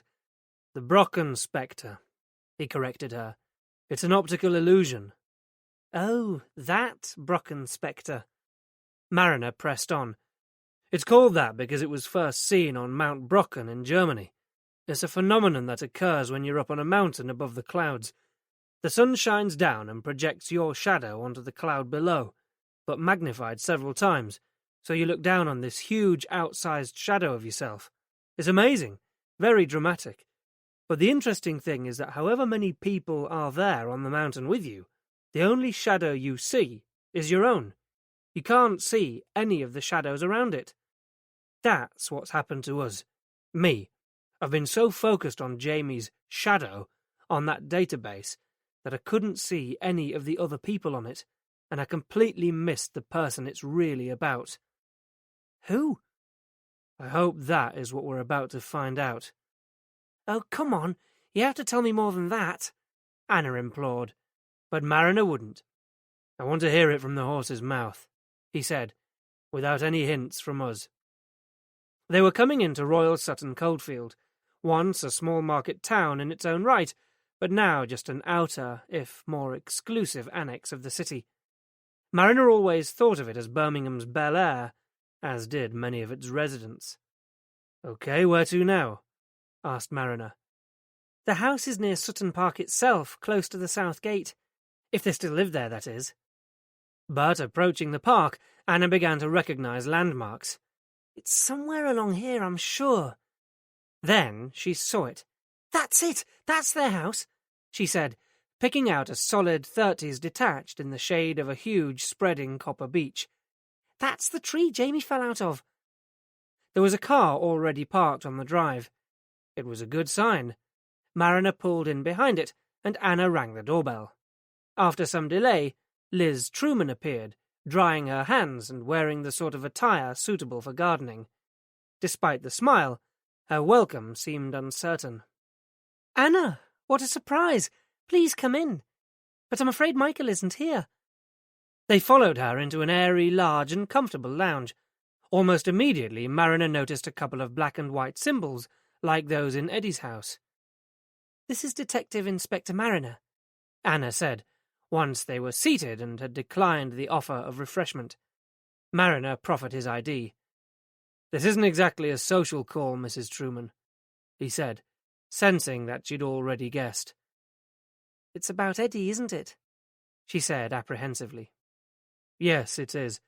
We now know for certain that Eddie's death was not suicide. I knew it. Liz wrung her hands together anxiously. I said that to Richard, my husband. It was all so unnatural. First Susan and Malcolm, then Eddie. How long had you known Mr. and Mrs. Barham? Mariner asked. Years. We first met soon after Jamie was diagnosed. Finding out that your child is autistic is a very lonely experience, Inspector. Back then it was even worse, because there were no ready-made support groups, and much less was known about the condition. It was both devastating and isolating. Then one day, completely by accident, I ran into Susan in the doctor's waiting room. That was when we lived in Harborne, of course, shortly before we moved out here. The relief of finding someone else who was going through the same emotional turmoil was indescribable. We clung to each other. We grieved together. Grieved? It seemed an odd choice of word. For the sons we didn't have, and never would have. she said, her voice filled with sadness. It never stops, you know. Every time your child fails to reach another milestone, you mourn all over again for what might have been. One of the hardest things is when you realize they're not children anymore. They're adults, and they're never going to change. Her eyes glistened as momentarily her emotions got the better of her. Mariner waited for a few seconds while she composed herself. "Mrs. Truman, have you ever seen this before?" He showed her the database. "This is Jamie, and we think this must be Michael." Liz studied the document for a few moments. "I haven't, but I know what it's about. You're right, it is Michael. Did Eddie put this together?" "We found it on his computer." Liz Truman sighed. "Eddie contacted us last summer. He said that he was coming under increasing pressure from Jamie's respite care home to allow them to use some form of medication for Jamie, so he'd begun to research what was available. He'd come across our name and address and said he wanted to renew acquaintance. He was having a difficult time with Jamie, so we were only too willing to offer him some support. He said he was interested in the fact that Michael has been on a program of medication for several years now, because he was considering it for Jamie too. In retrospect, I think that was just an excuse to come over and talk to me. He and Jamie visited us here a couple of times and spent some time with Michael. Not that Jamie or Michael were in the least bit interested in one another, of course." "And is that all you talked about, Michael's medication?" She shook her head. "On the second visit, Eddie brought one of your father's notebooks with him." "Dad's research project," said Anna. "What was left of it. Your dad had always been determined to get to the bottom of autism, and so little was known about it back then. I'm sure it was his way of coping with Jamie. Anyway, at the back of this particular notebook was a section about a drug called pinozalyan that could treat insomnia, so Eddie thought it might be of benefit to Jamie. He wanted to know if we'd ever heard of it." "And had you?" Anna held her breath. Liz looked suddenly tired, as if she'd been through all this before. "Oh, yes." "But it wasn't for Michael, was it?" said Mariner. "No." "Then what?" Anna was confused. "Michael didn't take pinozalyan. I did. Back when I was expecting Michael, I was finding it hard to sleep, and my blood pressure had rocketed as a result, so I was prescribed pinozalyan. It was something else your mother and I found we had in common. When your father realized we had both taken the same drug while we were pregnant, he seized on it. Pinozalyan, which acts on the serotonin system. Yes. Being a chemist, he realized at once that there could be a link between the drug and the fact that our children had both subsequently been diagnosed with autism, displaying the very behaviors that excess serotonin would cause. So he set about proving it." "The Brocken spectre," said Mariner grimly. "We thought it was all about the treatment, when really it's about the cause." He turned Liz's attention back to the database. "So this last row of dates, the ones before Michael was born, refers to the dates when I was prescribed pinozalyan. I didn't remember, of course. I had to go back to my GP and ask to see my medical records again." "And have you any idea who any of these other people may be?" Liz frowned. "No. There were a couple of other local families, but not nearly this number, although shortly before he was killed, Malcolm did make some kind of breakthrough and got what he considered to be some concrete evidence. I don't know where it came from, but he was very excited about it and published a letter in Autism Review. The response he got was overwhelming." "The letters," Anna said suddenly. "What letters?" "The letters at the solicitor's I told you about last night. They were from the parents of autistic children describing their children's behavior. The date of diagnosis. They were addressed to Dad because it was his research in the first place, but Eddie must have been checking back through them." "To compile his database." "The next thing we heard was that your parents had been in that terrible accident. We just couldn't believe it." "But surely you don't think—" Anna began. But Liz's silent tears made perfectly clear what she was thinking. By the return journey, however, skepticism had set in. "I'm sorry," Anna said. It's just too far-fetched, like some second-rate sci-fi film. They were driving south again over the tangled roads of Spaghetti Junction, cars scurrying around its loops and strands like mice in a maze, reflecting the muddled confusion of Anna's thoughts. On the contrary, Mariner argued, it all makes perfect sense. Your father discovers the link between a prescribed drug and a debilitating condition, publishes his theory in a magazine. Weeks later he's killed. Then, years after that, Eddie discovers your father's notes and starts following the same line of inquiry, and now he's dead too. That's quite a coincidence, isn't it? And it explains why Eddie sent you the notebook, along with everything else. It wasn't for any sentimental reasons. I'll bet there's further evidence in there of what your father believed. I think that when Eddie went to meet Kerry on the night he died, someone was waiting for him to go out. While he was gone, they broke into the house to look for your father's notebooks and any other evidence of what Eddie was up to. They shoved Jamie in the cupboard under the stairs and began to destroy Eddie's computer files, but Eddie and Kerry came back too soon and disturbed them. That's ridiculous, said Anna. It's so melodramatic. Who would kill Eddie just for the sake of some half-baked theory of my father's? Someone who knew he was right. Imagine if your father was really onto something. If he could conclusively prove that Pinozalian had caused Jamie's autism, and that of other kids. It would be the thalidomide scandal all over again. But that was years ago. It makes no difference. The end result is the same. Once the link between thalidomide and birth deformities was proven, the company responsible for producing the drug was liable. Think about it. Anna did. It's mind-blowing, she said, numbly. And all we're left with is the task of proving it. Even to Mariner's own ears, it sounded ridiculously simplistic. There was a business card in Eddie's wallet belonging to an Andrew Todd, an employee of Bowes Dorrington. I'm sure he must be involved somehow. Anna looked at him. I know that name. A man called Andrew Todd phoned Eddie's house that afternoon, the day you told me he'd been... after you'd gone. When I said what had happened to Eddie, he just hung up. I tried calling him back, but the number was unobtainable. He's the connection with the drug company, Mariner snorted with disgust. He was checking that the job had been done. But that's crazy. Surely Eddie wouldn't have been naive enough to go to the company directly with this. Somebody found out about what he was up to, he said. Eddie must have talked to someone apart from Liz Truman. It wasn't Darren. Darren's only a kid. Who else would Eddie have told? Who would he have trusted? But as he'd already learned, Eddie was a loner, and nobody came to mind. So what now? Anna asked, tentatively. It would help if you could get access to your mother's medical records. At least then we'd have confirmation that she took Pinozalian too. And we need to get hold of those letters to your father and cross-reference them with the database.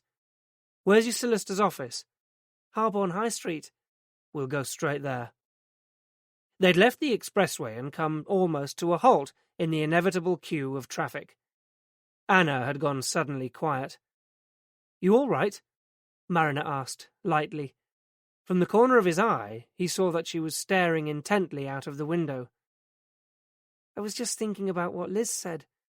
I don't think that, in all the time I was growing up, I ever considered what Mum and Dad might be going through with Jamie. Never once did I acknowledge their courage or their patience. All I ever did was complain about their lack of understanding of me.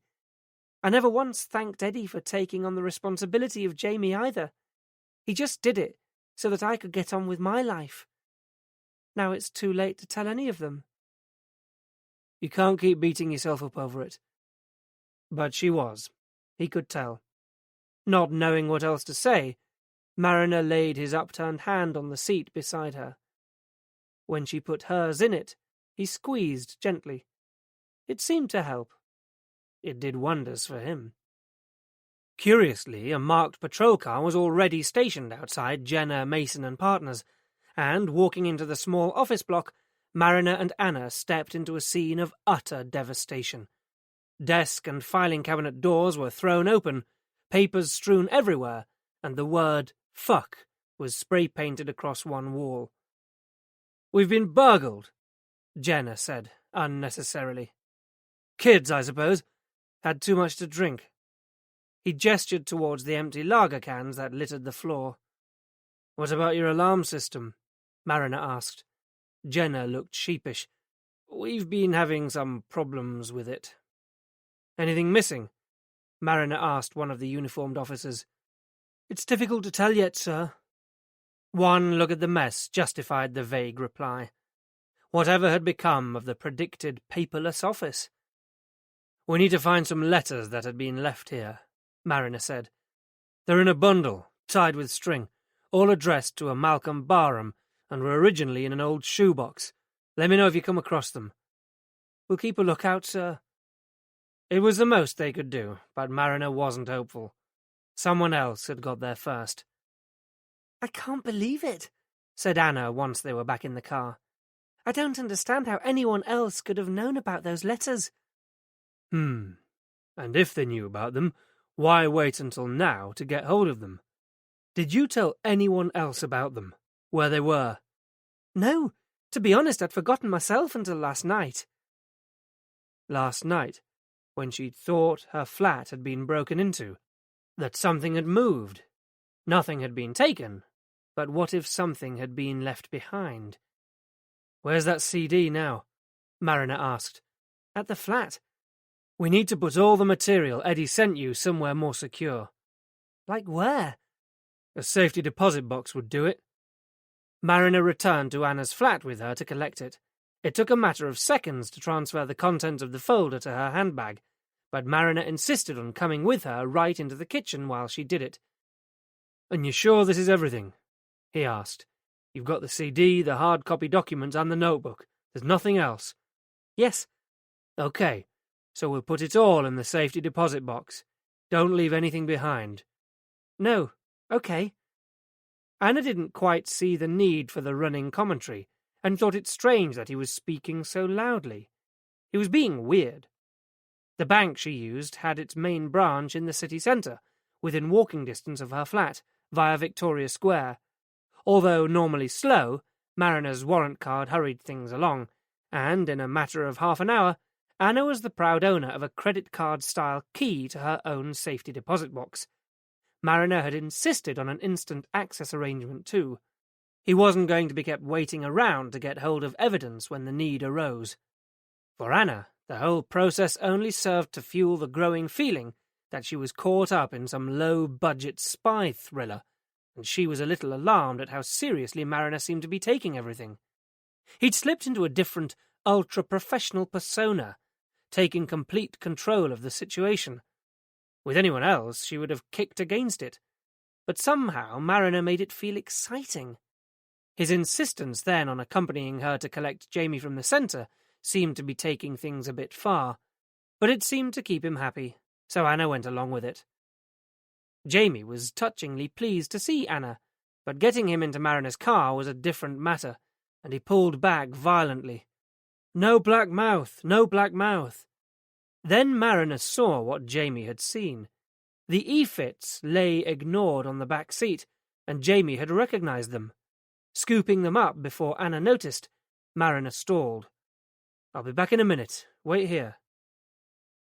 Inside the day centre, Mariner showed the pictures to Francine. Ever seen these people before? Yes, he's the social worker who came to talk to us about Jamie.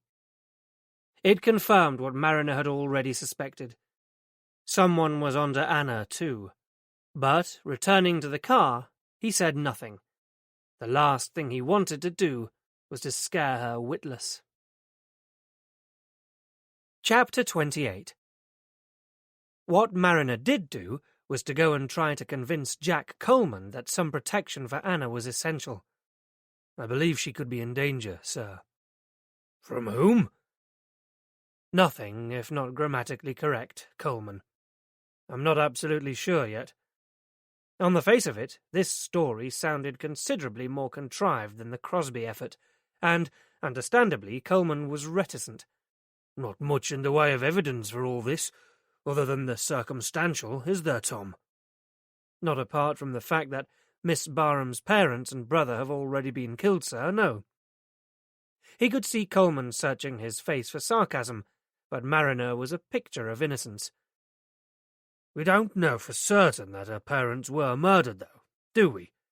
Coleman reminded him. Their car had damage to the rear, consistent with being shunted from behind. I think Malcolm Barham was forced off the road into the canal. It probably wouldn't have taken much.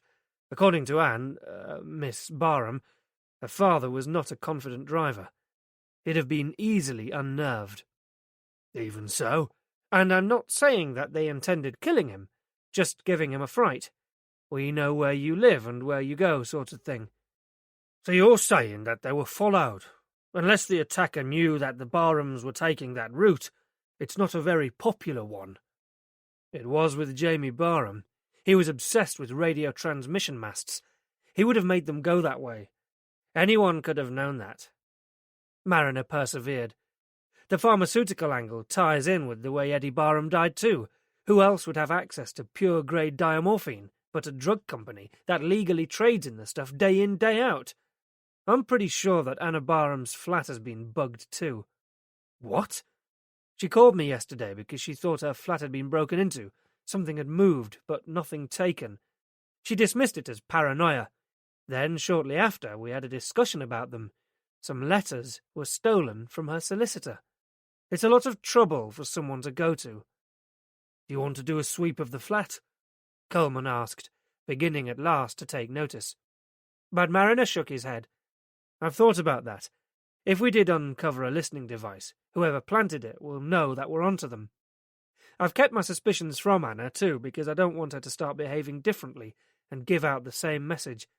I don't think there's anything else to be learned from it, so we may as well let sleeping bugs lie. So what do you want to do?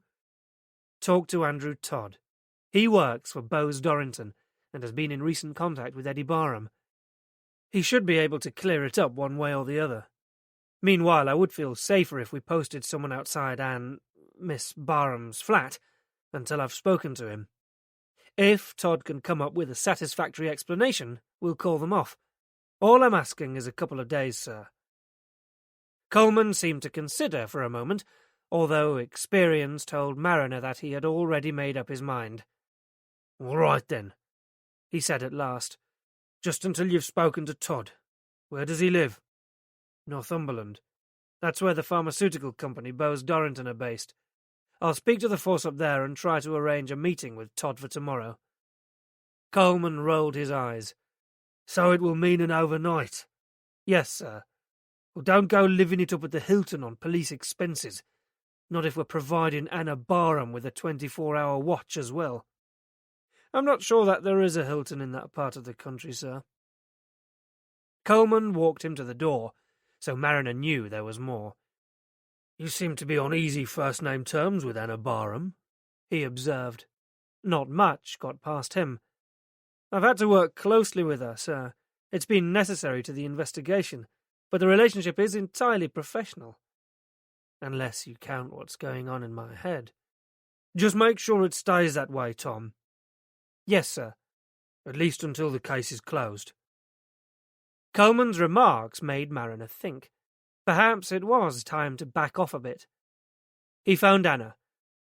We're posting a man outside your block, he said, trying to make it sound like the most natural thing in the world. This is getting scary. Not at all, it's just a precaution. My gaffer's idea. Mariner lied. But it's important that you try to carry on as normal. She gave a derisory laugh. What's normal? Just try to do the things you would usually do at the weekend. What about you? She asked. Mariner had already decided not to tell her about his plans regarding Andrew Todd. If she was under scrutiny, the less she knew, the better. It's my weekend off, he said, casually. Oh. He thought he sensed disappointment, but perhaps he was flattering himself. I'll speak to you early next week, and try to relax, okay? Patronizing git, he thought as he put down the phone. Immediately the connection was severed. Mariner dialed the STD code for Northumberland, followed by the Bose Dorrington number, and asked to speak to Andrew Todd. The receptionist had apparently never heard of Todd, and asked Mariner to wait 1 moment. There followed a pause of considerably more than 1 moment, during which Mariner was treated to the whole of Autumn from Vivaldi's Four Seasons. 3 months gone, just like that. Eventually, a man's voice came on the line. "I'm sorry, Mr. Todd no longer works for this company," he said coolly. "When did he—" But Mariner was talking to himself. First sign of madness, he thought, wryly. So Andrew Todd had left the company. What, Mariner wondered, had precipitated his departure? Whatever had occurred, he was still being protected. If Mariner tried phoning back, he would doubtless get profuse apologies that the line had been cut off, but he wasn't going to join in with that farce. Knox wasn't around, so Mariner had to enlist the help of P.C. Hunter to get hold of Eddie Barham's last phone bill. It was a simple enough task to trace Andrew Todd's home address from the data already collected relating to Eddie Barham's calls. There was only one Northumberland number on the list. Todd may not be employed by Bowes Dorrington now, but he still apparently resided in Chapel Dean, the town where the pharmaceutical company was located. This established, Mariner made a courtesy call to a D.I. Dennis Waitman, a detective on the local force, and briefly outlined his plans, as he was required to do. It would also help for Waitman to be put in the picture in case Mariner needed backup. "I can contact Mr. Todd and set up a meeting for you if you like, man." Waitman volunteered straight away in a dense Geordie accent, but Mariner declined the offer. "Thanks, but I'd rather not give him time to prepare. Or to leave town." Chapel Dean, little more than a large village tucked away in the remote northern Pennines, seemed an unlikely home to a multinational pharmaceutical company. To get there meant a potentially tiresome journey up the M6, but for once Mariner relinquished the prospect of the long, uninterrupted drive. Borrowing a Pool Mondeo to give him the benefit of a CD player, he threw in some CDs of Bob Marley and the Smiths, along with his boots and a fleece jacket. It was unthinkable to venture up to that part of the world without them. Childhood holidays with his mother had been simple and economical, motoring around in a succession of dubious vehicles, staying in youth hostels and walking in the countryside, taking in the occasional folk festival along the way. That basic pleasure had stayed with him, though his goals had become ever more ambitious. Over successive summers in his youth, he'd tackled the best of Britain's long-distance footpaths. The coast-to-coast, Offers Dyke, the Ridgeway. It was what had helped him to get a grip on his life again. Among the best times of his life had been weekends spent hitchhiking out of the city, walking all day before getting pissed or laid, and on some happy occasions both. One of the most memorable, in his early 20s, had been the year of the Pennine Way, England's last wilderness. Mariner had pounded the wild and rugged, sparsely populated route, often alone, with only the sheep for company. Since that time, the amount of traffic on the roads had more than doubled, and going north on Europe's busiest stretch of motorway on a Friday evening was constant stop-start. By the time Mariner was onto anything resembling open road, it was after 10. He checked in accordance with Coleman's wishes, at the cheap and cheerless travel lodge off the A66 at Penrith. Thanks to a major agricultural event in the town that weekend, all they could offer him was a double room. It was relatively quiet, but Mariner lay awake anyway, wishing he had someone to share the double bed with, preferably Anna Barham. Coleman was right. He had spent a lot of time with Anna and Jamie, and whether he cared to admit it or not, he was becoming emotionally involved. Greta would have been proud of him. Before 8 the following morning, with a full English breakfast congealing to form a leaden mass in the pit of his stomach, Mariner drove over bleak moorland, following the route described to him over the phone by Dennis Waitman. His memories of the area were of the lush greens of summer, backed by the extravagant trill of the curlew.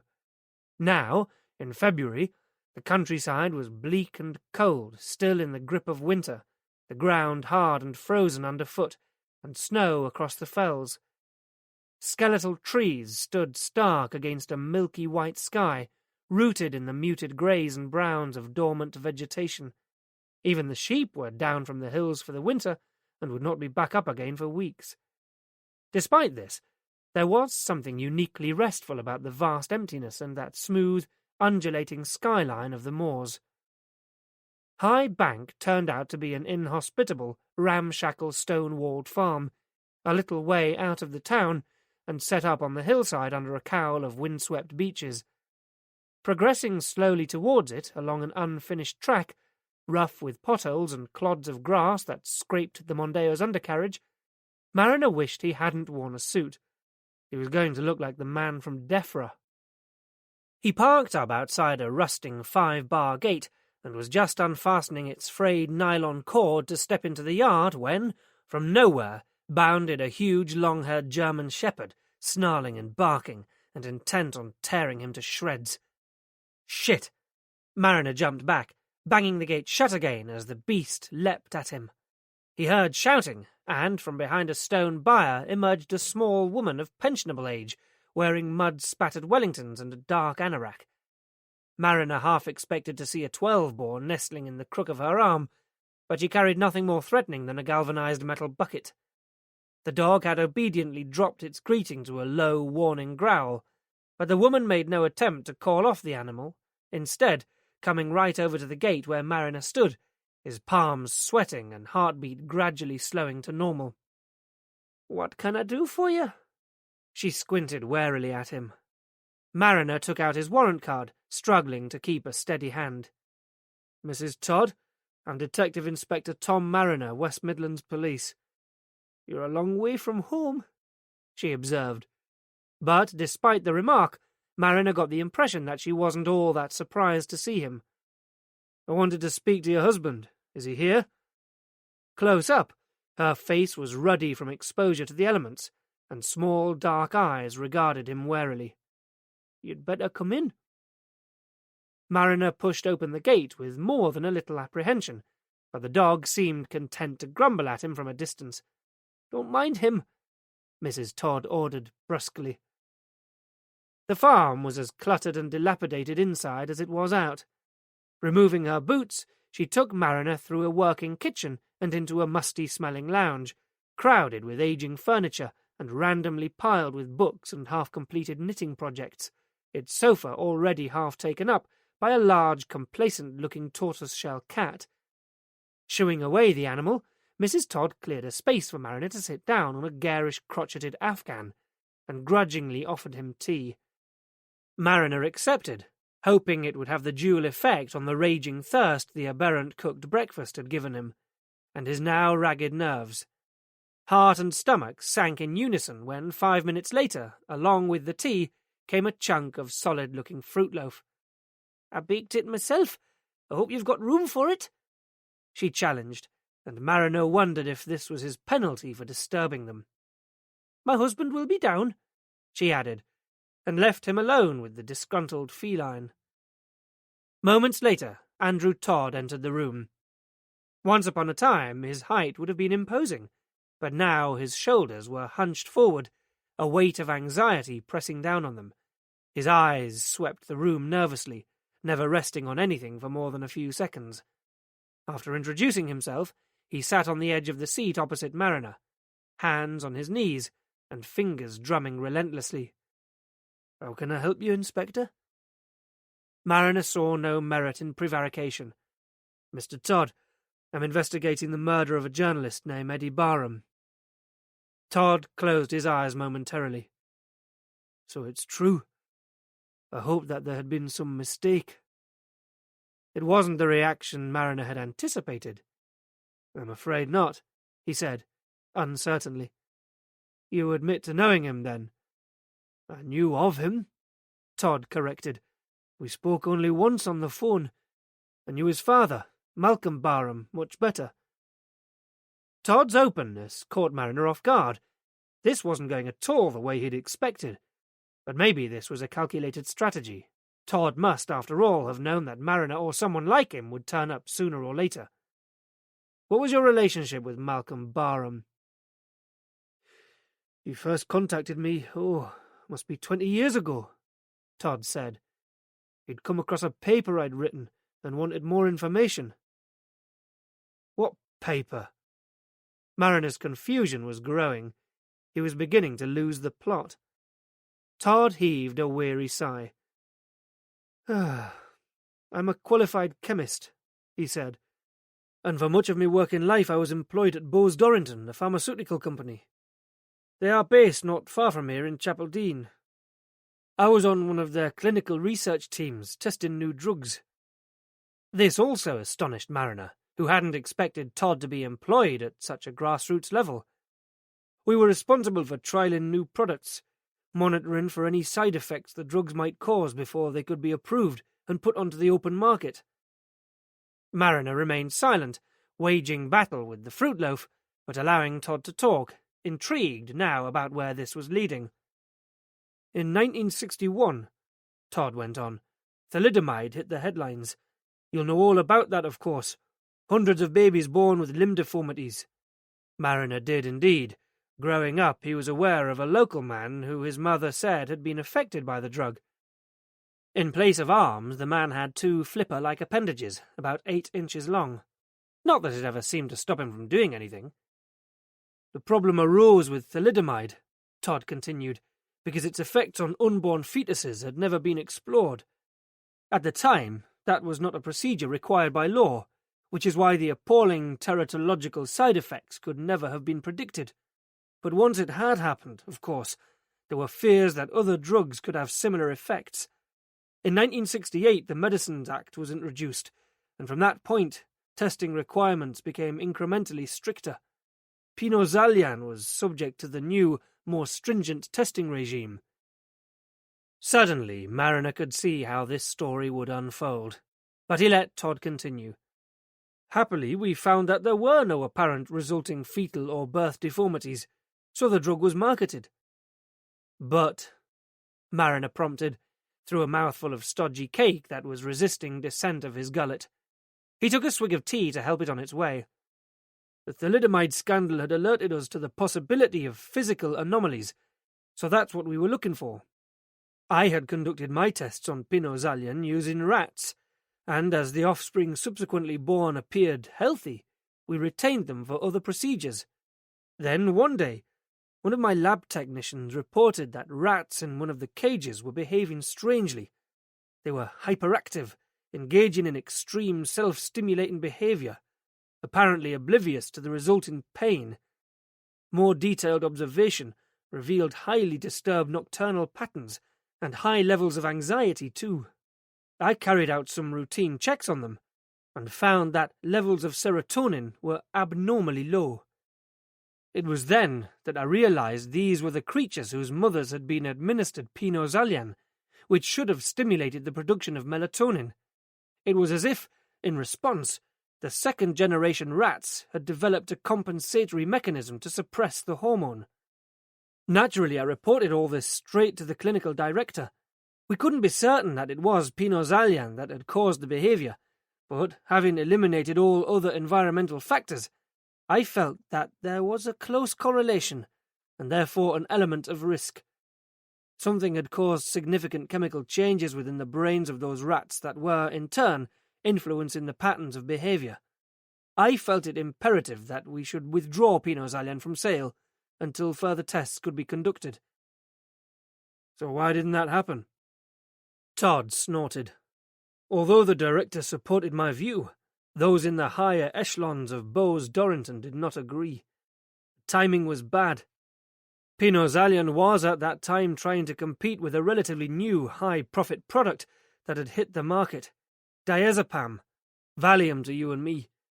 Withdrawing Pinozalian then would have been like admitting defeat, so they wanted more concrete evidence before they were prepared to take any action. As you will appreciate, this wasn't the kind of data that could be produced overnight. The rats whose behavior had changed were now several months old. To set up a new experiment would have taken at least a year, and that was too long. In the meantime, the most Bowes Dorrington were prepared to do was issue a drug alert memo individually to GPs, warning of possible risks. That's it. Mariner was appalled. It was the minimum requirement at the time. Such a response was wholly inadequate, and I expressed my fears, but no one would listen to me. So I decided to publish my findings in a pretty low-level science journal. At least then I felt I had tried to do something. When the article appeared, I was inevitably asked to leave my post at Bowes Dorrington for failing to act in the best interests of the company. As an alternative to direct dismissal, I was given the option of taking early retirement on the grounds of mental ill health. Financially, it was the sensible thing to do, but it, of course, meant that my research findings could be discredited as the ramblings of a sick man. I was also made to sign a disclaimer, preventing me from passing on any information relating to the work I had done at the company. Is that usual? It's a common enough practice to guard against commercial espionage, but this one went further. I was also advised verbally not to compromise my own or my family's personal safety. An open threat? You didn't report this to the police? What was the point? I couldn't prove anything, and it would just have looked like a pathetic attempt at revenge from a man who had lost his job. He was right. And the company took no further action on Pinot Zalian. The memo was the only step taken, and that would have made little difference. Most GPs have a rather unhealthy relationship with the major drugs firms, in my opinion. Pinot Zalian continued to be distributed. So why was it finally withdrawn? I don't know for sure, of course. A combination of factors, probably. Perhaps, despite the reaction at the time, something of what I said had made an impression, and post-thalidomide, the idea of reparation and compensation was becoming established, so companies were taking more care. Nowadays, the risks and benefits of all medicines have to be regularly reviewed, and also by this time, the battle with Valium was lost. It dominated sales worldwide. I suppose it was felt that the commercial potential of Pinot Zalian was no longer worth the risk. So your fears were vindicated, said Mariner. If that matters, snapped the old man, irritably. More significantly, Pinot Zalian remained in circulation for almost 10 years, during which time I was entirely impotent. Mariner tried not to flinch at the word. The only positive was that in that time I came across no reports of any negative effects on humans, so I had to conclude that what I had seen was peculiar to rodents. By some miracle, Bose Dorrington seemed to have got away with it. But I left the pharmaceutical industry altogether, bought this place and tried to forget. For years I wondered if I had done the right thing, or if I had simply overreacted and thrown away my career for nothing. And then Malcolm Barham came along. Malcolm wrote to tell me about his young son, Jamie, who had been diagnosed with autism. In researching possible causes of his son's condition, Malcolm had identified a possible link with Pinot Zalian, and he'd come across my article, which supported his hypothesis exactly. I tried to put him off. The last thing I wanted was to get involved again. I was afraid of what I might learn, I suppose. But Malcolm was clever. He invited me to go and meet Jamie. It was a surreal experience. The boy exhibited almost exactly the same behaviours as those lab rats. Obsessive, repetitive, self-stimulation, high anxiety. The disastrous consequences of Pinot Zalian were right there, staring me in the face, impossible to ignore. Susan Barham had been prescribed Pinot Zalian for 3 months of her pregnancy. Andrew Todd stared at a spot on the floor. A nervous tic had taken control of his right eye. Then suddenly he turned to Mariner. "The worm in the bud," he said.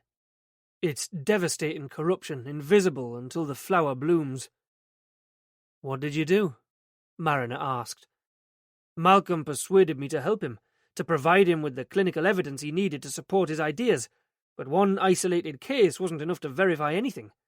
Although I had the theoretical material, the scientific data, we also needed more in the way of statistics to prove that this wasn't pure chance, and that Jamie didn't have some kind of predisposition. Autism is a complex condition with many and varied causes. For every child whose condition had been caused by the drug, there would be many others who had developed it for other reasons. Malcolm and Susan Barham knew other parents of autistic youngsters, so they began to contact them, to find out whether any more of these mothers had taken Pinot Zalian during pregnancy. But the cases were few and far between, until Malcolm wrote a letter to some kind of autistic group magazine. "And got a huge response," said Mariner, thinking of the letters in the shoebox and the names on Eddie's database. "Did he?" Todd said. "I never knew, because shortly after his letter was published, Malcolm and Susan were killed. The car crash. Did you ever consider that it could be related?"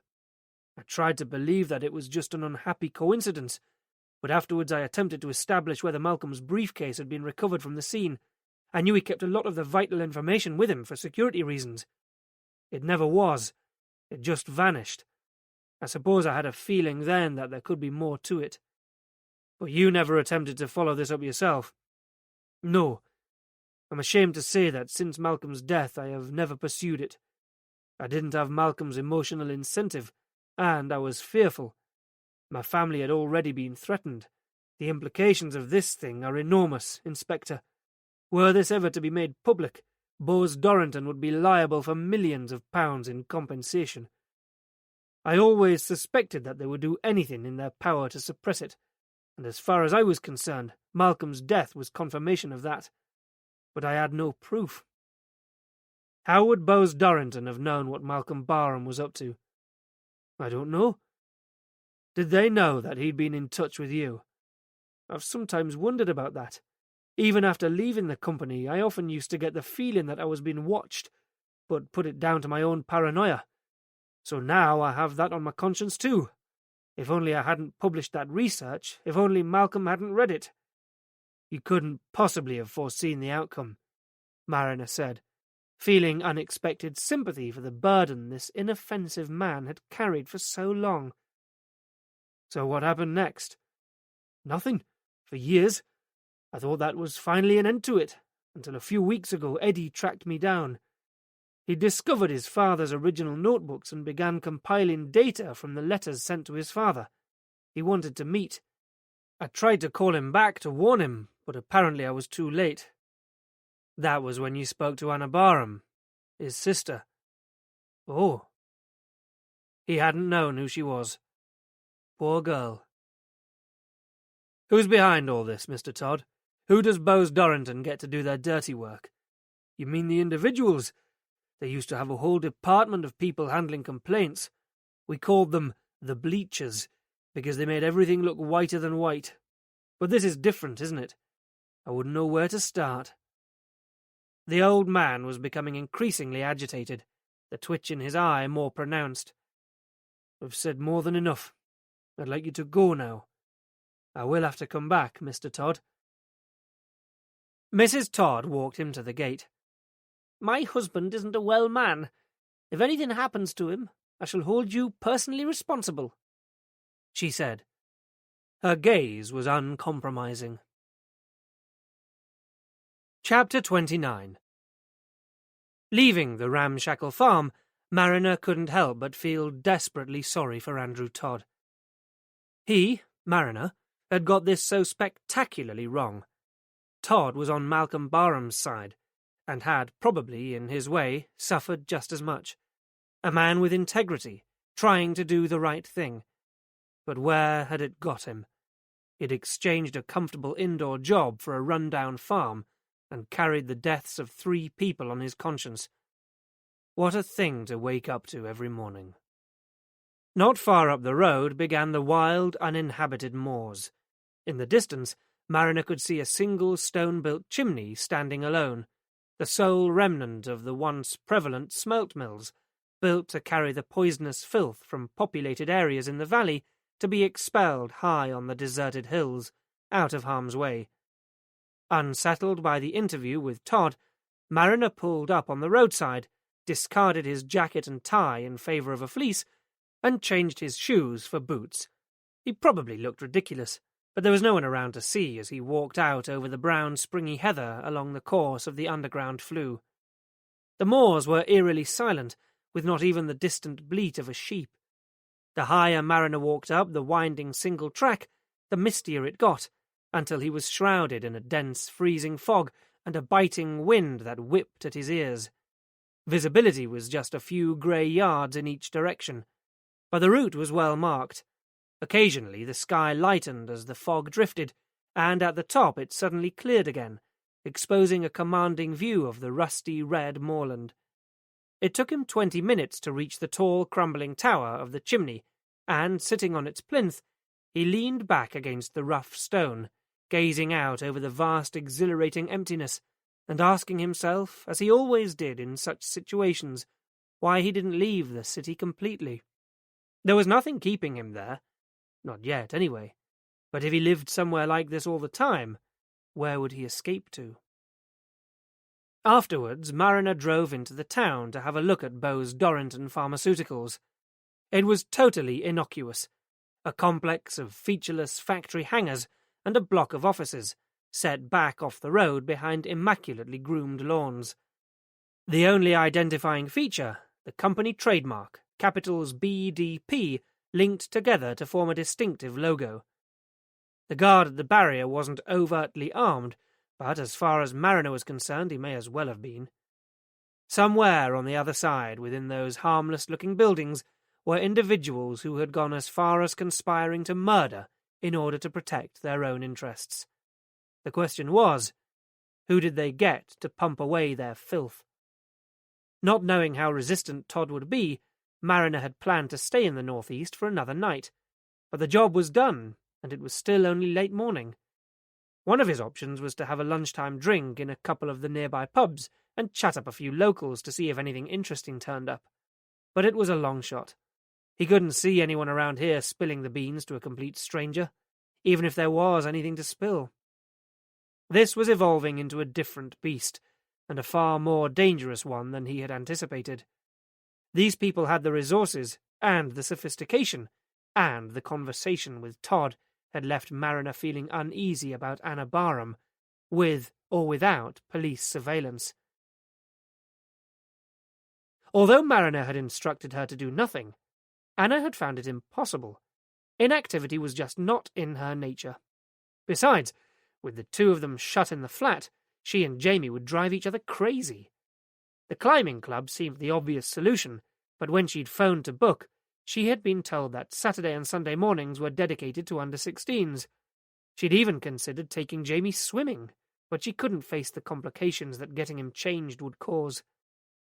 At the surgery, Dr. Payne was out on call, and the officious receptionist was uncertain of the procedure for getting hold of Anna's mother's medical records. She promised to get back to Anna as soon as possible. The only other useful task Anna could think of was a visit to the library to see if she could locate a copy of her father's letter to Autism Review, which surely couldn't do any harm. Mariner had told her to behave normally, and normal people went to the library every day. And part of her was intrigued now to know what it was that she'd missed all those years ago. Besides, the city's main central library was only a short walk from her flat. To be on the safe side, Anna decided to employ the tracking service Mariner had given her earlier that week. Activating the handset, as Mariner had shown her, as she and Jamie were poised to go out of the door, she surreptitiously dropped the tiny receiver into his shirt pocket. But despite her subtlety, Jamie saw immediately, and wasn't having that, so he pulled it out again. Diverting his attention, Anna then tried clipping the receiver to the back pocket of his trousers, but he felt it and ripped it off. As a last-ditch distraction tactic, she attached it to a belt loop. This time it stayed where it was, but only until they got out into the hallway. "No!" With an emphatic shout, Jamie tossed the tiny black button on the floor. Defeated, Anna picked it up and pocketed it, before recognizing the stupidity of carrying the now redundant, bulky transmitter with them. Unlocking the front door again, she dropped the device just inside on the floor. You've been listening so intently. Now is the perfect time to take a deep breath, close your eyes, and let the music wash over you. We appreciate your time and support.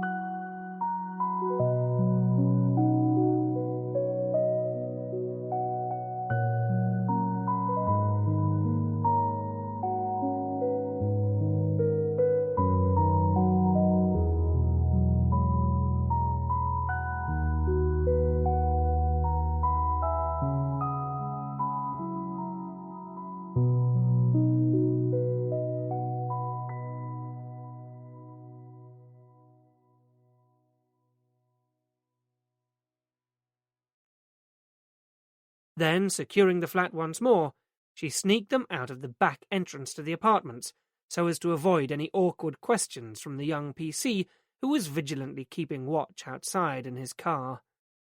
Being a Saturday, the canal basin swarmed with tourists, day-trippers queuing for narrowboat excursions along the waterway, and shoppers seeking refreshment in the restaurants and coffee houses overlooking the picturesque quayside. Anna and Jamie passed through a bustling Brindley place without incident, Jamie lagging his customary 5 feet behind his sister. The library was a quiet haven amid the frenetic activity. Archive copies of Autism Review, Anna was told, were not in great demand, and were stored on microfiche on the 4th floor. After a brief demonstration from one of the librarians, she stationed herself at one of several machines, leaving Jamie to meander around the aisles. Wary of him straying too far, Anna glanced up to check on him constantly, but for once he seemed to be staying out of trouble, content to study and recite the catalogue numbers on the book spines, enough to keep him occupied for hours. 2 other people were using the machines, and several students browsed the shelves. Anna noted that an issue of Autism Review, a monthly publication, had been issued 3 weeks before her parents' deaths.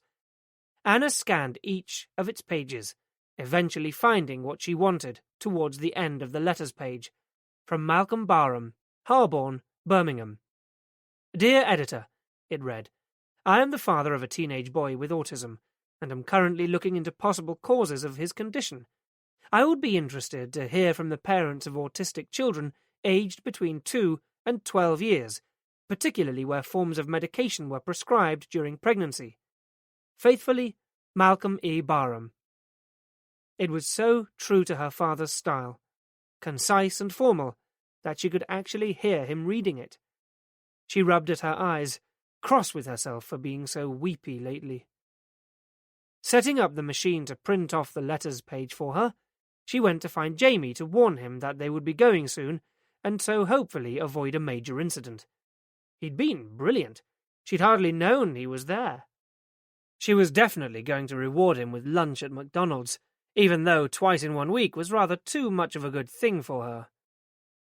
She walked over to where she had last sighted his black jacket through the gap in the shelves, but he'd moved on.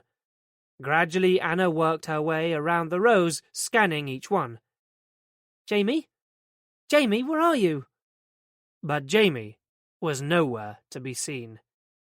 Her initial calm began to accelerate into concern, rushing on towards mild panic. Jamie wasn't there. Anna had never considered the possibility that he would ever really wander off without her, but now he'd done it. Why the hell hadn't she insisted on him wearing the tracking device? The transmitter button was burning a hole in her pocket.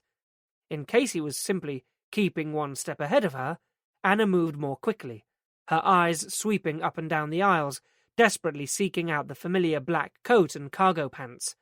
At one point, she thought she saw his flapping hands, but it was only a middle-aged man scratching his head in concentration. She'd covered the whole of the 4th floor now, but no Jamie. The lifts were tucked away in one corner. Anna had felt sure he wouldn't have ventured into one alone, but now she had to consider the possibility that he might have done. The problem was, had he gone up or down? It would be impossible to search the whole 6th-floor library herself.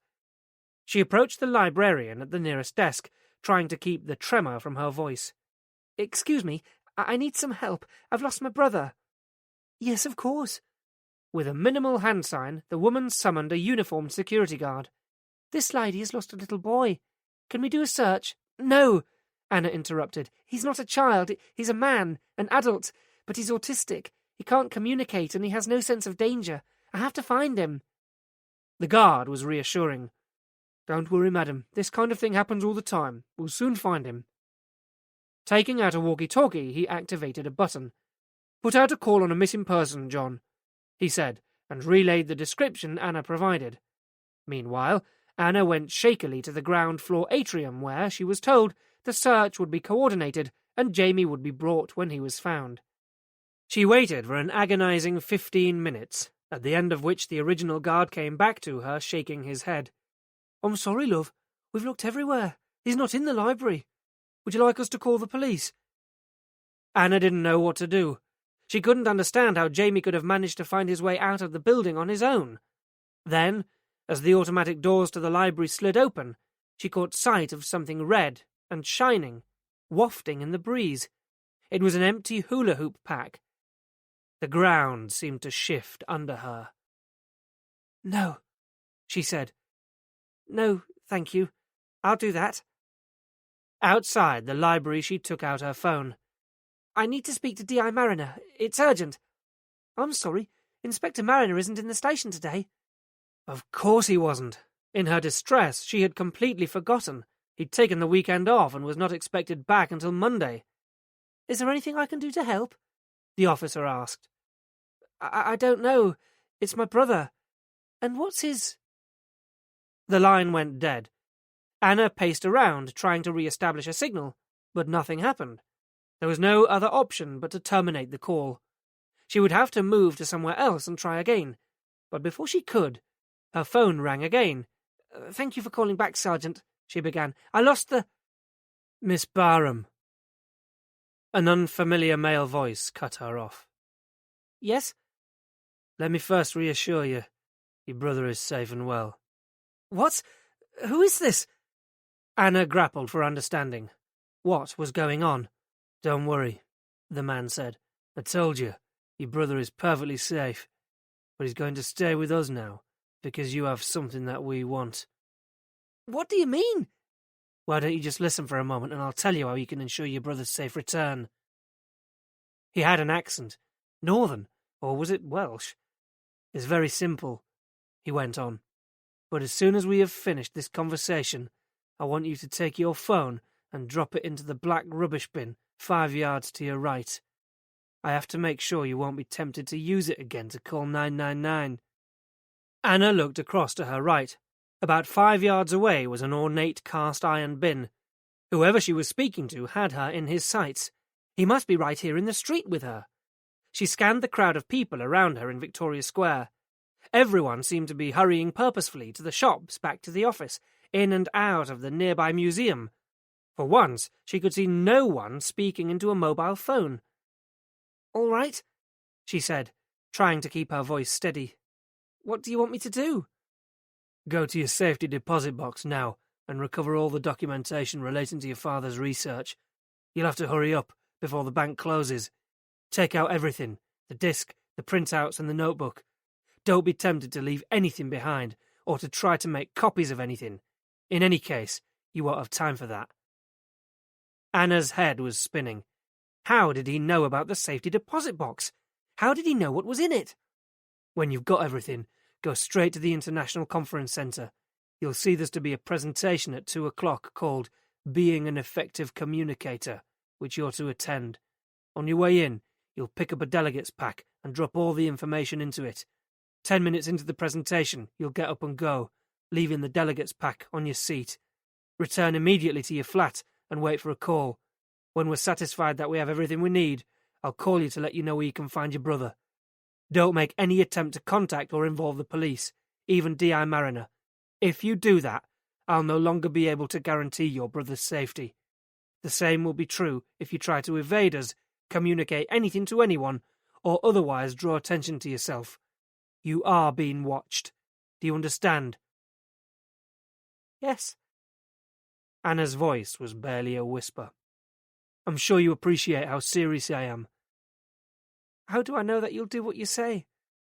"I don't think you have a choice, do you?" His conviction was chilling. The conference presentation begins at 2.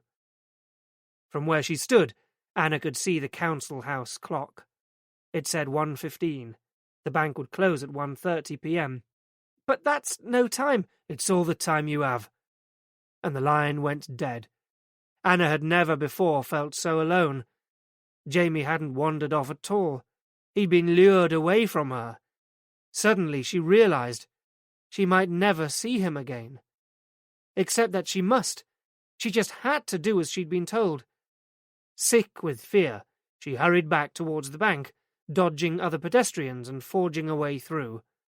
On this unseasonably sunny February afternoon, there were so many people, men and women in business suits, tourists photographing each other in front of Anthony Gormley's featureless Iron Man. Someone must be observing her, following her, but she dared not look back.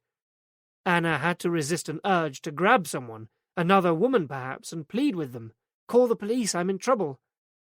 Instead, she kept an unnatural distance from everyone she encountered.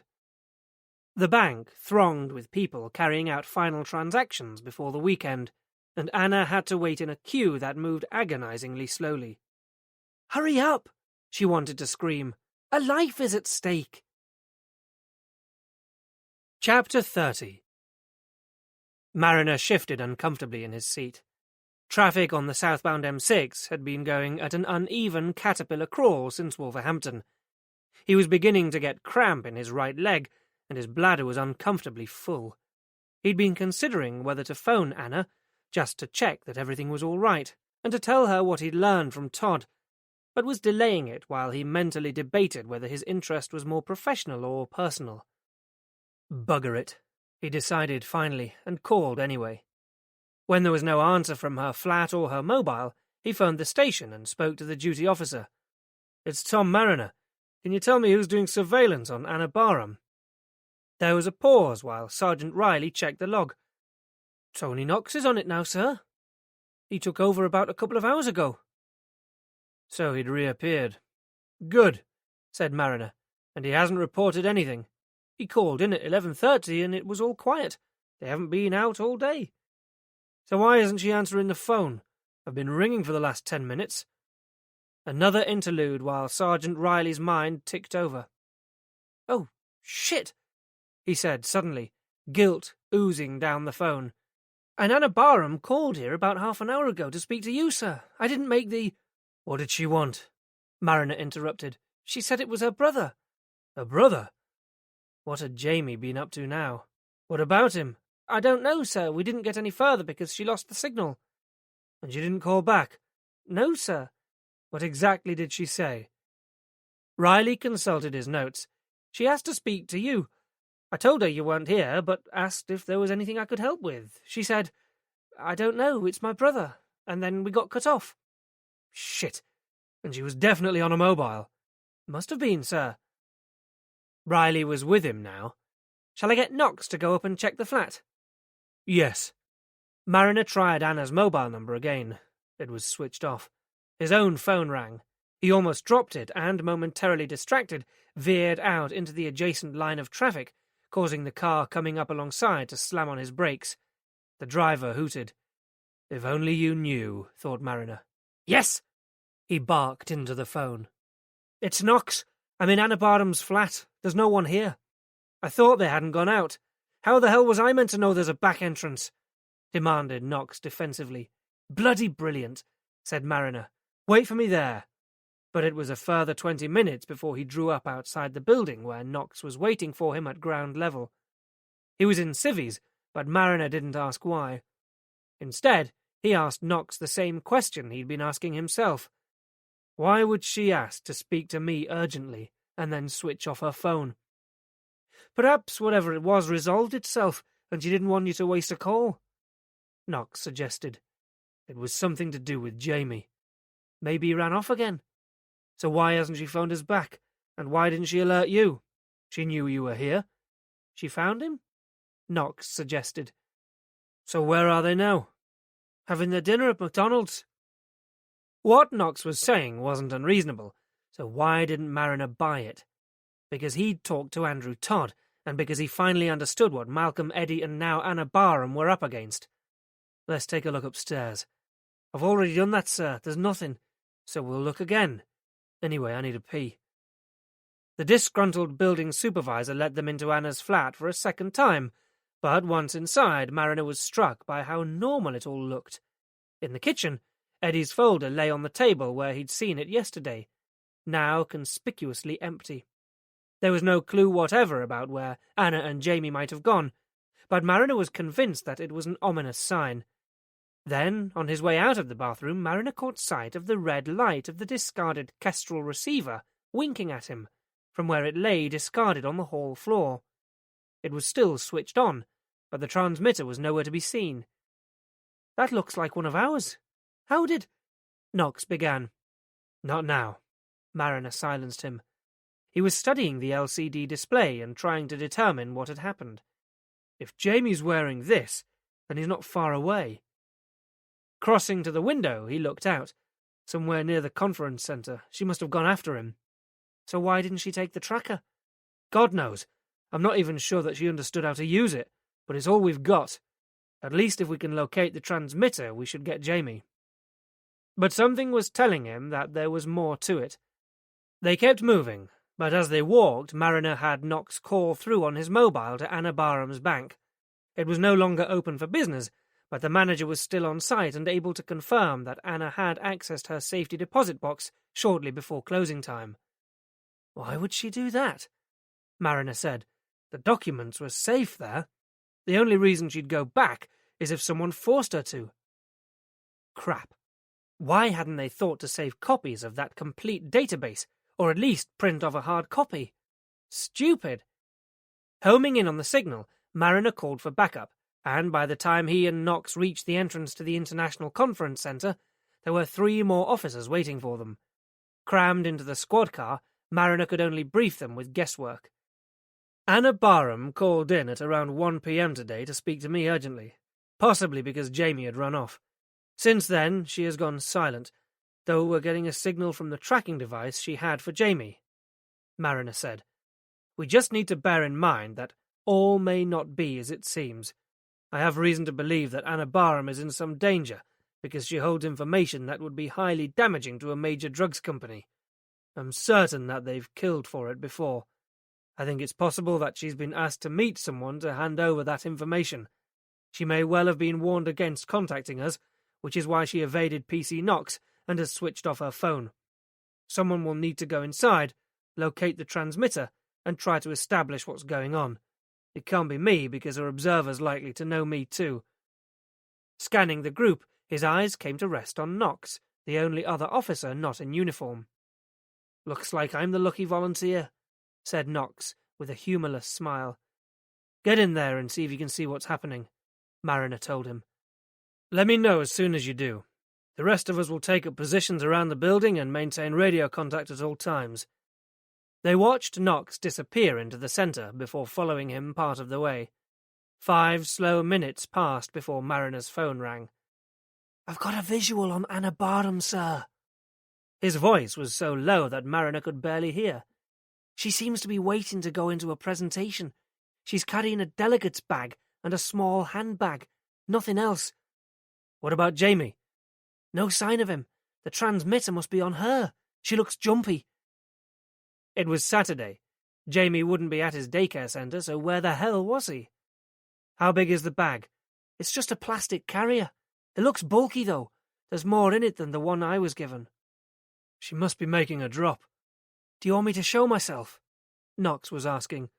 Make eye contact. Try to let her know you're there, but don't approach her directly. Stick to her like glue, but leave it to her to make the first move. And Knox?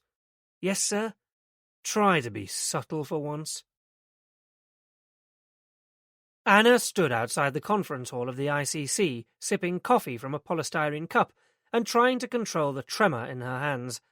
Surreptitiously she glanced around, wondering who was the one watching and waiting. In front of her, a balding man in a black leather jacket dropped his delegate's pack, spilling the contents onto the floor. As he knelt to retrieve the pamphlets, his eye for a brief second met hers. Recognition turned to relief and then fear. It was Knox, Mariner's colleague. He gave her an almost imperceptible nod before gathering his papers together and moving off. Anna's heart pounded.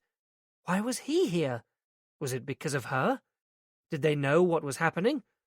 Oh God, if the police intervened, it could wreck everything. They had to stay away. She searched the crowded room for Mariner, but saw no more familiar faces. Perhaps Knox's presence here was just a bizarre coincidence, and he really was here to learn about being an effective communicator. From his performance when they first met, it wouldn't do him any harm.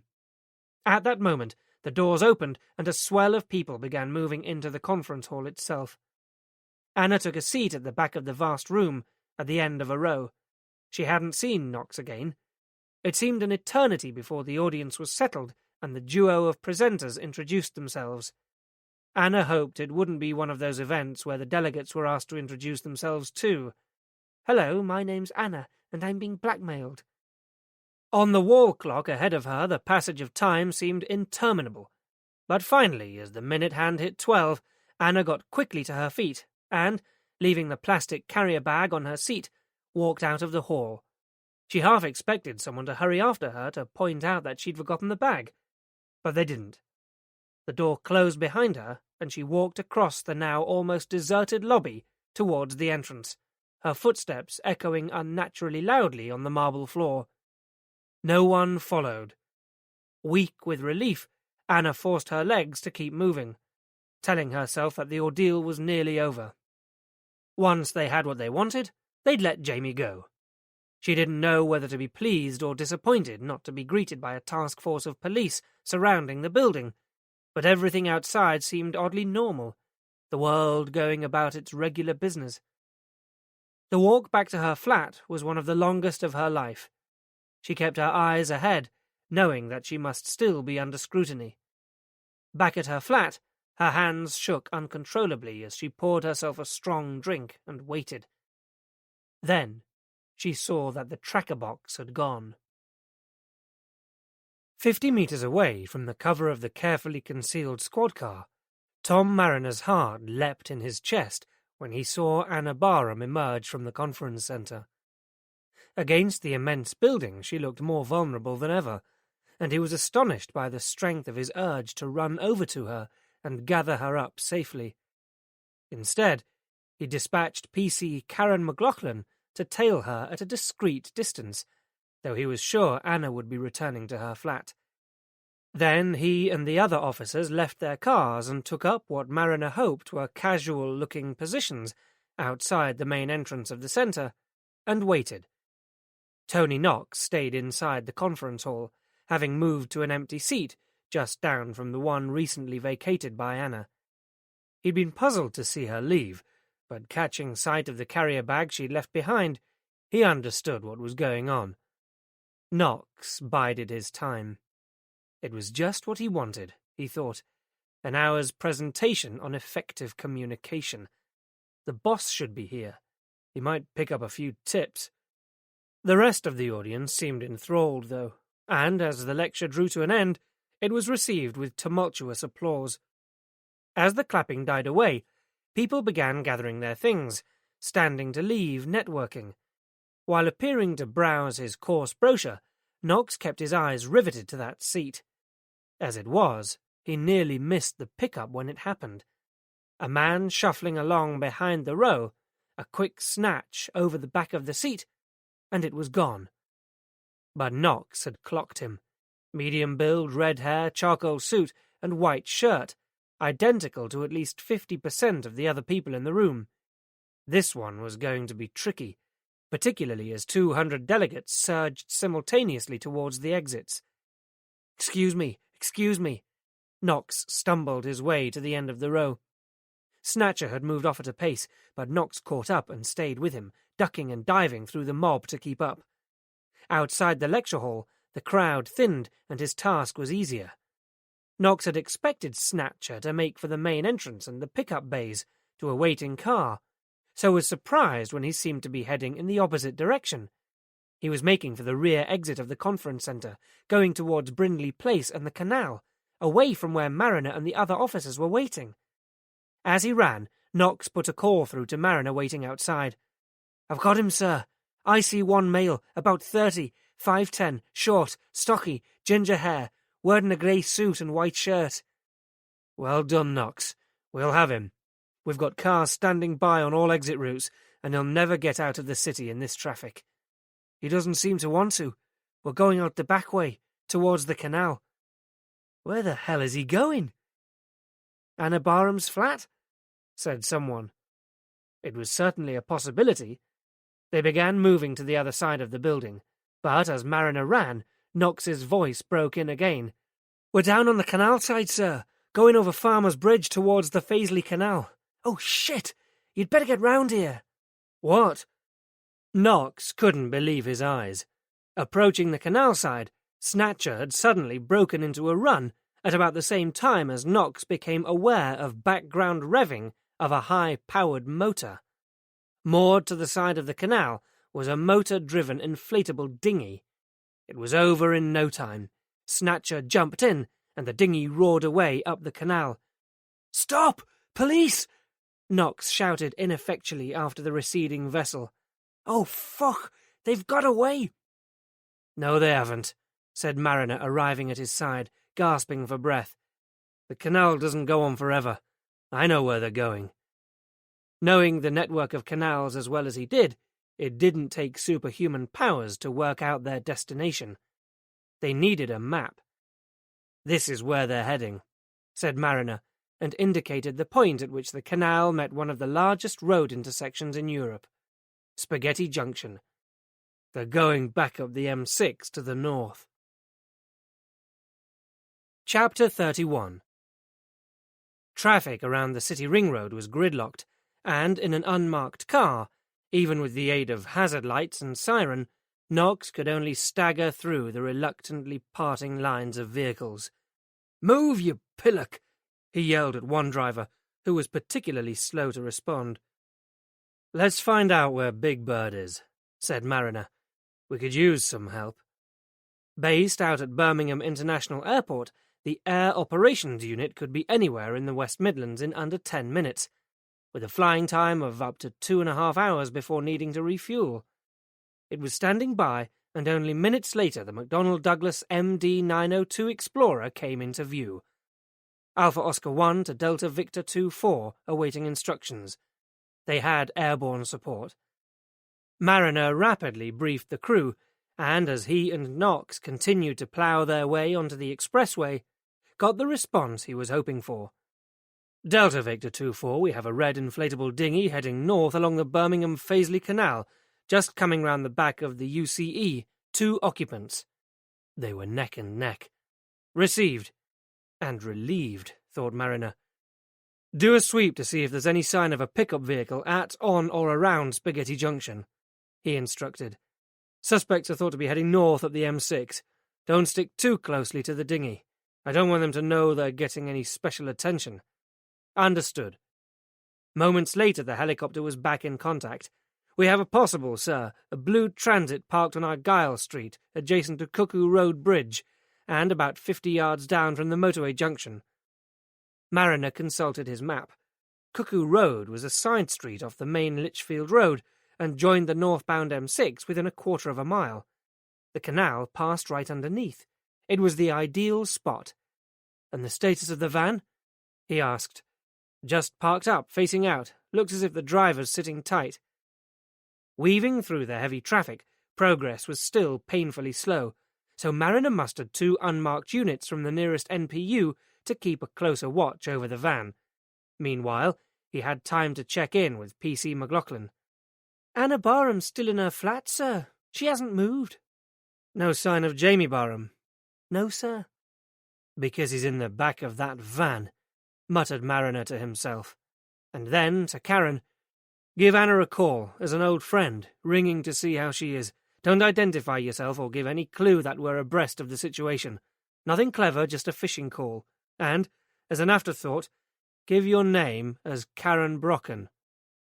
McLaughlin called back as the jumbled carriageways of Spaghetti Junction loomed, HGVs trundling high along the M6 like a procession of lethargic snails. "Contact made, sir. She caught on straight away, too. Jamie has gone out with friends. She doesn't know where they've taken him, but she's waiting for a call to say when and where she can collect him." "He is in the back of that van." Knox killed the lights and siren. "You think they're planning to keep him?" he said. "Or dump him at a motorway services somewhere. What could be more natural? They can make it look as if they're dropping off a hitchhiker, then blend straight back into the traffic, leaving Jamie Barham to fend for himself." The radio crackled again. "2-man dinghy passing through Salford Trading Estate, approaching Cuckoo Bridge at about 200 yards, all units standing by, sir." It was said just as the blue transit came into view. Knox drove straight past it, round the corner and out of sight, made a 3-point turn, doubled back and pulled into a gap between curbside vehicles 30 yards away. The driver of the transit van may have seen them, but Mariner doubted it. He was too busy watching for someone else. "Wait for my signal," said Mariner. "When all suspects are in the van, we move in." Knox glanced across at him. "Wouldn't it be better to follow them? Wait until they make contact with the recipient, sir. If we take them now, all we get are the errand boys." Mariner had considered that option, but he could only think of Anna Barham, sick with anxiety for her brother. He was unequivocal. "They've got Jamie Barham. I want him safely recovered now." But in the end, the task proved impossible. With surprise on their side, the operation was over in minutes. On Mariner's instruction, the teams at the scene watched as the dinghy approached Cuckoo Bridge. As predicted, the two men abandoned their getaway craft and, scrambling up the steps from the bridge, made a dash for the van. Immediately the rear door opened and it began to pull away. Mariner gave the order, "Go!" and the officers moved in, blocking the van and giving chase to the men. Two were caught immediately, but the driver of the transit escaped back down the steps and onto the canal, running off along the towpath beneath the soaring concrete pillars that shored up thousands of tons of continuously flowing motorway vehicles. Mariner gave chase into a dark and dank no-man's land of harsh concrete and scrubby wasteland that echoed to the constant and deafening thunder of overhead traffic. The man dodged behind a concrete support and into a tunnel. Mariner trailed him, his lungs already burning, splatting through oily puddles that soaked his socks, pursuing his quarry out and onto one of the walkways that crossed and double-crossed the canal. Cat and mouse in the centre of a vast and deadly theme park ride. For a while, it looked as if Mariner would lose the man in the complex mass of tunnels and bridges. But, following under a low, dark flyover, he emerged to be confronted by a sheer 40-foot wall, the only way out via an iron ladder leading up to a slip road high above. Undeterred, the driver was heaving himself upward, already 20 feet from the ground. But this was Mariner's territory, and launching himself at the wall, he ascended quickly and began to gain ground. Almost within grasp, he made a lunge for the man's ankle, but simultaneously the driver kicked out viciously, causing Mariner to momentarily lose his footing. For several seconds he flailed in mid-air, struggling to regain a hold before slithering down again over the jagged concrete, landing hard in the dirt at the bottom.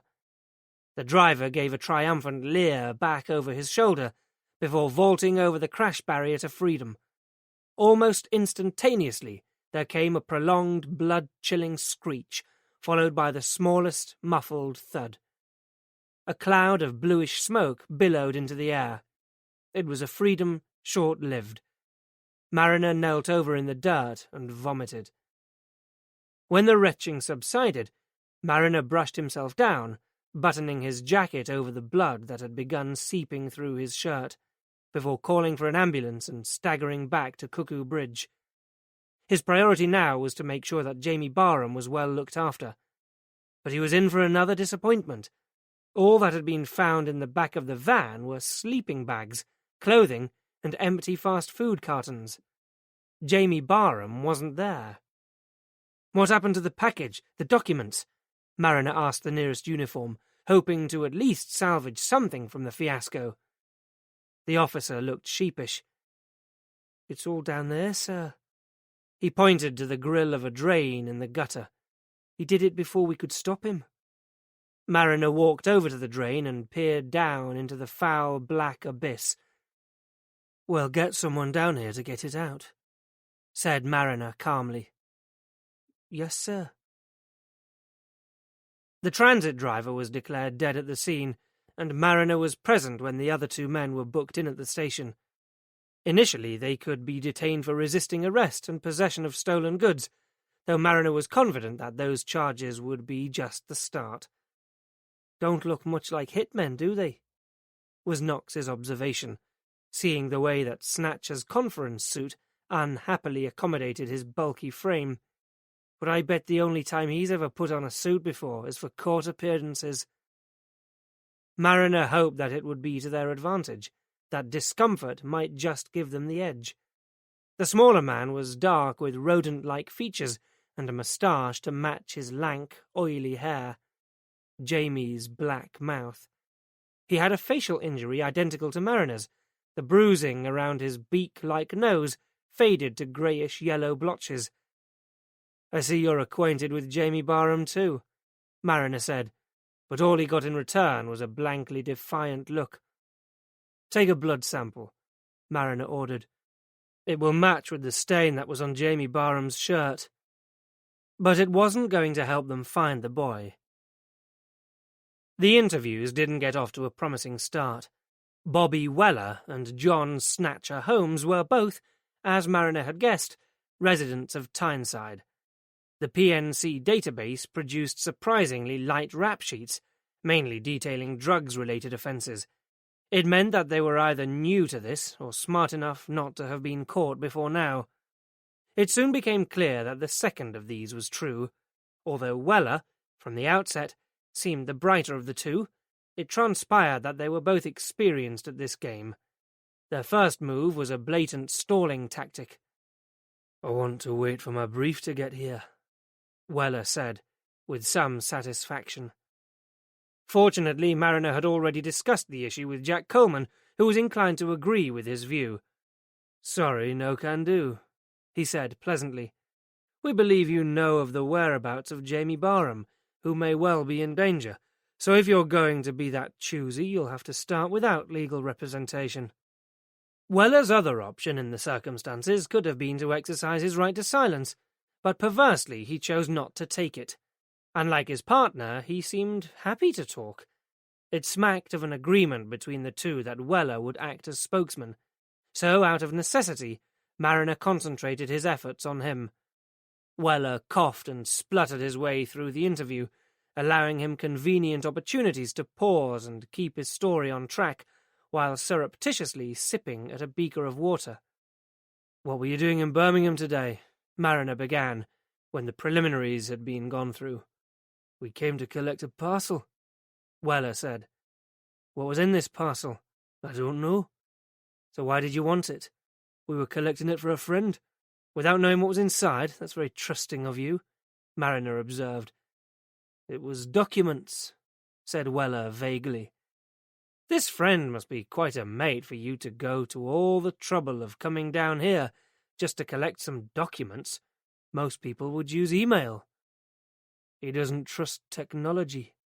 "So who is he, this friend?" "Al. You'll have to do better than that." "It's all I know." "And you call him a friend?" "Let's say he's more of a business associate." "But you don't know his full name?" "He just contacted me to do a job. He does that sometimes." "So this business acquaintance calls you up, asks you to do something for him, and you just jump." "He pays well." "He must do. That was quite a performance today. What I don't understand is, if this was all so straightforward, why not just knock on Anna Barham's door and ask for these documents?" Mariner asked. A shrug. "We just did what we were asked to do. Collect the package from the conference. It had already been set up."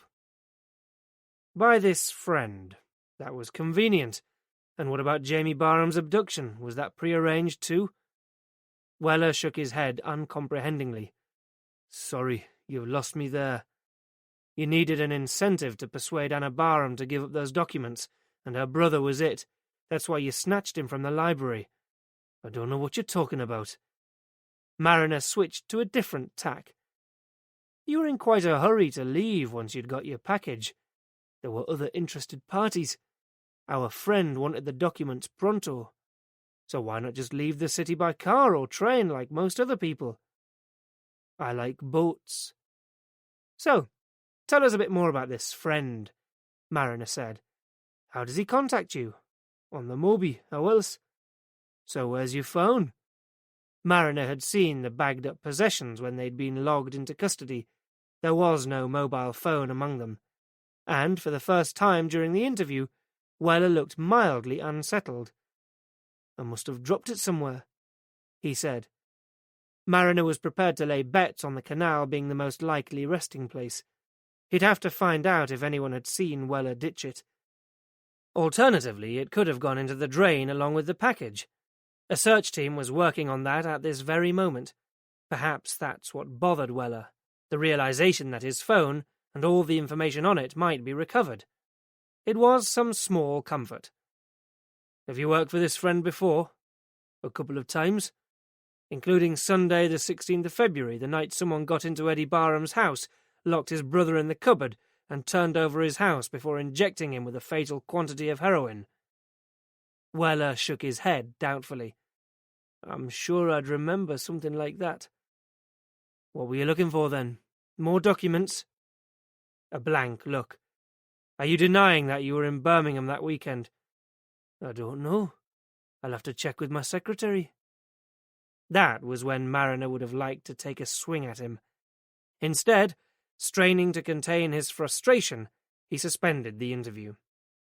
On one level, Mariner had to admire the man for being so composed under pressure and sticking rigidly to his story. He was consistent and plausible, and, from the Crown prosecution's point of view, had said nothing incriminating. And they had no leverage. Knox was right. All they'd got were the errand boys, and they were having a laugh on him. Worst of all, he couldn't even balance the books with the recovery of Jamie Barham. He'd just disappeared into thin air. Weller simply denied all knowledge of him. According to him, he'd just been attacked in the street. Some nutter had walked up and headbutted him, completely unprovoked, which would neatly explain why a sample of his blood was going to match with the stains on Jamie's shirt. Among the items that had been bagged up by the custody sergeant was a bill for 2 nights' accommodation at a cheap motel on Lee Bank, which indicated that they'd checked out earlier in the day. By the time a team of officers was dispatched, the chambermaid had cleared up the detritus and had discovered no bodies, dead or alive. They'd checked for fingerprints, but Mariner doubted that Jamie Barham had made it that far. Mariner felt as if he was trapped in a maze. What had felt, earlier in the day, like a limitless number of possibilities, was gradually narrowing as each, one by one, led them into a blind alley. The one remaining hope of prizing open the case was the man who knew the whole history. But the news that finally came through from Dennis Waitman wasn't good. "Have you brought him in?" Mariner demanded, his patience beginning to fray at the edges. "We couldn't," said Waitman. "We went up to the farm, but his wife hasn't seen him since this morning. She claims not to know where he's gone." It was a growing trend. Mariner pushed a hand through his hair, fighting back a feeling of the world falling down around him. Anna Barham was wandering among the ruins of her own life. On returning to her flat, she'd sat for almost an hour over the phone, willing it to ring so hard that it physically hurt. Then, instead, her door buzzer had sounded. Cautiously leaving on the chain, she opened it and peered out. To her surprise, it was a woman, a police officer. "Anna Barham?" "Yes." What the hell was she doing here? What was going on? "D.I. Mariner asked me to call round. We need to ask you some questions." It had seemed unreal, like days ago, when P.C. McLaughlin had come to tell her about the chase and the arrests. "Where's Jamie?" Anna kept asking, but all that came back at her were more questions. "Who did you speak to? Would you recognize his voice?" Then gradually it began to dawn. They hadn't got Jamie. "Where is he?" she demanded, finally, angrily. And at last P.C. McLaughlin admitted it. "I'm sorry. We don't know." Chapter 32. Fury quickly gave way to fear, and as soon as she was left alone, Anna knew she had to take action. Okay, so according to P.C. McLaughlin, the police had issued a description citywide, and there would be an appeal broadcast on tonight's local news bulletin. But Jamie was hardly likely to turn himself in on the strength of that. Someone had to get out there and look for him. And if the police weren't going to do it, then she'd have to do it herself. As soon as McLaughlin had gone, when it had already begun to get dark outside, Anna had embarked on her own search.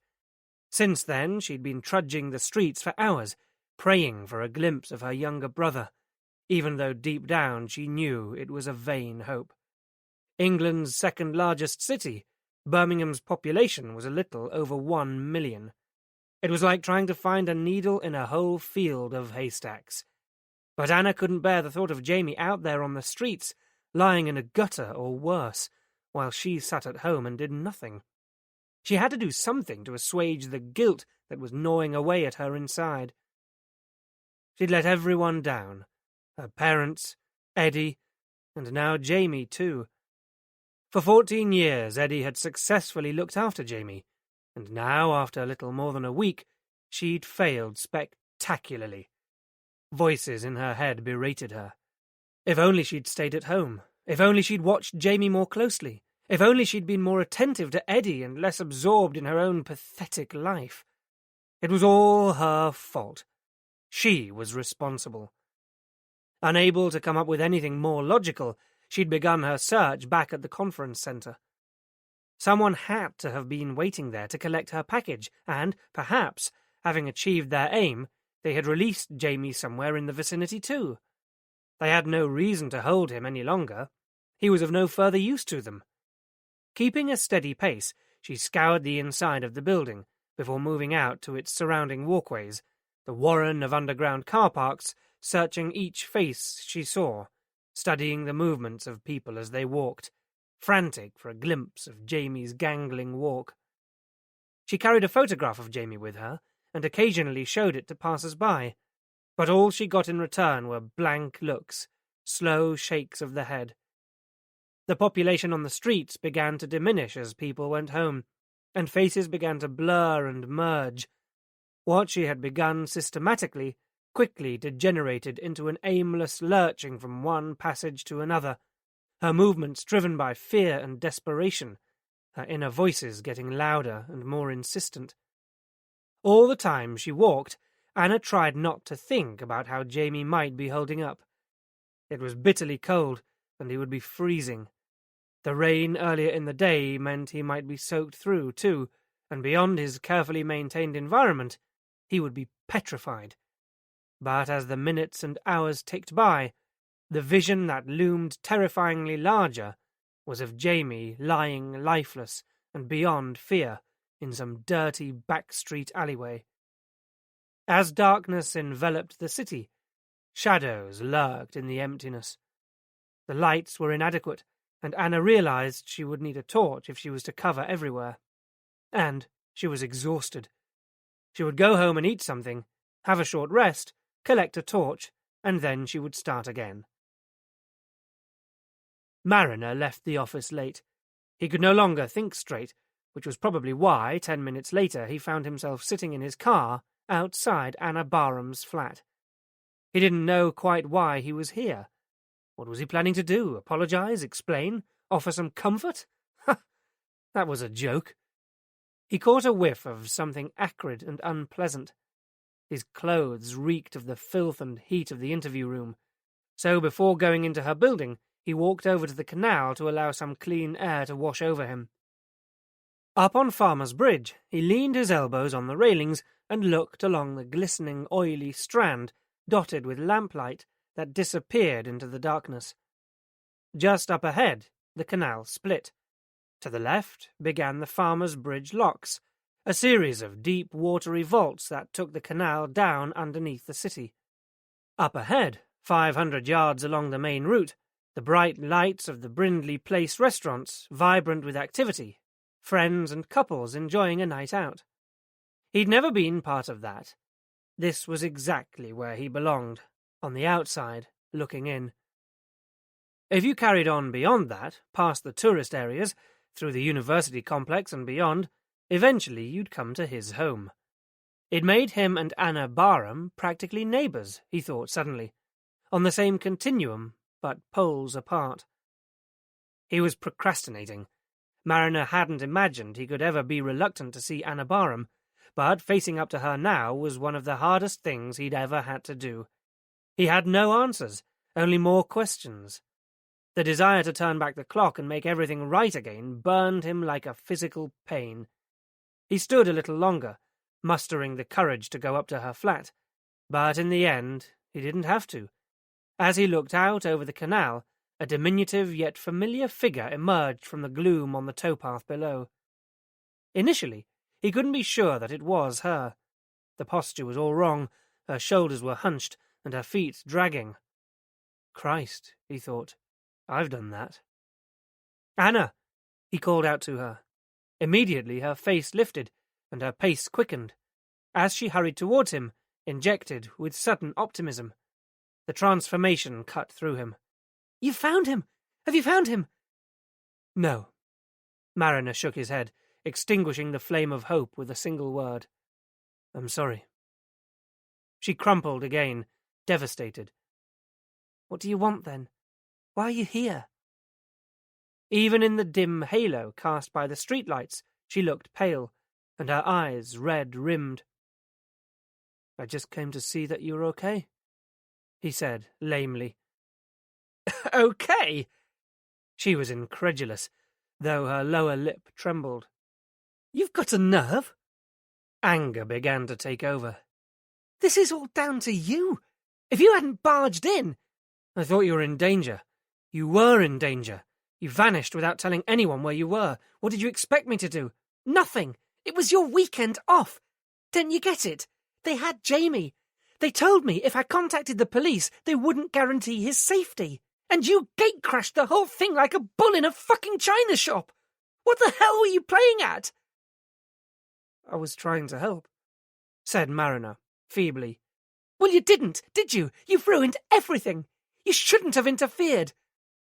And, unable to contain her fury any longer, she hit him, a stinging blow across the face that jarred his still fragile nose. Despite the sudden rush of warmth down the inside of his left nostril, Mariner didn't move. Unable to meet his eyes, she looked away, jamming her hands down in her pockets. Tears flowed freely down her cheeks, though she seemed not to notice. You're bleeding again, she said, finally, glancing up at him. Her anger had moved on like a passing storm, leaving her weary and desolate. You'd better come up. Cupping a hand under his dripping nose, Mariner followed her in silence. Standing in the lift, he wanted to reach out and put a comforting arm around her, but she kept her distance. Her flat wasn't the same one he'd been into just a couple of nights previously. There were spent coffee mugs and glasses on nearly every surface. Clothes were draped over furniture, and it was untidy and neglected. In the dazzling light, he could see that she too was changed. She wore no makeup, and her hair was unbrushed, her baggy clothes carelessly thrown on. Mariner followed her into the living room where, from beneath a pile of clothing, she unearthed a box of tissues. Thanks. Mariner took it from her as his mobile rang. It was Knox. Boss, I've just picked up something on the radio. A serious RTA involving a young IC-1 male, close to the city centre. He was behaving erratically and ran out in front of a vehicle. A wave of revulsion struck Mariner, and he struggled to keep his voice normal. Okay, thanks. Give me a minute. I've got to go, he said to Anna, hoping that his tone didn't betray the emotions raging inside him. Please stay here now. We'll find Jamie. I promise you. Pressing a wad of tissues to his nose, he hoped to God that they hadn't already. How can you be so sure? She was scathing. You have no idea. He could be anywhere. He could be... But she couldn't bring herself to complete the sentence. You should have stayed away, Anna told him. I'm sorry. I did what I thought was right. How many times in his life had he said that? In his car, Mariner patched back through to Knox. Let's have the details. It's at the Bristol Road, the junction with Lee Bank Middleway. It doesn't sound good.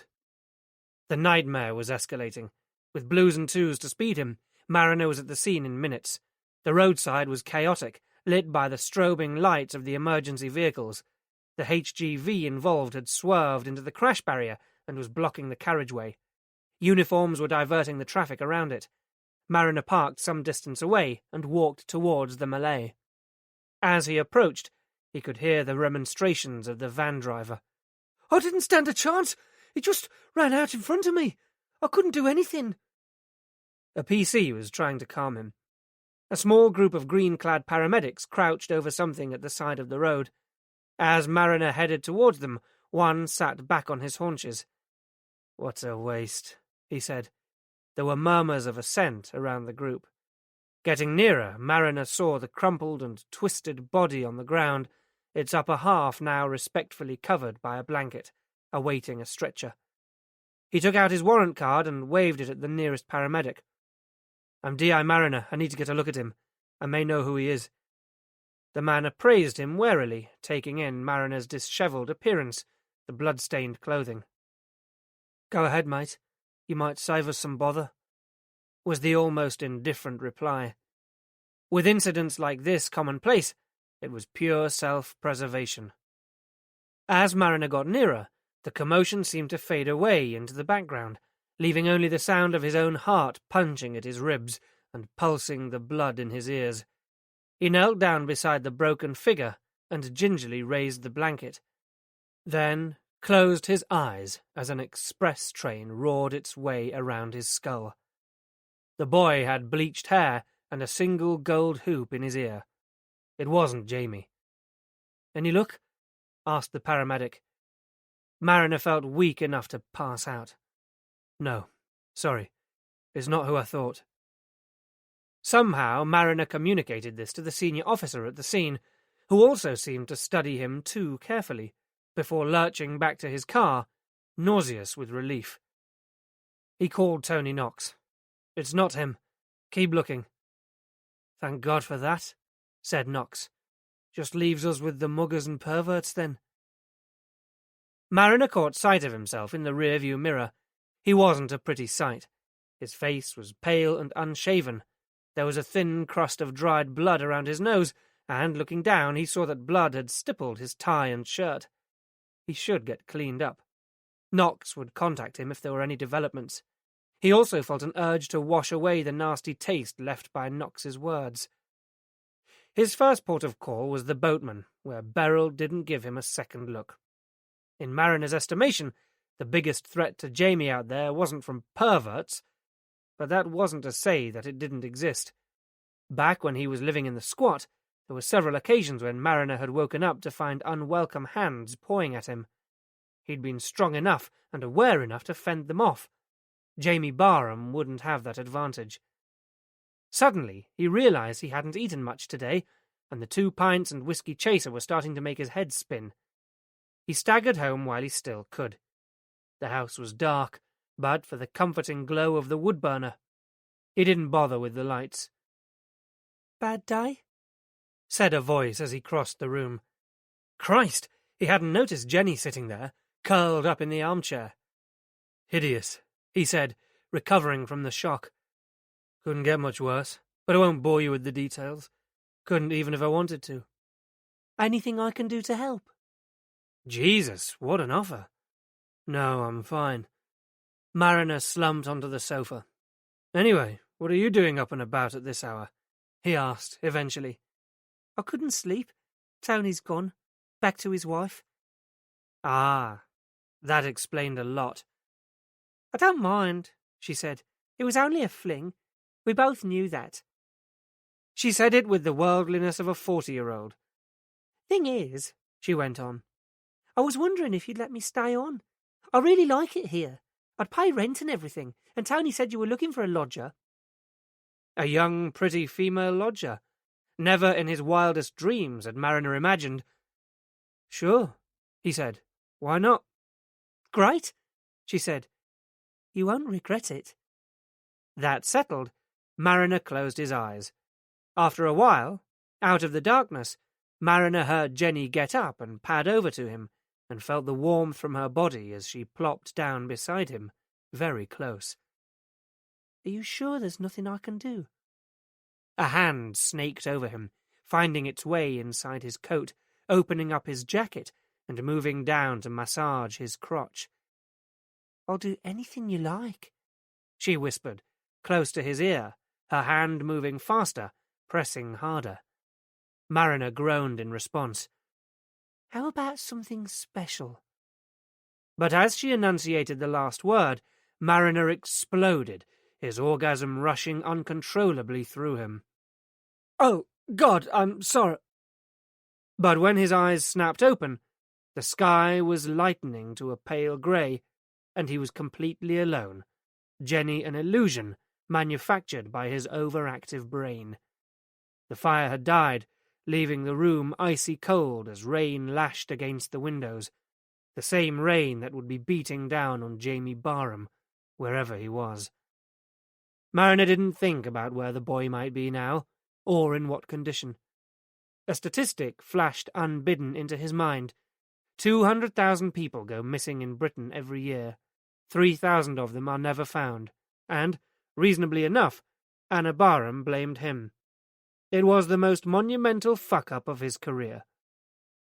Heaving himself out of the chair, he hung up his coat and dragged himself upstairs, where he stood under the shower for 20 minutes trying to get warm. Afterwards he lay on the bed, waiting for dawn to break. Chapter 33. When it did, nothing had changed. Mariner slipped out of the house early before Jenny surfaced. Even though it was only a dream, he couldn't face her after that imagined moonlight encounter. As Mariner turned the car ignition, the radio came on too, tuned to local station BRMB. He caught the end of the news bulletin. Growing concerns for the safety of 29-year-old James Barham, who went missing in the city yesterday. Mr. Barham, who has autism and severe learning difficulties, is described as being of medium build with short brown hair and green eyes. He was last seen in the vicinity of Birmingham Central Library. Police are appealing to anyone who may have witnessed anything unusual in or around the library at around midday. Mariner was certain Anna hadn't slept much last night either. At Granville Lane, a shake of the duty sergeant's head told him all he needed to know. Mariner went straight to his office, but it wasn't long before Tony Knox pursued him there. "I thought I should let you know, boss," he said sheepishly. "I've moved back home, I know, thanks."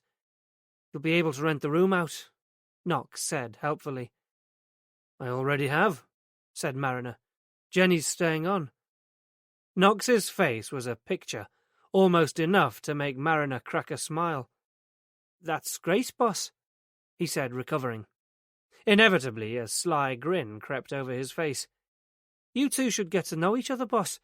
She goes like the—" "Have you made any progress with that bank account?" asked Mariner, hoping to wipe the smirk off Knox's face. But the look just turned to smug. "As a matter of fact, that's what I came to tell you.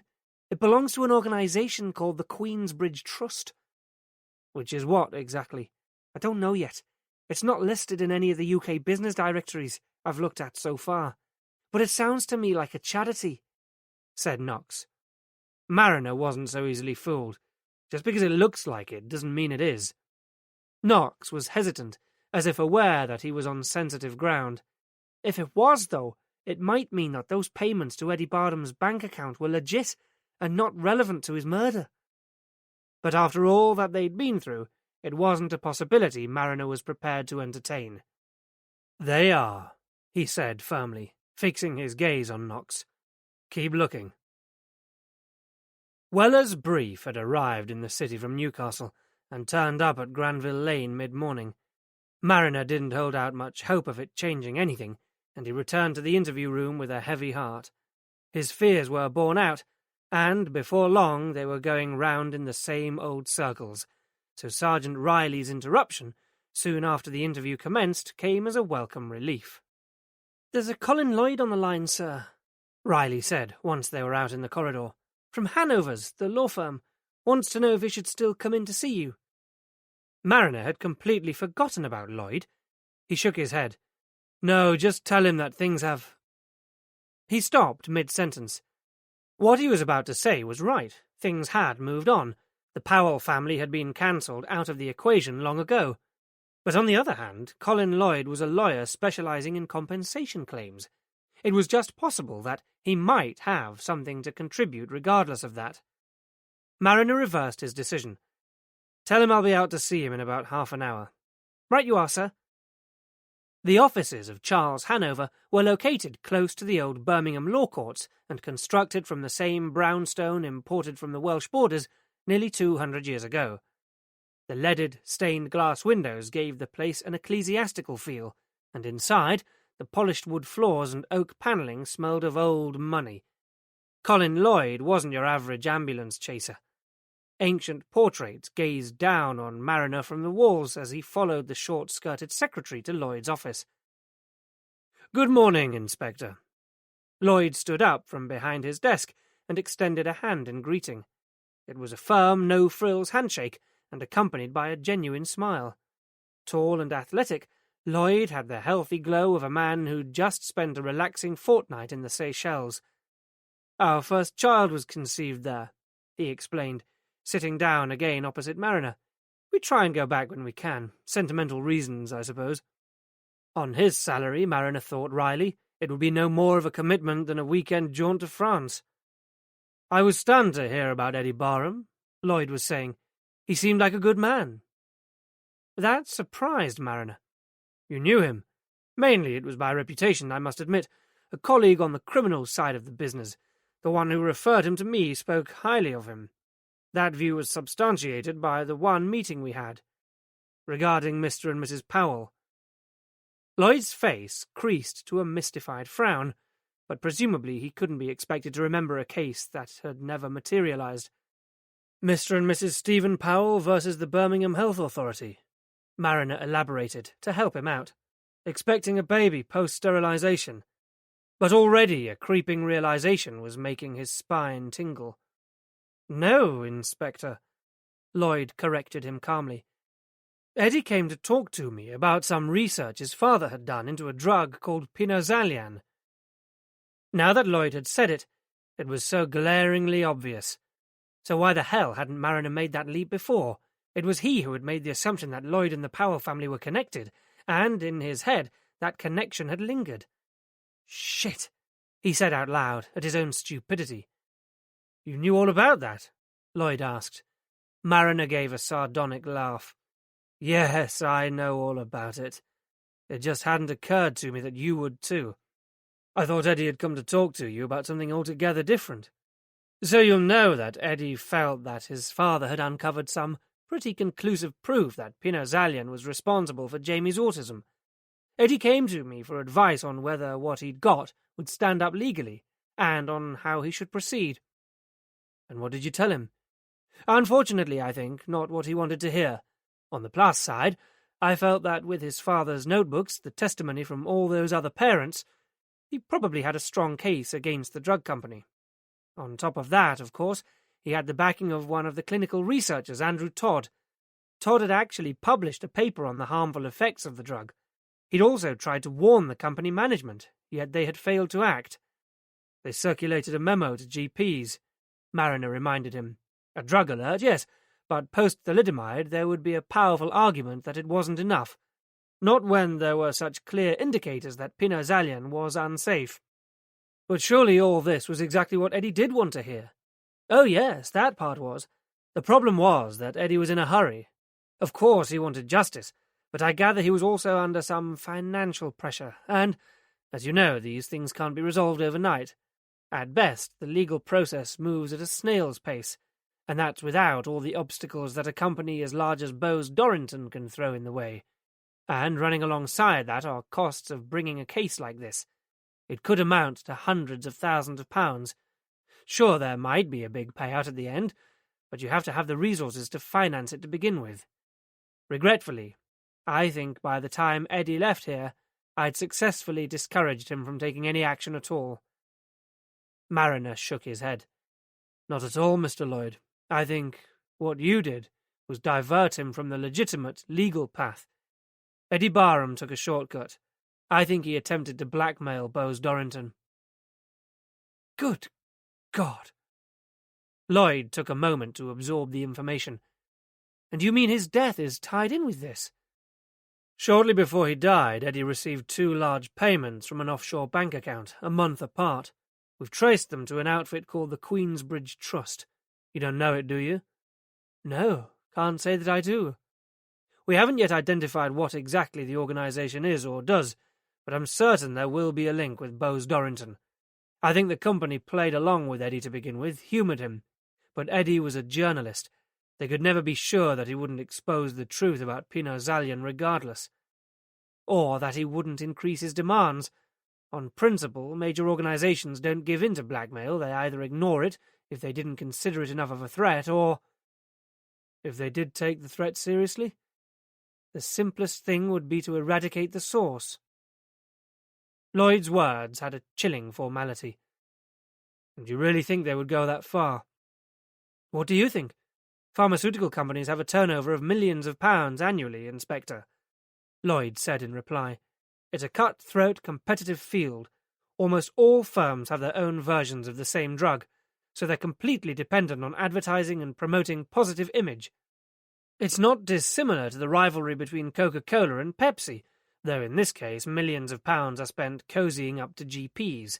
And on top of that, many of them still like to see themselves as benign entities, the saviours of the modern world, ridding us of disease. If the case were proven, it would cost financially, but far worse, their reputation and public confidence in them would be severely damaged, possibly beyond repair. In my experience, drug companies will do whatever they have to do to prevent adverse publicity. Lloyd's confidence was reassuring. He was the only person who hadn't questioned Mariner's logic. Even murder, said Mariner. Lloyd didn't contradict him. There are plenty of cases where clients have been intimidated by large corporations into withdrawing actions against them, through hate mail, firebombs. Remember Samantha Drummond? Mariner did. The 5-year-old had been abducted from a playground in North London, prompting a nationwide search. Her father was bringing an action against Piersbond for failing to disclose the sugar content of their pediatric products. Samantha was released after 3 days unharmed, but the message was clear enough. Watch your back, because this is what we're capable of. Naturally, Drummond withdrew his claim. Lloyd smiled. Samantha's abductors were never traced. The people who specialize in this kind of damage limitation have massive resources at their disposal. They're clever, and they're careful. They tidy up after themselves. On the night Eddie was killed, his computer was practically wiped. Since then, the letters from the other parents who took Pino Zalian have been stolen, and as of yesterday, Andrew Todd has disappeared. Lloyd remained sanguine. Someone's done a highly efficient job, then, he said. You could say that. But if you could track down Andrew Todd, we're working on it, believe me. Mariner thought for a moment. If Eddie did decide to make a direct approach to Bose Dorrington, who would he have made it to? That'd depend on how brave or foolhardy he was. He might have gone for someone right at the top, the chairman or the chief executive. And what would the likely response be? They'd turn to their legal department, who would handle any complaints or grievances against the company or its products. Someone would be nominated to look at how much of a threat was being posed, and then deal with it accordingly. The bleachers, Andrew Todd had called them. So that's where we need to look, at the company's legal department. That's what I would suggest, though I wouldn't expect too much. Those guys will be squeaky clean. I can start you off if you like. Opening up a desk drawer, Lloyd took out a plastic wallet, which he passed to Mariner. After Eddie Barham came to see me, I did a little research of my own into Bose Dorrington. I didn't get very far, but you're welcome to it. And if there's anything else I can do to help, I'd be glad to. Gratis. Mariner tried to conceal his surprise, but apparently without success. Lloyd smiled sardonically. That child I told you about, our oldest, Daniel, is on the autistic spectrum. That's partly why Eddie was referred to me. Danny was born long after Pino Zalian had come and gone, of course, and he's a terrific kid, but his life is not going to be easy. So if there's anyone out there who's responsible for inflicting autism on any child, I'd bloody well want to see them hang. Well, whatever happens at the sharp end of all this, there are still all those families out there who have suffered as a result of Pino Zalian, said Mariner, Anna Barham uppermost in his mind. If we could identify them all again, but I don't have the time or the manpower to do it. It should be a simple enough task, said Lloyd. The quickest route would be through the Autistic Association. We could arrange to have a circular sent out, perhaps in the guise of a more general survey. If we log the details of anyone who took the drug all over again, we may be able to instigate a public inquiry into the drug. It will be slow, but at least it would be something. Even better would be some press coverage. That would open up the whole case. Mariner thought about Ken Maloney. "I'm sure that could be arranged," he said. Back in his car, Mariner scanned the information Lloyd had given him. On the list of company personnel, one name on the board of directors had been highlighted. Alan Crowther. Or was that just Al? If it was, Al had got careless. He wondered if it was worth having a chat with Crowther. It was unlikely to turn up much, but it was all they'd got. Mariner deliberated about giving Dennis Waitman another call, but in the event, that decision was taken out of his hands. Arriving back at Granville Lane, there was a message for him to call Waitman. The detective got straight to the point. "We've got Andrew Todd. Some ramblers found him up on the moors in his car, a length of hosepipe leading in from the exhaust. He's alive, but only just, and we don't know what state he'll be in if he ever regains consciousness. I'm sorry." Shit. How many more blows could they take? "He left a lengthy suicide note detailing what happened over Pinot-Zalian," Waitman went on, "but I doubt it will be of much use. It reads like a history lesson." "Can you email it through anyway?" asked Mariner, dejected. "Sure. Oh, and have you ever heard of something called the Queensbridge Trust?" Waitman considered. "Yeah," he said at last. "It sounds familiar. I'll see what I can find out. Cheers." But there was still nothing on Jamie Barham. When it came through, Mariner pored over the scan of Todd's letter. The handwriting was shaky and barely legible in places. In it he detailed his research paper on Pinot-Zalian. His letter concluded with the hope that someone would have the courage that he did not. A separate sheet provided details of meetings, and there was a copy of a letter congratulating him on his retirement. Mariner compared it with the more up-to-date information given to him by Lloyd, but none of the names matched. Like Waitman had said, it was all in the past. No one named by Todd could be held to account. Mid-afternoon, Mariner got a summons to DCI Coleman's office. On Coleman's invitation, he slumped down in the chair facing the gaffer. "What are you doing about Holmes and Weller?" Coleman asked. "We've held them for nearly 24 hours. Their brief is putting pressure on, and he wasn't particularly impressed that you cleared off after only half an hour and haven't been back since. What are you playing at, Tom? Very soon we'll have to charge them or let them go." Mariner gave Coleman a summary of his discussion with Colin Lloyd. "Ironic, isn't it?" he said. "If we can contact the other parents, we can link Pinot-Zalian to autism all over again. And I'm sure that we'll be able to find a connection between Bose Dorrington and the payments made into Eddie Barham's account. But we still have nothing more than circumstantial evidence linking anyone to Eddie Barham's murder. The guy in the legal department at Bose Dorrington who set up the whole thing will be as clean as a whistle, won't he?" Coleman was inclined to agree. "I doubt that when their records are seized and scrutinized, they'll come up with any invoices for hitmen too, if that's what you mean. To be honest, the interviews with Holmes and Weller are going nowhere. Would Jamie Barham be able to pick them out of a lineup? Even if we knew where he was? I doubt it. All we'd find out was whether he recognized them or not. And that seems a bit immaterial right now, sir." Mariner got to his feet. "It's not looking good, is it?" Coleman observed. "Not especially, no." "It could have gone either way, Tom. Self-flagellation isn't going to help." "No one else made it happen," said Mariner, and walked out of Coleman's office. A little later, Dennis Waitman called back. "I've tracked down the Queensbridge Trust. I thought the name rang bells. It's a local charitable organisation. They were pretty high-profile a few years back, doing good works with local deprived kids, that kind of thing. But since then they seem to have slipped into oblivion. They're still registered, though, and guess what? Alan Crowther, one of the trustees, is also on the board of Bose Dorrington. You've got it. It's flimsy, but it's better than nothing." Better than nothing will do fine, said Mariner wryly. Can you go and talk to him, see if he's willing to help with our inquiries? Say first thing in the morning. I'd like to know more about the Queensbridge Trust, wouldn't you? Consider it done, said Waitman. I'll keep you posted. By 8 o'clock, most of the team had left for the night, but Mariner remained in his office, going back over the details of the case again and again, trying to find something, anything, that would link Weller and Holmes to Eddie Barham one way, or to Bose Dorrington the other. Knox appeared in the doorway.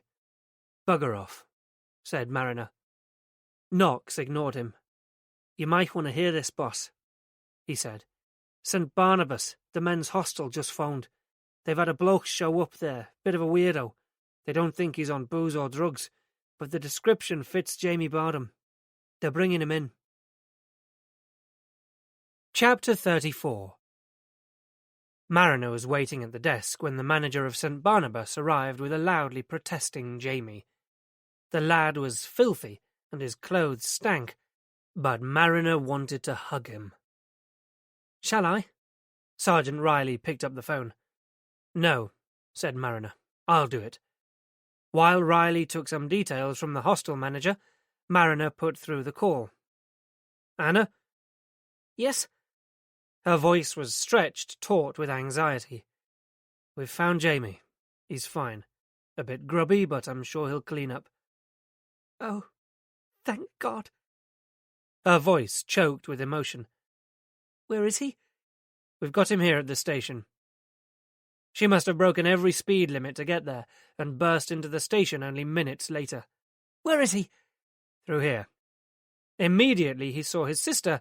Jamie walked over to her and put a weary hand on her shoulder, while his right hand grabbed at her coat, clutching on for dear life. Her lower lip wobbled.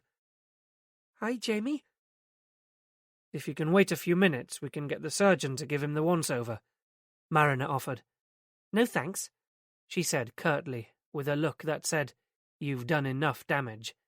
His own doctor will do that. It hurt, but it was no more than he deserved. Come on, Jamie. Let's go home. Mariner watched them go out of the building. The hostel manager had finished and was leaving too. Thanks for contacting us so promptly, Mariner said. The relief of finding Jamie alive had sapped what remained of his dwindling energy. No problem. But moments later the manager was back, holding something out to Mariner.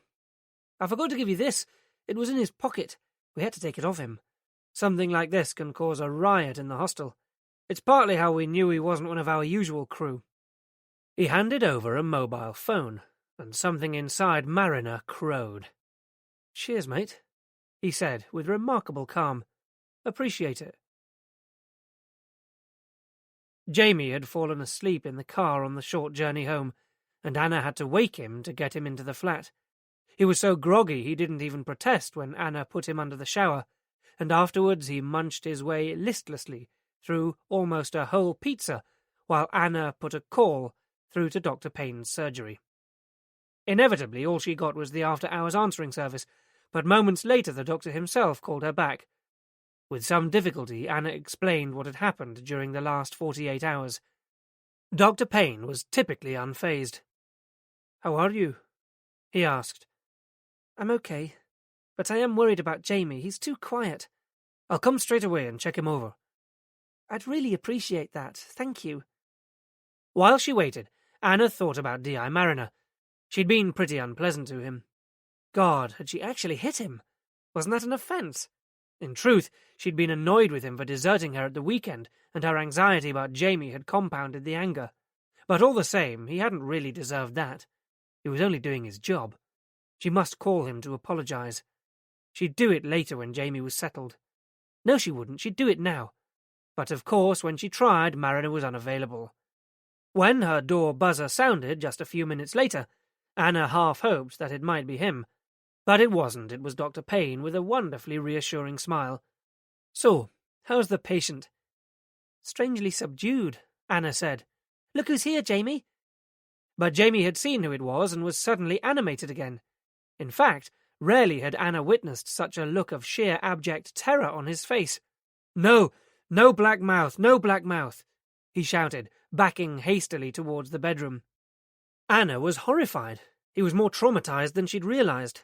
Jamie, it's all right, it's Dr. Payne, Jamie's friend. She tried to reassure him, casting the doctor an apologetic smile. I told you, he's all over the place. After a few minutes, she managed to calm Jamie by fetching him a drink and putting on a DVD. Dr. Payne dismissed Jamie's reaction with his customary understanding. He's been through a lot. It's not at all surprising that he should be reminded of the last ordeal. It might help if I prescribe you something to help him sleep, just for a few nights, until he's back into a normal routine again. Sitting down at Anna's kitchen table, he took out his prescription pad and pen and scribbled down something.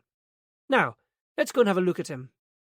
This time, Jamie remained passive, while Anna took off his shirt, and he allowed Dr. Payne to listen to his chest. The phone rang. I'll take it in the kitchen, Anna said, as Jamie seemed okay. It was Mariner. Hello, I got your message. How's it going? All right, thanks.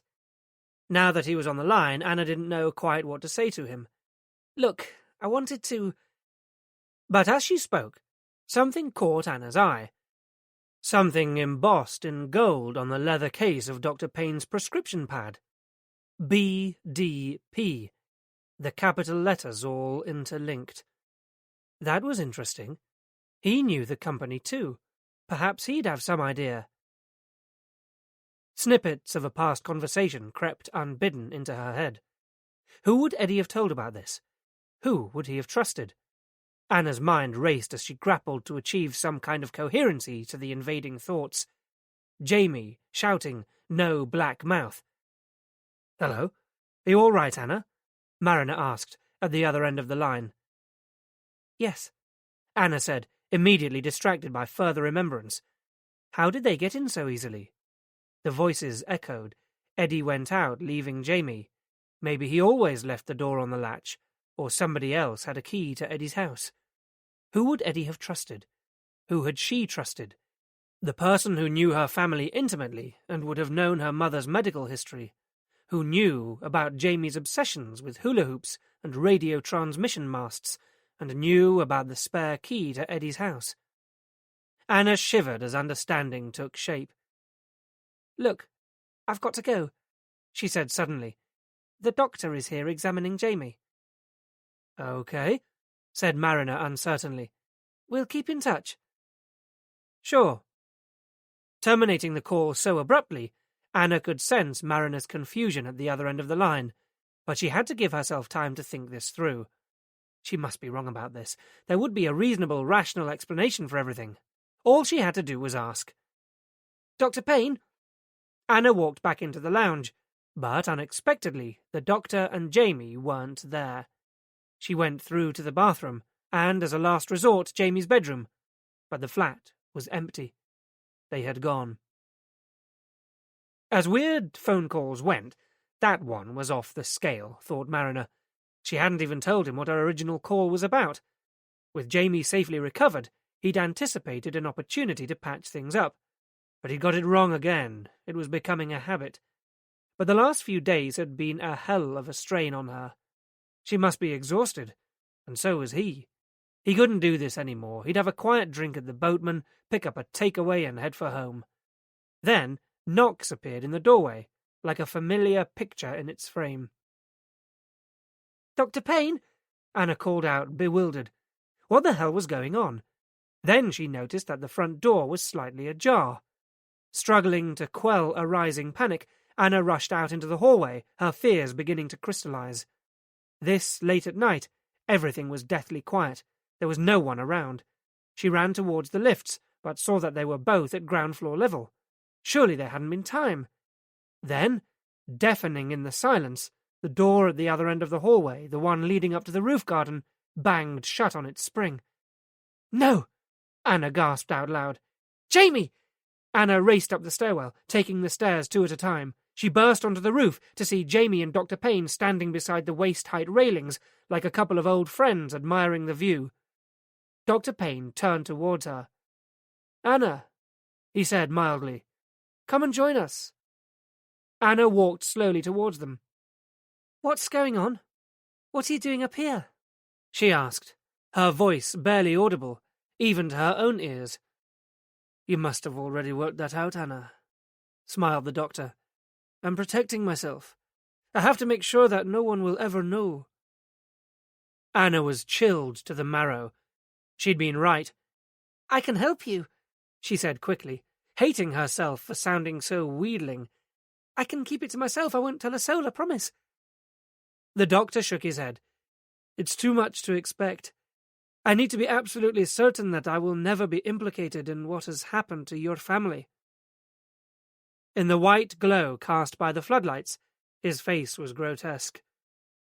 What can you hope to do?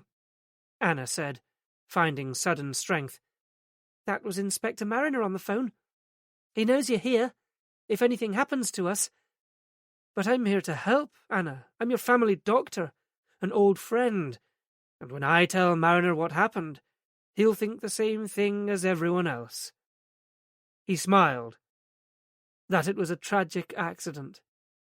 He'll have no reason to think otherwise. It's the kind of thing that could have occurred at any time, especially now when Jamie is so traumatized. What accident? What are you talking about? But even as she spoke, Anna knew. You've come a long way in the last few weeks, Anna, he said. Eddie would be proud of you, but how far would you go? How far would you really go for Jamie? And he took a step nearer to the edge. Chapter 35. I can't believe I didn't see it before. It's been there all the time, staring us right in the face. Mariner talked as he ran, long strides towards the area car, Knox running to keep up. Within seconds they were on the road and speeding towards Brindley Place. The streets were steady with traffic even at this time in the evening, but with enough slack to clear the way ahead. Mariner dreaded to think what they were going to find. Please, God, let us not be too late. He murmured under his breath. As they drove, he asked CAD to run a vehicle check. Moments later, the radio crackled with the information that the car registered to Dr. Owen Payne was a green metallic Lexus. The officer recited the registration. And there it is, said Mariner as they squealed into the parking bay below Anna's flat, to see it looming alongside Anna's bright red Mazda. There was even a Doctor on Call sign resting audaciously on the dashboard. Knox skidded to a halt. Have we got backup, boss? He asked, but Mariner didn't hear. He was already out of the car and running towards the building, where he hammered on the doors loudly until the doorman appeared. All right, keep your head on, he grumbled as Mariner and Knox thrust identification in his face. Has anyone left the building during the last 15 minutes? Knox asked him. No. You sure? Positive. What about the back entrance? I locked that up hours ago. So they must still be here. Don't let anyone out of this building until we say you can, ordered Knox, running after Mariner, who was already racing up the stairs. I can't. But his protests went unheard. The third floor was surprisingly undisturbed. Emerging from the stairwell, Mariner and Knox moved slowly along the landing towards Anna's flat. Seeing the door slightly ajar, Mariner pushed it gently. Anna? Is everything all right? There was no reply. The flat was empty. They checked each of the rooms in turn. So where the fuck are they? Said Mariner. He walked through Anna's flat and into the kitchen, trying to figure it out. Looking out of the window onto the car park, everything was quiet and normal. What he'd expected to be a siege was beginning now to look like another abduction. But if Payne's car is still there, he said, thinking aloud, where have they gone? His gaze swept over the canal, its towpath dark and empty at this time of night. Go and talk to the doorman again, he said to Knox. Make sure there isn't any other way of getting out. Right, boss. Knox disappeared down the hallway. Then, turning away from the window, Mariner happened to glance down at the table. Knox! He yelled. Get back here! Anna had always considered the roof garden beautiful.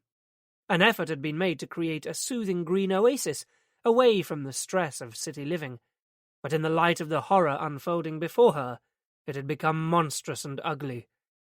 She was exhausted, and part of her just wanted this to be over. She wanted to close her eyes and for this to end, but she had to keep Dr. Payne talking. If he let go of Jamie now, it would be disastrous.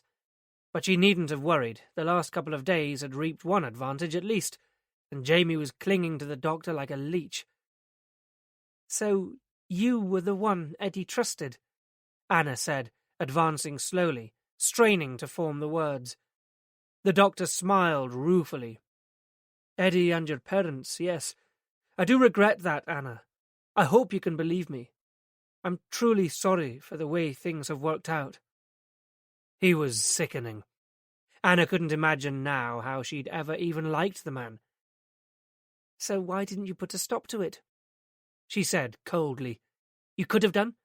You could have warned my parents and Eddie that they were in danger." "No, Anna. I couldn't afford to allow your father or Eddie to make that information public, any more than the drug company could. When it was first suspected that there might be a problem with Pinozalian, Bose Dorrington sent out a memo warning of the dangers, long before I prescribed it for your mother. Oh, other GPs probably ignored the warning too, but if your father's little campaign had succeeded, I would have been the one singled out and accused of negligence. Bose Dorrington would have made sure of that. They'd have needed a scapegoat, not to mention the details about Pinozalian I later removed from your mother's medical records. I could have been struck off." He was becoming agitated, his breathing fast and uneven. "Bose Dorrington knew it, so they used me to keep an eye on your father and provide them with any additional inside information they needed to get things under control. Like where Dad was giving his lectures, and Jamie's obsession with transmission masts," Anna said bitterly. "You have to understand my position, Anna. I was a young GP, just starting out. I had my own family to think of, debts to pay off. Alongside that warning were the financial rewards for prescribing drugs. What was I to do? I was offered good incentives for my cooperation too. Holidays abroad, the odd bonus payment to supplement my pension fund. I'd have been a fool not to go along with it. And, up until your parents' accident, I really had no idea how far they would go. That came as quite a shock, believe me. But by then it was too late. When Eddie started pursuing the same line of inquiry, I was in too deep. I had to stop him." Beads of sweat had broken out on the doctor's upper lip. Anna was close enough now to see them glistening in the light. "Did you kill Eddie?" Anna asked, her voice a whisper. "No, Anna, I didn't kill Eddie. I merely provided access to the house and a sterile syringe. It wouldn't even have been needed if Eddie hadn't come back so soon. All they wanted were your father's notebooks." Jamie moaned and struggled at his side. "Jamie's getting bored," he said. "We should get this over with." "And the people at Bose Dorrington?" Anna persisted. "Is this their idea too?" "Oh no, this is what you might call simple self-preservation. I've no other option, but the final decision is yours, Anna. Who's it going to be, Jamie or you?" "How do I know that you won't let Jamie fall anyway? After all that you've done, why should I trust anything you say?" "That's your choice, of course, but you're his only chance, Anna."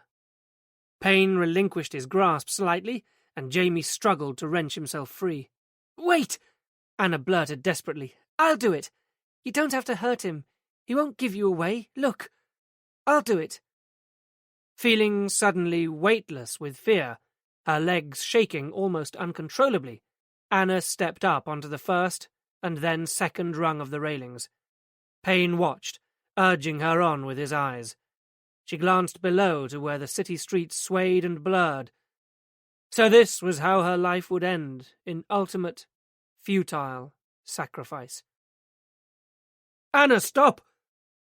Another voice rang out over the roof, and, with a jolt, Anna recognized it as Mariner's. "You don't have to," he said. "It's over. Walk away from the edge, Owen, and bring Jamie with you." Everything on the rooftop froze. "It's the only sensible thing, Doctor," Mariner continued persuasively. "You can't win this. We know what you've done. We have records of your calls. We've just listened to your confession. You have nothing to gain by this now. There's nowhere else to go." For what seemed an eternity, nothing happened as Payne hesitated, weighing up his situation. Anna halted, poised on the precipice. Seconds ticked by, everything deathly silent, but for the background hum of an ignorant city, amplified by the light rain that had begun to fall.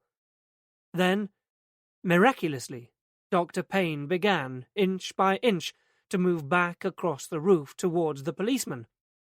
For a moment, it looked as if he would comply, until suddenly, as Anna's foot touched back down on the roof, he shoved Jamie to one side, turned, and lunged for the railings. Mariner and Knox exploded from the doorway as Jamie, panicked by the sudden activity, started running towards the outer edge of the roof. "No!" Anna screamed. Mariner took a flying leap at Jamie, bringing them both crashing heavily onto the concrete.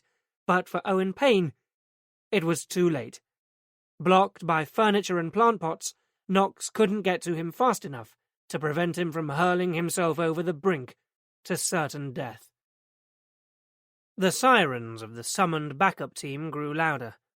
Retaining a tight hold on Jamie's shirt, Mariner got to his feet and walked over to where Anna stood, dazed and shaking. He put a protective arm around her. "Come on," he said. "Let's get off here." Behind them, Knox turned to his radio. "Echo Charlie 29, ambulance required at Brindley Place." In Anna's flat, officers came and went and statements were taken. Mariner went down to watch the mutilated body of Dr. Owen Payne being secured into its body bag and loaded into the coroner's van. When he got back, most of the others had gone, leaving Knox alone with Anna. Jamie wasn't around. "Asleep?" Knox told him, gesturing towards the bedroom. Exhausted by 2 days wandering the streets, for once, he was peaceful. And, as if that wasn't surprise enough for one day, Knox was offering to make tea. But Mariner declined, so there was nothing more for him to do. "I'll get going then, boss," he said. Mariner saw him out. "Thanks, Tony. You've done a good job," he said. Knox smiled sardonically. "First time for everything. Put in a word for me with the gaffer, eh? I'll see what I can do. I'll even promise to stay away from his missus." "Is that why you moved?" Knox grinned. "I was more ambitious then. Assistant Chief Constable's wife. Not for nothing did they call me Opportunity Knox. Someone found out. Caught us at it, actually. You bloody idiot. Oh, I don't know. Look where I ended up. See you, boss." Mariner knew that he should go too, but as Anna hadn't suggested it yet, neither would he. He walked through to where she was in the kitchen. "What made you come back here tonight?" she asked him. "Was it my phone call?" "It certainly got me wondering, but when Jamie was picked up, he had a mobile phone in his pocket that he must have lifted from Weller, one of his abductors. The manager at St. Barnabas gave it to me after you'd gone. We traced the calls on it. Just after I spoke to you, Knox came to tell me that one of the names that featured on the account regularly, in the last few days, was a Dr. Owen Payne. We got here, and I saw those. Jamie's pictures were scattered across the table, among them the snowflake and the garden." "Not bad for a beginner. Thanks for showing up." "It's what I'm paid to do." "And I'm sorry. I've been a bitch."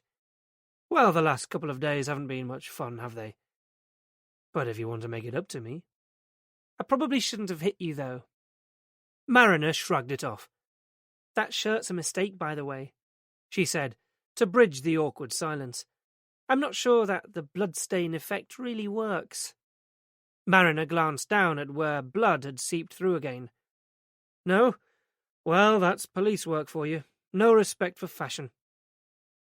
"Let me see." Before he could argue, she was unbuttoning his shirt and pulling it loose from his trousers. At one point, her fingertips touched his bare flesh, making Mariner draw breath. A series of raw abrasions, an inch wide, spread from his stomach down over his abdomen, angry red against his pale skin. "You should get those seen to." "I'll be all right." "Well, at least let me put something on them." She returned from the bathroom moments later with antiseptic cream, which she started to lightly massage into his skin with her fingertips, working her way down until the abrasions disappeared beneath his waistband. She looked up at him, a mischievous gleam in her eyes, before Mariner felt a tug on his belt and heard the rasp of his zip. Oh God, why had he ditched that prescription? "Look," he began, I've got this. But suddenly, uttering an expletive, she jumped back from him, and Mariner turned to see Jamie shuffling sleepily into the room. Want a drink?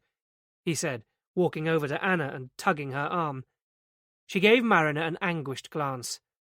Sorry, she mouthed. Jesus, so am I. I'd better go. With a silent howl of frustration, Mariner turned away from them and zipped up. Jamie provided for, Anna walked Mariner to the door. Thanks for everything, she said. Don't you mean thanks for screwing everything up?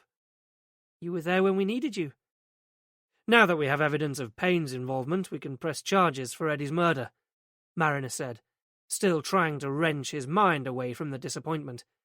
We've got a lawyer working on the case now, too, and if Andrew Todd pulls through, the case against Bose Dorrington will be blown wide open. He'd make the phone call himself to Ken Maloney first thing in the morning.